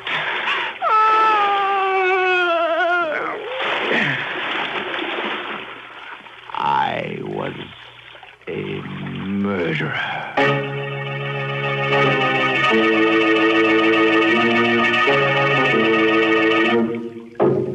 All right. So Tull's gone. So's his wife. But they didn't fall off. One of the three of us murdered them. And it wasn't me. I don't think you did, Smythe. I know I didn't. You're voting 2-1 and electing me the murderer, huh? Not necessarily, Grasso. It just looks a little like it. How are you going to prove it? Who's going to believe you any more than they'd believe me? Even if I was ready to murder for a crust of bread. For all I know, Smythe, you did it to sell even off some rations. Well, we hang together or we hang separately then. Let's be practical about this, Smythe. None of us can afford to be mixed up in even the implication of murder. Suppose we have an agreement. Huh? Just in case we are picked up. What kind of an agreement, Grasso? Suppose we agree now and for all time that Tull and his wife simply died at sea and were buried at sea.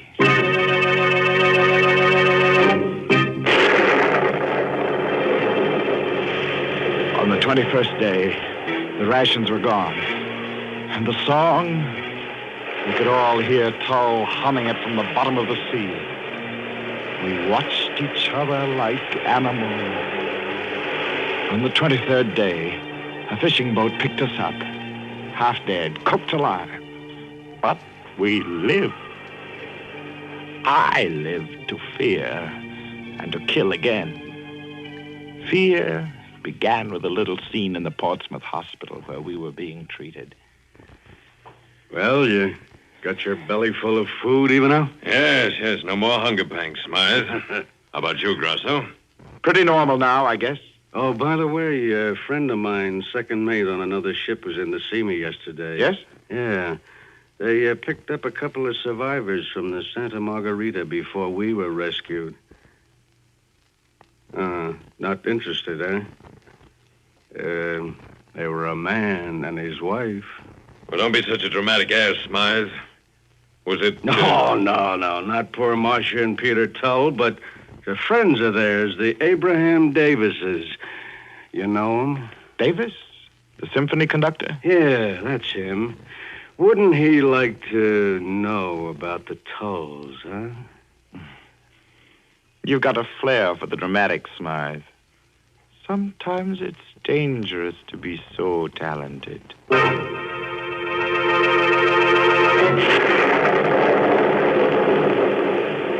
began to worry if both of them weren't ganging upon me.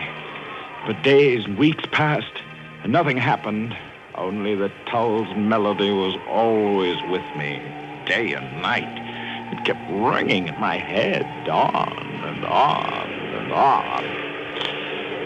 But at least I hadn't heard from the other two until one morning a letter came from Abraham Davis, the symphony conductor and dear friend of the Peter Tulls.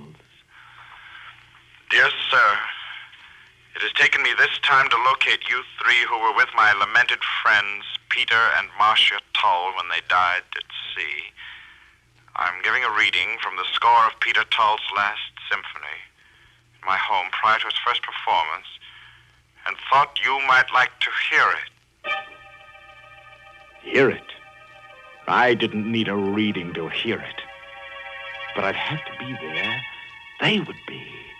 Maybe plotting to tell lies about me to Davis. Right then, I decided to kill them both. That way only lay freedom from anxiety. Murder would free me. Ivanov would be first. Yes, fat, beady-eyed Ivanov. I studied their movements. Ivanov worked late at his office every Tuesday night. And on the second Tuesday of each month, the Halifax-bound cargo steamer San Luis left her New York dock. My plan was simple. It involved my waiting for Ivanov in his apartment house on the night of Tuesday, May 8th. My weapon would be simple, too. A common bread knife. Simple and so satisfying. Good night, Mr. Ivanov. Thanks for the bottle of perfume.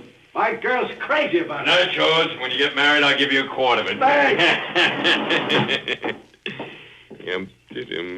I slid the knife from my sleeve and gripped the handle. Ivanov reached his door. His broad back was a leap away. I knew where to strike. You learn those tricks in my trade.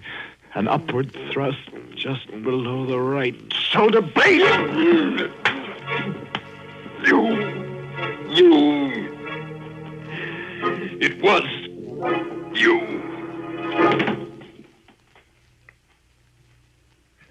I watched him gasp out his last, feeling no remorse, no pity, just relief that I had nothing more to fear from Ivanov, at least. One more to kill, to be free. One more. I turned my back on the cooling mass at my feet and reached the street. I walked fast. I had only a little while to reach the docks and make my boat. Tull's melody kept beating its tireless notes against my brain.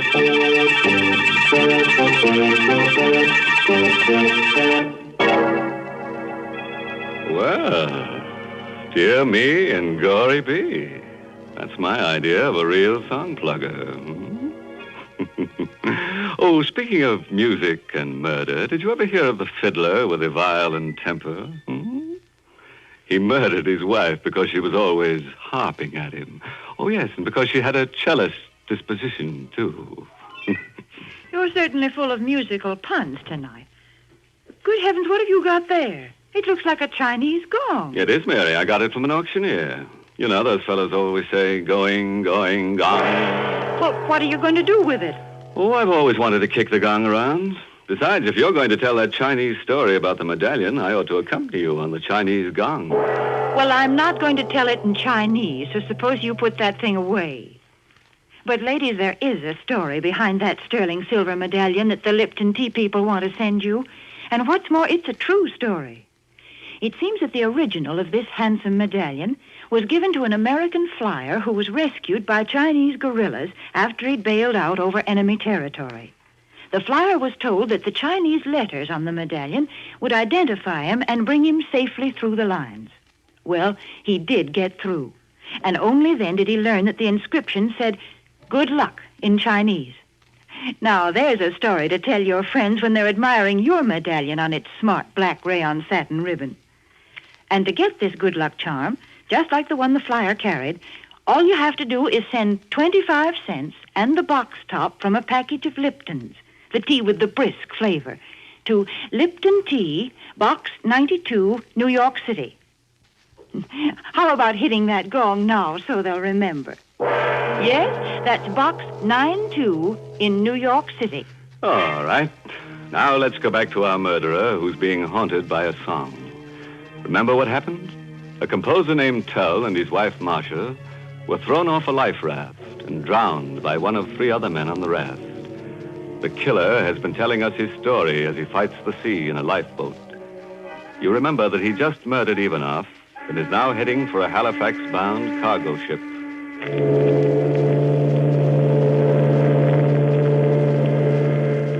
This is your flight crew, Mr. Grosser. Anything I can do for you? No, thanks. Not just now. I'm going right to bed. When do we reach Halifax?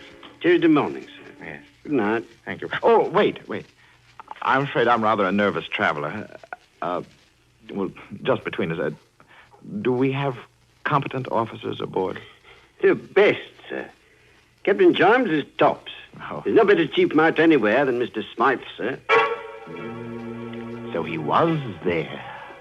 I'd gone to a lot of trouble to get aboard that ship, and he was there. I kept out of his way entirely until last night. We were off the main shore. It was raining slightly. I slid the long, well-pointed bread knife into my sleeve and made my way toward the afterdeck. It lacked 3 minutes of 8 bells.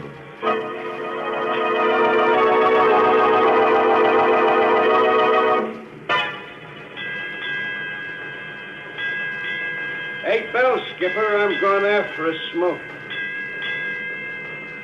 There he was, just where he had been every night, smoking, leaning against the rail near the small lifeboat. I could barely see him. It was so dark. But I stole toward him a foot at a time.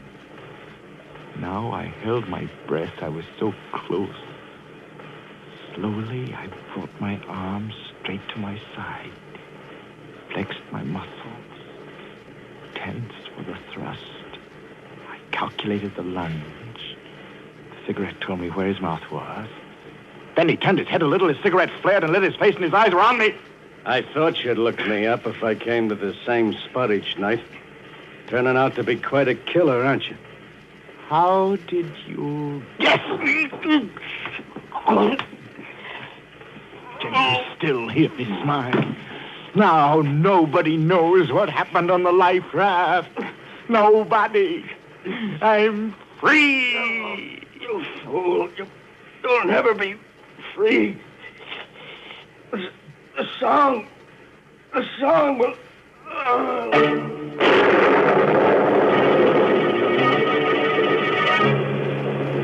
I dumped Smythe into one of the small boats and climbed in myself. I pushed out on the davits and lowered the boat to within a couple of feet of the water, and then climbed down the supporting ropes to it. I cut the ropes, and the black hull of the ship slid past. We were alone, just Smythe and me, and Smythe was dead. So I threw him overboard, and I was alone and free. And tonight, I'm alone and free. Hear me, Tom! Hear me! No. Am I going crazy? There can't be a light. Not a light. It is. It's land. Rocks ahead, and the surf breaking against them. Close. Too close. I'm going to crash into them. The surf's picking up the boat and throwing me down the rocks. I'll be killed. No!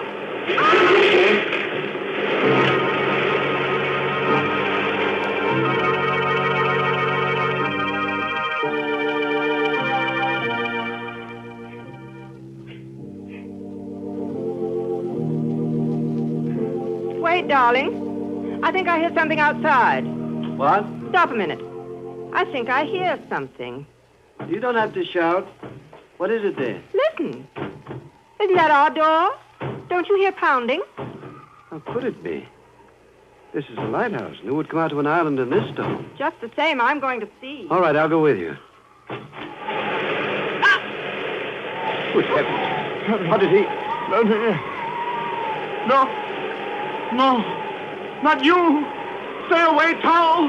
Leave me alone. You're dead. It's made it, Marshal. Here, give me a hand. We'll put him in the living room bunk. Peter, Yes? how did he know our name? What did he mean by what he said? He's changed a lot since we saw him last. Since I saw him last. He was on the life raft with us. The Santa Margarita? Yes. I'd know him better than you would. You were ill. His name's Grasso. His was the last voice I heard before we fell overboard.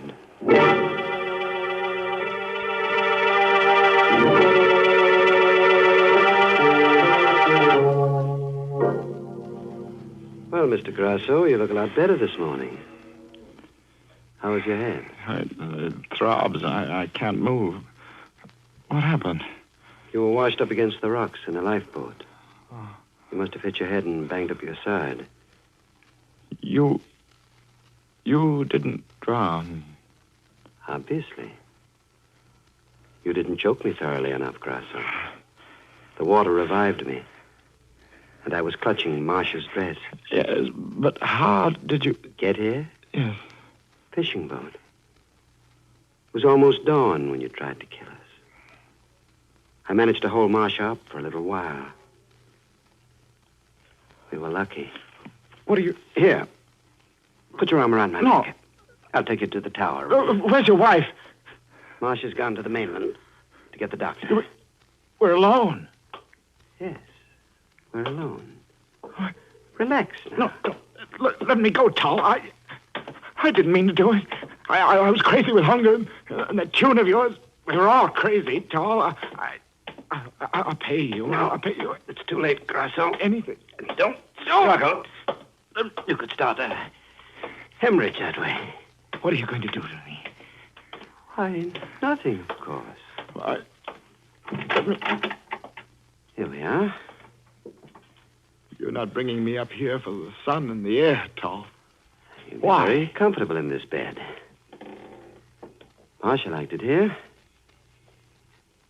Wonderful view in every direction.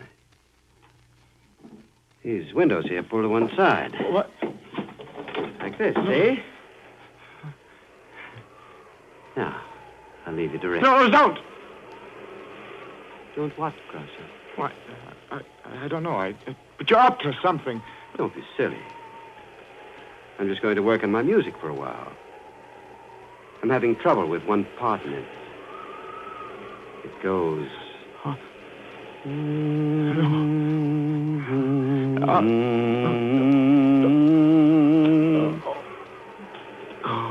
Remember it, Grasso? That's it. I see it now. Why, you... You'll be safe here. I have this barred metal door here to keep saboteurs out. If you want anything, just talk. The acoustics are wonderful down these stairs. You can hear everything. Talk?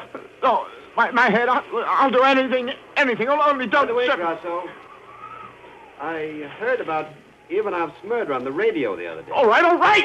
I did it. I tried to kill you and your wife. I killed even if I killed spies. Get the police, but don't play that song.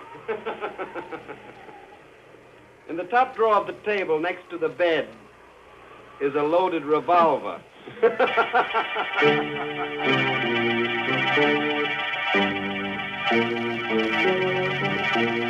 Stop, Tom! Stop! My head. Stop! Can't go on. Revolver. God. Yeah. It'll stop it. Now I'll never hear that song again. Never. Play it! Play your melody, Tom! And the blaze is with you!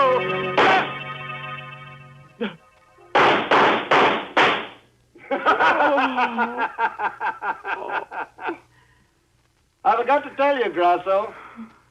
The gun is loaded with blanks.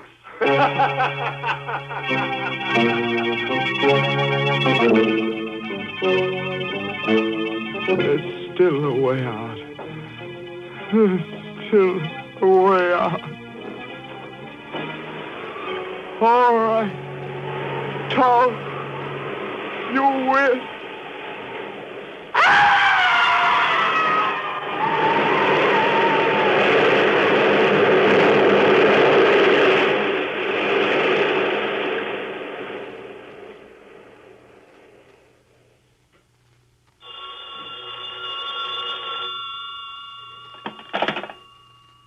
Hello? Oh. Hello, Marcia, darling. No, everything is fine now. Yes, there is something you can do for me. Send Davis a wire, will you? Just say, planned fall production of symphony. Have just finished. Final score.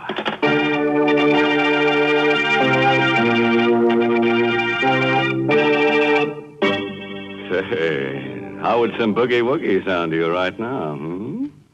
I'd settle for a nice, cozy fife and drum corpse.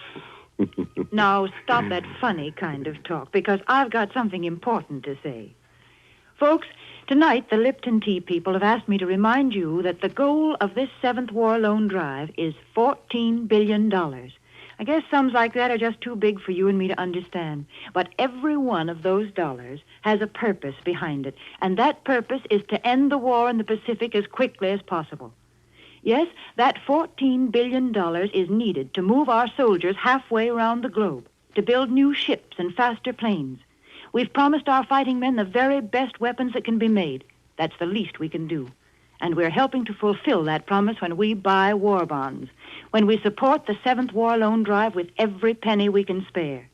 So, folks, please buy all that you can when the Victory Volunteer comes to your house. Sure, we got a moral for tonight's story. If you're thinking of marrying a musician, insist on a big house. Don't go in for this light housekeeping stuff. Oh, by the way, this month's Inner Sanctum Mystery novel is The Right Red Hand by Joel Rogers. And listen to this. Our star next week will be the famous dramatic actor of stage and screen, Raymond Massey. He will appear in a story about a man who plays chess. Nice, quiet little sport, hmm? Except that our friend uses human beings for his chess pieces. And by the time the game is over, those pieces are just too dead to move. Now it's time to close the squeaking door until next Tuesday, when Lipton Tea and Lipton Soup bring you Raymond Massey and another Inner Sanctum mystery story directed by Hyman Brown. So, until then, good night. Pleasant dreams. Hmm?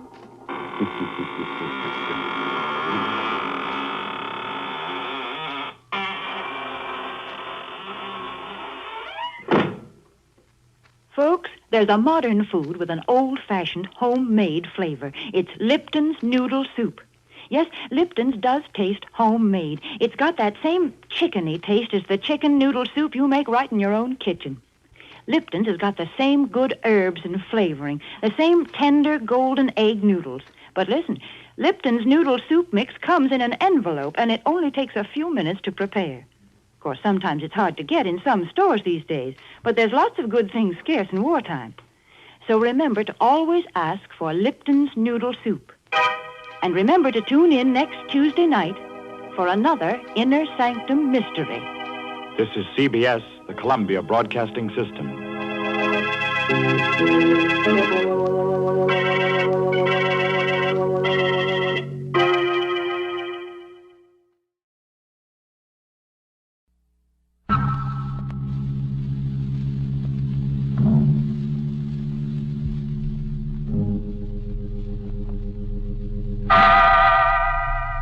Inner Sanctum Mysteries.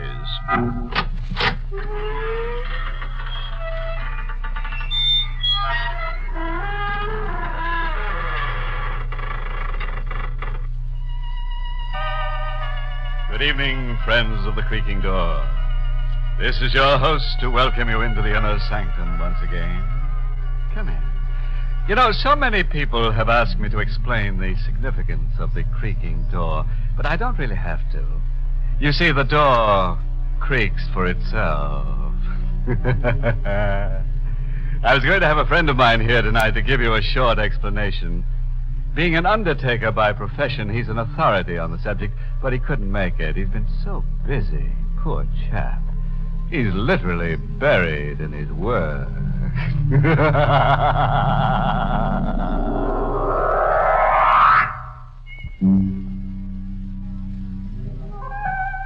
All right, friend.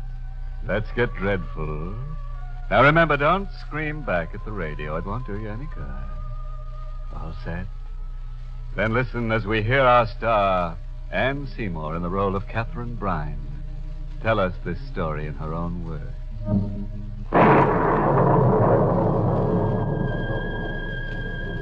A flash of lightning, like a giant white electric light, lit up the sky that night as I went up the walk. And Brine Mansion looked like a huge gabled tomb standing there on the hill. For a moment I wanted to run, but much as I hated it, I had come back. Not because I lived there, not because I wanted to be there, but because in this house I should find out if I was going to live or if I was going to die. I let myself in quietly, made my way to the living room. There was a rustling of skirts, and Mother suddenly appeared in the dim, shadowy light. Kathy, dear. Hello, Mother. Oh, you're so late, I was getting worried. Was my stepfather worried, too? Why, yes, dear. Mark is still up. Here, you've got to take your coat off. It's soaked through. Don't you touch me. Kathy, darling. And don't start sniveling over me again, Mother. I can't stand it. I was just trying to help you. Always trying to help me. Why didn't you think of helping me before you married that man upstairs? But no. You're such a pretty woman, Mother. You couldn't possibly be without a husband. What would people say? Catherine, please, you can't go on like this. No, I can't. I can't go on very much longer without destroying myself. You must not say such things. And why not? It'd make you and Mark very happy if I should die, wouldn't it? Catherine. No one in this house wants me to go on living. Good evening, Catherine. Mark! I didn't know you were here. I'm aware of that. I heard you. Mark, she didn't mean it. She didn't mean a word of it. Oh, but I did. Now that you're both here, there's something I must find out tonight. It's very important. What is it? 10 years ago, my father died. Catherine, we can't discuss that now. We must. I've got to know certain things. Why? Because if I don't, something quite dreadful might happen to me. Now, Catherine, you're exaggerating. Dr. Wells doesn't think so. I've been going to him for months now. He knows there's grave danger that I'll go completely out of my mind if I don't find out about this. My poor darling. Don't pity me, Mother. Help me. Tell me how my father died. You know you were there. But, Catherine, there's nothing to tell. Your father was killed in an accident. He was a doctor. That will be enough, Flora. But, Mark. We'll call Dr. Wells the first thing in the morning and discuss the matter with him. Why don't you let her tell me? What have you got to hide? We are not going to discuss this until I speak to Dr. Wells. Now, Lola, I suggest you come upstairs as soon as possible. Good night, Catherine. Mother, he's gone. You were going to tell me. Where was this accident? How did it happen? Who was involved? Kathy, you're in no state to hear anything right now. Mark was right. We should speak to Dr. Wells about it first. Yes, speak to him, so you both can make up an appropriate lie to tell me. I don't want any lies. I want the truth, Mother. And I'm prepared to go to any length to get it. Look at this. Now, Catherine. Look at it, I tell you. Look at it. What is it? A woman sold it to me. Today. A strange little woman. It's a sort of tiny painted tile. Not just an ordinary tile, Mother. It comes from the Orient, the woman said. Do you see this very odd design? If you look at it long enough, she said, a strange thing will happen. You'll find yourself able to talk with the dead. See them wherever they are. Touch them. Catherine, I'm going to talk to my father. You can't be serious. You won't tell me what I want to know. Then maybe the dead will.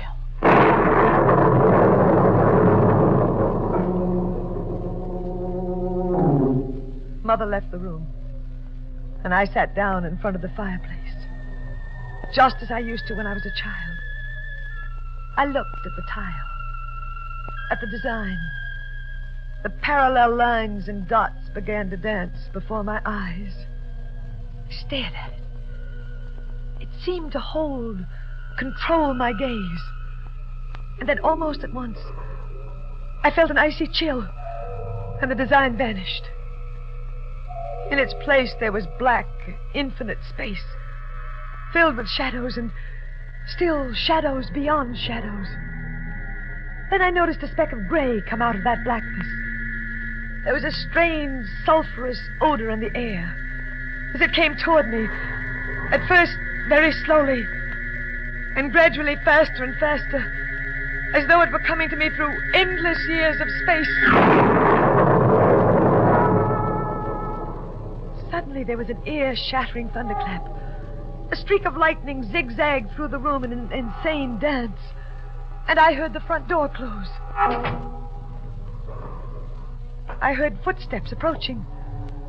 I turned around, faced the doorway, and then I saw him. Don't scream. Who are you? You are Kathy. Kathy Brine.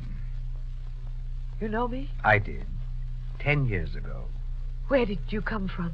Tell me, how do I appear to you? How you appear? Yes. Please. You have white hair, white beard, but your eyes... No, it can't be. What can't be? That my eyes are the eyes of a corpse? That I look more like a dead man than a living one? Yes. That should not be so strange. Who are you? Did you know my father? Dr. Brine. Very well. Very well indeed. How did he die? I want to know that. He was murdered. Murdered? Yes, murdered. How do you know? I saw it all. You? I was punished for it. You murdered him? No, I didn't kill him. He was the only friend I had in the world. That's why I came back here tonight. Didn't you ever know how your father died? No. Would you like to know? More than anything in the world. He was the kindest of men, and that's what led to his destruction.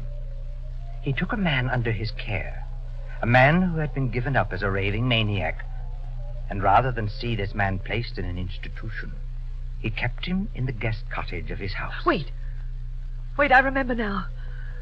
The man was a poet. Yes. His name was Dennis D'Amour.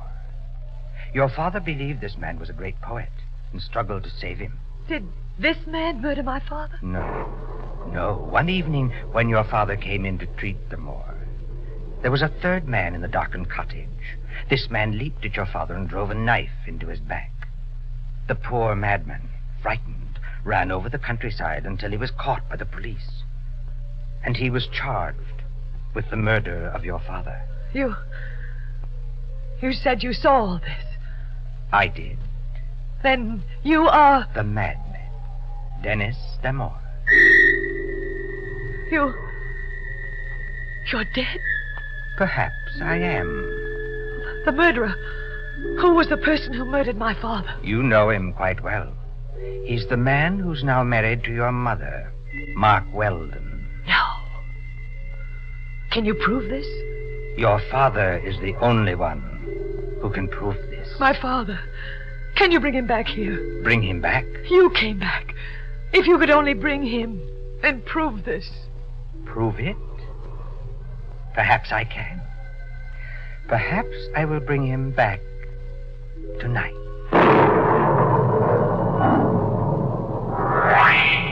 Just then, there was a tremendous thunderclap, and the electric lights failed. I tried to see him by the firelight, but he wasn't in the room. I ran to the door, stumbling over furniture in the shadows and screaming for him to wait. I opened the front door, but he wasn't there. Kathy, we heard you screaming. Did you, Mother? What happened? I found out how my father died. Really? How? He was murdered. Laura, did you tell her anything? No, not a word, Mark, I swear. Kathy, how did you find out? I told you how I'd find out. That tile. Yes, it worked. That's impossible. Of course you'd say that. But I discovered tonight that you, Mark, murdered my father. That you cleverly arranged that a poor patient of his named Dennis Damore would be arrested for the crime that you committed. Who told you this? Dennis Damore. Damore? Was he here? Yes. He told me everything. And you believed him? Why shouldn't I? Why, the man's a maniac. I don't know how he ever got here. He should be at the State Institution for the Criminally Insane. Number, please. Hello, operator. Will you put through a call to the State Institution for the Criminally Insane at Blyton? I wish to speak to whomever is in charge. And call me back as soon as you get them. It's urgent. Yes, sir, I understand. Thank you. Now, Catherine, you claim you actually spoke to this man? Yes, Mark. He told me he saw you murder my father. Why, you're lucky you escaped with your life. Well, the man is a homicidal maniac. I find it shocking that you should even begin to believe this fantastic story. But it seems to be true, Mark, doesn't it? My father was murdered, and Dennis Damore was sent away for the crime. Yes, that part of it is true. But to accuse me? Laura, we've tolerated her in this enough, but this is... Hello? Hello, this is Dr. King, the night supervisor of State Institution. Oh, yes. Hello, Dr. King. This is Mark Weldon speaking. Has one of your patients, a Dennis Damore, escaped?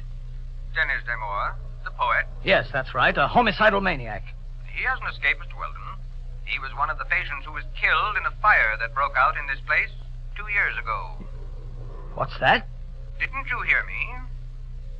Yes. Yes, I heard you. Thank you. Goodbye. Mark, what is it? Dennis Damore is dead. He was killed 2 years ago.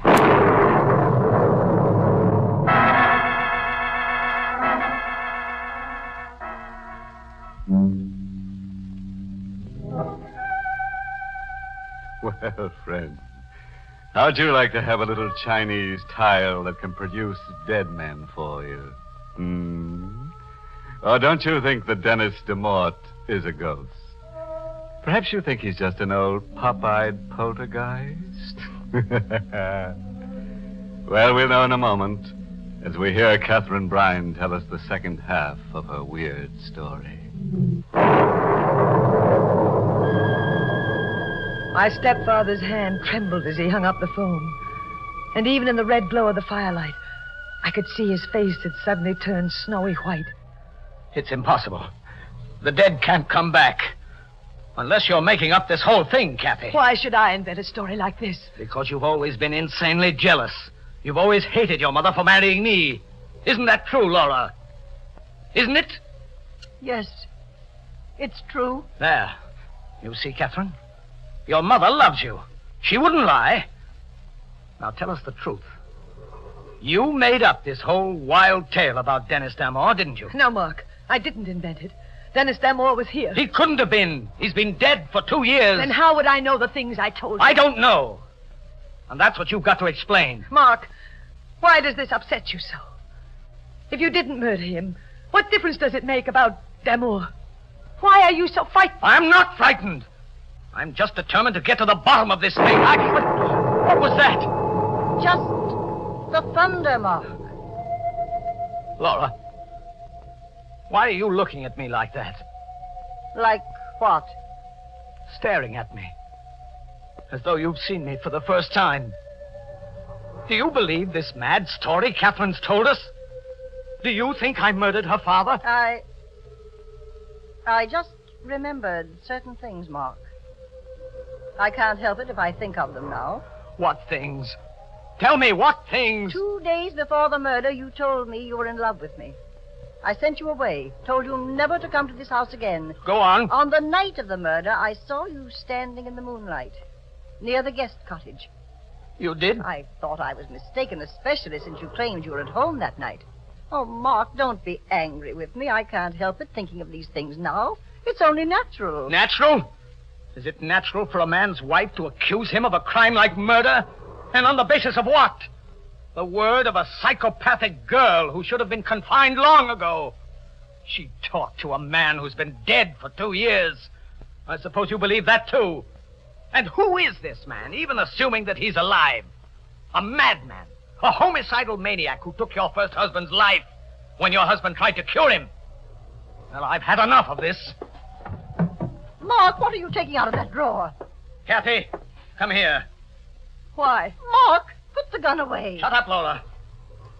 Now, Kathy, I won't hurt you unless you try something dangerous. I'm holding this gun because I believe your mother and I are no longer safe in the same room with you. Now, I want the truth. You were lying to us before, weren't you? No. Very well, then. Where is this man you saw? I'd like to see him, too. I don't know. Of course you don't, because he doesn't exist. He does. He appeared when I looked at the Chinese tile. The Chinese tile? Good. Look at your Chinese tile now. Make him appear. You're trying to make a fool of me. A liar. You'll do as I tell you. Look at that tile. Go on. All right, I will. Now, what do you see? Nothing but the design. Yes, and that's all you're going to see. No. The design is fading. It's getting dark. Dark. Nothing but blackness. Mark, I heard the front door. Someone just came in. Yes. Those footsteps. That's just how he came in the last time. Perhaps, but I doubt if it's... Good evening. Oh, it is Detour. You remember me, Laura? Yes. You've changed a great deal, but it is you. Mr. Weldon, it's been 10 years since I've seen you. Detour. Then you're not dead. There must have been some mistake when they identified you. Not dead. You escaped. Someone must have been identified instead of you. That's the only explanation. It depends on what you choose to believe, Mr. Weldon. I brought a guest with me. My father. Dr. Bryan, I'm sure you know these people quite well. Of course you do. What's he saying? He's talking to my father. That's right, Kathy. Unfortunately, you cannot see him. But he is here. Aren't you, Doctor? Detour, what are you up to? What do you think? If you come back here to make trouble... Trouble? No. I've come back because someone wanted to know the truth. And I brought the doctor back for the same reason.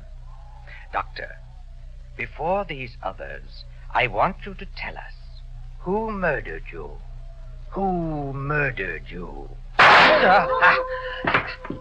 Mark, you shot him. Yes. Why? Why? He's dangerous. A maniac. That's not the reason. It's because you murdered my father, and you don't want us to know. All right, Kathy. I did kill him. Mark! It doesn't make any difference now. This maniac has planted suspicion in your minds. You would have found out sooner or later. Mark! Yes, I killed him. For you, Laura. I loved you. But that's over now. It's been over for a long time. I know what to do now. And it's going to be very simple. Thanks to our friend lying there. What are you going to do? Don't you know, Laura? It's so simple. Your bodies must be found in such a condition that they will be certain Damore killed you.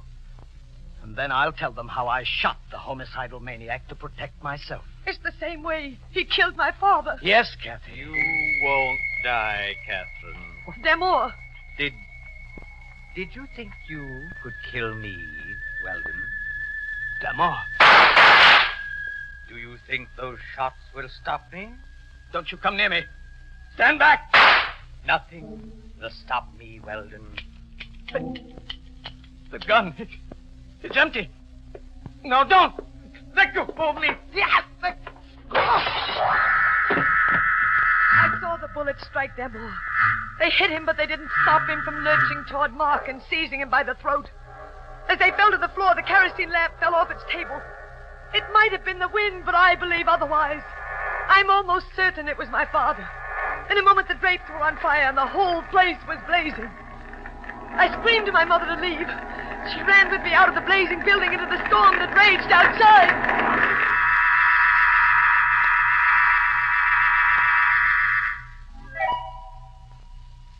2 weeks later, my mother came into the hotel room where we were staying. I've just come from the police, Kathy. Well, Mother? Only one body is positively identified. Whose? Mark's. The other body? They haven't been able to find it in the rubble. I don't believe they ever will. But, Kathy, the police checked with the authorities at the state institution. It seems that some of the patients did escape at the time they had the fire there 2 years ago. It's possible that Damore was among them. It's possible, but I doubt it. You think Damore died 2 years ago? Yes, Mother. Don't you?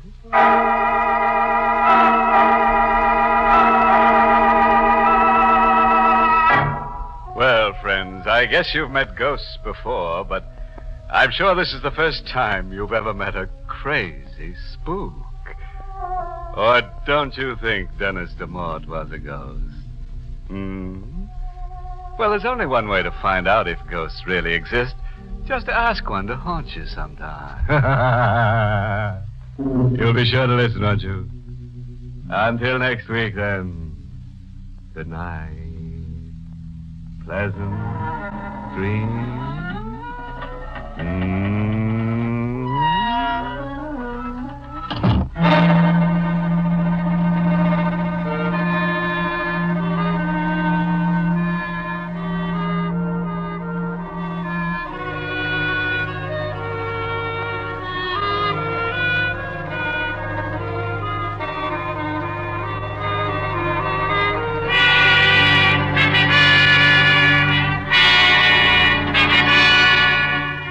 Inner Sanctum has come to you through the worldwide facilities of the United States Armed Forces Radio and Television Service.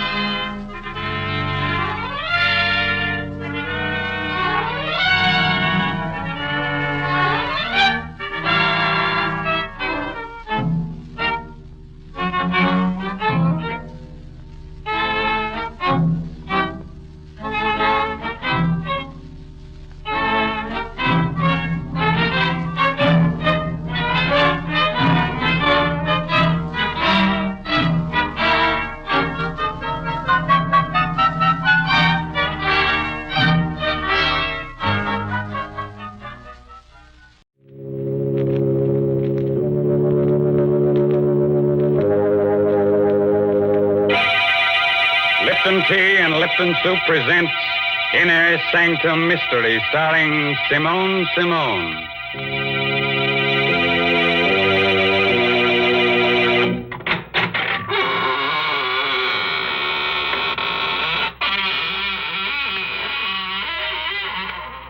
Good evening, friends of the Inner Sanctum. This is, of course, Raymond, your host. Please come in, won't you? Make yourself comfortable in any gloomy corner. We had intended to have a real surprise for you tonight. Instead of myself, we were going to have a guest ghost to act as host.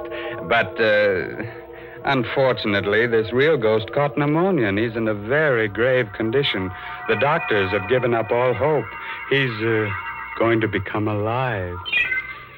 Well, Mr. Raymond, I must admit I'm glad that ghost couldn't come. It's difficult enough to talk to you, but heavens, I wouldn't know what to say to a ghost. Oh, well, that's simple, Mary. All you have to do is find out whether it's a he ghost or a she ghost. And if it's a she? Oh, well, then you compliment her on her appearance. You say, darling, what a divine sheet you're wearing.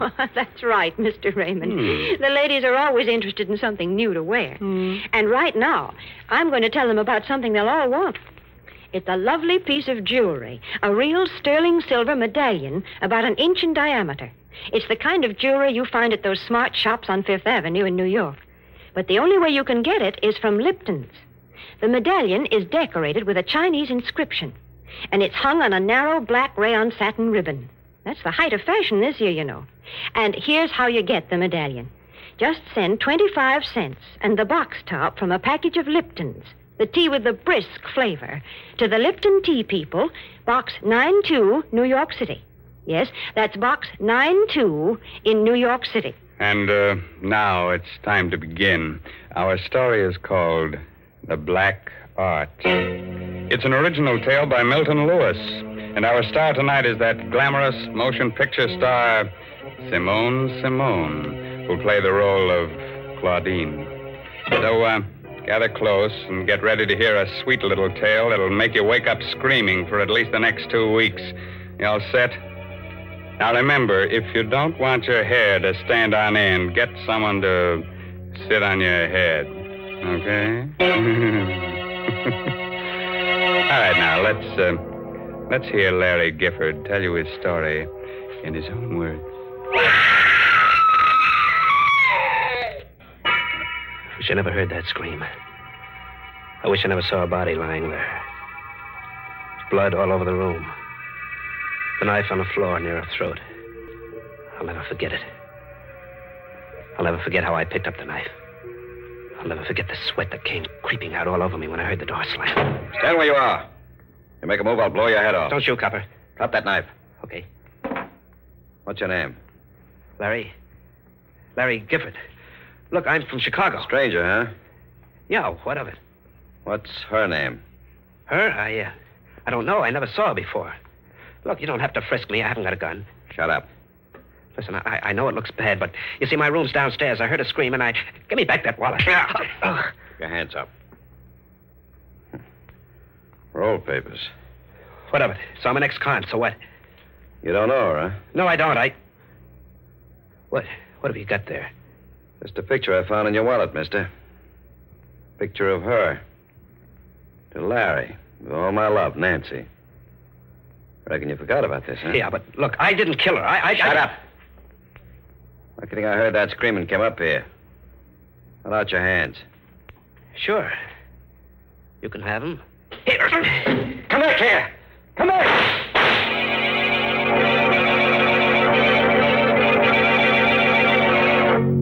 I didn't get far. The crowd in the streets nabbed me. They got it when they heard the shots and the scream. I was dumped in jail. Well, this was a little burg in the bayou country, not far from New Orleans. I was the biggest thing that hit the town since Ripley's Believe It or Not. For them jerks, my trial was a bigger show than Carmen Miranda and Gypsy Rose Lee doing a trapeze act.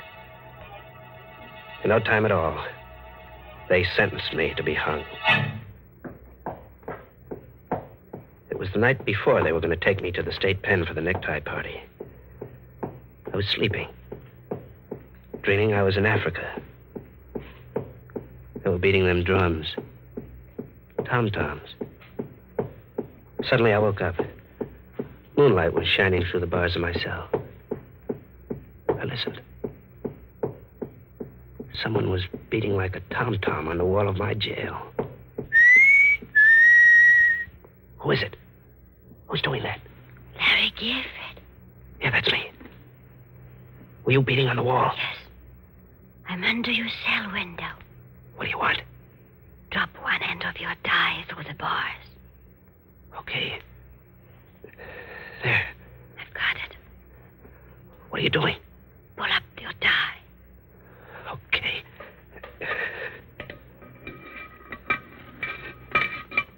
Got it? A gun? Yeah, I got it. Good luck. Goodbye. Thanks, baby. Whoever you are. What's going on there, Gifford? Huh? Oh, nothing. Why? I heard talking. Oh, I was talking in my sleep. You never done that before. I never was going to be hung before. What you holding there? Come here, I'll show you. What's that? A gun? Yeah, and it's got enough bullets to fill your head with lead. Let go there. Open that door. Open it or I'll give it to you between the eyes. Go on. Don't shoot. Okay, now take your gun. Give me those keys. See how you like it in there for a while. So long. Stop him! Prisoner escape! Let me out! Prisoner escape!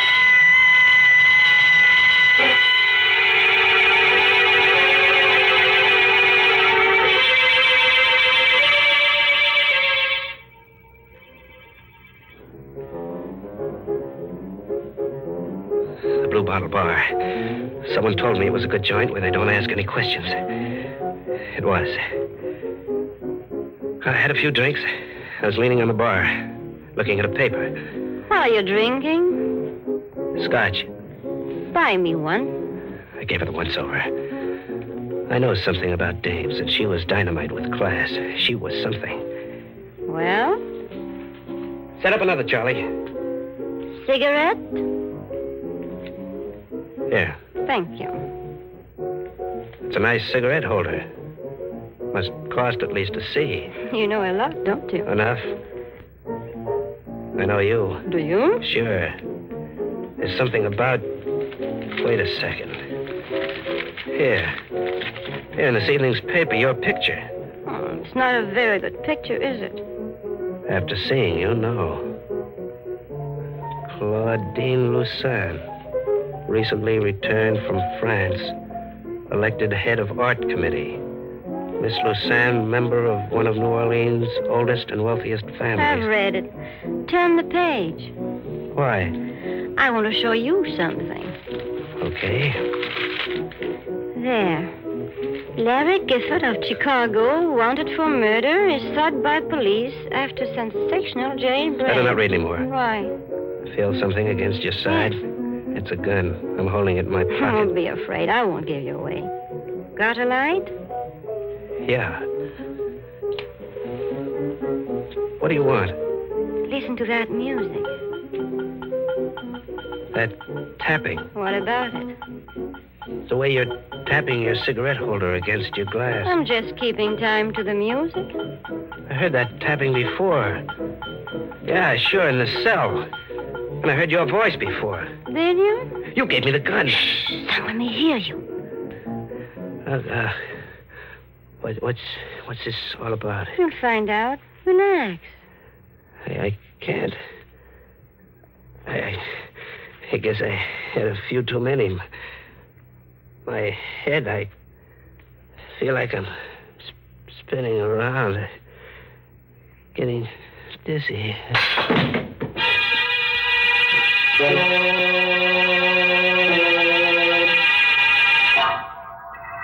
Two green eyes, pink with blood around the edges, looked at me out of a queer, furry head. It was the head of a bat. It smiled. It had sharp little bat teeth that had pink on them. There was an ache in my throat. I looked again. It wasn't a bat's face. It was hers. Claudine's. I was dreaming. Larry? Oh, well, where am I? My suite at the hotel. How'd I get here? You passed out at the Blue Bottle. I brought you here. When? 2 hours ago. Oh, I must have been sleeping. I had the queerest dream. I thought... Oh. What's the matter? My throat. That pain, like a knife. Those green eyes of yours. That red mouth. And those white teeth. Look, we're going to have a showdown right now. I'm... Where's my gun? I took it. Look, what do you want with me? Nothing you don't want to do yourself. Don't talk in riddles. Have you ever been in love? Sure, dames are always falling for me. Why? I guess that's what happened to me. Are you kidding? No. Do you think I'd get you out of jail if I were? But I never saw you before. I saw you at the trial. That's where it happened. Oh, how can a dame like you go for a guy like me? I don't know. But it happened. I don't believe it. I'm sorry. Come here. Yes? I'm going to kiss you, baby. Larry. Oh, Larry. Yeah, it's a funny thing to do. Kiss a guy on the neck. Better wipe that lipstick off. Hey. Look. What's the matter? My handkerchief. That ain't lip rouge on my neck. It's blood. No, you're making a mistake. My neck's bleeding. What kind of a dame are you, anyway? I'm getting out. No, don't. If you go, I'll tell them who you are. Oh, you will? Yes, and I... Ow! You won't tell them for a while, baby.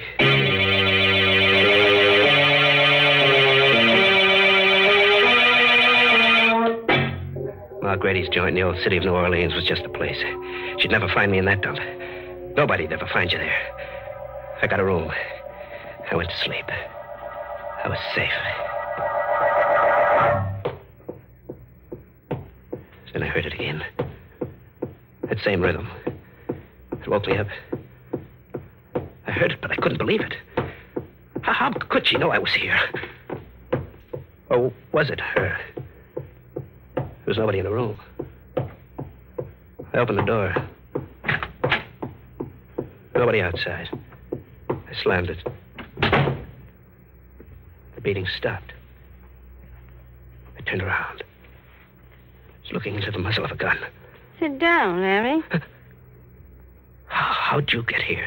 My Grady ran to the room next to you. There's a connecting door. What's the idea of the gun? Can't you guess? You gonna kill me? Maybe. Well, you're going to a lot of trouble to bump off a guy who's gonna be hung anyway. Do you want to die? No. There is a way you can live. How? By coming with me. Yeah? What else have I got to do? Marry me. You're out of your head. You hate me? No, I don't. I don't hate you. I'm scared of you. Yeah, I've never been scared of anybody the way I'm scared of you. Scared enough to do as I say? Maybe. I had hoped you would love me. Maybe I do. You're lying. No, baby. It's no use. Look, what are you going to do? Kill you? No, put the gun down. Give me a break. Don't.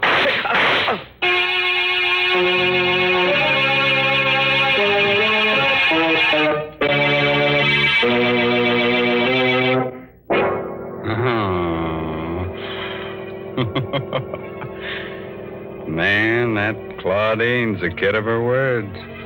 When she tells someone she's gonna kill him, she does it.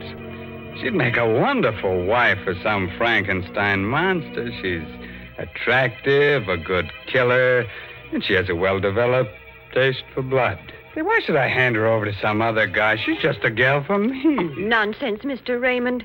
Why, Mary Bennett, I believe you're jealous. I am not. Yes, you are. You're thinking what a handsome couple you and I would make, strolling down the avenue, me dressed in a shroud, and you wearing your new sterling silver medallion. Now, don't you go making fun of my lovely medallion, because I want all the ladies to send in for one. I know they're going to enjoy wearing it, because it's made of solid sterling silver, and it's really a fine piece of jewelry. Besides, there's a true story behind this medallion, an inspiring story. It seems that the original was given to an American flyer by Chinese guerrillas who rescued him after he'd bailed out over enemy territory. The flyer was told that the Chinese characters on the medallion would identify him and bring him safely through the lines. Well, he did get through. And only then did he learn that the medallion said, "Good luck," in Chinese. Now, there's a story to tell your friends. And to get this good luck charm, just like the one the flyer carried, all you have to do is send 25 cents and the box top from a package of Liptons, the tea with the brisk flavor, to the Lipton Tea People, Box 92. That's Box 92, New York City. Now, let's get back to our star, Simone, who seems to be making life hard for a guy named Larry. The last time we looked in, she had just shot him. But I've got a tip that that's only the beginning of his troubles. How about it, Larry? What happened then? I went down in a heap when she fired. The bullets caught me in the thigh. I lay there. I made out like I was dead. Larry. She fell for it. She bent over me, the gun in her hand. Larry, are you... Oh! Take it easy, kid. Let go of my hand. Not till I get that gun. Let go. Let go. Get that gun if I have to break your arm. No, go. Okay. I've got it now. You shot me in the leg, but I'm still strong enough to get rid of you. Larry. I'm no angel, baby, but you're worse. Here's something I heard about, but I never believed. How'd you know I'd be here? How'd you know I'd be in the blue bottle? Go on, answer me. I've got nothing to tell you. No, you don't have to. It was magic. Black magic. Somebody nobody'd believe if I ever told him. There's only one thing to do with you. Yes? Kill you. But I ain't taking any chances like you did with me. When I kill you, you're going to stay dead. Those tom-toms are going to stop forever. You think so, Larry? I know it. Come here. Larry, Shut up. Oh! I knocked her out cold. She lay on the floor. I put the muzzle of the gun to her temple. She was so beautiful it made you shiver. I pulled the trigger. I looked. What I saw nearly made me pass out. A little blue vein on her temple was beating. There wasn't a scratch on her. A little curl of red hair was twisted around her ear. Was I seeing things? I aimed the gun at her heart. Nothing. Not a speck of blood. I stuck the muzzle between her eyes. Shot till the gun clicked empty. I looked. The white skin on her face looked more beautiful than ever. Had to get away. Out of the same city where she was, out of the same state, the same world.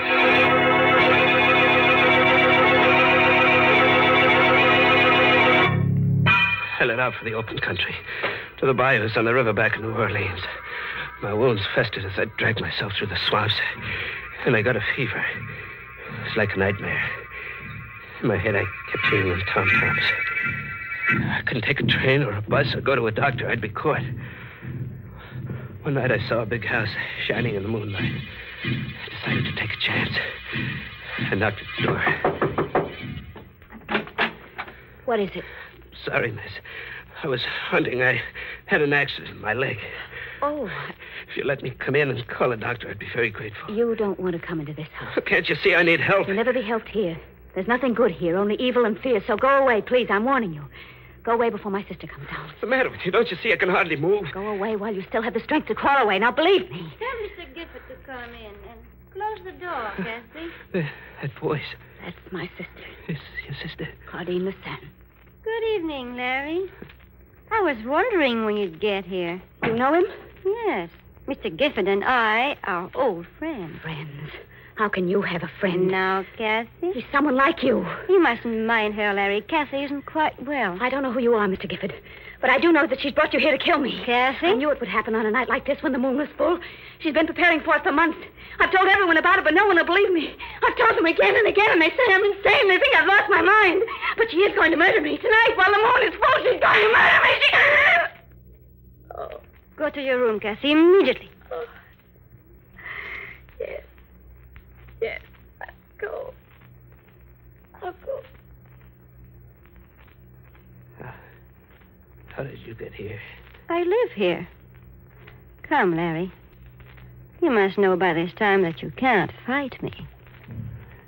Yes, I thought I'd never see you again. I'm not well. I got a fever. Hey, that tom-tom beating in my brain. I can't stop it. It's getting louder and louder.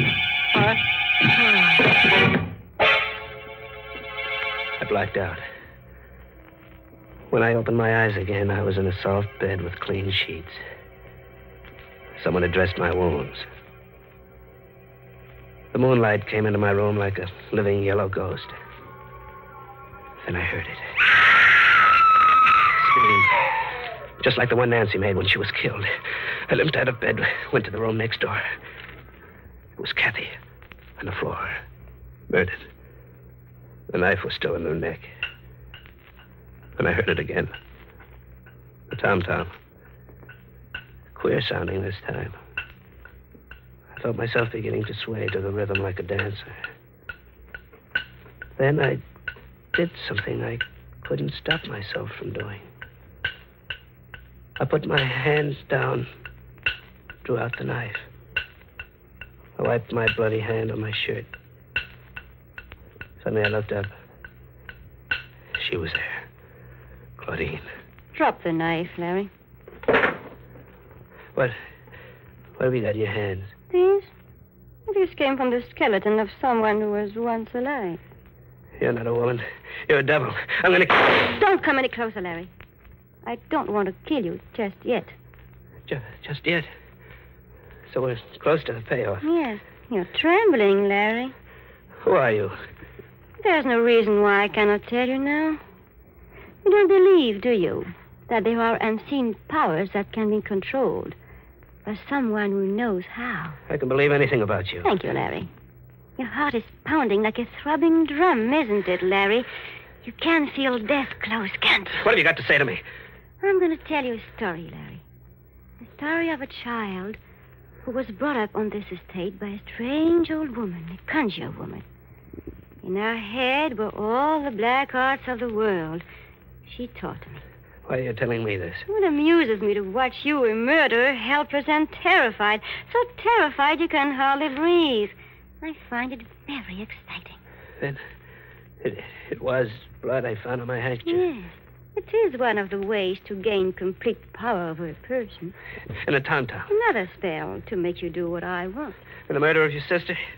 You want me to be the patsy for that? You're beginning to understand. You see, Cassie and I inherited the estate. There's really not enough for both of us. You'll tell him I did it. Yes. And that I killed you in self-defense.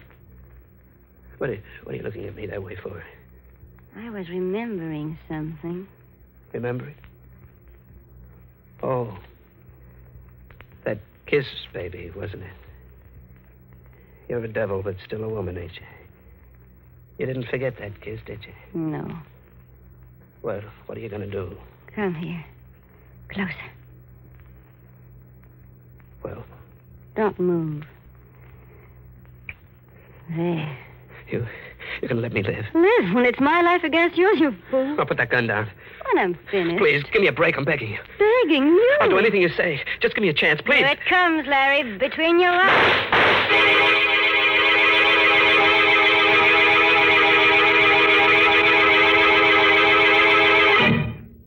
How do you feel today, Gifford? Much better, officer. Leg's healing fine. We checked that crazy story you told us. It's all true. Tell me something. How'd you know to come to the Lucerne place when you're dead? You arrived just in time. A second later, and she would have killed me. Kathy, your sister, phoned us, told us to come out. I came in the room and saw her threatening you with a gun. I shot at her. I had to. Got her in the shoulder. You should have killed her. State will take care of that. Did you believe the story she told you at first? That I killed her sister and she was killing me in self-defense? No. You see, Gifford, we'd found out that you weren't a murderer. You didn't kill Nancy Warren. The man who did that confessed. That made her whole story false. How did she do it, Captain? How did she find out where I always went? Police psychiatrist said she did it by post-hypnotic suggestion. She told you where to go while you were asleep, and you never realized that you were always doing just what you wanted. But the bullets, when I shot at her and tried to kill her, how'd she do that? It was all carefully planned. The first shots she fired at you were real bullets. The others in the gun were blanks. She wanted to get you so thoroughly under her power that you think she couldn't be killed. You see, all this so-called black magic has an explanation. Has it? I wonder. Oh,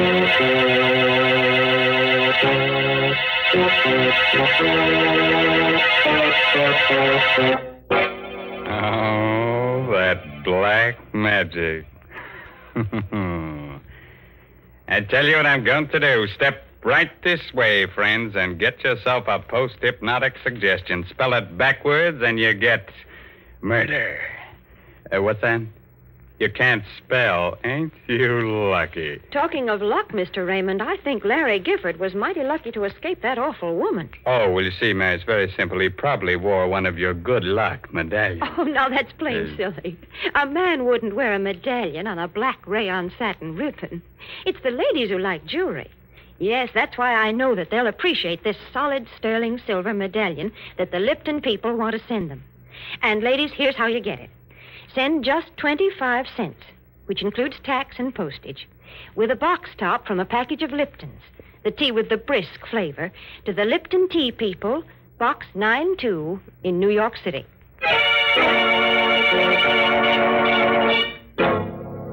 The moral for tonight's assault on your nerves is never marry a dame who sucks blood out of your throat.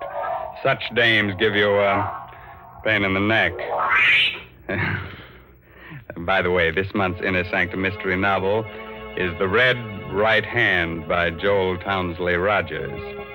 Yes, and don't you dare miss next week's story, directed by Hyman Brown and brought to you by Lipton Tea and Lipton Soup. Next week's story is about a pair of murderers who get scared to death. They're more frightened than the guy they're murdering. So if you hear some static on your radio next Tuesday, it'll just be their knees knocking together. Well, now I guess it's really time to close that there squeaking door, so good night, for real. Pleasant dreams.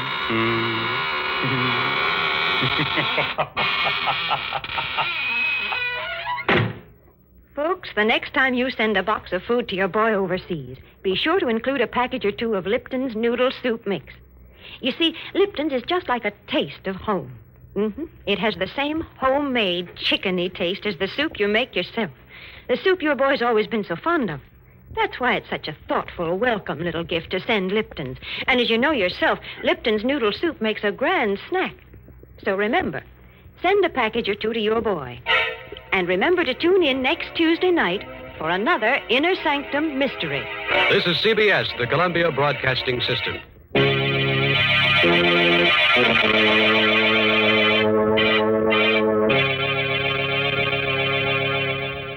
We'll rest. Beth, look. There's nothing on the other side of it. We've made it. We're at the top. But we can't be there. The dad of the Dolan left. He didn't say anything about a rock heap. He said the top was a plateau, a snowfield where the glacier started. Come over here. Look. There's the snowfield down there. You mean? He never really reached the top. It's a double peak, and he never even saw this first. We're the first to climb Lotino. What if that's true? If he lied about it? Sam, something just occurred to you. Testing Yeah. He could be Dolan. His body was never found, and with his face gone, no one would recognize him. He got the job here at the weather station. And has been living here to protect his secret. And he killed my father. And he's been getting up here in his sleep. Sam, what are we going to do about him? Our first job is going to be to get down.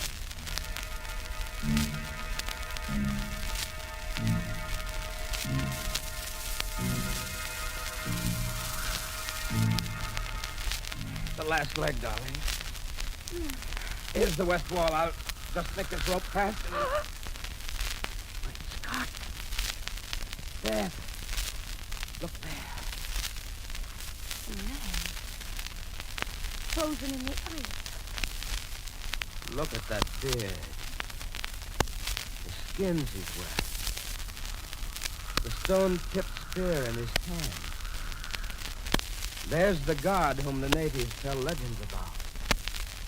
A prehistoric hunter that was frozen in the glacier 100,000 years ago. Van, if we can get him out, get him back to civilization. We will. We'll come up here tomorrow with Ferguson. But now start down the rope. Wait for me on that ledge just below there. Yes, Van.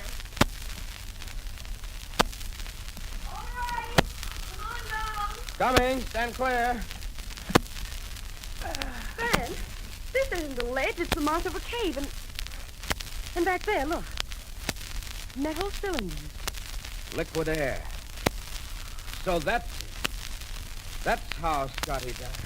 I don't understand you. Your father brought them up here to freeze and preserve anything he might find in the glacier. Like that hunter. When Scotty climbed up here yesterday, Dorland sprayed the stuff on him.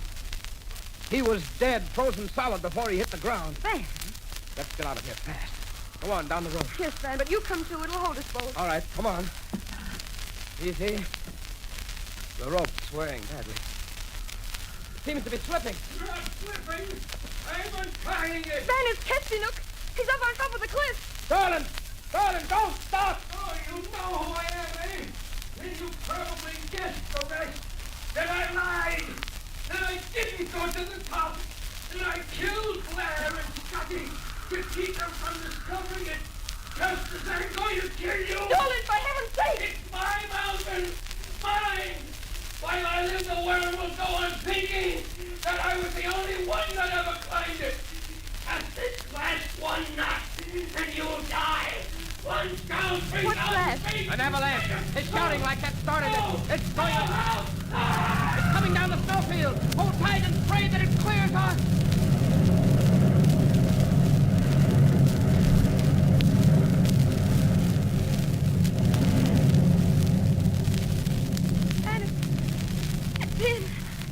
The overhang saved us. It went out past us. Van, what happened to Dorland? Swept him over the edge. He's down there under 1,000,000 tons of ice. But there on that ledge. Look. A stone-tipped spear. The one the hunter frozen in the glacier had in his hand. The avalanche must have carried him down, too. The Chinos has finally come down from the mountain. He had to wait there, frozen in the ice, for 100,000 years. But he finally got his quarry, Dorland.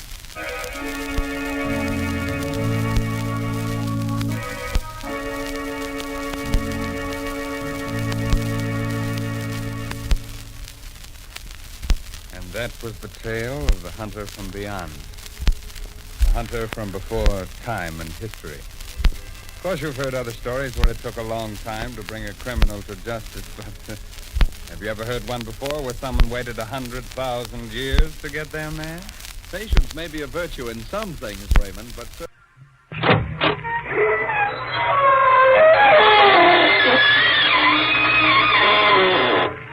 Good evening, friends of the creaking door. This is your host to welcome you into the inner sanctum. Come in, come on in. Well, let me tell you about the loot we picked up in our family. Mother got a new broom. Yeah, she needed it ever since she wrecked the old one in a forced landing on the roof last month. Uncle William got a fur-lined straitjacket. And dear, darling little Aunt Matilda got a new hat pin. Yes, her last one got stuck in the skull of her fourth husband.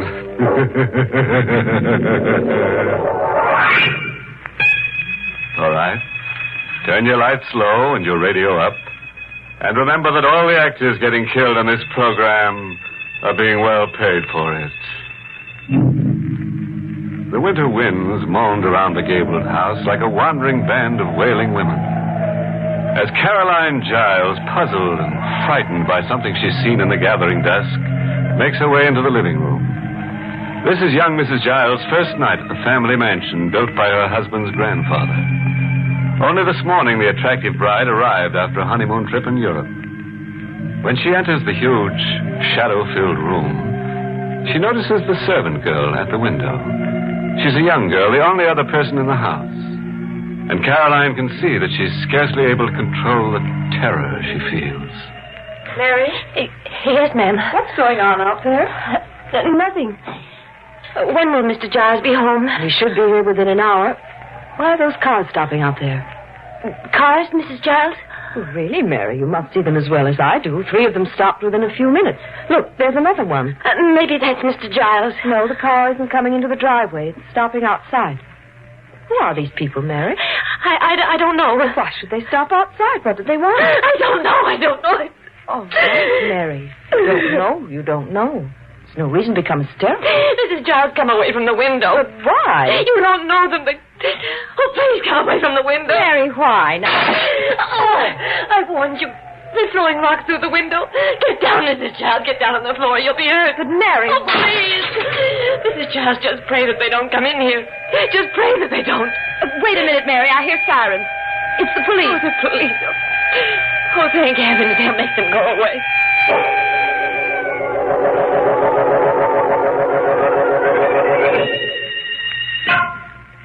Mrs. Giles, I'm Richard Croydon, the mayor of this town. I'm sorry we had to come here under these circumstances. How do you do? This is John Dent, our local chief of police. Mrs. Giles, I'm very sorry about what happened tonight. The crowd is gone now. I'll do my best to see that it never happens again. I've also come to offer what apologies I can. Must have been a frightful experience for you on your first day here. Our people may appear civilized enough, but in many ways we're a very primitive community. I suppose your husband told you that? No, he didn't. But David told me about you, Mr. Croydon. He said you were the oldest friend he has. I believe you live down the road? Yes, that's right. That's how I happened to see those cars coming, and I phoned Chief Dent. But why did those cars come, Mr. Croydon? Why? Well, yes. Why should those people who hardly know me do a thing like this? Well, didn't David tell you? Tell me what? Where is David now? He went to town. I expect him any minute. Well, perhaps he'll tell you what you want to know when he returns. Why can't you tell me? I'm not sure that I care to. Mr. Dent, perhaps you'll be kind enough to explain this? Well, them people weren't after you, ma'am. They were after the man you married. David? But what? Dent, if Mr. Giles hasn't told her, I don't think it's your place to do so. Well, the woman has a right to know. The reason them folks are trying to kill Mr. Giles is because they think he's a murderer. Some call him even worse than that. What do you mean? Mrs. Giles, 2 years ago, a series of killings began in this here county. Girls, young girls, 4 of them were found on lonely roads, stabbed to death. Homicidal maniac, that's what the state police officer said. And my husband... Well, your husband was arrested for them crimes. He was tried right here, but they let him go. We didn't have enough evidence. David, can't believe it. Why should they suspect him? Well, he knew one of them girls, and, he had been sent away, ma'am. Sent away? What are you talking about? Well, everyone knowed there was something wrong with him. He had to go to an asylum for a while. That's quite enough, then. Mrs. Giles, I must tell you this. David was discharged from the rest home, completely cured. It was nothing more than a nervous breakdown. Now, Dent, you have no right to frighten her like this. I'm not frightened. And I'm very grateful to Mr. Dent for telling me what he did. I just want to know one thing. If my husband was acquitted, why should they still believe he's guilty? Because since he left town 6 months ago, there ain't been none of these murders. Not a single one. Now that he's back, they'll start again. That's what you believe, Mr. Dent? Oh, no, ma'am, but that's what the folks are saying. Thank you.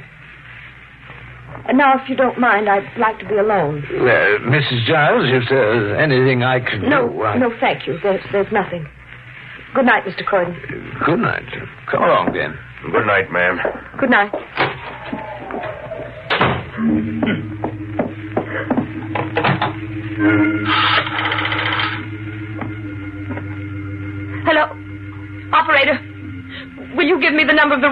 station, please.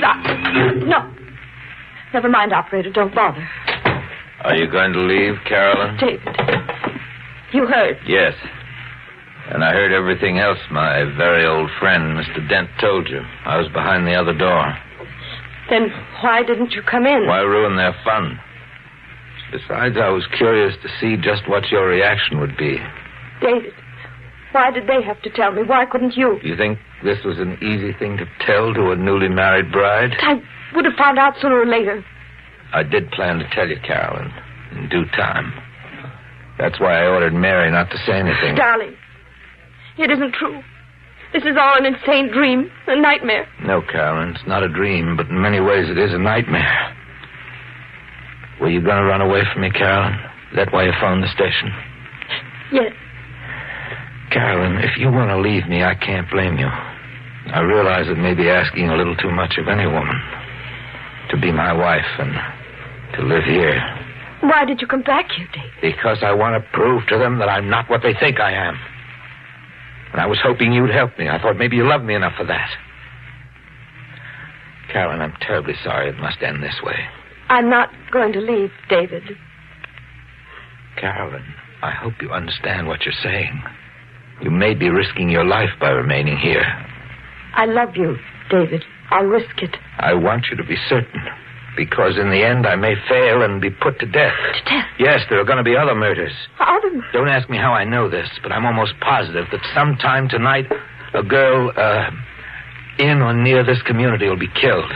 Brutally stabbed to death. I'll have to go out tonight and see if I can prevent it. Do you still want to remain? Why are you telling me this? Because I want to know if you really love me or if you said what you did to placate a madman. To quiet a homicidal maniac who may still murder you. Are you going to stay, Carolyn? Yes. I'm going to stay, David.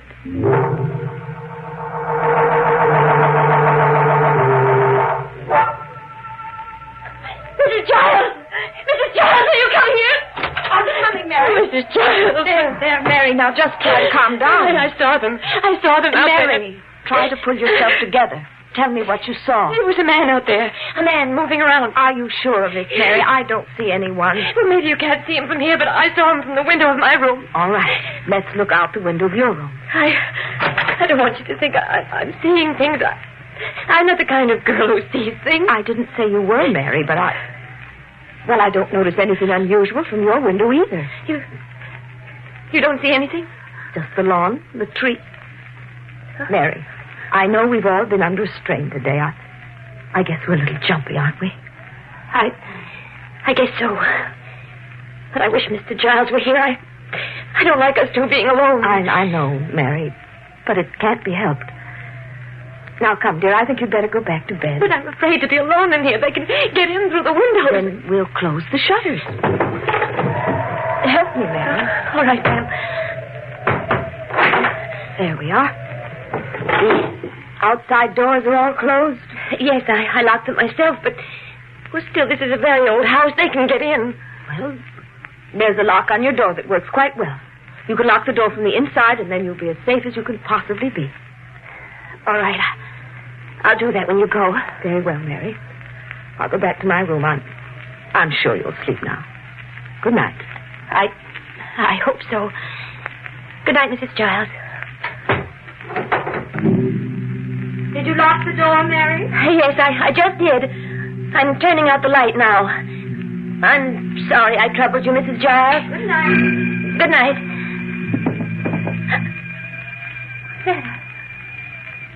Oh, she's right. I must be hearing things. Mrs. Giles! There's someone in here! Let go of my hand! Mrs. Giles! Mary? He was locked in here with me. Help me, Mrs. Giles! Mary! Oh, he's got a knife. I can feel it, a knife. Oh, no, let go of me, please. No. Mary!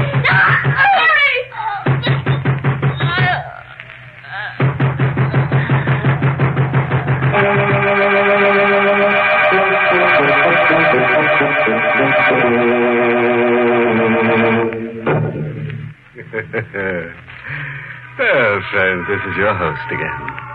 You ready to go on with our story of married bliss? I mean bliss. You know, if Caroline had only listened to this program, she'd have realized that it's always a mistake to marry a man who has a weakness for murdering the domestic help. It not only makes house cleaning difficult, but creates a terrible servant problem. That there is one compensation in marrying a homicidal maniac. When you'd call your mate crazy, you'd be so right. Well, let's get on with our story.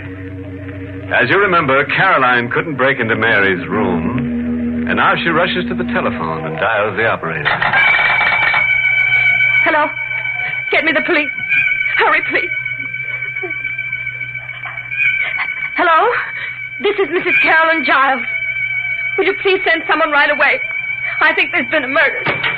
Hang up, Carolyn. Hang up that phone. What's the matter with you? Why didn't you do as I told you? I don't want the police to know about this until we're ready. That room. You just came out of Mary's room. Yes, I saw her. Saw her? You were in there all the time. You were locked in the room with her. You killed her. Carolyn. You murdered her. They're right about you. You murdered her. Carolyn, you're hysterical. Stop it now. Stop. I'm sorry I had to do that. Now, you must get a grip on yourself. Yes, David, I'll be all right. I'm all right now. How did you get into her room? I heard screams when I parked the car. The window to her room was open, and I climbed through.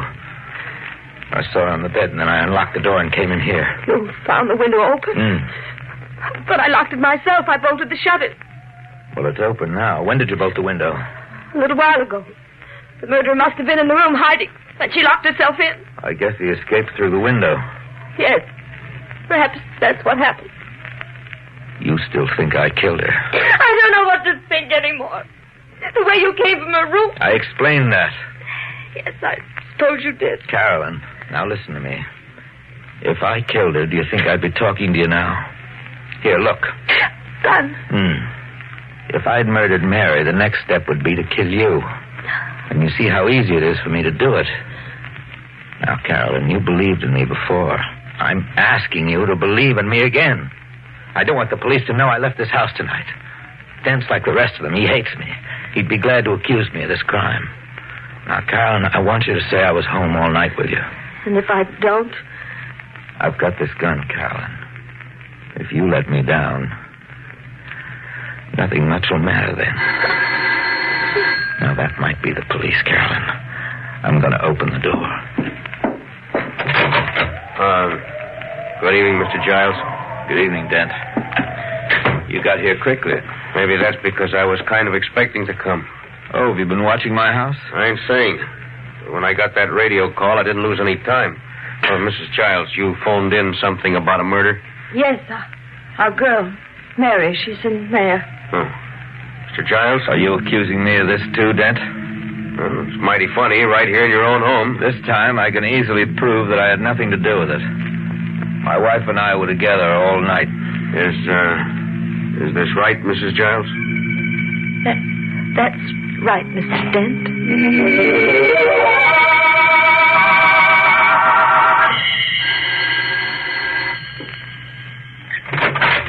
Hello, David. Richard. Come in. I understand that Dent questioned you again this morning. Yes, but he didn't get anywhere. I think even he's beginning to get the idea that I'm not a murderer. I see. Oh, Carolyn, dear. Oh, hello there. David, why didn't you warn me your friend was coming tonight? Well, I phoned Richard only a few minutes ago. You see, Carolyn, I have to go out. Go out? Yeah. I didn't want to leave you alone after everything that's happened. I know, but... Well, couldn't we come with you, David? No, I'm afraid not. Why not? Well, it might be dangerous. David, where are you going? I'm sorry, dear, but I can't tell you. It won't be a long trip. It's only about 20 miles or so. That's all the information I can give you. Has this something to do with these murders? Perhaps. Now, David, I wouldn't advise you to take matters into your own hands. I'm afraid I have to, Richard. You see, the police haven't gotten very far, and my life is at stake. Your life? Isn't it obvious? The people are stirred up about these crimes. Who can tell when one of them may take it into his head to murder me? It's becoming a matter of the killer's life or my own. Furthermore, there's another reason why I must solve this. A reason I can't divulge right now. Why not? Darling, please don't ask me. I think that after tonight, all this will be over. Bye, Richard. Goodbye, Carolyn. Bye.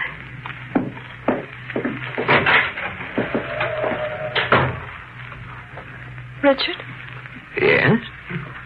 what did he mean by another reason? Well, Carolyn, if he's right about the murderer, then the next logical victim will be a girl, an attractive girl who's very close to him, so that people will suspect him even more. And the most likely person is yourself.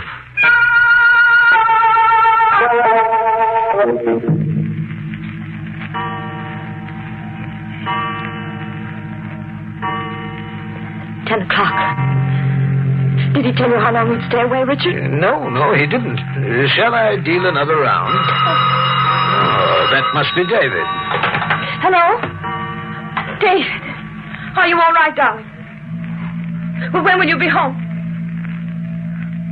All right, I'll tell Richard. Goodbye. David's on his way home. He'll be here in an hour. Where did he call from?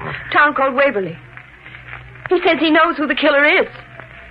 That's impossible. How do you know? Because if he knew, he'd never have made that call. I don't understand. It was a perfect signal to the murderer. Murderer? It told him that he was safe, that he had all the time he needs, a full hour. Richard, you... Please, I must warn you not to do anything foolish. It will only make matters worse for yourself. What do you have in your hand? A knife. You see, I simply press this button, and it snaps open. Try to control yourself, Carolyn. Don't try to fight the inevitable. Take my advice and submit to what will come. It will be less painful. Let go of me. You see how futile it is to struggle. I have the knife at your throat now. I have only to move my arm, and it's all over. Why don't you? Why are you waiting? There's no rush. For once, I have a little time. Time? Time seems to extend the experience. I must warn you not to scream.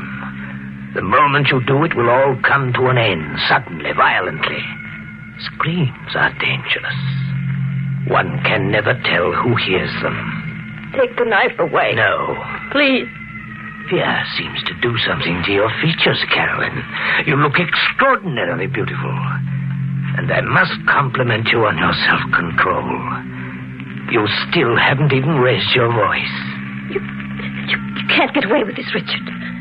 David will come home and find you. That's not quite how it will happen. David will come home and find you. I shall have the rare pleasure of seeing his reaction. And then it will be his turn. You're going to kill him? Yes, it will be a new experience.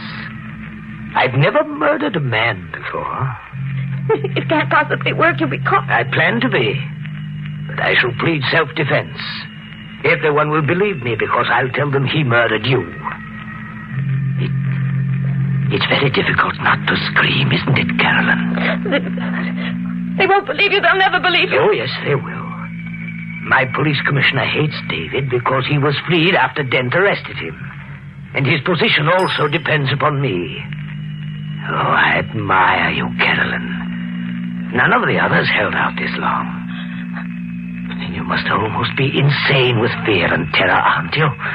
And yet... I won't scream, Richard. I won't. In the end, you will. I won't. You must. I won't.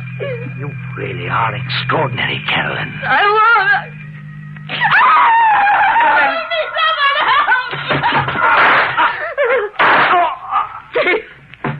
Carolyn. Don't understand. You were here. Almost all evening. I phoned from a neighbor's house to make him force his hand. I got back just in time. Still alive. Yes. Richard. David, did you know? You couldn't have been that clever. I suspected you, Richard, but I wasn't certain until tonight. It was a trap. And Carolyn the bait. All a trick. I'm afraid that's what it was, Richard. Why did you make them think it was me? Why? Because you were a Giles. Always a little too clever. Never quite one of us. But you'll die for this, David. You'll be blamed for this and the other murders. I've left letters accusing you of the crimes. And Dent will believe them. Even over your wife's testimony. You'll die for this. They'll kill you.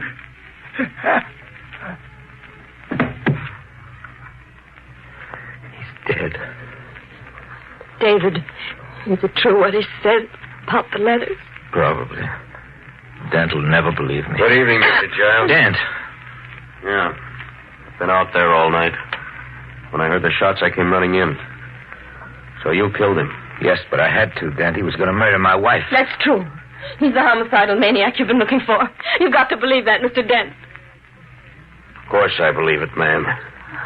Been suspecting him for a long time. Ever since he spread them stories to folks about Mr. Giles. And I heard what he said before he died. You've got nothing to fear now, Mrs. Giles. You and your husband can live here and we'll be proud to have you. And some folks will be mighty ashamed about what they've been saying and doing. I reckon I'd better call in. Get them to take this man away.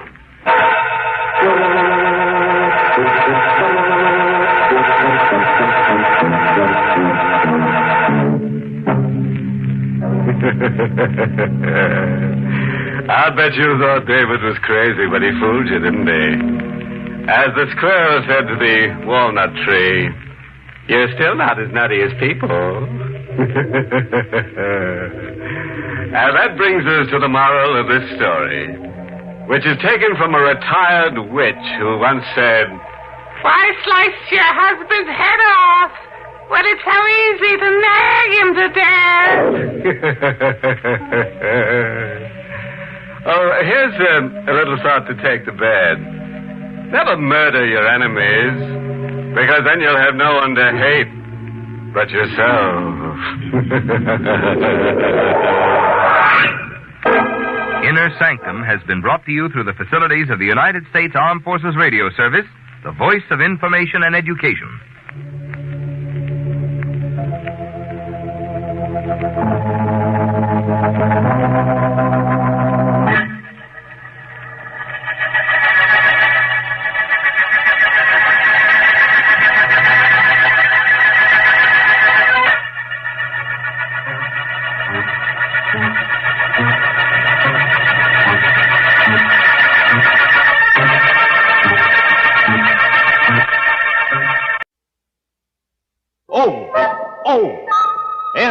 Stop, triple O.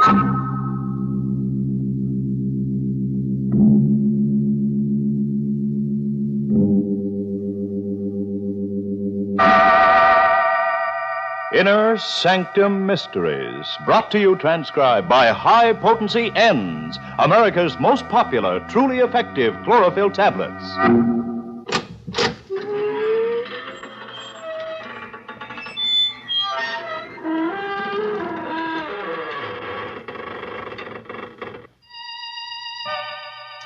Good evening, friends of the creaking door. This is your host inviting you into the inner sanctum once again. Come in. You're early tonight. The coroner hasn't arrived yet. But it's all right. The corpse is here. Yes, that's him over there in the corner. The slightly decapitated gentleman sitting with his head in his hands.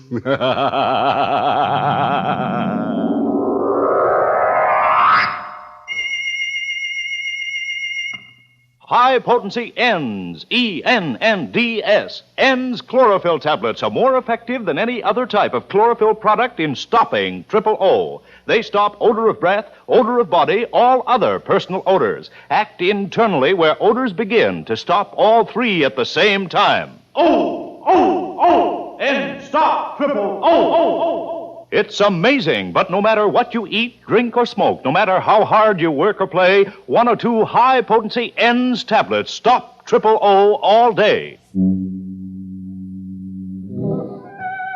All right, friends.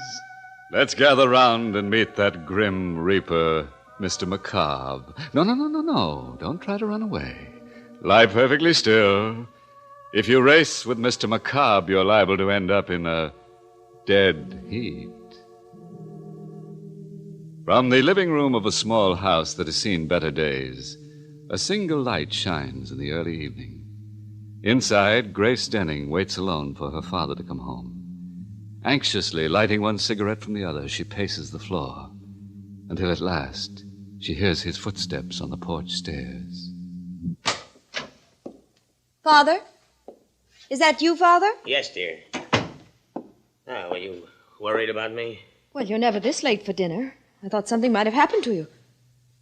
You weren't down at the river again, were you, Father? No. Well, where were you? Just downtown. I stopped off for a minute. Grace, why are you staring at me? Well, you look so strange, so frightened. Well, I should be frightened. You know what it's like to live without money week after week, waiting, hoping for a break that never comes. Well, don't worry, darling. Your luck will change. I'm not worried anymore. You got the loan? Yes. From the bank? No. From Dr. Tarleton. Dr. Tarleton? He wouldn't lend you any money. He wouldn't lift a finger to help you. Why not? He's an old friend of mine, isn't he? Well, I wouldn't call him a friend. Not after the way he's treated you all these years. He still hasn't forgiven you for taking Mother away from him. Don't be a fool. Well, he hasn't. He's still in love with her. He told me so. At the funeral. Well, what difference does it make? I've got the money, haven't I? But how did you get it? I told you he lent it to me. Why did he lend you that money? Because I gave him something in return. What?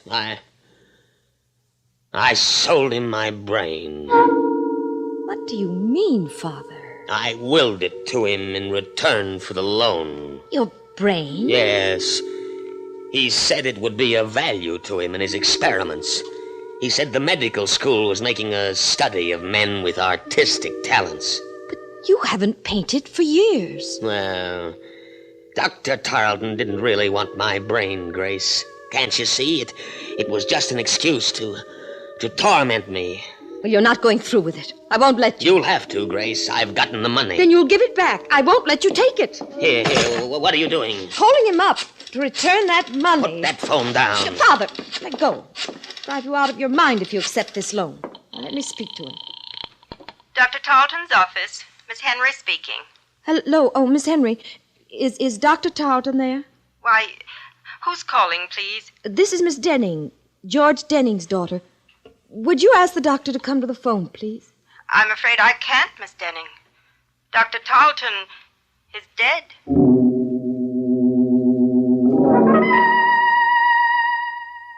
Miss Henry, I hope you don't mind my coming over here, asking you all these questions, but you see, Dr. Tarleton was an old friend of the family's, and I'm rather anxious to know the circumstances. I understand, Miss Denning. Dr. Tarleton often spoke of you and your mother. When did he die, Miss Henry? This afternoon, about 5 o'clock. We can't be sure of the exact time. Nobody was with him when he died. Nobody? As far as we know. I was out of the office on an errand when it happened, and when I got back, he was dead. But what happened to him? I mean, it was all so sudden. Did he have a heart attack or something? Well, he was subject to dizzy spells, Miss Denning. He probably had one this afternoon. Oh, I see. But I'm not sure that's what caused the accident. Accident? Yes, he fell against the instrument cabinet in his office and broke the glass. The edge of it cut an artery in his neck, and he died before anyone could reach him. How awful. Well, what makes you think it wasn't an accident? I don't know. I just have a feeling it might have been murder. Why? Was anybody with Dr. Tarleton when you left this afternoon? Yes, a man by the name of Macabre. Who? Mr. Macabre. I don't know his first name or anything about him, but the police are investigating him right now. And there wasn't anybody else this afternoon? Not that I know of. Are you sure? Didn't Dr. Tarleton have an appointment with a man who was interested in some sort of brain experiment? What's that? An elderly gentleman, tall, with gray hair and a long, thin face. Why, Miss Denning, That was Mr. Macabre.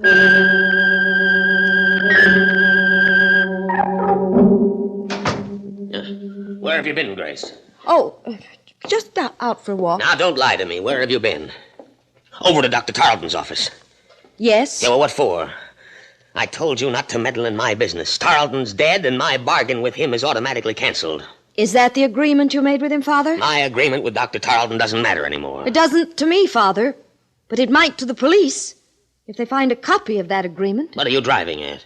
Don't you think they'll find out Tarleton's death wasn't an accident? Good heavens, Grace, you don't think I killed him, do you? You don't think I murdered a man for the sake of a few $100s? What did you do? You were in his office at 5 o'clock this afternoon, weren't you? Who told you that? What difference does it make? Miss Henry knows you were there. She told me all about it. I didn't speak to Miss Henry. Mr. Macabre did. Oh, for heaven's sakes, Father, don't you think the police will see through a trick like that? They're out looking for you right now. Well, confound it, Grace. I didn't kill Dr. Tarleton. And I never heard of Mr. Macabre. Now, let's not talk about him. All right, Father. If you want to bluff it through, I can't stop you. Only I wish that... Just a minute. I'll get that. No, let me. It may be the police. Hello? Hello, Miss Denning. Yes? I've got to see you right away. I have something to tell you about the murder of Dr. Tarleton. What do you mean? I can't talk to you over the phone, but if you'll come down to 54 Palmer Street right away, I'll tell you all about it. Come alone, Miss Denning. And come quickly. Just a moment. You haven't told me who you are. Oh, I'm sorry. The name is Mr. Macabre.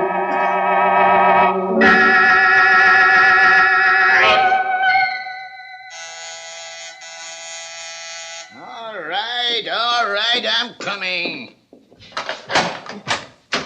Yes, what do you want? Why, I'm Miss Denning. Weren't you expecting me? I never expect anybody around here, especially at this time of night. What did you ring the bell for?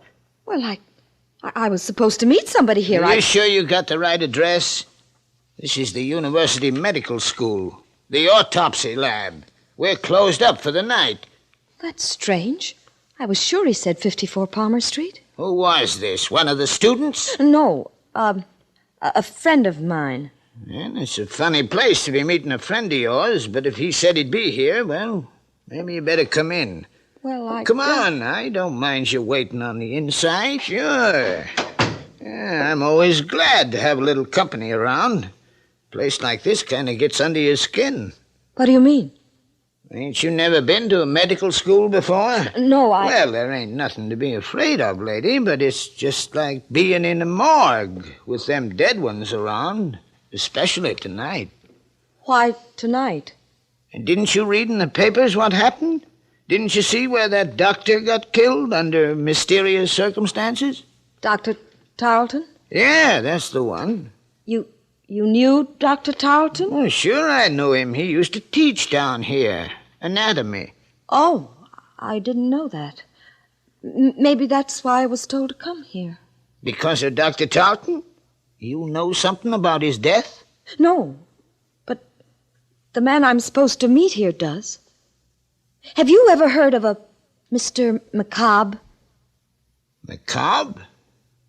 Are you waiting for Mr. Macabre? Yes. Do you know him? Who sent you here? He did. He called me up on the phone and told me he wanted to speak to me about Dr. Tarleton's death. Mr. Macabre said that? Yes. You better come with me, lady. What's wrong? I didn't say there was anything wrong. I just want you to come with me. I gotta know if you're telling me the truth. Where are you taking me? Don't worry, it ain't far. Right in here, come on. Look, stop pulling me, will you? Where are we? Where do you think? In the lab. Why did you bring me here?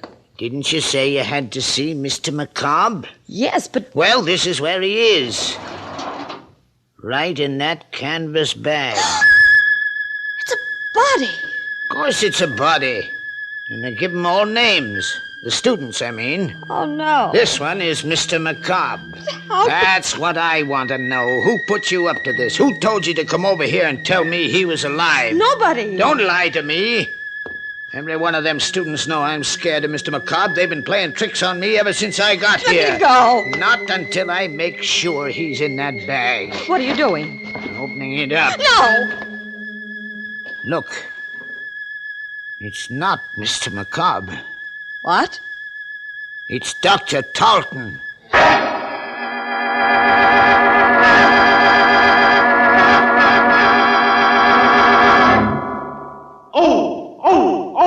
End stop triple O. Yes, high potency End stop triple O. Stop odor of breath, odor of body, other personal odors. All three at the same time. That's important because anyone who comes in contact with the public should take high potency End's chlorophyll tablets as protection against all odor offense. End stop triple O so effectively that just one or two End's tablets keep you fresh as a daisy all over all day. Ends make triple O go, go, go.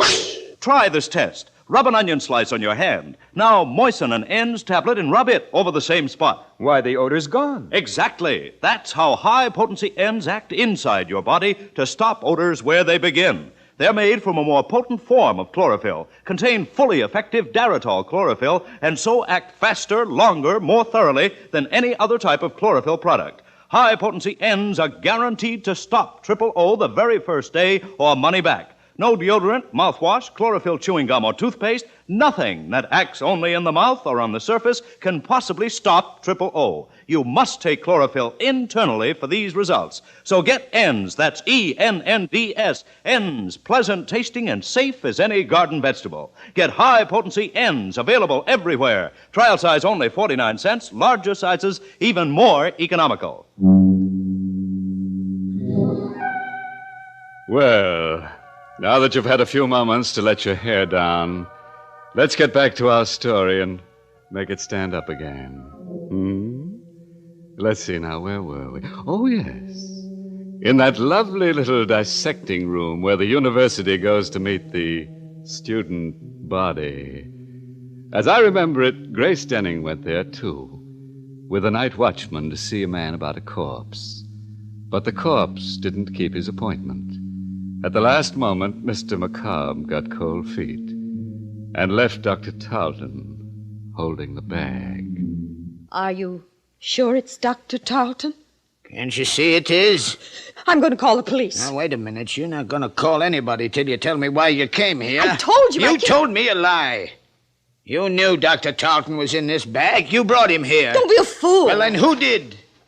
Who put you up to this? One of them students? No. They must have, or you wouldn't have told me that story about Mr. McCobb. Where is he? What have they done with him? Nothing. Please, I didn't have anything to do with it. I mean, you're not playing a trick on me? Of course not. And it's true. It was Mr. McCobb. What? He's the one who killed Dr. Talton. He's the one who put him in that bag. What are you talking about? You're insane. Insane, am I? You don't know about Mr. McCobb. You don't know where he came from. What do you mean? His body, Miss Denning. They brought it from the state penitentiary. He was a murderer. Stop it! Stop it! No, I can't stop it. Don't you understand? We've got to find him and bring him back before it happens again. Right, there's the phone. Hello? Hello? Is Miss Denning there, please? Just a minute.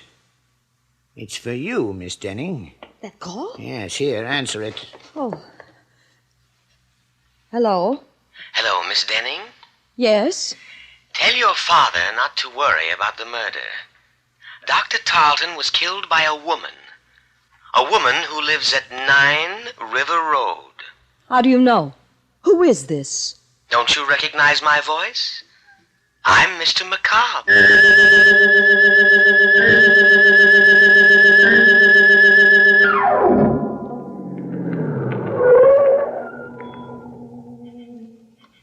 That's the house, Father. 9 River Road. Grace, you're not going in there. I've got to, Father. I've got to know who this woman is. Well, then I'm going with you. No, please. You stay here. It may be some sort of a trap to find out where you are. I'm better off alone. Well, careful, Grace. Please be careful. If this woman is a murderess... Now, don't worry, Father. Just stay in the car, and I'll call you if I need you. Well, all right, dear. I'll be right here. Come in, Miss Denning. Miss Henry? Yes, Dr. Tarleton's nurse. Good heavens. How did you know I was at the door? I saw your car drive up. Come in, won't you? But, Quick, Miss Denning, come in. I've got to talk to you. What's the matter? Shh, I'll tell you in a minute. Just let me close the door. There. That's better. Now I can speak freely. You act as though you were expecting me, Miss Henry. I was. That's strange. Nobody knew I was coming. Oh, but you're wrong. I had a message saying you were. A message? From whom? Well, he wouldn't give me his name over the phone, but I had a feeling it was Mr. McCobb. Remember? He's the man I told you about at the office, the one the police are looking for. He called you on the phone? About 10 minutes ago. What did he say? Well, he didn't want to talk very much, but he said you were coming over to see me about Dr. Tarleton's death. He said you suspected me of committing the murder. What do you mean? Do you, Miss Denning? Why, no. I have no reason to suspect you. What made you think I did? Just the fact that he said so. And the way you're looking at me right now. How did you find out about the letter opener, Miss Denning? What letter opener? The one that's missing from Dr. Tarleton's desk. Who told you about it? Why, nobody. I didn't know it was missing until you just mentioned it. Then why did you come here? Because Mr. McCobb... Don't blame it on him. He never saw that letter opener. Well, neither did I. I don't even understand what connection it has. Don't you, Miss Denning? Why would a letter opener be taken from Dr. Tarleton's desk unless it had been used to commit the murder? You mean Dr. Tarleton was stabbed to death? He might have been. The murderer could have stabbed him first and broken the instrument cabinet later to make it look like an accident.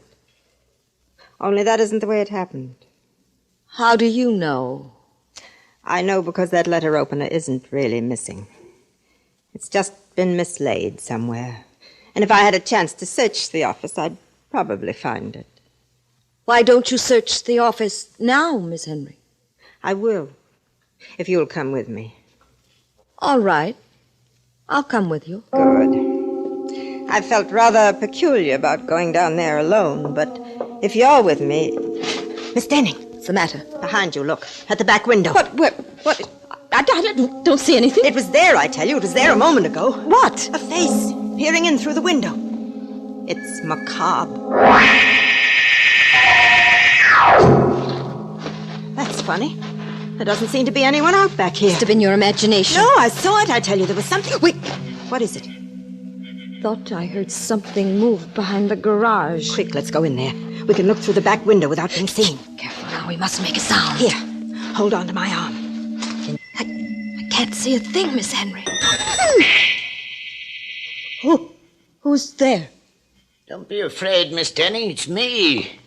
Who are you? Mr. Crane, don't you remember? The night watchman from the medical school. What are you doing here? I'm looking for Mr. McCobb. He's around here somewhere. I just saw him. Where? Out in the field, behind the garage. I don't see anyone out here. You're not looking in the right place. Come with me. I'll show him to you. No, don't. Don't go with him, Miss Henry. Why not? It may take two of us to bring him back. He might not want to come with me. Please, will you leave us alone, Mr. Crane? Go back to your job and let the police find Mr. McCobb. No, wait. He might know where Mr. McCobb really is. Of course I know. I just told you he was down there in the field. Then you go find him, Mr. Crane, and wait for me. I'll be there in a minute. All right. But don't leave me out there alone with him too long. For heaven's sake, Miss Henry, don't you know that man's crazy? Crazy or not, I've got to know what he's up to. Here, take the key to Dr. Tarleton's office and go down there right away. Aren't you coming with me? Not until I find out about Mr. McCobb. Don't worry, Miss Denning. I'll meet you at the doctor's office in a few minutes. Are you sure you'll be all right? Of course. Go ahead. All right. I'll see you later. Mr. McCobb! Mr. McCobb!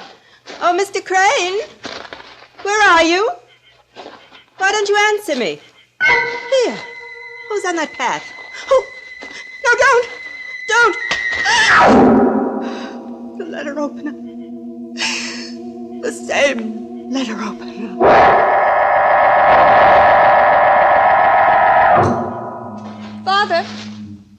Aren't you in the car, Father? Where are you? It's all right, Grace. I'm here. Oh, where? Right here in the doorway. Why did you think I'd left you? Didn't know where you were. Why didn't you wait for me in the car? Oh, I don't know. I just got tired sitting there. Besides, I thought I heard some voices back in the house. Is anything wrong? No. At least I don't think so. I'll know better after we get to Dr. Tarleton's office. What are you going down there for? A letter opener, Father. I've got to find out if it's really missing. Oh, Grace, will you stop butting into other people's business? But this is our business. Don't you understand? Are you coming with me? Or shall I go alone? No, dear. I'll go with you.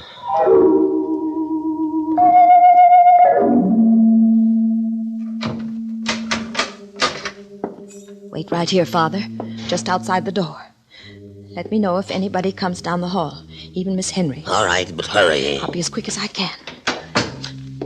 Oh, I should have turned on the light before I closed that door. Now, where on earth is that light switch?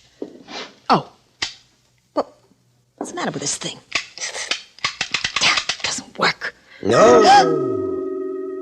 No, it doesn't, Grace. Who said that? I did. Don't you recognize my voice? No. Where are you? Over here.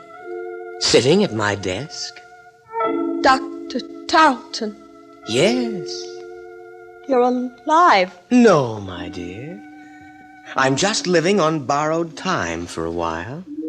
Just long enough to tell the police who murdered me. It's a trick. You're not really dead. No. You shouldn't have come back here to return that letter opener. That was the trap we set for you. Only we never dreamed you'd kill Miss Henry. You fool! Who are you? Dr. Tarleton, dear. The man who was foolish enough to leave you half his estate because of your mother. You're a murderess, Miss Denning. Be quiet! Be quiet or I'll kill you! You can't kill me, Grace. You've done it already. No, do it again! I'll do it right this time, the way I killed Miss Henry! Here, put that letter opener down. Let me go, let me go! Grab her, Gus. I've got her hands. No, don't touch me. It's all right, Miss Denning. We won't frighten you anymore. We've got all the evidence we need now. You're a detective. You guessed it. But the dead man, the one you had propped up in the chair, who was that? Don't you know? That was Mr. Macabre.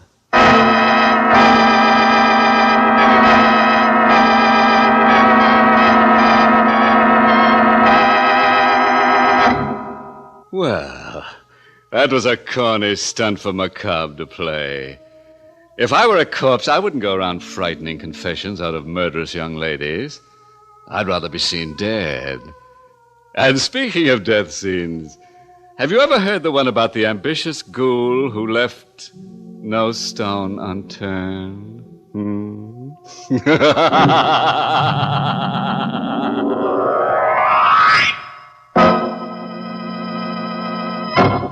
Doctors' tests prove that in 9 out of 10 cases, N's definitely stop or amazingly reduce body and breath odor, whether the unpleasant breath originates in the mouth or not. Yes, listen. We tested executives, office workers, factory workers, even in 110-degree heat. After hundreds of examinations, we found high-potency N's chlorophyll tablets stopped O, stopped or amazingly reduced odor of breath, odor of body, other personal odors all at the same time for 9 out of 10 people. Stopped odors inside the body where they begin. There's proof. Just 1 or 2 high-potency N's tablets keep you fresh as a daisy all over, all day.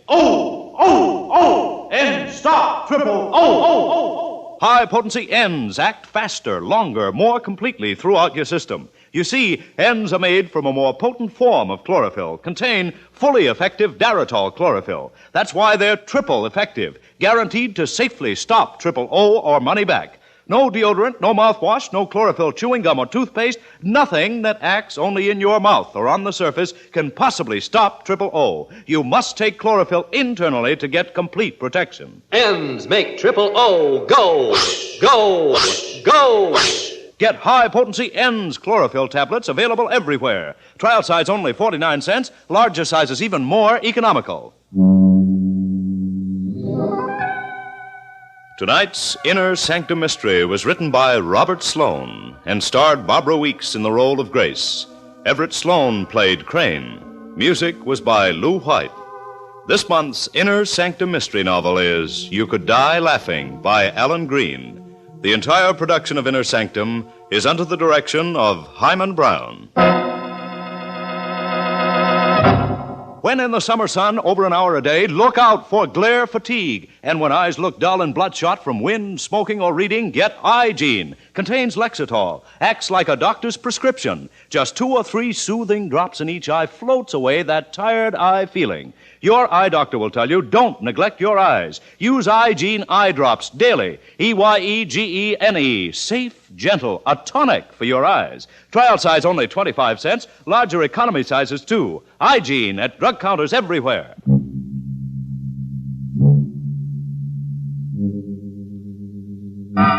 Well, friends, it's time once again to close that creaking door. Until next week at the same time. Next week's happy little horror, entitled Strange Passenger, concerns itself with a bright lad who keeps on killing the same girl over and over again until he realizes that she's taking him for a sleigh ride. You'll be sure to listen, won't you? Until next week, then, good night. Pleasant dreams.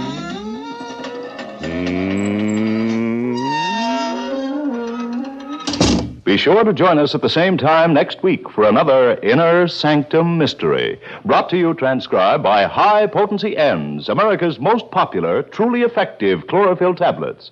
And don't forget N's 2 great television shows, Police Story on CBS TV and Lights Out on another TV network. Please check your local television listings for day and time. Carl Caruso speaking.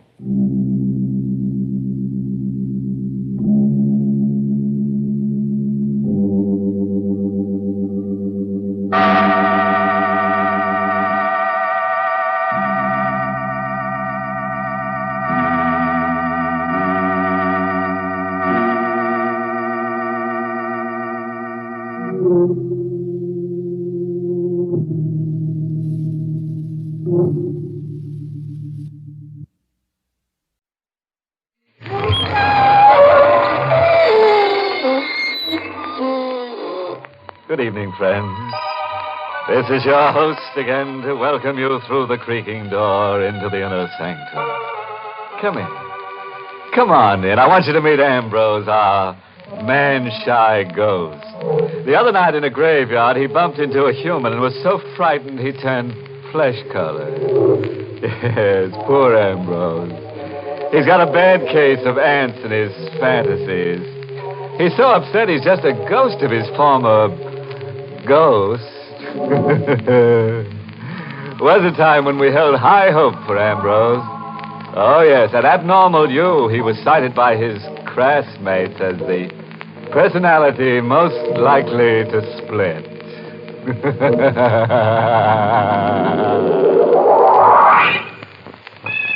And now, let's visit Murder Mansion.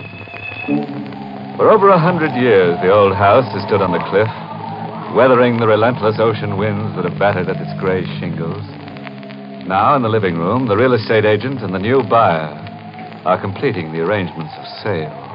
Only one thing bothers me, Mr. Griffin. That graveyard just outside the window there. Are you sure nothing can be done about it? I'm sorry, Mr. Burley. You know the conditions set down in the deed.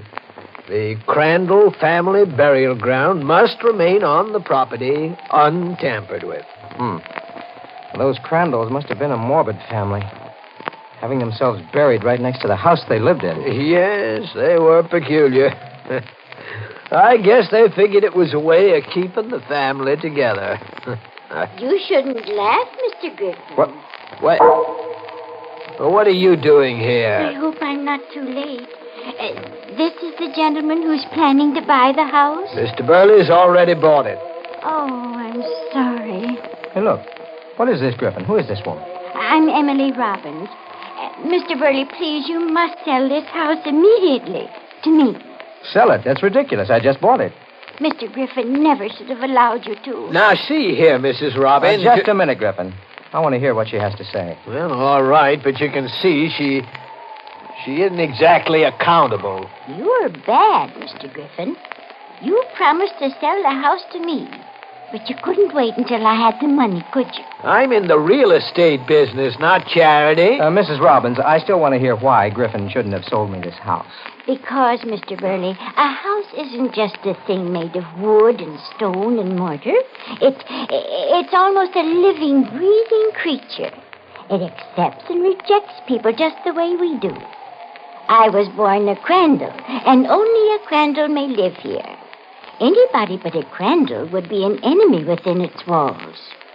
You'd never spend a happy moment here. Oh, you see, Mr. Burley, I told you. She doesn't make sense. Please, Mr. Burley, for your own sake, sell it. Oh, you can't frighten me into a quick sale. No, I know a buy when I see it. My wife and I will be living here within a few days. I'm sorry, Mr. Burley, but I don't think you will. I don't think you will ever live here.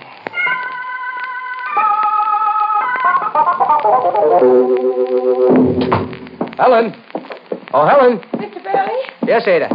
Where's Mrs. Burley? I want to tell her I got that house at my price. Oh, sir, you'd better go upstairs. The doctor's still there. Doctor? What's the matter?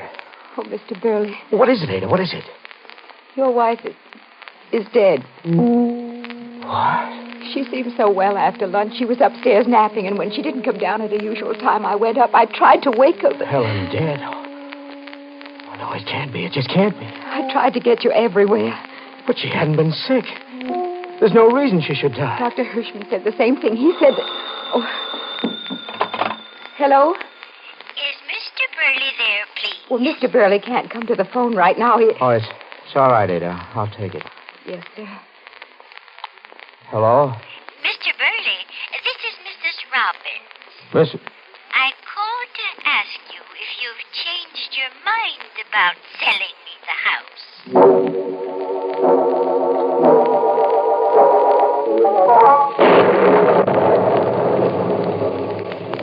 Can I bring you something, Mr. Burley? No, Ada, thank you. Sir, I know it's none of my business, but maybe you shouldn't have come to live in this house. Maybe you should have sold it to Mrs. Robbins. I had to come here. I have to prove to myself that a house can have no evil influence over life and death. Of course it can't.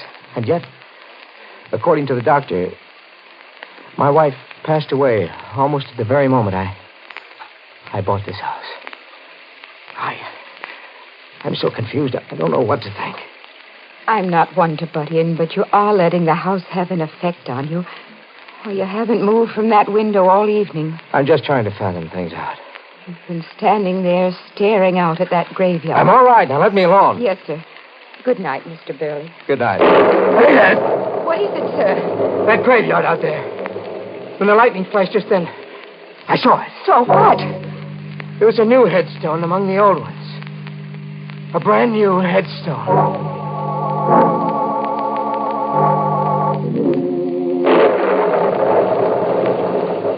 Mr. Griffin, how long ago was the last Crandall buried in the graveyard out there? The last one? Let's see. Oh, yes, it was Vincent Crandall. He died 20 years ago. 20 years?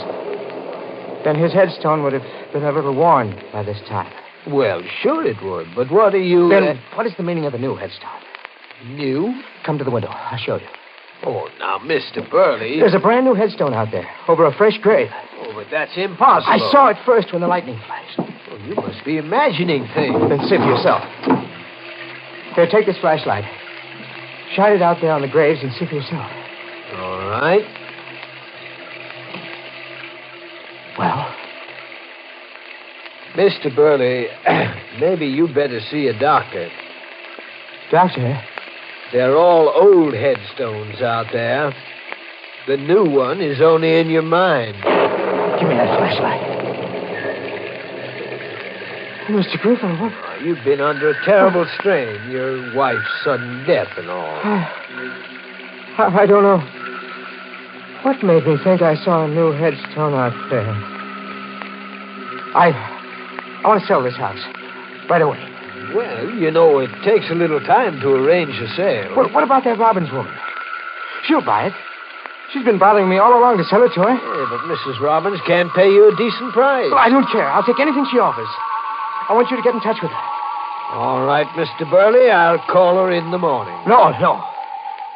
I can't wait until then.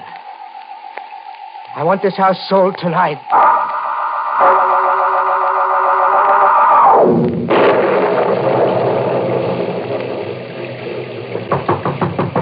You don't understand, Mr. Griffin, why Mr. Burley had to bring me out here this time of the night. And he's made up his mind to sell. He wants to close the deal tonight. You don't want me to have this house, do you? Look, Mrs. Robbins, I don't care who gets it, just as long as it's at a decent price.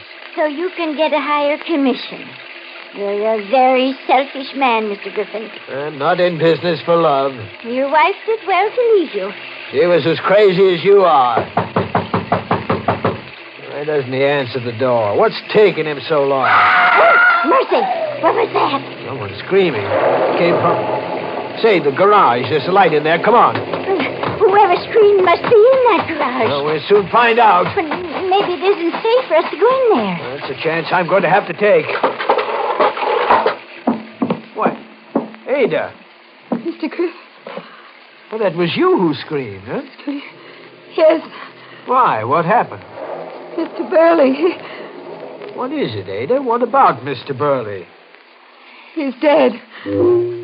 What? He left the house an hour ago. I looked out of the window and noticed that the garage here was lit. I came out and I found him slumped over in the car, dead. How dreadful. Well, this place is filled with carbon monoxide fumes. It wouldn't have happened. None of it. If he hadn't bought the house. Now, look, Mrs. Robbins, this is no time for that superstitious nonsense of yours. She's right, Mr. Griffin. It is nonsense. What do you mean, Ada? Here. Look. On the back seat of the car. Good Lord. A new headstone.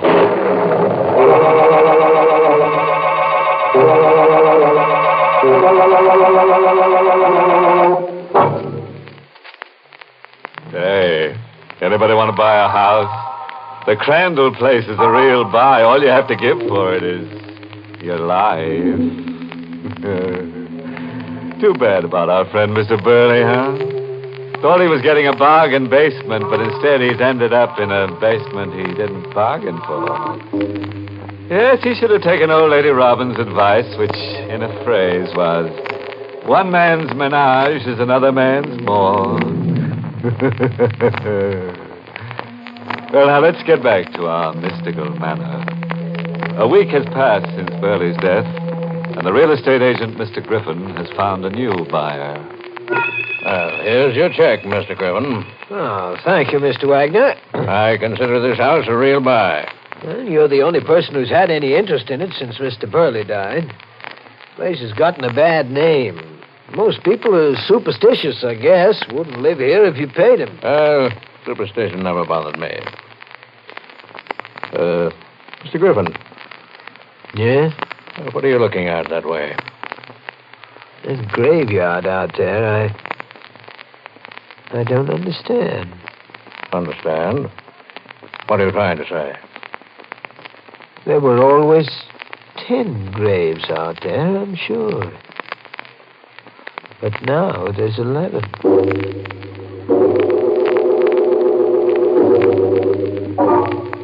I'm sorry, Mrs. Robbins, but nothing you say can persuade me to sell. Please, Mr. Wagner, for your own sake, don't be stubborn. It may cost you your life. You know what happened to Mr. Burley and his wife. Well, I've always prided myself on being a jinx breaker. Oh, be sensible. That's a very silly reason to live here. Maybe I have another reason, too. What do you mean? Charles Burley was a very close friend of mine. Oh, I didn't know that. I told it to Mr. Griffin. Now I'm telling you. I knew Burley like a brother. Everything about him. Mrs. Robbins, he wasn't the type to commit suicide. Oh, but he didn't commit suicide. Oh, you seem to know a lot about it. I do. Then maybe you can tell me who killed him. I can. Who? This house is the killer. Now, look. Oh, it is, Mr. Wagner. I know. You don't believe me, do you? Of course not. Soon you'll find out that I'm telling the truth. That sounds like a threat. No, Mr. Wagner. I'm not threatening you. I'm just trying to help. I'm just giving you a chance to live. One more chance to sell me this house at my price. And if I refuse? If you don't sell it to me now, well, then I'll buy it after your death. I see. Well, Mrs. Robbins, there's nothing more we can talk about. I'm sure you know your way out. Good afternoon. Good day, Mr. Wagner. Hello, Mrs. Robbins. Oh, Ada, what are you doing here? Oh, didn't you know? I'm Mr. Wagner's new maid.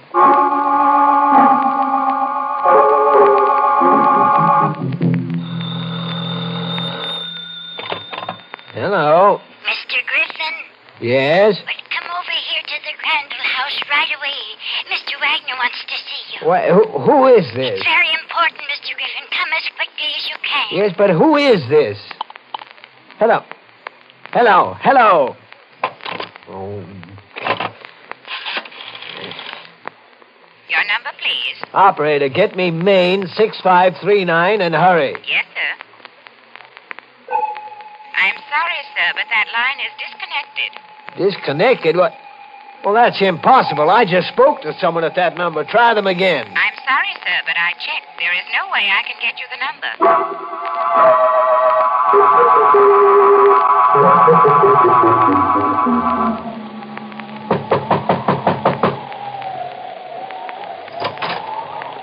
Come in, Mr. Griffin.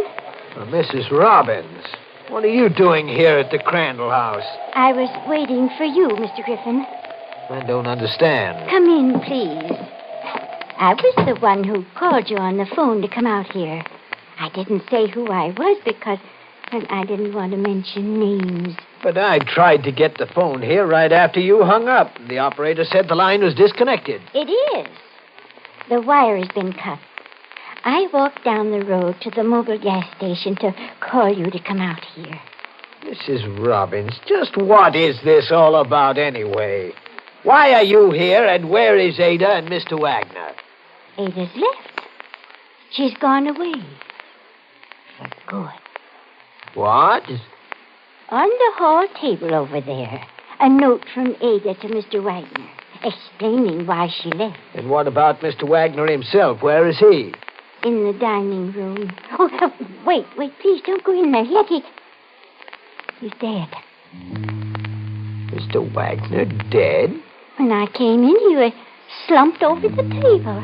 When you came in, huh? Well, the way you say that, Mr. Griffin, you make it sound like you think I killed poor Mr. Wagner. Well, what should I think?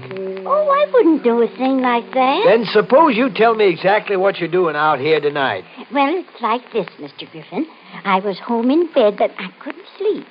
A strange feeling kept running through me that I should come out here and try to convince Mr. Wagner that he should sell the house before another day passed. Oh, a feeling, huh? You can believe me. Oh, sure. When I arrived out here, the door was open and everything is just as you see it. What about the police? I didn't call them. Why not? Because I wanted to speak to you first. Speak to me with a murdered man in the next room? It wasn't murder. It was just the will of this house. And I want this house. You'd do anything to get it, wouldn't you? Yes. Anything. Even murder? Yes. Mrs. Robbins, I'm driving down the road to make a phone call to the police.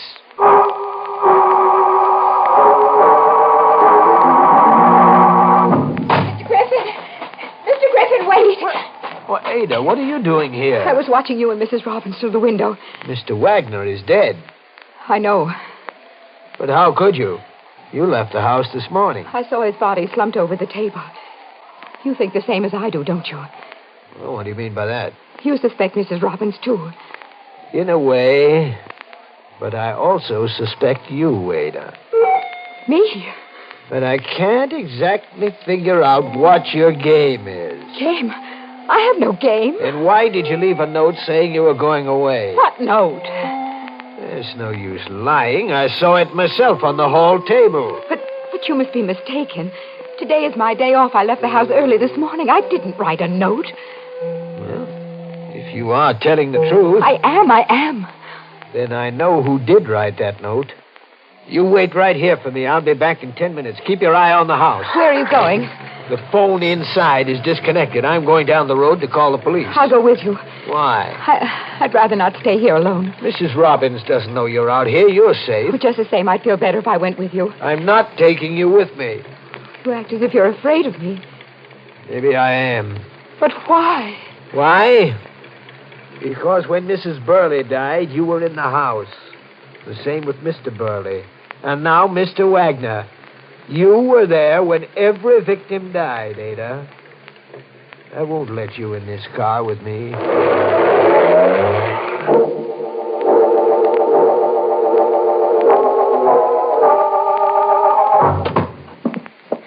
You called the police, Mr. Griffin? Yes, they're on the way out now.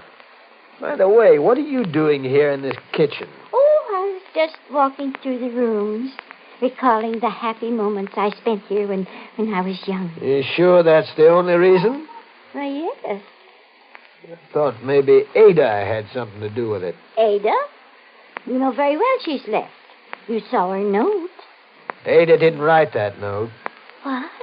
I talked to her outside this house 15 minutes ago. She was to wait out there for me until I got back.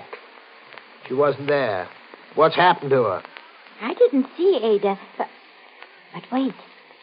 What is it? About 5 minutes ago, I thought I heard something move down the cellar. The cellar? Yes, but then I thought it was just my imagination. Hold on a minute. What's the matter?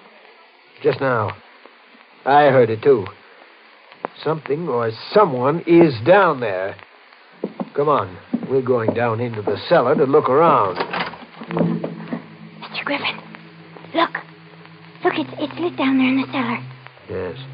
Go on. You're going first so I can keep my eye on you. Mr. Griffin. What is it? The hole in the floor here. Huh? Well, one of the stone flooring slabs has been removed. There's an old well down there. I remember it was sealed up when I was a little girl. Yes. And I can see the slab was freshly removed. I wonder why. Mr. Griffin. What now? Behind you, in the shadows. Look, there's a woman's body. It's Ada. She's dead. Yes, I know. Why, you say it as if you were sure we would find her this way. I was sure. You see, Mrs. Robbins, I killed her. Oh, yeah. I didn't have quite enough time to dispose of her body in the old well here. I heard you moving about upstairs in the kitchen. But why did you kill her, Mr. Griffin? Because she insisted on living in this house like the others.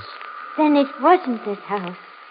It wasn't because they weren't Crandall's. Of course not, but your idiotic superstition about this place helped my plan. Mrs. Burley's sudden, peculiar death was a lucky coincidence for me. It gave me the idea for the others.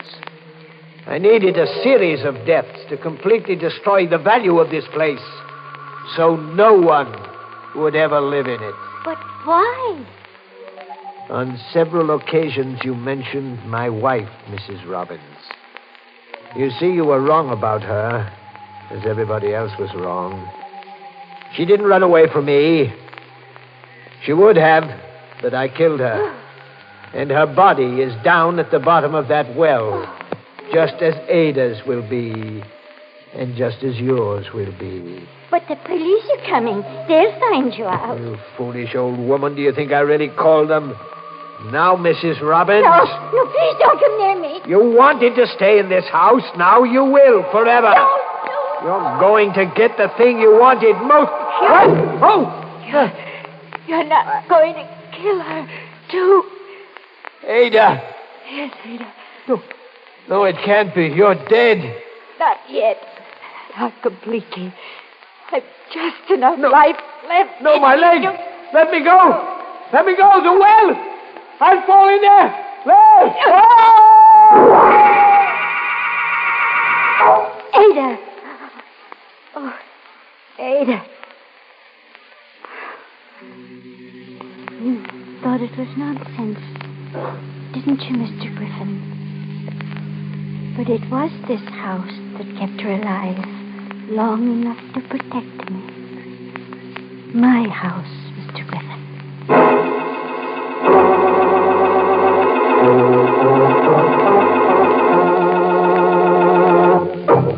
Well, as they say, all's well that ends in a well.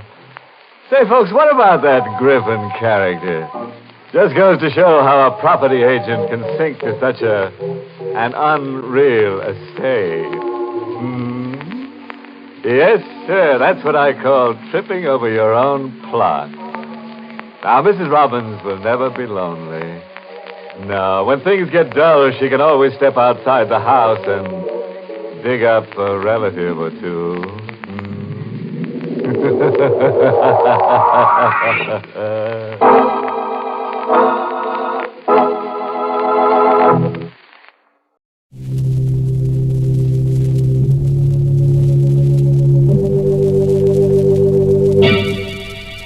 Lipton Tea and Lipton Soup present Inner Sanctum Mysteries.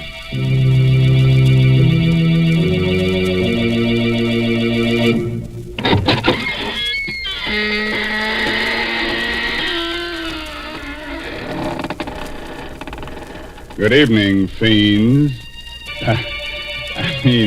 Friends of the Inner Sanctum. This is Raymond, your host, inviting you through the squeaking door. Don't hesitate. Come right in.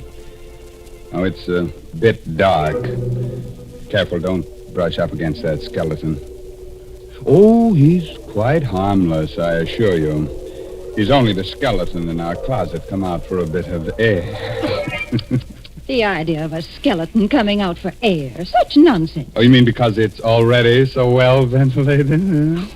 Oh, how do you do, Mary Bennett? Hello, Mr. Raymond. Now, you tell me truthfully, is there a family skeleton in your closet? Oh, yes, indeed. And what's more, we make no bones about it. But I'd like to really get him out of the closet. I need space to store my Lipton's noodle soup. What a silly thing to say. You know very well that Lipton's noodle soup comes in a tidy little package that takes up hardly any room at all. Oh. Fact is, Lipton's is convenient all the way around. It takes hardly any time to make, costs less, and makes lots more than canned soups. And when it comes to flavor, nothing can beat Lipton's. It's a grand homemade tasting noodle soup with a chickeny flavor. And folks, Lipton's is just swimming with tender golden egg noodles. It's like I always say, you just don't know how good noodle soup can be till you've tried Lipton's. And like I always say, tonight put a tight hat on your head so your hair won't rise. And get ready to listen to No Coffin for the Dead. It's an original story by Emil Tepperman. And our star tonight is that famous radio actor, Les Tremaine, who plays the part of Tom Archer.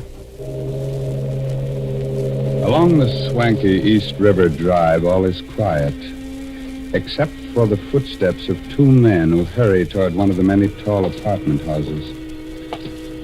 Let me introduce you quickly to these two men before death strikes out at them. The man on the outside, the tall, blonde man, is District Attorney Tom Archer.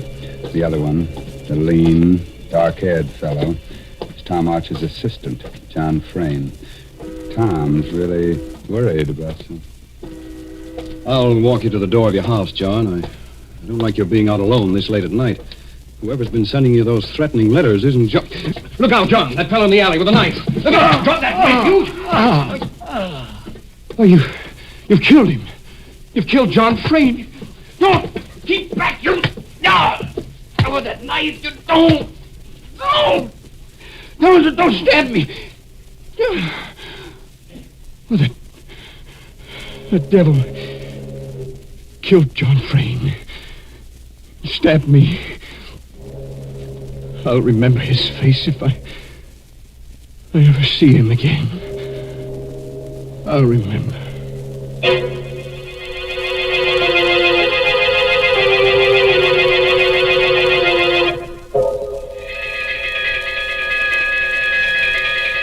When I began to regain consciousness after that attack, I was lying on the ground at the mouth of the little alley near John Frame's home. A fussy little ambulance intern had just finished working over me.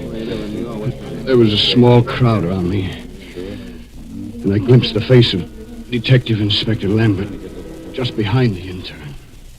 There. Feel better now, Mr. Archer? How is he, Doc? How about got him fixed up, Inspector Lambert? I think he'll be all right. He's conscious now. Can I talk to him? Yeah, but better not move him for a few minutes till the shock wears off. How are you, Mr. Archer? Well, pretty good. I feel like a mummy with all these bandages. Yeah, both hands. What did they do? Jump you with knives? Oh, we were passing the alley. John and I... John? What happened to John Frame? Speak up, Inspector. What happened to John? Now, take it easy, Mr. Archer. John's dead. They got him in the back. Right through the heart. Oh, merciful heaven. John? Did you get a look at the killers, Mr. Archer? Could you identify them? Well, there was only one man. He came out of the alley. He stabbed John, and then he swung at me. I didn't have time to go for my gun, so I caught the blade in my bare hands. He ripped the knife away and stabbed at me. I don't know how many times. 6 stab wounds, Mr. Archer. You're darn lucky none of them hit a vital spot. That was a brave thing, grabbing the knife with your bare hands. Probably saved your life. That's the mistake the killer made, leaving me alive. I've seen his face. I'll catch up with him, if it takes the rest of my life.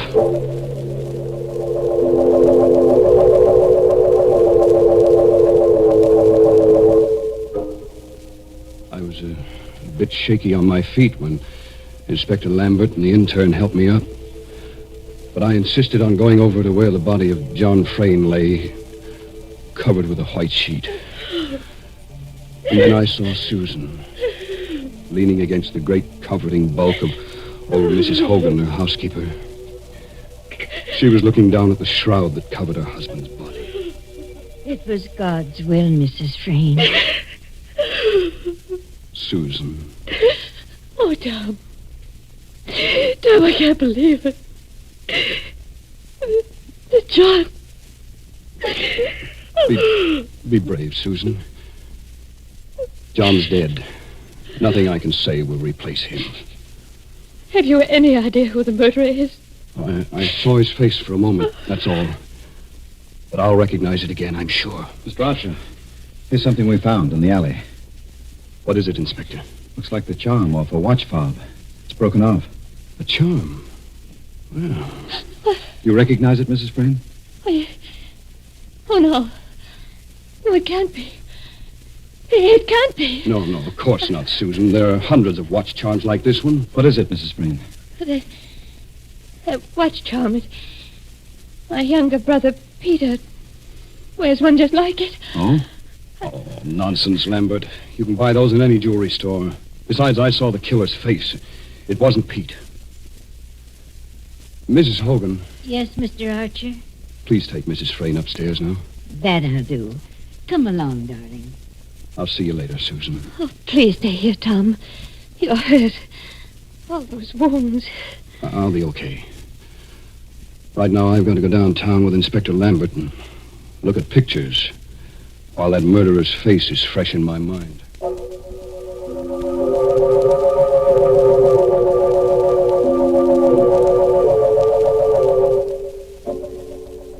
At headquarters, I looked through hundreds of pictures in the Rogues Gallery.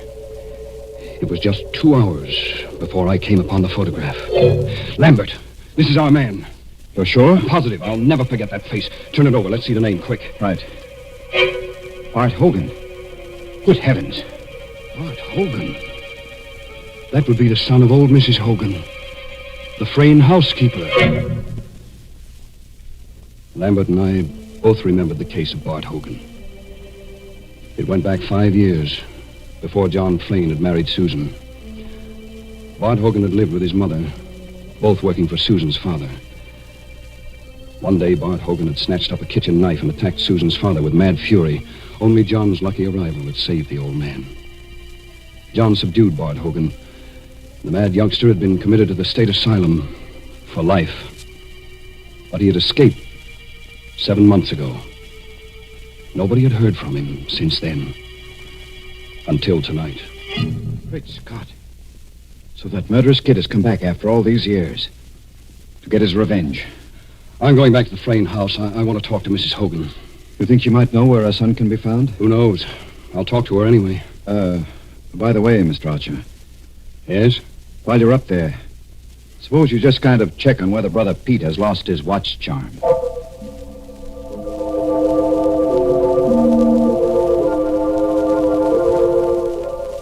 The Fraynes occupied a top-floor duplex in the riverfront apartment house. I took the elevator up, and Mrs. Hogan admitted me. I'll take your hat and coat, Mr. Archer. Thank you. Mrs. Hogan, where's your son, Bart? Bart? Well, why'd you ask after Bart? Have you seen or heard from him since he escaped from the state asylum? What makes you ask that? Mrs. Hogan, there's reason to believe that the person who attacked us in the alley is your son, Bart. Oh, no, never say that, Mr. Archer. I'm afraid it's true. No, it couldn't be. I swear to you, it couldn't be Bart. Why not? I can't tell you why. But it wasn't Bart, I'm sure. What makes you so sure? You know where he's been hiding since his escape? You know where he is now? Heaven help me. If you know where he is, you must give him up. But he didn't do it. He didn't. Believe me, Mrs. Hogan, I understand how you feel. But it'd be far better for Bart to go back to the state asylum than to be hunted for this new crime. If he didn't do it. Mr. Archer, if I prove to you that Bart couldn't have done it, would you let him be? Not make him go back to the asylum? I don't know what to say. You see, I was downtown just now, and I recognized the picture of the man who attacked us.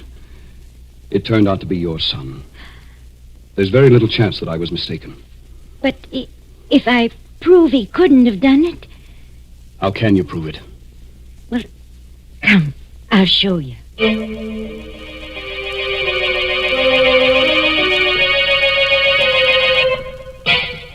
Her usually ruddy face was drained of blood as she led me up the stairs to the upper floor of the duplex, and then along the hall to her room. I always keep the door locked. Go inside, please. Oh, I don't see anything in this room, Mrs. Hogan. Well, over here, please, the closet. Is that you, Ma? Is that you? It's all right, Bart, darling. I brought a good friend. Good heavens. You've been hiding him here in this closet? For 7 months now. When he escaped from the asylum, he came here. I cleared out the closet. It just holds the cot. He lies in there night and day.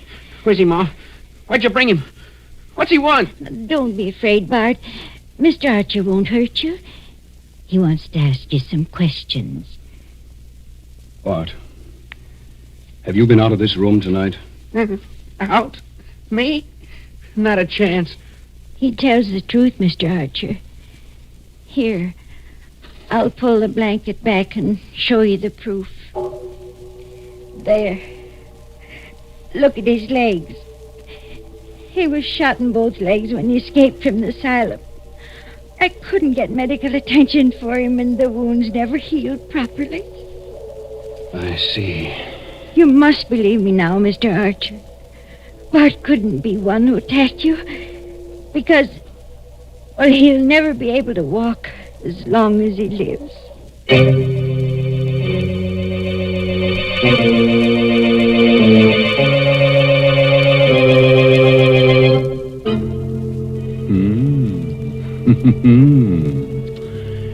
Well, now, if Bart Hogan didn't do it, and mind you, I said if, then who did kill poor John Frayne?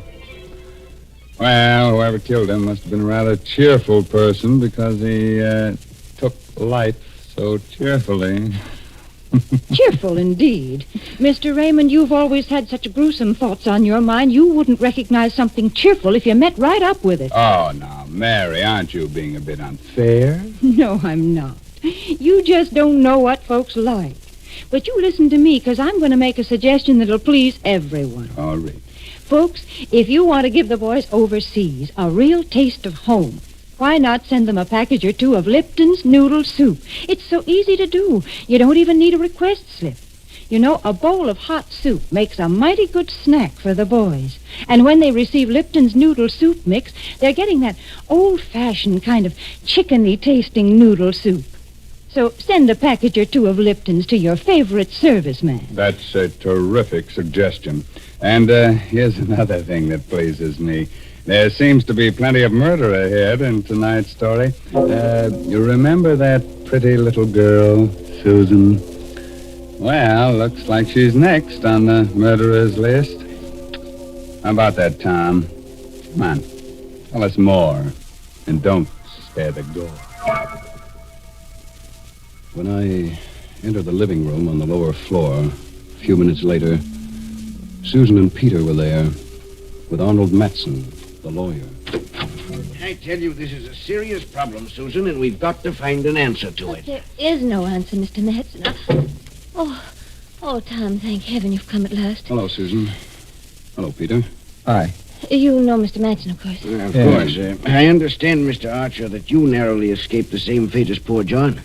Well, I was lucky. Those bandages must be a nuisance. I can stand them. Bandages are better than a shroud. By the way, Peter, that looks like a new watch charm you're wearing. What, this? Oh, I lost the other one someplace, so I bought a new one. What of it? Oh, nothing. Mr. Matson, when I came in, you were saying something about a serious problem. Exactly. As you know, Susan's father left an estate of $1.25 million in a trust fund to be paid to Susan on her 23rd birthday. Yes, I know. And she'll be 23 next month. But there's a proviso in the will, Mr. Archer. In order to receive the inheritance, Susan must be married and living with her husband on that date. Please, Mr. Matson, I don't want to talk about the money. Yes, but don't you see? You'll lose it all. The will distinctly says that you must be living with your husband. If not, then the money goes to 8 charities, except for $50,000 to Peter. I don't care. I don't care what happens to the money. Without John, it doesn't matter. Well, Peter, it'll be a break for you. What do you mean by that, Mason? Well, there's no need to become enraged, Peter. I only pointed out... Oh, you filthy rat, I'll show you what I'm going to do. Take it easy, Pete. Let go of me. Let go of me. All right. Take your hands off me. Why are you all looking at me like that? You look as if you thought I killed John. Well, say it. Why don't you say what you think? Better cool off a little, Pete. This is no time for a scene. Yeah? For that matter, Tom Archer, what about you? You'd like to marry Susan yourself, wouldn't you? Why, you rotten little... You better cool off a little, Tom. This is no time for a scene. No, I'm sorry. Yes, Peter, you're right. I would like to marry Susan. You know that, don't you? Yes, Tom, I know. Yeah. You two look at each other like a couple of puppies in love. I'm going to get a drink. And nuts to the 50,000. Right, George, I've got it. Got what, Mr. Matson? The solution to our problem. What are you talking about? That's it, don't you see, Susan? You can marry Tom Archer here, and then you'll be able to legally claim the estate on your birthday. Well, that's a pretty callous thing to suggest, Matson. Callous? I'm a lawyer. It's my duty to protect my client. I couldn't do it. Of course not. Look here, Susan. Is there anyone else in the world who would benefit by John's death? I don't know. I can't think. Oh, what's the difference? Are you still looking for clues, Archer?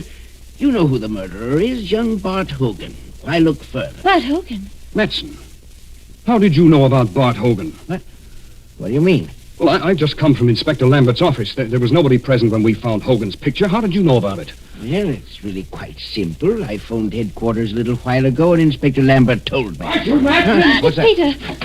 Fletcher, come quick, in the kitchen. Come along, Matson, quick. Yes. You stay here, Susan. All right, Pete, take it easy. We're coming. Down the hall, the kitchen. Get hold of yourself. You open the door. I can't. Look, go ahead, Archer. Open it. Good heavens. It's Mrs. Hogan. She lay on the kitchen floor on her back, with blood all over her clothes. The blood came from a gaping knife wound in her throat, and the knife lay on the floor alongside her. I found her that way. Her body's warm. She was killed within the last 10 or 15 minutes. Then the killer's running loose somewhere in the house. Susan, she's alone. Good heavens. There, on the floor. Susan, darling. Is she dead? No, she's only fainted. The shock. Oh. It's all right, Susan. What happened? Was it Mrs. Hogan? Yes. Who? We don't know. But the killer's in the house. That madman is liable to kill us all, one at a time. I have a revolver. Let's search the house. Right. Matson, you go in the kitchen and stand guard over that knife. There may be fingerprints on it. Very well. Peter, you stay here with Susan. Here's my gun. Don't be afraid to use it. Wait just a minute. What is it, Matson? Has it occurred to you the killer may be one of us? One of us? What are you looking at me for? You were out of this room for quite a while. Why, you are... I'll kill you! Look out, the gun! Drop that gun, Peter! Drop it! That's better. I'll take the gun. He was going to shoot me. Sorry. I lost my head. Susan, I'm sorry you have to go through all this. Everybody's on edge. There's a killer loose in the house, and we've got to find him. Yes, Tom. I know you'll do whatever's right. I'll try. You two. You can both stay here with Susan. I'll search the house myself. Matson, call the police. Yes, but how can you hold the gun with your hands all bandaged? You can't pull the trigger. I'll use it as a club. All right, now. Don't move out of this room till I return. Be careful, Tom. You mustn't let anything happen to you, too.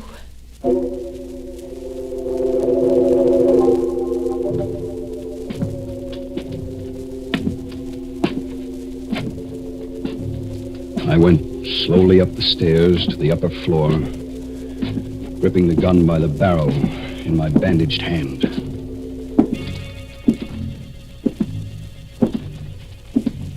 At the end of the hall, I stopped before the door of Mrs. Hogan's room.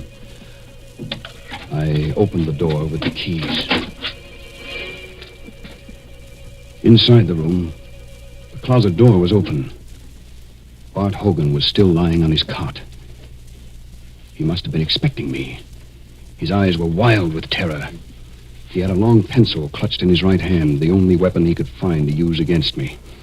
His left fist was clutched into a tight ball.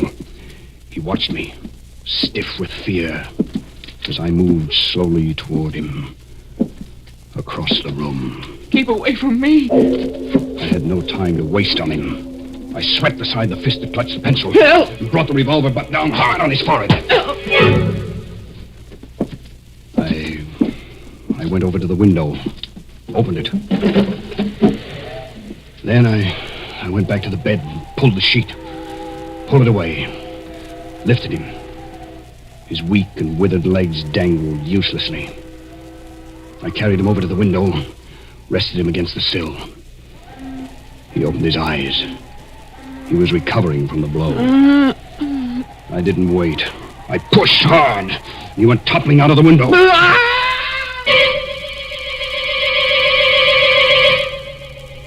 I leaned over and saw the body strike against the 10th floor setback, then go hurtling into the air and smash down upon the pavement far below.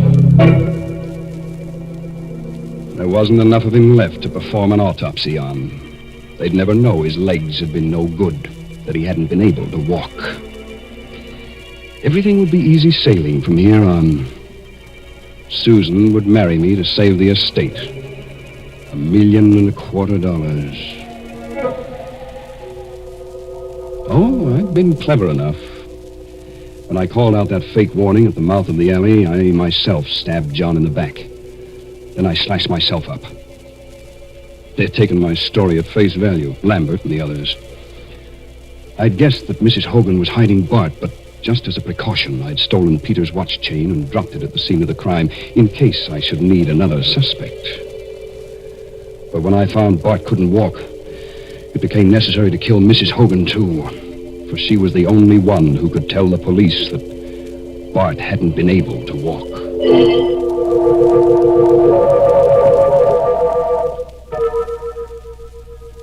All I had to do now was go down and say I'd found Bart, we had fought, and he had fallen from the window. The perfect crime. I took one more last look down into the street, where a crowd had gathered around Bart's body. I was able to make out the figure of Inspector Lambert, bending over what was left of him. And I saw Lambert force something out of the clenched left fist of the dead body. In a flash, I remembered that feeble little pencil with which Bart had tried to defend himself. I pulled in my head from the window and glanced across to the closet. I saw it at once. A small white scratch pad. I rushed across the room and snatched up the pad. And there, on the topmost page, were the indentations of what Bart Hogan had written on the page, and then had torn off. I could read it clearly. I could almost imagine his terrified voicing of the frightened appeal as he wrote it. Archer was here. He means to kill me. He wants them to think I killed John Frayne. That I can't walk. I've got 2 bullets in my legs. For God's sake, save me. Bart had written that note, meaning to throw it out the window. But I had come back too soon for him, and I had thrown it out of the window for him. I went back to the window and looked down. I saw Lambert peering up. Then he turned away and hurried toward the entrance of the building. He's coming for me. There's only one thing for me to do now. I've locked the door.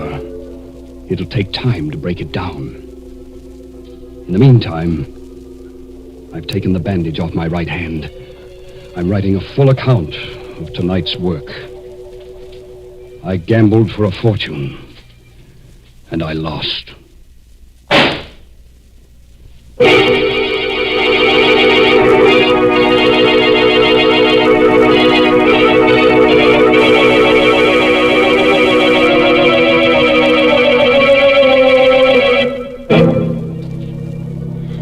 Oh, dear.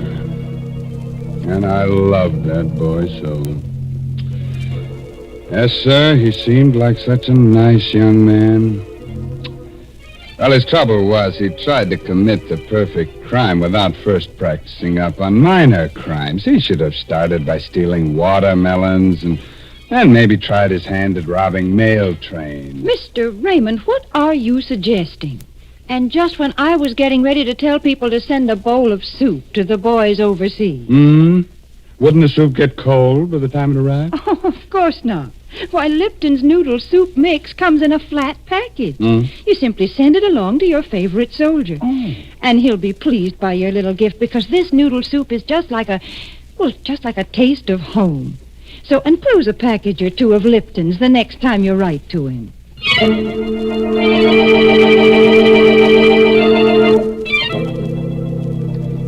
Oh, gosh, I'm sorry you have to go so soon. But drop in again next Tuesday for another little blood fest. You know, some people have to commit murders to get a kick out of life. Others get their satisfaction from listening to Inner Sanctum. But, word of advice. If you've got to commit a murder, please don't get yourself caught. Because if you do, you'll surely get a free ride with the only person never bothered by backseat drivers. I mean that they're hearse drivers.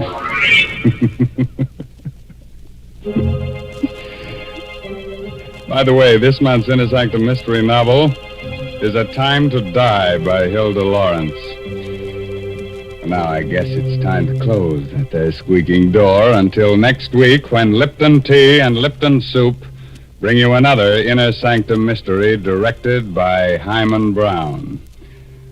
So until then, good night. Pleasant dreams.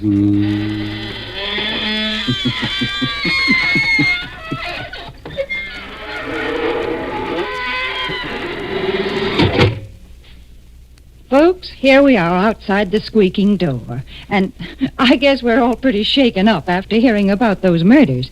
But I know just the thing that'll put us back to normal again. It's Lipton tea. Yes, a cup of that brisk Lipton tea would do just fine. And did you notice that word brisk? B-R-I-S-K. It's a mighty important word in tea language. The tea experts always use it. It means that Lipton tea has a lively flavor. It's never wishy-washy. That's why most folks prefer Lipton's to any other kind. Now, don't forget, that's Lipton tea. And don't forget to tune in again next Tuesday night to Inner Sanctum. This is CBS, the Columbia Broadcasting System. Inner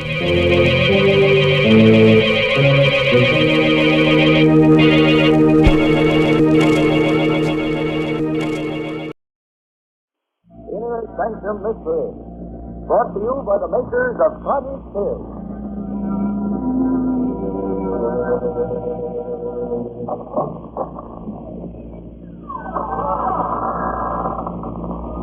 Good evening, friends. I'm Raymond, your host. Remember? Won't you come into our inner sanctum? Oh, it's very gratifying that you had the courage to come back. I was afraid our story last week might have been too much for you. But, since it wasn't, suppose we see what you think of tonight's tale. Story of a strange, weird voyage that makes the ancient mariner look like one of the rover boys.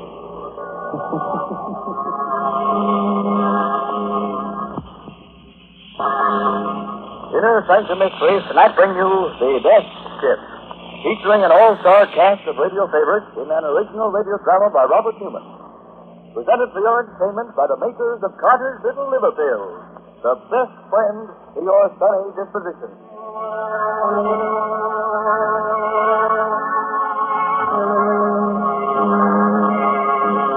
Now, wait. A question before we begin. Do you really know anything about the sea? The sea that covers 2/3 of the Earth's surface? It's a place of storms and sudden death. A place where anything can happen, and usually does. Aboard the Death Ship.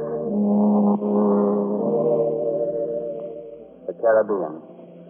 Vast blue home of the Gulf Stream and the mysterious Sargasso Wild. Somewhere near its center, heading north, an open boat. In it, their eyes red-rimmed, their faces raw and cracked, are 5 men. One of them glances astern. There, trailing them, is a menacing, triangular black skin. Captain Pike. Aye? What is it, Parker? He's back. He's following us again. Where? That shark. The same one that picked us up right after the wreck. How do you know it's the same one? Because I do, and I don't like it. You know what it means. He smashed death. You keep on following us until... I'll hold the torch, Captain. You can't get him. What's the sense? I tried 3 times already. Please, Captain. Well, give me your gun and let me try. Okay. Hold it, Dilla. Did you get him?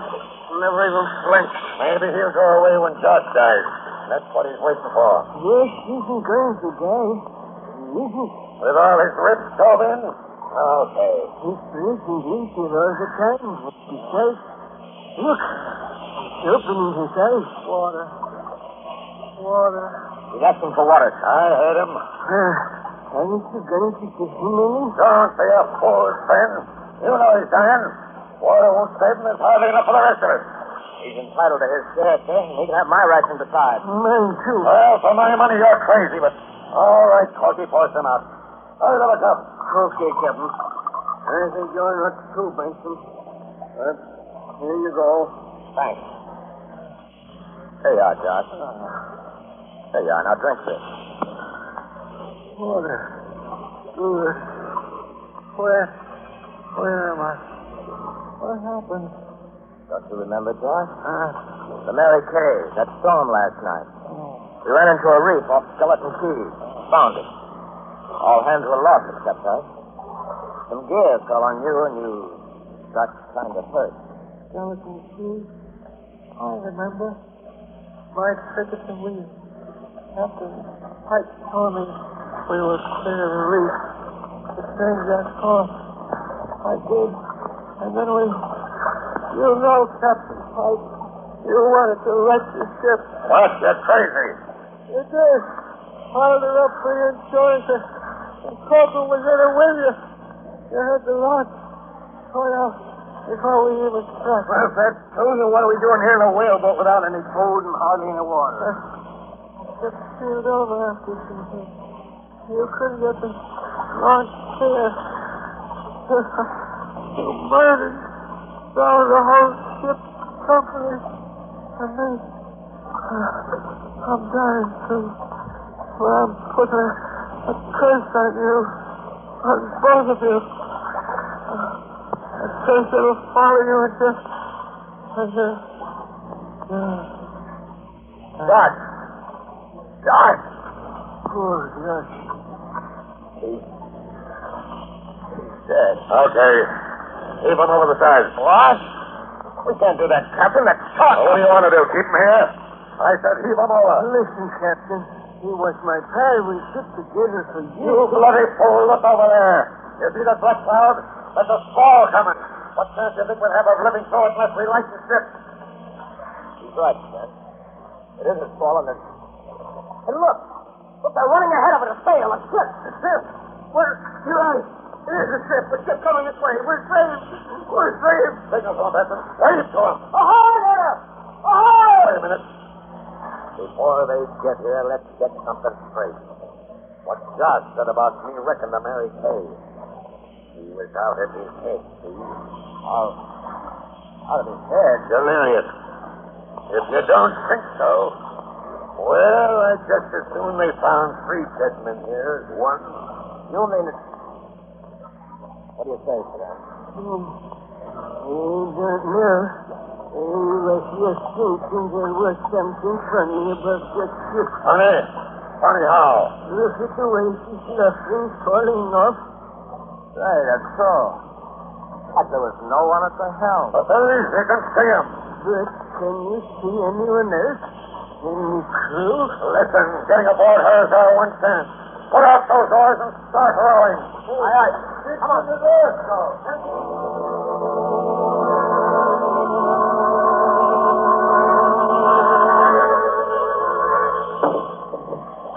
Robert, counter and hold on. Now, snap on board. What about Josh, sir? In the whaleboat? Leave a minute to cast to the drift. I guess that's better than letting the sharks get him. Okay, Sven. All right. So long, Josh. Now, let's look around here.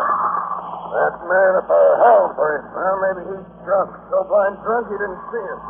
Maybe the rest of the crew's below and... Holy smoke. Drunk. He's dead.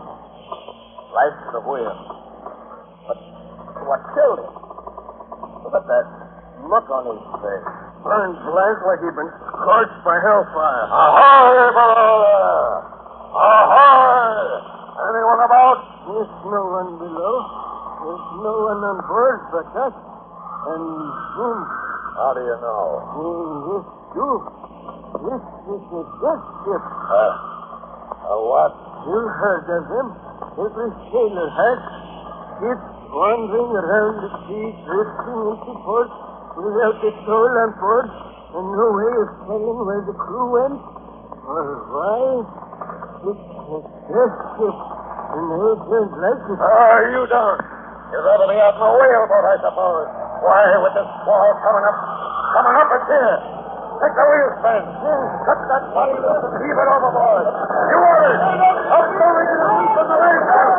Up now.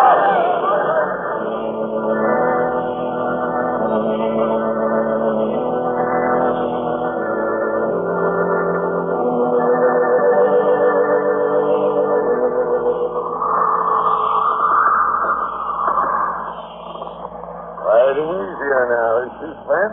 Yes, sir. We're still in wasting time. Well, keep where she goes, due north and for the wind. Yes, sir. But it's getting pretty dark. I can't hardly see the compass anymore. I'll light the binnacle for you. There we are. So we got a ship on us again. Good ship, too, from the feel of her. And just in time. We'd have swamped shore on the whaleboat. Piece of luck, all right. That's what shows you, isn't it, Blakey? They like to know what happened to the crew and what killed the man we found at the wheel here. Well, as soon as Corky and Benson get back, we'll take a look below. I'll be Lawson on deck, sir. Okay, Benson. Now, let's see if we can't get to the bottom of this. Take a look below deck, you mean? Aye. You stay at the wheel, friend. You others, follow me. Aye, sir. Due north.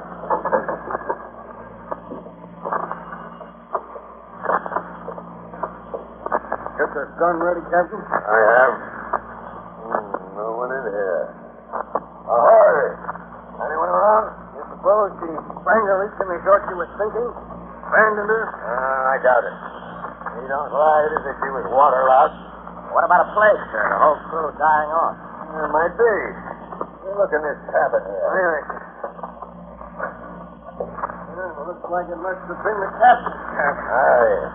Everything's shipshape here, too. Bunk made up. Hey, what's that? There against the wall. The sea chest. Old one. Old? That chest was old before you were born. Look at the ironwork, the rust on it. What do you suppose is in it? Well, now we'll soon see. Holy jumping Jehoshaphat. Gold! Bars of it! Jewels! Pearls as big as marble. Pirate treasure! Or maybe old Spanish treasure. Look at it! Look at it! We'll read! We'll read! I'm going above and help me. It can't leave the wheel. What is it? Down in the captain's cabin, a big chest full of gold and jewels and treasure. That's so. Don't you understand? We're rich. Rich. Dan, what is it? I don't know. At least, but look twice up here. Captain. Okay. I don't know what's come over you, but Captain Price, would you come up topside for a minute? Aye, coming up. Well, so you don't like this ship, eh, Ben? Did he tell you what we found? He told me, and it doesn't make me like it any better. Huh? What do you mean? You've been to sea for good many years, Captain. Yes, like I have. But have you ever heard of anything like this happening before? Like what? There was that wreck, dressed around for a day and a night, and out from boat, run into a ship without anyone on it, and then discovered it's got treasure aboard. Hey, what are you driving at? It happened, didn't it? Did it? A couple of minutes ago, I saw something off the port bow there. Saw something? What? It was too dark to be sure, but it looked to me like a whaleboat with 5 men in it. And somehow, I got the feeling that those 5 men were us. What? Yes, Tom. I don't think we're really here on board this ship at all. We only think we are. We're really still out there, tossing around in the whaleboat. At least, our bodies are. And then I got a hunch that we're all dead.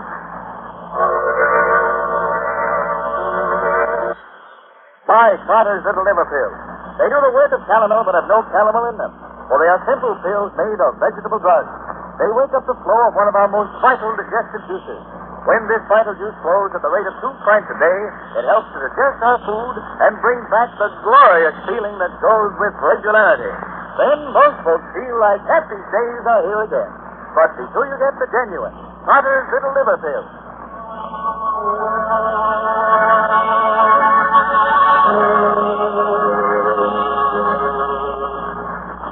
Well, you want to go back to sea again on the death ship? Very well. But if our course from now on is one that's never been sailed before, don't blame me. Just a moment later now. The 3 men are still standing in the stern of the death ship. It scuds north through the darkness. Old Train at the helm, Captain Pike, and Tom Benson staring at it. Yes. You think we're all dead? Wait till I tell this to Coffin. Tell him to stop figuring out how much that treasure's worth because he'll never spend it. Because we're all ghosts. Then, why don't you go below and lie down for a while? I'll take the wheel. All right. It makes sense to me then until I to think about this whole business. It just don't make no sense. Like what? We still don't know why the ship was abandoned, what happened to the takeaway, and we don't know what killed the man we found last to the wheel. Well, no, we don't. Captain Pike, just come soon. The logbook. Hey? Wouldn't that make it tell us something? You're right. Finding that treasure got me so head up I never thought of that. Now, we'll go down and read it right now. Oh, sure you don't want Benson to take the wheel, Ben? No, Captain. I'll finish up this trick. You can take over at this place. Okay. Come on, Benson. All right. We'll go look for the logbook and see if There's Sanctum Mysteries, eh? Well, we'll see.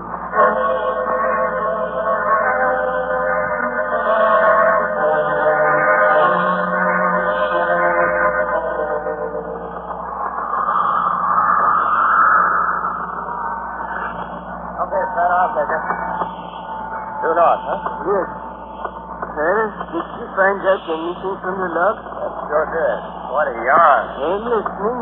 Finish. Well, it seems the big ship here belonged to a man named Talbot, a yachtsman. He was snooping around a bookshop one day, and he came across an old book written by a Don, a Spaniard, a couple of 100 years ago. It was all about a galleon, a treasure ship that went down around these parts. Storm? Partly. Talbot fitted out this ship, came down here to look for the treasure. They found it all right, but as soon as they started home, funny things began to happen. Funny things? Yeah. Two of the crew tried to break in and get Talbot's guns, and he had to shoot him. He shot another one when the guy went for him with a marlin spike. Then he realized he'd have to do something drastic. So he and his mate dumped the last 5 men into the whaleboat, set them adrift. That left just the two of them, Talbot and the mate. And then? Well, the last entry was made day before yesterday. At least it's the beginning of an entry, but it trails off into a blot.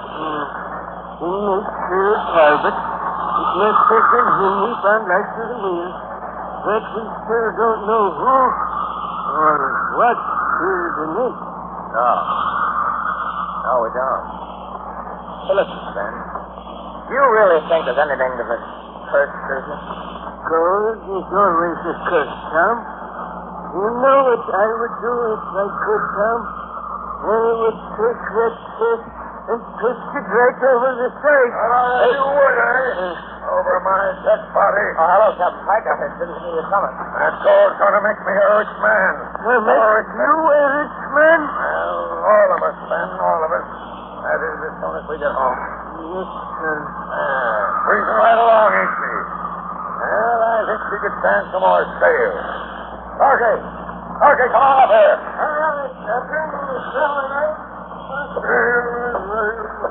Yes, sir. Let's go up. Put on more sail.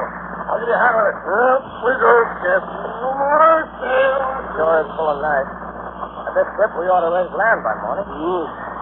Maybe. What do you mean, maybe? Hey, what was that? Sounded like Corky. Captain Pike! Captain Pike, was that Corky? Aye, it was. This is footing on the rat line.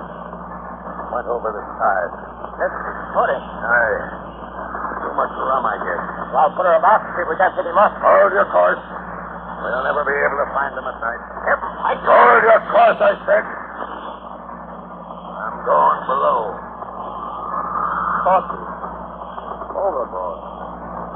Had been drinking, but... That wasn't why he said. Did you see the butt of Pike's gun? There was blood on it. He slugged him. What? You mean killed him? Pike? He said anything to be surprised at. Has he forgotten what Yash said before he died? That he left the married place on purpose? I had forgotten. But if that's so, if he killed Corky, murdered him, then that's what he meant when he said he was going to be rich. Tom, we're going to be next. Yeah? The heck we are. Hold the wheel while I get a marlinspike. Then when he comes back on deck, I'll jump him. Jump here? You know what that is, don't you, Benson? Mutiny. Mutiny, you murdered. There we are, Benson. I ought to kill both of you for what you're doing. Conspiring against me. But I ain't going to make the same mistake Talbot made, Sid. One man can't handle this ship, but two can. Oh. Ben! You killed Ben, you... How are you, Benson? Yeah, I killed him. He was old, not as strong as you. Wouldn't have been as much use to me. I could stay at the wheel. And all that course, due north.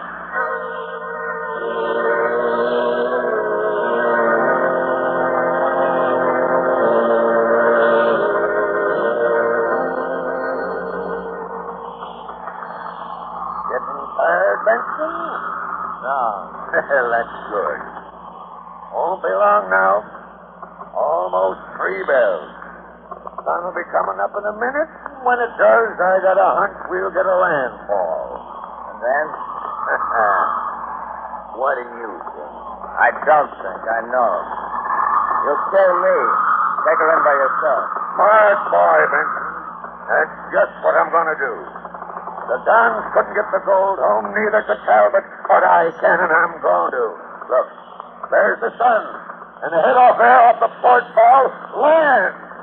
Yeah, land. Okay, Benson. Ready? Hey, what are you laughing at? You! Go ahead and shoot. You think you can hurt me? You can't. I can't. Have you forgotten that whaleboat with the 5 men in it that Ben saw last night? The 5 men he said were us? Have you forgotten what he said that meant? We're sailing due north. The sun should be rising on the starboard side in the east, shouldn't it? But it's not. It's coming out to larboard in the west. Sun rising in the west? Why, it can't be. And still it is. And that land ahead there, it's not the coast. Don't you recognize it? It's Skeleton Key, where you wrecked the Mary Kay. There's what's left of her. Now, do you understand? You're dead. You've been dead for 2 days. Dead and doomed to sail a death ship in a circle through all eternity. No, I'm not dead. I'm not dead. I'm not letting go. I'm not stay up on here. He's going over the same. I'll pour the line, and when he comes up, we'll... Oh! Ben! He isn't going to come up. It's dark, and it looks like the same shark that followed us all day yesterday. Yeah. Well, that was smart work, Sam. I thought I saw you move once or twice. I had a hunch you weren't dead. Wasn't dead? Aren't we both dead? Heck no. Does that slug through your shoulder feel as if you were? Well, no, but what you just said to Pike... A trick so I could get his gun. Trick? There ain't no trick about the sun.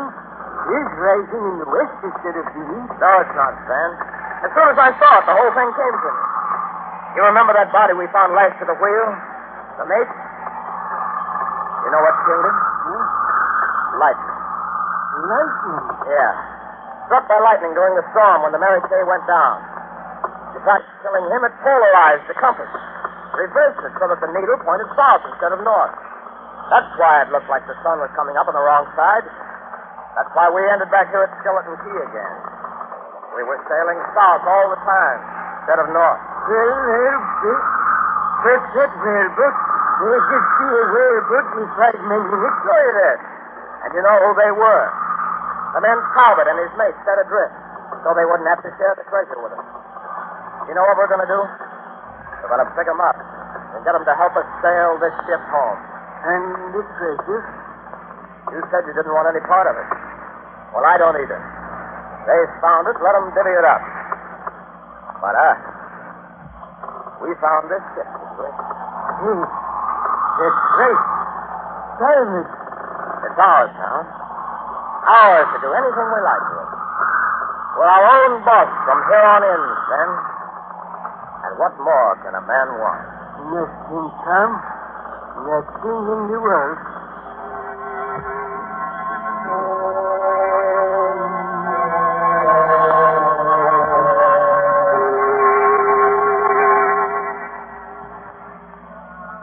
And that was the story of the Death Ship. The ship that sailed the Caribbean with a treasure aboard her and a dead man at the helm. Pleasant little tale, wasn't it? Did it have enough corpses and sudden death in it to sit to? Oh, it didn't. Some people are never satisfied. It's a good thing they're not, Raymond, or there wouldn't have been any progress. Oh, you mean we'd have to get along without such things as the telephone, the airplane, electric light, the radio, and Carter's little liver pill? Heaven forbid. Yes, Raymond, scores of people would hate to be without Carter's little liver pill.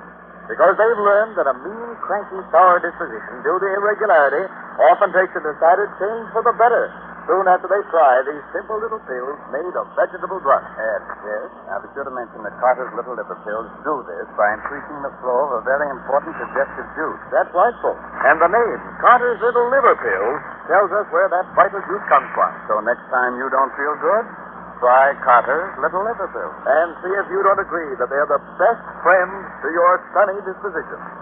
25 cents at all drugstores.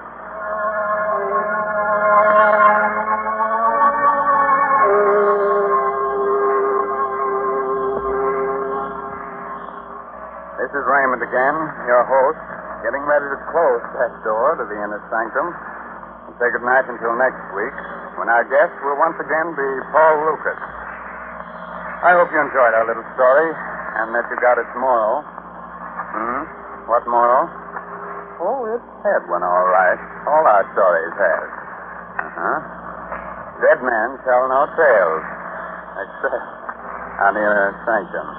So, next Sunday night, to overcome the hot weather, invite your friends in for a chilling evening and listen to Inner Sanctum Mysteries. However, if you just can't wait till the coming Sunday for our next one, satisfy your craving for a good murder story by reading this month's Inner Sanctum Mystery novel, I'll Eat You Last, by H.C. Brendan. Good night. Sweet dreams.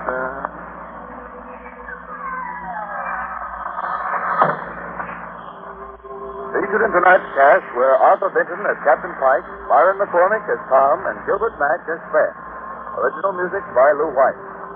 Inner Sanctum Mysteries will be on the air again next Sunday evening, same station, same time, when we will again have the honor of bringing you the popular and gifted star of stage, screen, and radio, Mr. Paul Lucas. Be sure to listen in. This is Ed Hurley reminding you, when you don't feel good, try Carter's little liver pill.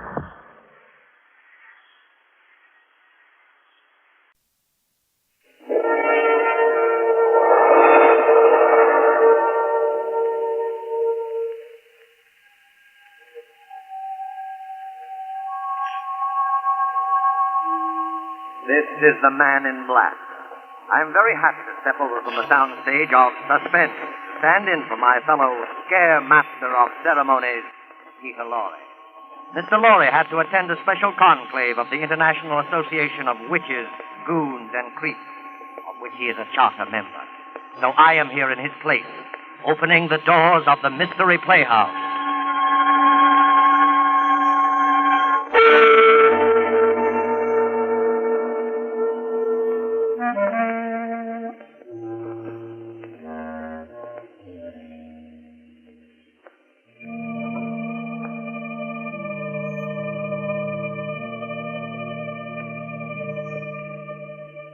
Tonight, the Mystery Playhouse has been fortunate enough to secure the services of that light-hearted raconteur of murder, horror, and the supernatural, the laughing boy of the inner sanctum, Raymond. Raymond's been telling about the horrible things that happen to other people for a long time now, and getting a huge bang out of it. But tonight the tables are turned, and he finds himself on the receiving end, which seems like poetic justice indeed. I think it might prove interesting to find out how Raymond's much vaunted sense of humor survives the acid test. So follow me to the home of the squeaking door, little house of 1,000 horrors, the inner sanctum.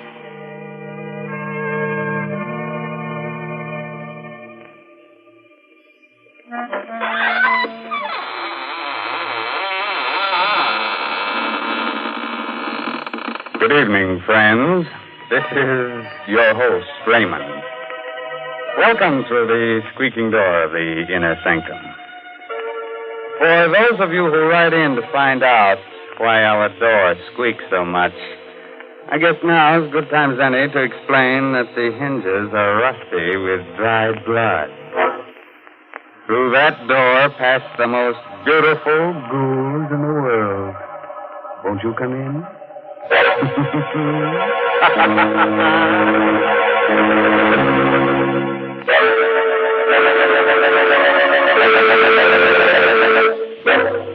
Well, friends, are you ready?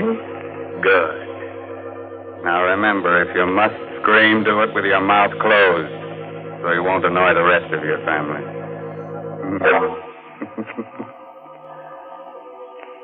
You know, you don't need dark old houses or murky graveyards to feel the chilly presence of beings from the other world. Last week, just after I completed my broadcast, I was called to the telephone. And I picked up the receiver. I heard. Hello, is that you, Raymond? Yes. Are you going to be at home tonight? Yes, why do you ask? Because I'm going to drop by. Something I want to ask you about. Try to be alone. Who are you? Don't you remember me? Well, the voice is familiar, but I can't quite place it. I'm Gideon Blake. I'll see you later, Ray. Goodbye. Now, there's nothing unusual about a call like that, except one thing. 10 years ago, my friend Gideon Blake was killed.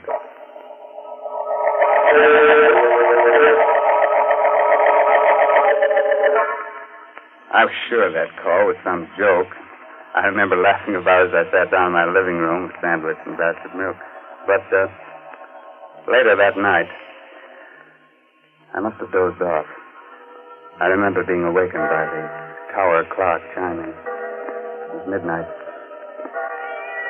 Somewhere a cat howled against the moaning wind that had sprung up. Strange chills and a shudder through my body. Front door must have blown open. I went to see. Standing there was Gideon Blake. Good evening, Raymond. Blake.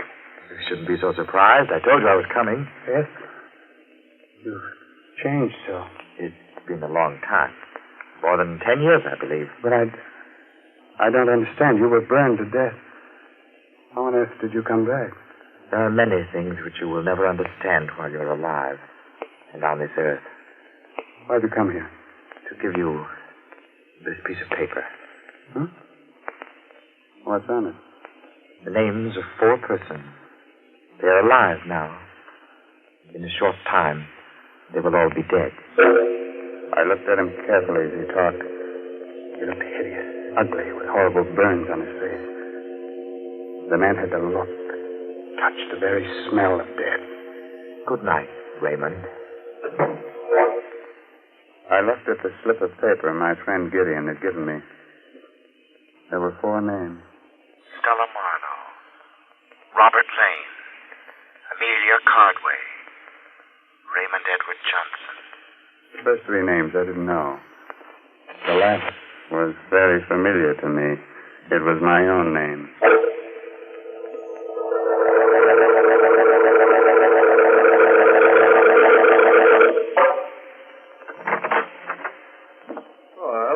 Sit down. Thanks, Inspector Dorr. Cigar? No, thanks. What about that piece of paper I gave you? How'd you get it? I told you. Look, I'm a cop, Raymond.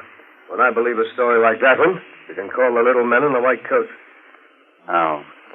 No, I'm sorry I bothered you, Inspector. Let's forget it. I can't forget it. Why? Because Blake wrote that note. Are you sure? We checked the handwriting. It's his. So are the fingerprints we found on it. How do you figure it? I don't yet. I am waiting for you I to told tell you me. everything. Hey, wait a minute. Maybe Blake's really alive. He got burned to death 10 years ago. Are you sure? Positive. We checked every angle of his death at that time because we thought he might have been murdered. Murdered? I never heard about that. Oh, Blake was with the department, you remember, working on a homicide case. The Laura Wilcox case, you remember? Oh, vaguely. We figured someone might have polished him off, but nobody did. It was an accident. Was this Wilcox murder ever solved? Well, no. Maybe those names I gave you have something to do with the Wilcox case. Why don't you check them? I did. None of your names figure. These people never heard of the Wilcox murder. Hey, Inspector. Yeah, what do you want, Gibson? Weren't you interested in some information about a dame named Stella Marlowe? Yeah. She was the first name on that list you gave me, Ray. What about her? I just came through on the ticker. Stella Marlowe was found dead. Murdered.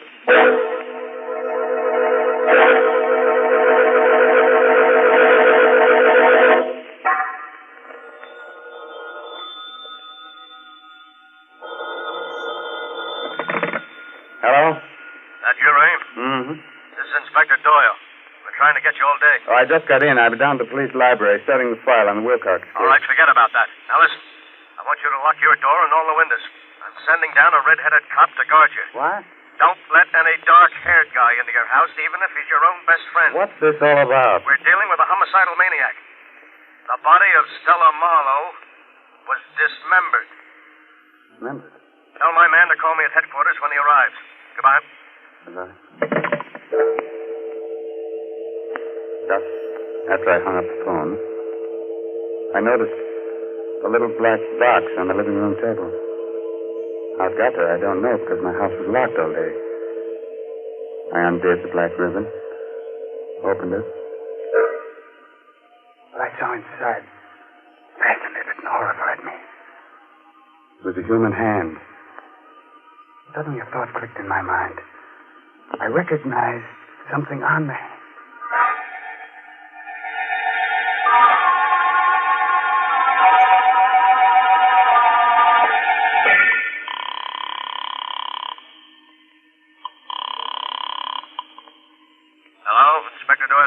Inspector, this is Ray Johnson. Yeah, what is it? Did you ever find out what happened to Stella Wilcox? Huh? She's the stepdaughter of the murdered Laura Wilcox. Why do you want to know? Well, she was suspected of the murder for a time. Listen, will you drop that angle? Will you just answer one or two questions? Did the killer dismember the whole body in the Stella Marlowe murder? Just the hands. Fine. Did she have on a large diamond ring, the third finger on the left hand? Yes. Her friends say she wore it all the time, but how do you... I've got it here. Someone sent me a hand with a ring on it. What? And get this, there's a name engraved inside the ring. The name is Laura Wilcox. What? There's a scar on the thumb. There was a scar on the left thumb of Stella Wilcox's print in your file. I took a fingerprint. The prints on the hand and the fingerprints of Stella Wilcox are identical. Are you sure? Yes. Stella Marlowe and Stella Wilcox are the same person. Did you find anything else there? Yes. Black hair and the fingernails. I'm coming down to your place as fast as I can get there. Goodbye. Goodbye. The front door slammed a second after I hung up. I turned around. Coming toward me was a man with jet black hair.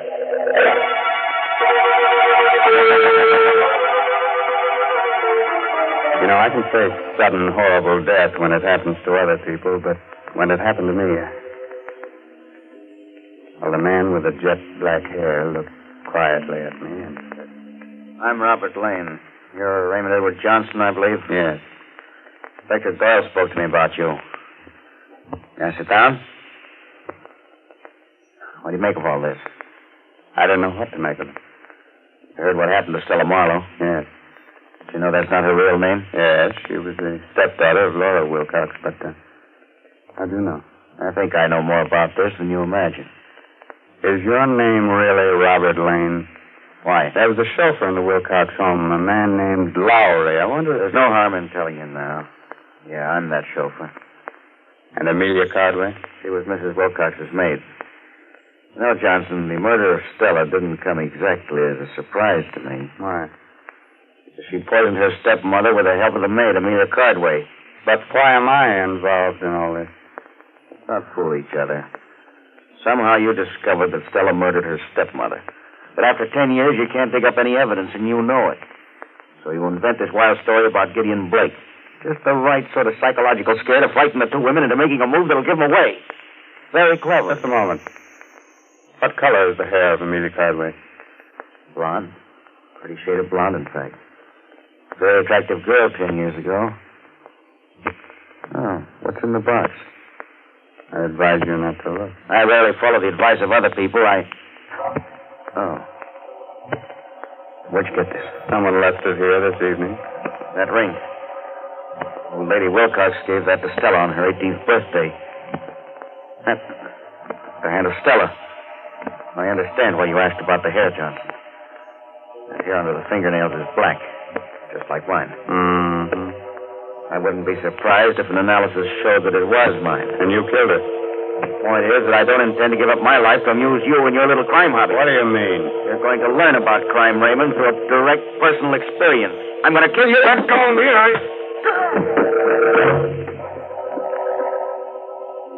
He was a powerful man. His blow dazed me. I struck my head against the furniture. I lay down on the floor dazed. Like a slow-motion picture, I saw Lane approach and lean over me. A long knife in his hand. You didn't expect to stir up this hornet's nest, did you? Crime and murder is very amusing, isn't it? Well, you'll find out just how funny it is. I saw him raise his arm. I was powerless. He was driving the knife down. Suddenly... Let go. Grab my hand. I did. Did you? Did you, Blake? Yes. I heard him scream. Somewhere the door slammed. And I blacked out.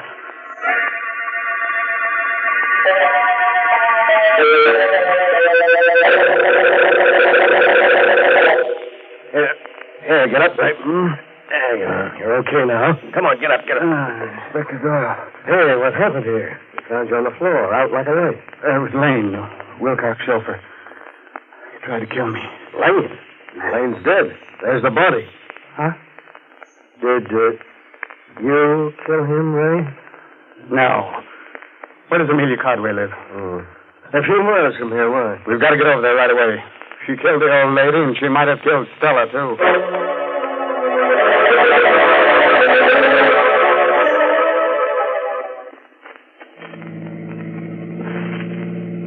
I don't see how Amelia Cardway could have done it. Maybe you'll tell me next that Gideon Blake did it. I don't know. Gideon Blake didn't have a hair on his head. Besides, he's dead. I never arrest a dead man for the crime of murder. You can't get confessions on him. Perhaps Lane did go to see Stella shortly before she was killed. They were all in this together. Yeah? They told you they didn't know each other to protect themselves. Now, that still doesn't explain how the hand got to your place, or why Gideon Blake came back from the dead, or why we found those black hairs under the fingernails. Yeah, I've got an idea about the hand. Yeah? I think it was dismembered so that you would never know that Stella Marlowe was Stella Wilcox. Huh? She changed her appearance, but she couldn't change her fingerprints. Well, then who left it at your place, and why? And why should you be on the murder list? Don't remind me of that, please. Well, here's Amelia Cardway's cottage. Maybe we'll get some of the answers here. Come on. What? Inspector. Help! You hear that? Yeah. Come on, follow me, Ray. Inspector Doyle had his gun out and was running into the house. I followed a few steps behind. In a moment, I was in the living room. Doyle was standing there. Well, what happened? Why did you scream for help? In an old chair sat what was once an attractive woman. The blonde hair was streaked with gray, but the face was a mask of terror. I recognized her from the picture in the police file.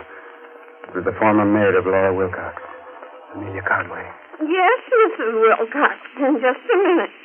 Come in, Mrs. Wilcox. What's the matter with her? Yeah, she's cracked or delirious. Just keeps sitting there like that, mumbling. You can't live with secrets. Someone will find out. I'm glad they found out. Now she'll never come to see me again, never. Yeah, well, who came to see you? Mrs. Wilcox. I didn't want to give her that medicine. I knew it was poison, but Stella made me. She made me. And so did he, the chauffeur. Getting out of the chair, Inspector. Look, there's a knife in her back. Miss Cardway. There she is, at the top of the stairs. Mrs. Wilcox. Where? At the top of the stairs, Inspector. Look, it's Laura Wilcox. I'll tell everything, Mrs. Wilcox. We were all in on it together. Stella, the chauffeur, and me. I didn't want to do it. Forgive me for... I'm going upstairs. You look after Ray. The moment he reached the bottom steps, Mrs. Wilcox disappeared. I stooped over the Cardway woman. She was dead. A burst of pistol fire came from the upstairs part of the house.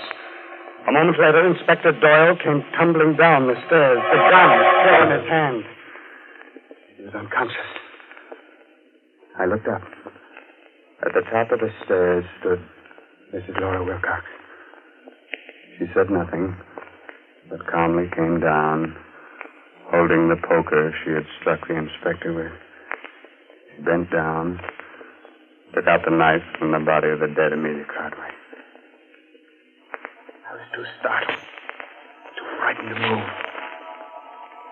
Suddenly the woman took off her hat, her wig, and there stood Gideon Blake. You'd better go now, Raymond. I don't understand that disguise. Look there. The entrance to the dining room. Fire. Yes. Fire. You'd best leave at once. Those flames are spreading rapidly. Take Inspector Doyle with you. Blake, hurry. Yours is the last name on my list, you know. He didn't have to say any more. I dragged the inspector through the door. Gideon Blake turned, smiled at me, and walked directly into the flames. That was the last I ever saw of it.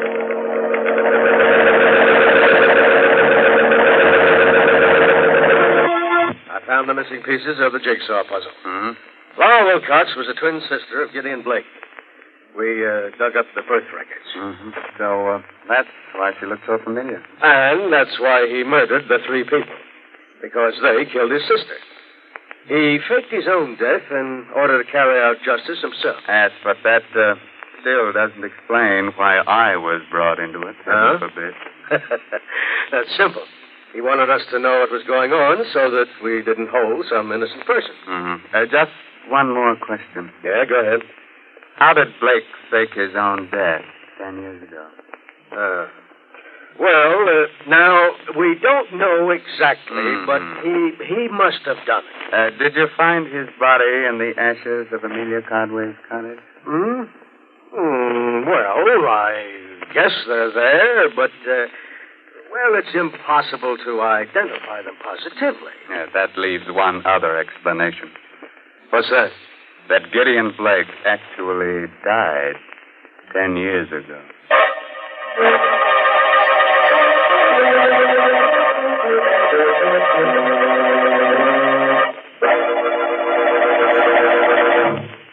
A word of advice, naturally.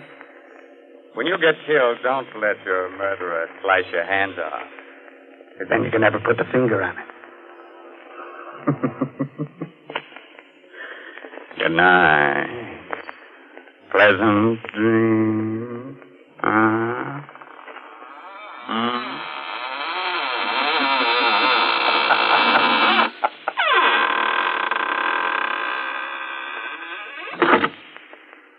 You have been listening to an Inner Sanctum Mystery starring Raymond Edward Johnson.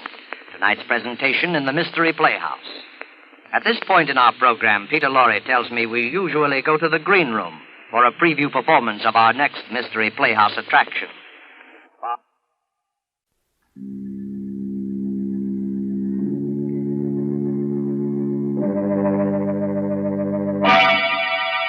Lipton Tea and Lipton Soup present Inner Sanctum Mysteries, starring Boris Karloff.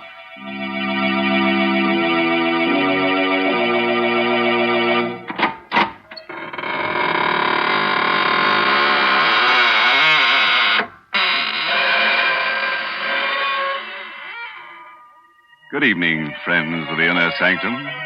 This is your host.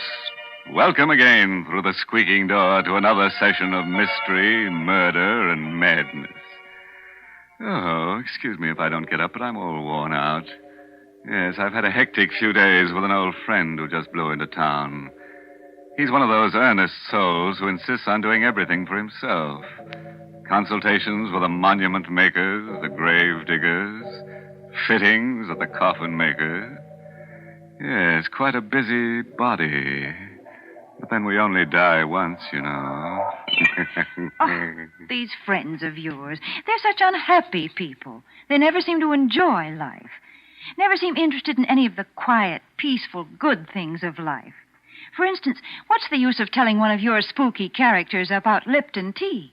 They wouldn't like it. But other people enjoy that brisk Lipton flavor. They settle back in an easy chair and say to themselves, Lipton certainly has a rich, hearty flavor. Never the least bit wishy-washy. No siree. But would a ghost appreciate Lipton's? Indeed, he would not. And it's lucky Lipton's is made for real live folks who like good things, or else it wouldn't be the world's largest selling brand of tea. Mary, you've been very hard on my friends. Very. And they won't like it. But then most live folks don't enjoy being scared to death. And that's just what's going to happen to you tonight. Our story is called The Corridor of Doom. It's an original radio play written by Robert Newman. And our star tonight is a man who gives even me the shakes. The famous star of stage, screen, and radio, Boris Karloff. Have you thought about death lately? Not the fact that it's inevitable, that it must come to all of us someday, but rather how it will come. Do you think of it as a sleep and a waking, of a sudden transition from one state of being to another, or to a state of non-being? John Clay was one of those people who never thought about it at all, until he found himself walking down that dim and endless passage which... But suppose we let Boris Karloff in the role of John Clay tell you about it himself. If your blood pressure will take it, put out the lights and come on a little trip down the corridor of doom. When I woke up, I had no idea of where I was or how I'd gotten there. I was lying on a hard, white bed in a clean, white room. There was a dull pain in my abdomen. Touching it tentatively, I felt a bandage. So that was it.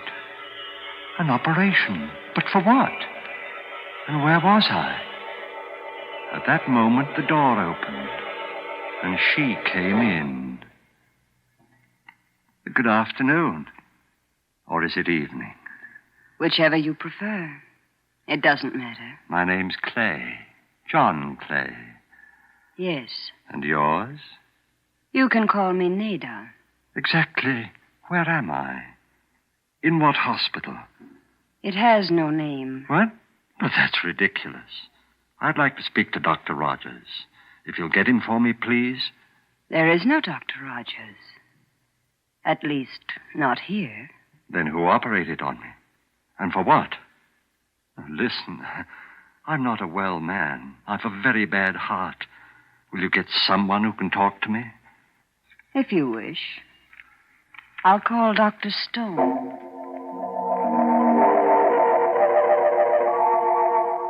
A chill crept through my bones. It wasn't cold. It was fear. Unreasoning and abysmal fear. The door opened again. And there stood a heavy-set man, his hair flecked with gray, and with him, my son-in-law, Alex Bartlett.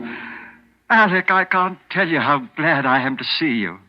Hello, Father. But why are you standing out there? Why don't you come in? Oh, no. No, I shouldn't advise it, Mr. Clay. And why not? And why... Oh, was it you who operated on me? Yes. I'm Dr. Stone. Why wasn't Dr. Rogers called in? He's taken care of me for years. There wasn't time. It happened during the night. Acute appendicitis. And even as it was... Even as it was? What? And why are you dressed that way, Alec? All in black. Well, it's customary. After all, you are my father-in-law. Of course I am, but... Now, look, Alec.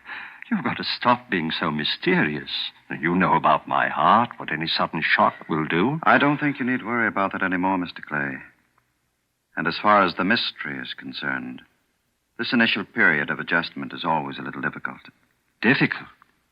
Do you realize what it's like, lying here helpless, completely isolated, as if I were all alone in the world? Or isn't there someone I can talk to? Some of the other patients? Not just yet. When the time comes, you'll meet them. But... Look, Doctor, I can't stand much more of this. I can't. If I don't find someone who really cares about me, who'll treat me like a normal human being... My dog. How about my dog? What do you think, Doctor? Yes, that's possible. We'll see what we can do, Mr. Clay. Come along, Bartlett. Goodbye, Father. You'll be back, won't you, Alec? I don't know. I'll try, but it's difficult. Very difficult. Then don't go, Alec. Don't leave me here all alone. Come back. Come back.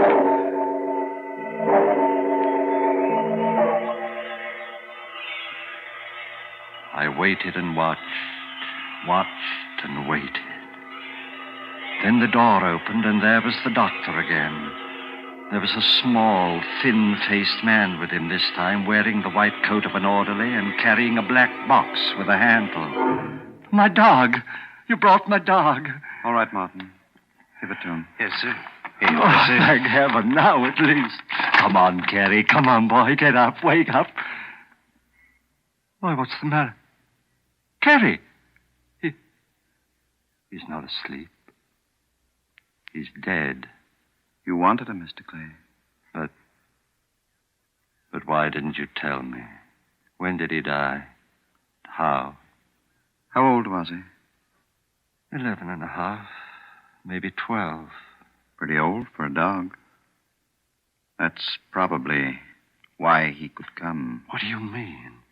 What are you trying to do to me? Don't you realize I'm a sick man? Easy, Mr. I won't Clay. take it easy. I won't stay here another minute. I'm leaving right now. Sorry, but I don't think we can permit No, well, we'll see about that. You're getting yourself all upset for no reason, Mr. Clay, making it very difficult for the rest of us. Martin, you'd better let me have some of that bottle there. About 10 cc's. The red medicine? Yes. I don't want any medicine. I won't take it. Now, please, Mr. Clay. I won't, I tell you. No, I don't want the... It's awful. Salty. It tastes like... Yes. But I think you'll find that it will make things much easier for you. Very much easier. You're doping me up. That's what you're doing. Putting me to sleep. You think that when I wake up, I'll forget about everything. Yes, Mr. Clay. You'll forget about everything. Everything.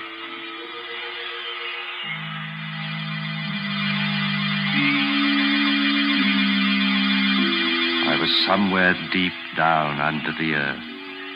It was a passageway, stone-flagged and with stone walls, and I was walking slowly down it in my bare feet.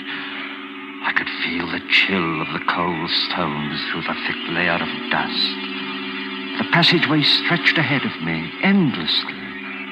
And suddenly, I noticed that there were doors set into the walls on either side, closed doors. And on each door there was a name. Abel, Abercrombie, Abington. Where was I? What was this place? What was behind those awful, ominously closed doors? Something seemed to be drawing me on down the terrible passageway. Addison, Agar, Allen. I could feel the cold creeping up my legs, higher and higher, my heart pounding faster and faster. And suddenly I knew where I was and where I was going. Knew what was waiting for me there ahead of me down the passage. No, exerting all my will, I turned, tried to go back. With a roaring in my ears, I was falling through the darkness. Falling.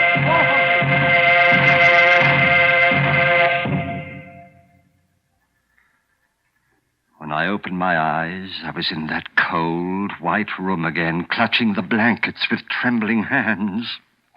How do you feel now, Mr. Clay? You cried out, sir, as if... A dream. The most awful, horrible nightmare I ever had. A dream? The doctor will be very interested. Would you care to tell me all about it? Oh, I don't even want to think about it. It was about your former life? Former life? Oh, I'm sorry. I shouldn't have said that. I meant... Here, where are you going? To get my clothes, to get out of here. I won't stay here But you another can't minute. go. You can't. Martin, help me. Please, let go of me. Let go. Don't you realize that if I do stay here, if I dream that dream again... Listen. I was in a passageway, An endless, eternal passageway like a corridor of doom. It stretched on and on to infinity with doors, closed doors on either side. And on each one of the doors in alphabetical order there was a name. The name of all those who had died since the beginning of time. I was walking down that corridor on my bare feet and... Why are you looking at me that way? You mustn't talk about that. You mustn't, do you hear? But you asked me. You didn't dream that dream. You couldn't have. And you've got to get it out of your mind. We'll help you. We'll give you a massage. That should make you relax. The alcohol, Martin, right over there. A massage, you think that'll help? If it doesn't, we'll call Dr. Stone and try something else. Martin. I see. Now what? What are you staring at? Your feet. On the soles. Dust. Thick, gray dust. Dust. Like the dust in the passage. The corridor of doom. And that means... It wasn't a dream. It means... I was really there.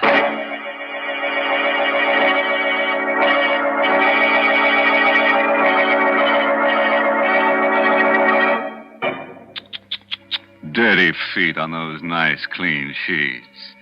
No wonder our friend the nurse seemed so upset. Or was that the reason? Maybe she was just disappointed that he still hadn't told her about his operation. Yes, that always has them in stitches. Great big stitches. Like the ones they take in a shroud. Mr. Host, I'm afraid I just can't believe this story. I can't believe that it really happened. Is that so, Mary? Do you think Mr. Clay got that gray dust in his feet because he has feet of clay? Hmm? There you go again. Always looking on the discouraging side of things. I really do believe I'd rather talk to cheerful folk, like those nice young men and women who sang that new Lipton tea song when I was at the studio. Sing a song of Lipton's. Yes, that's the way people ought to feel about tea. Because, you know, when you're feeling discouraged or tired, there's nothing quite like that brisk flavor of Lipton tea to perk you up. Yes, brisk means that Lipton's is never wishy-washy. No, siree, as they say in the song. So when you've had a busy afternoon, or maybe when friends drop in for a little talk, pour yourself a cup of cheer with brisk-flavored Lipton tea. It's got a special flavor that always tastes like home. And it always tastes like more, too. Well, now I think it's about time to take another little walk. Yes, down the corridor of doom with our star, Boris Karloff. And by the way, don't be concerned about getting too tired, because you'll only have to walk one way. That's the nice part of a trip like that. You don't have to worry about coming back. I lay there, staring down at my feet. No, it had not been a dream. For there, on my feet, was the thick, heavy dust from the corridor of doom. I had been there, walking down its awful silence, not in my mind, but in the flesh. My heart clenched like an icy fist that I threw the blankets aside, started to get up. Mr. Clay, what are you doing? Where are you going? Let me go. But you can't get up. You can't leave. Oh, let me go. Martin, quick, help me. Please, Mr. Clay. Oh, for heaven's sake, let me go. Don't you realize what this means? If it wasn't a dream, and if I stay here, go down to that horrible place We've again... got to make him quiet down. Some more of that medicine, Martin. Another 10 cc. Right. Oh, no more of that. It's here, Mr. Clay. You must take it. You must. It will make you sleep. Sleep so soundly that you won't be able to go down there again. No, but... All right. Give it to me. Here. You stay here, Martin. I'll go get Dr. Stone and tell him. Better, Mr. Clay? I don't know. Color. Dark red. Taste. It's like... Yes, I know. And it makes me sleepy. My eyes get heavy and... Have you been here for a long time, Martin? No, not long. What is it like outside of this room? It's strange. Like no place else. And the other patients, what are they like? They're strange, too. Listen, Martin. I'm a rich man. You're the only friend I've got here. You've got to help me. Whether you're rich or poor doesn't matter. As for helping you, that's what I'm here for. You've got to stay here. Watch me. Every minute. My heart. I don't think it'll stand much more.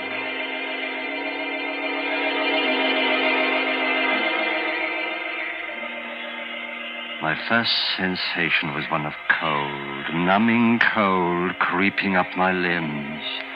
I reached for the blankets, couldn't find them. Then I opened my eyes, and I was there again, back there in that awful endless passage, that corridor of doom. The same stone wall, stone floor, covered with a thick layer of dust. The same doors with a name on each one, on both sides of me. But now I was up to the bees. That one there, Barbara, next to it, Babbitt, and then Backer. I tried to cry out, but I couldn't utter a sound. I tried to stop, check myself. My muscles didn't respond.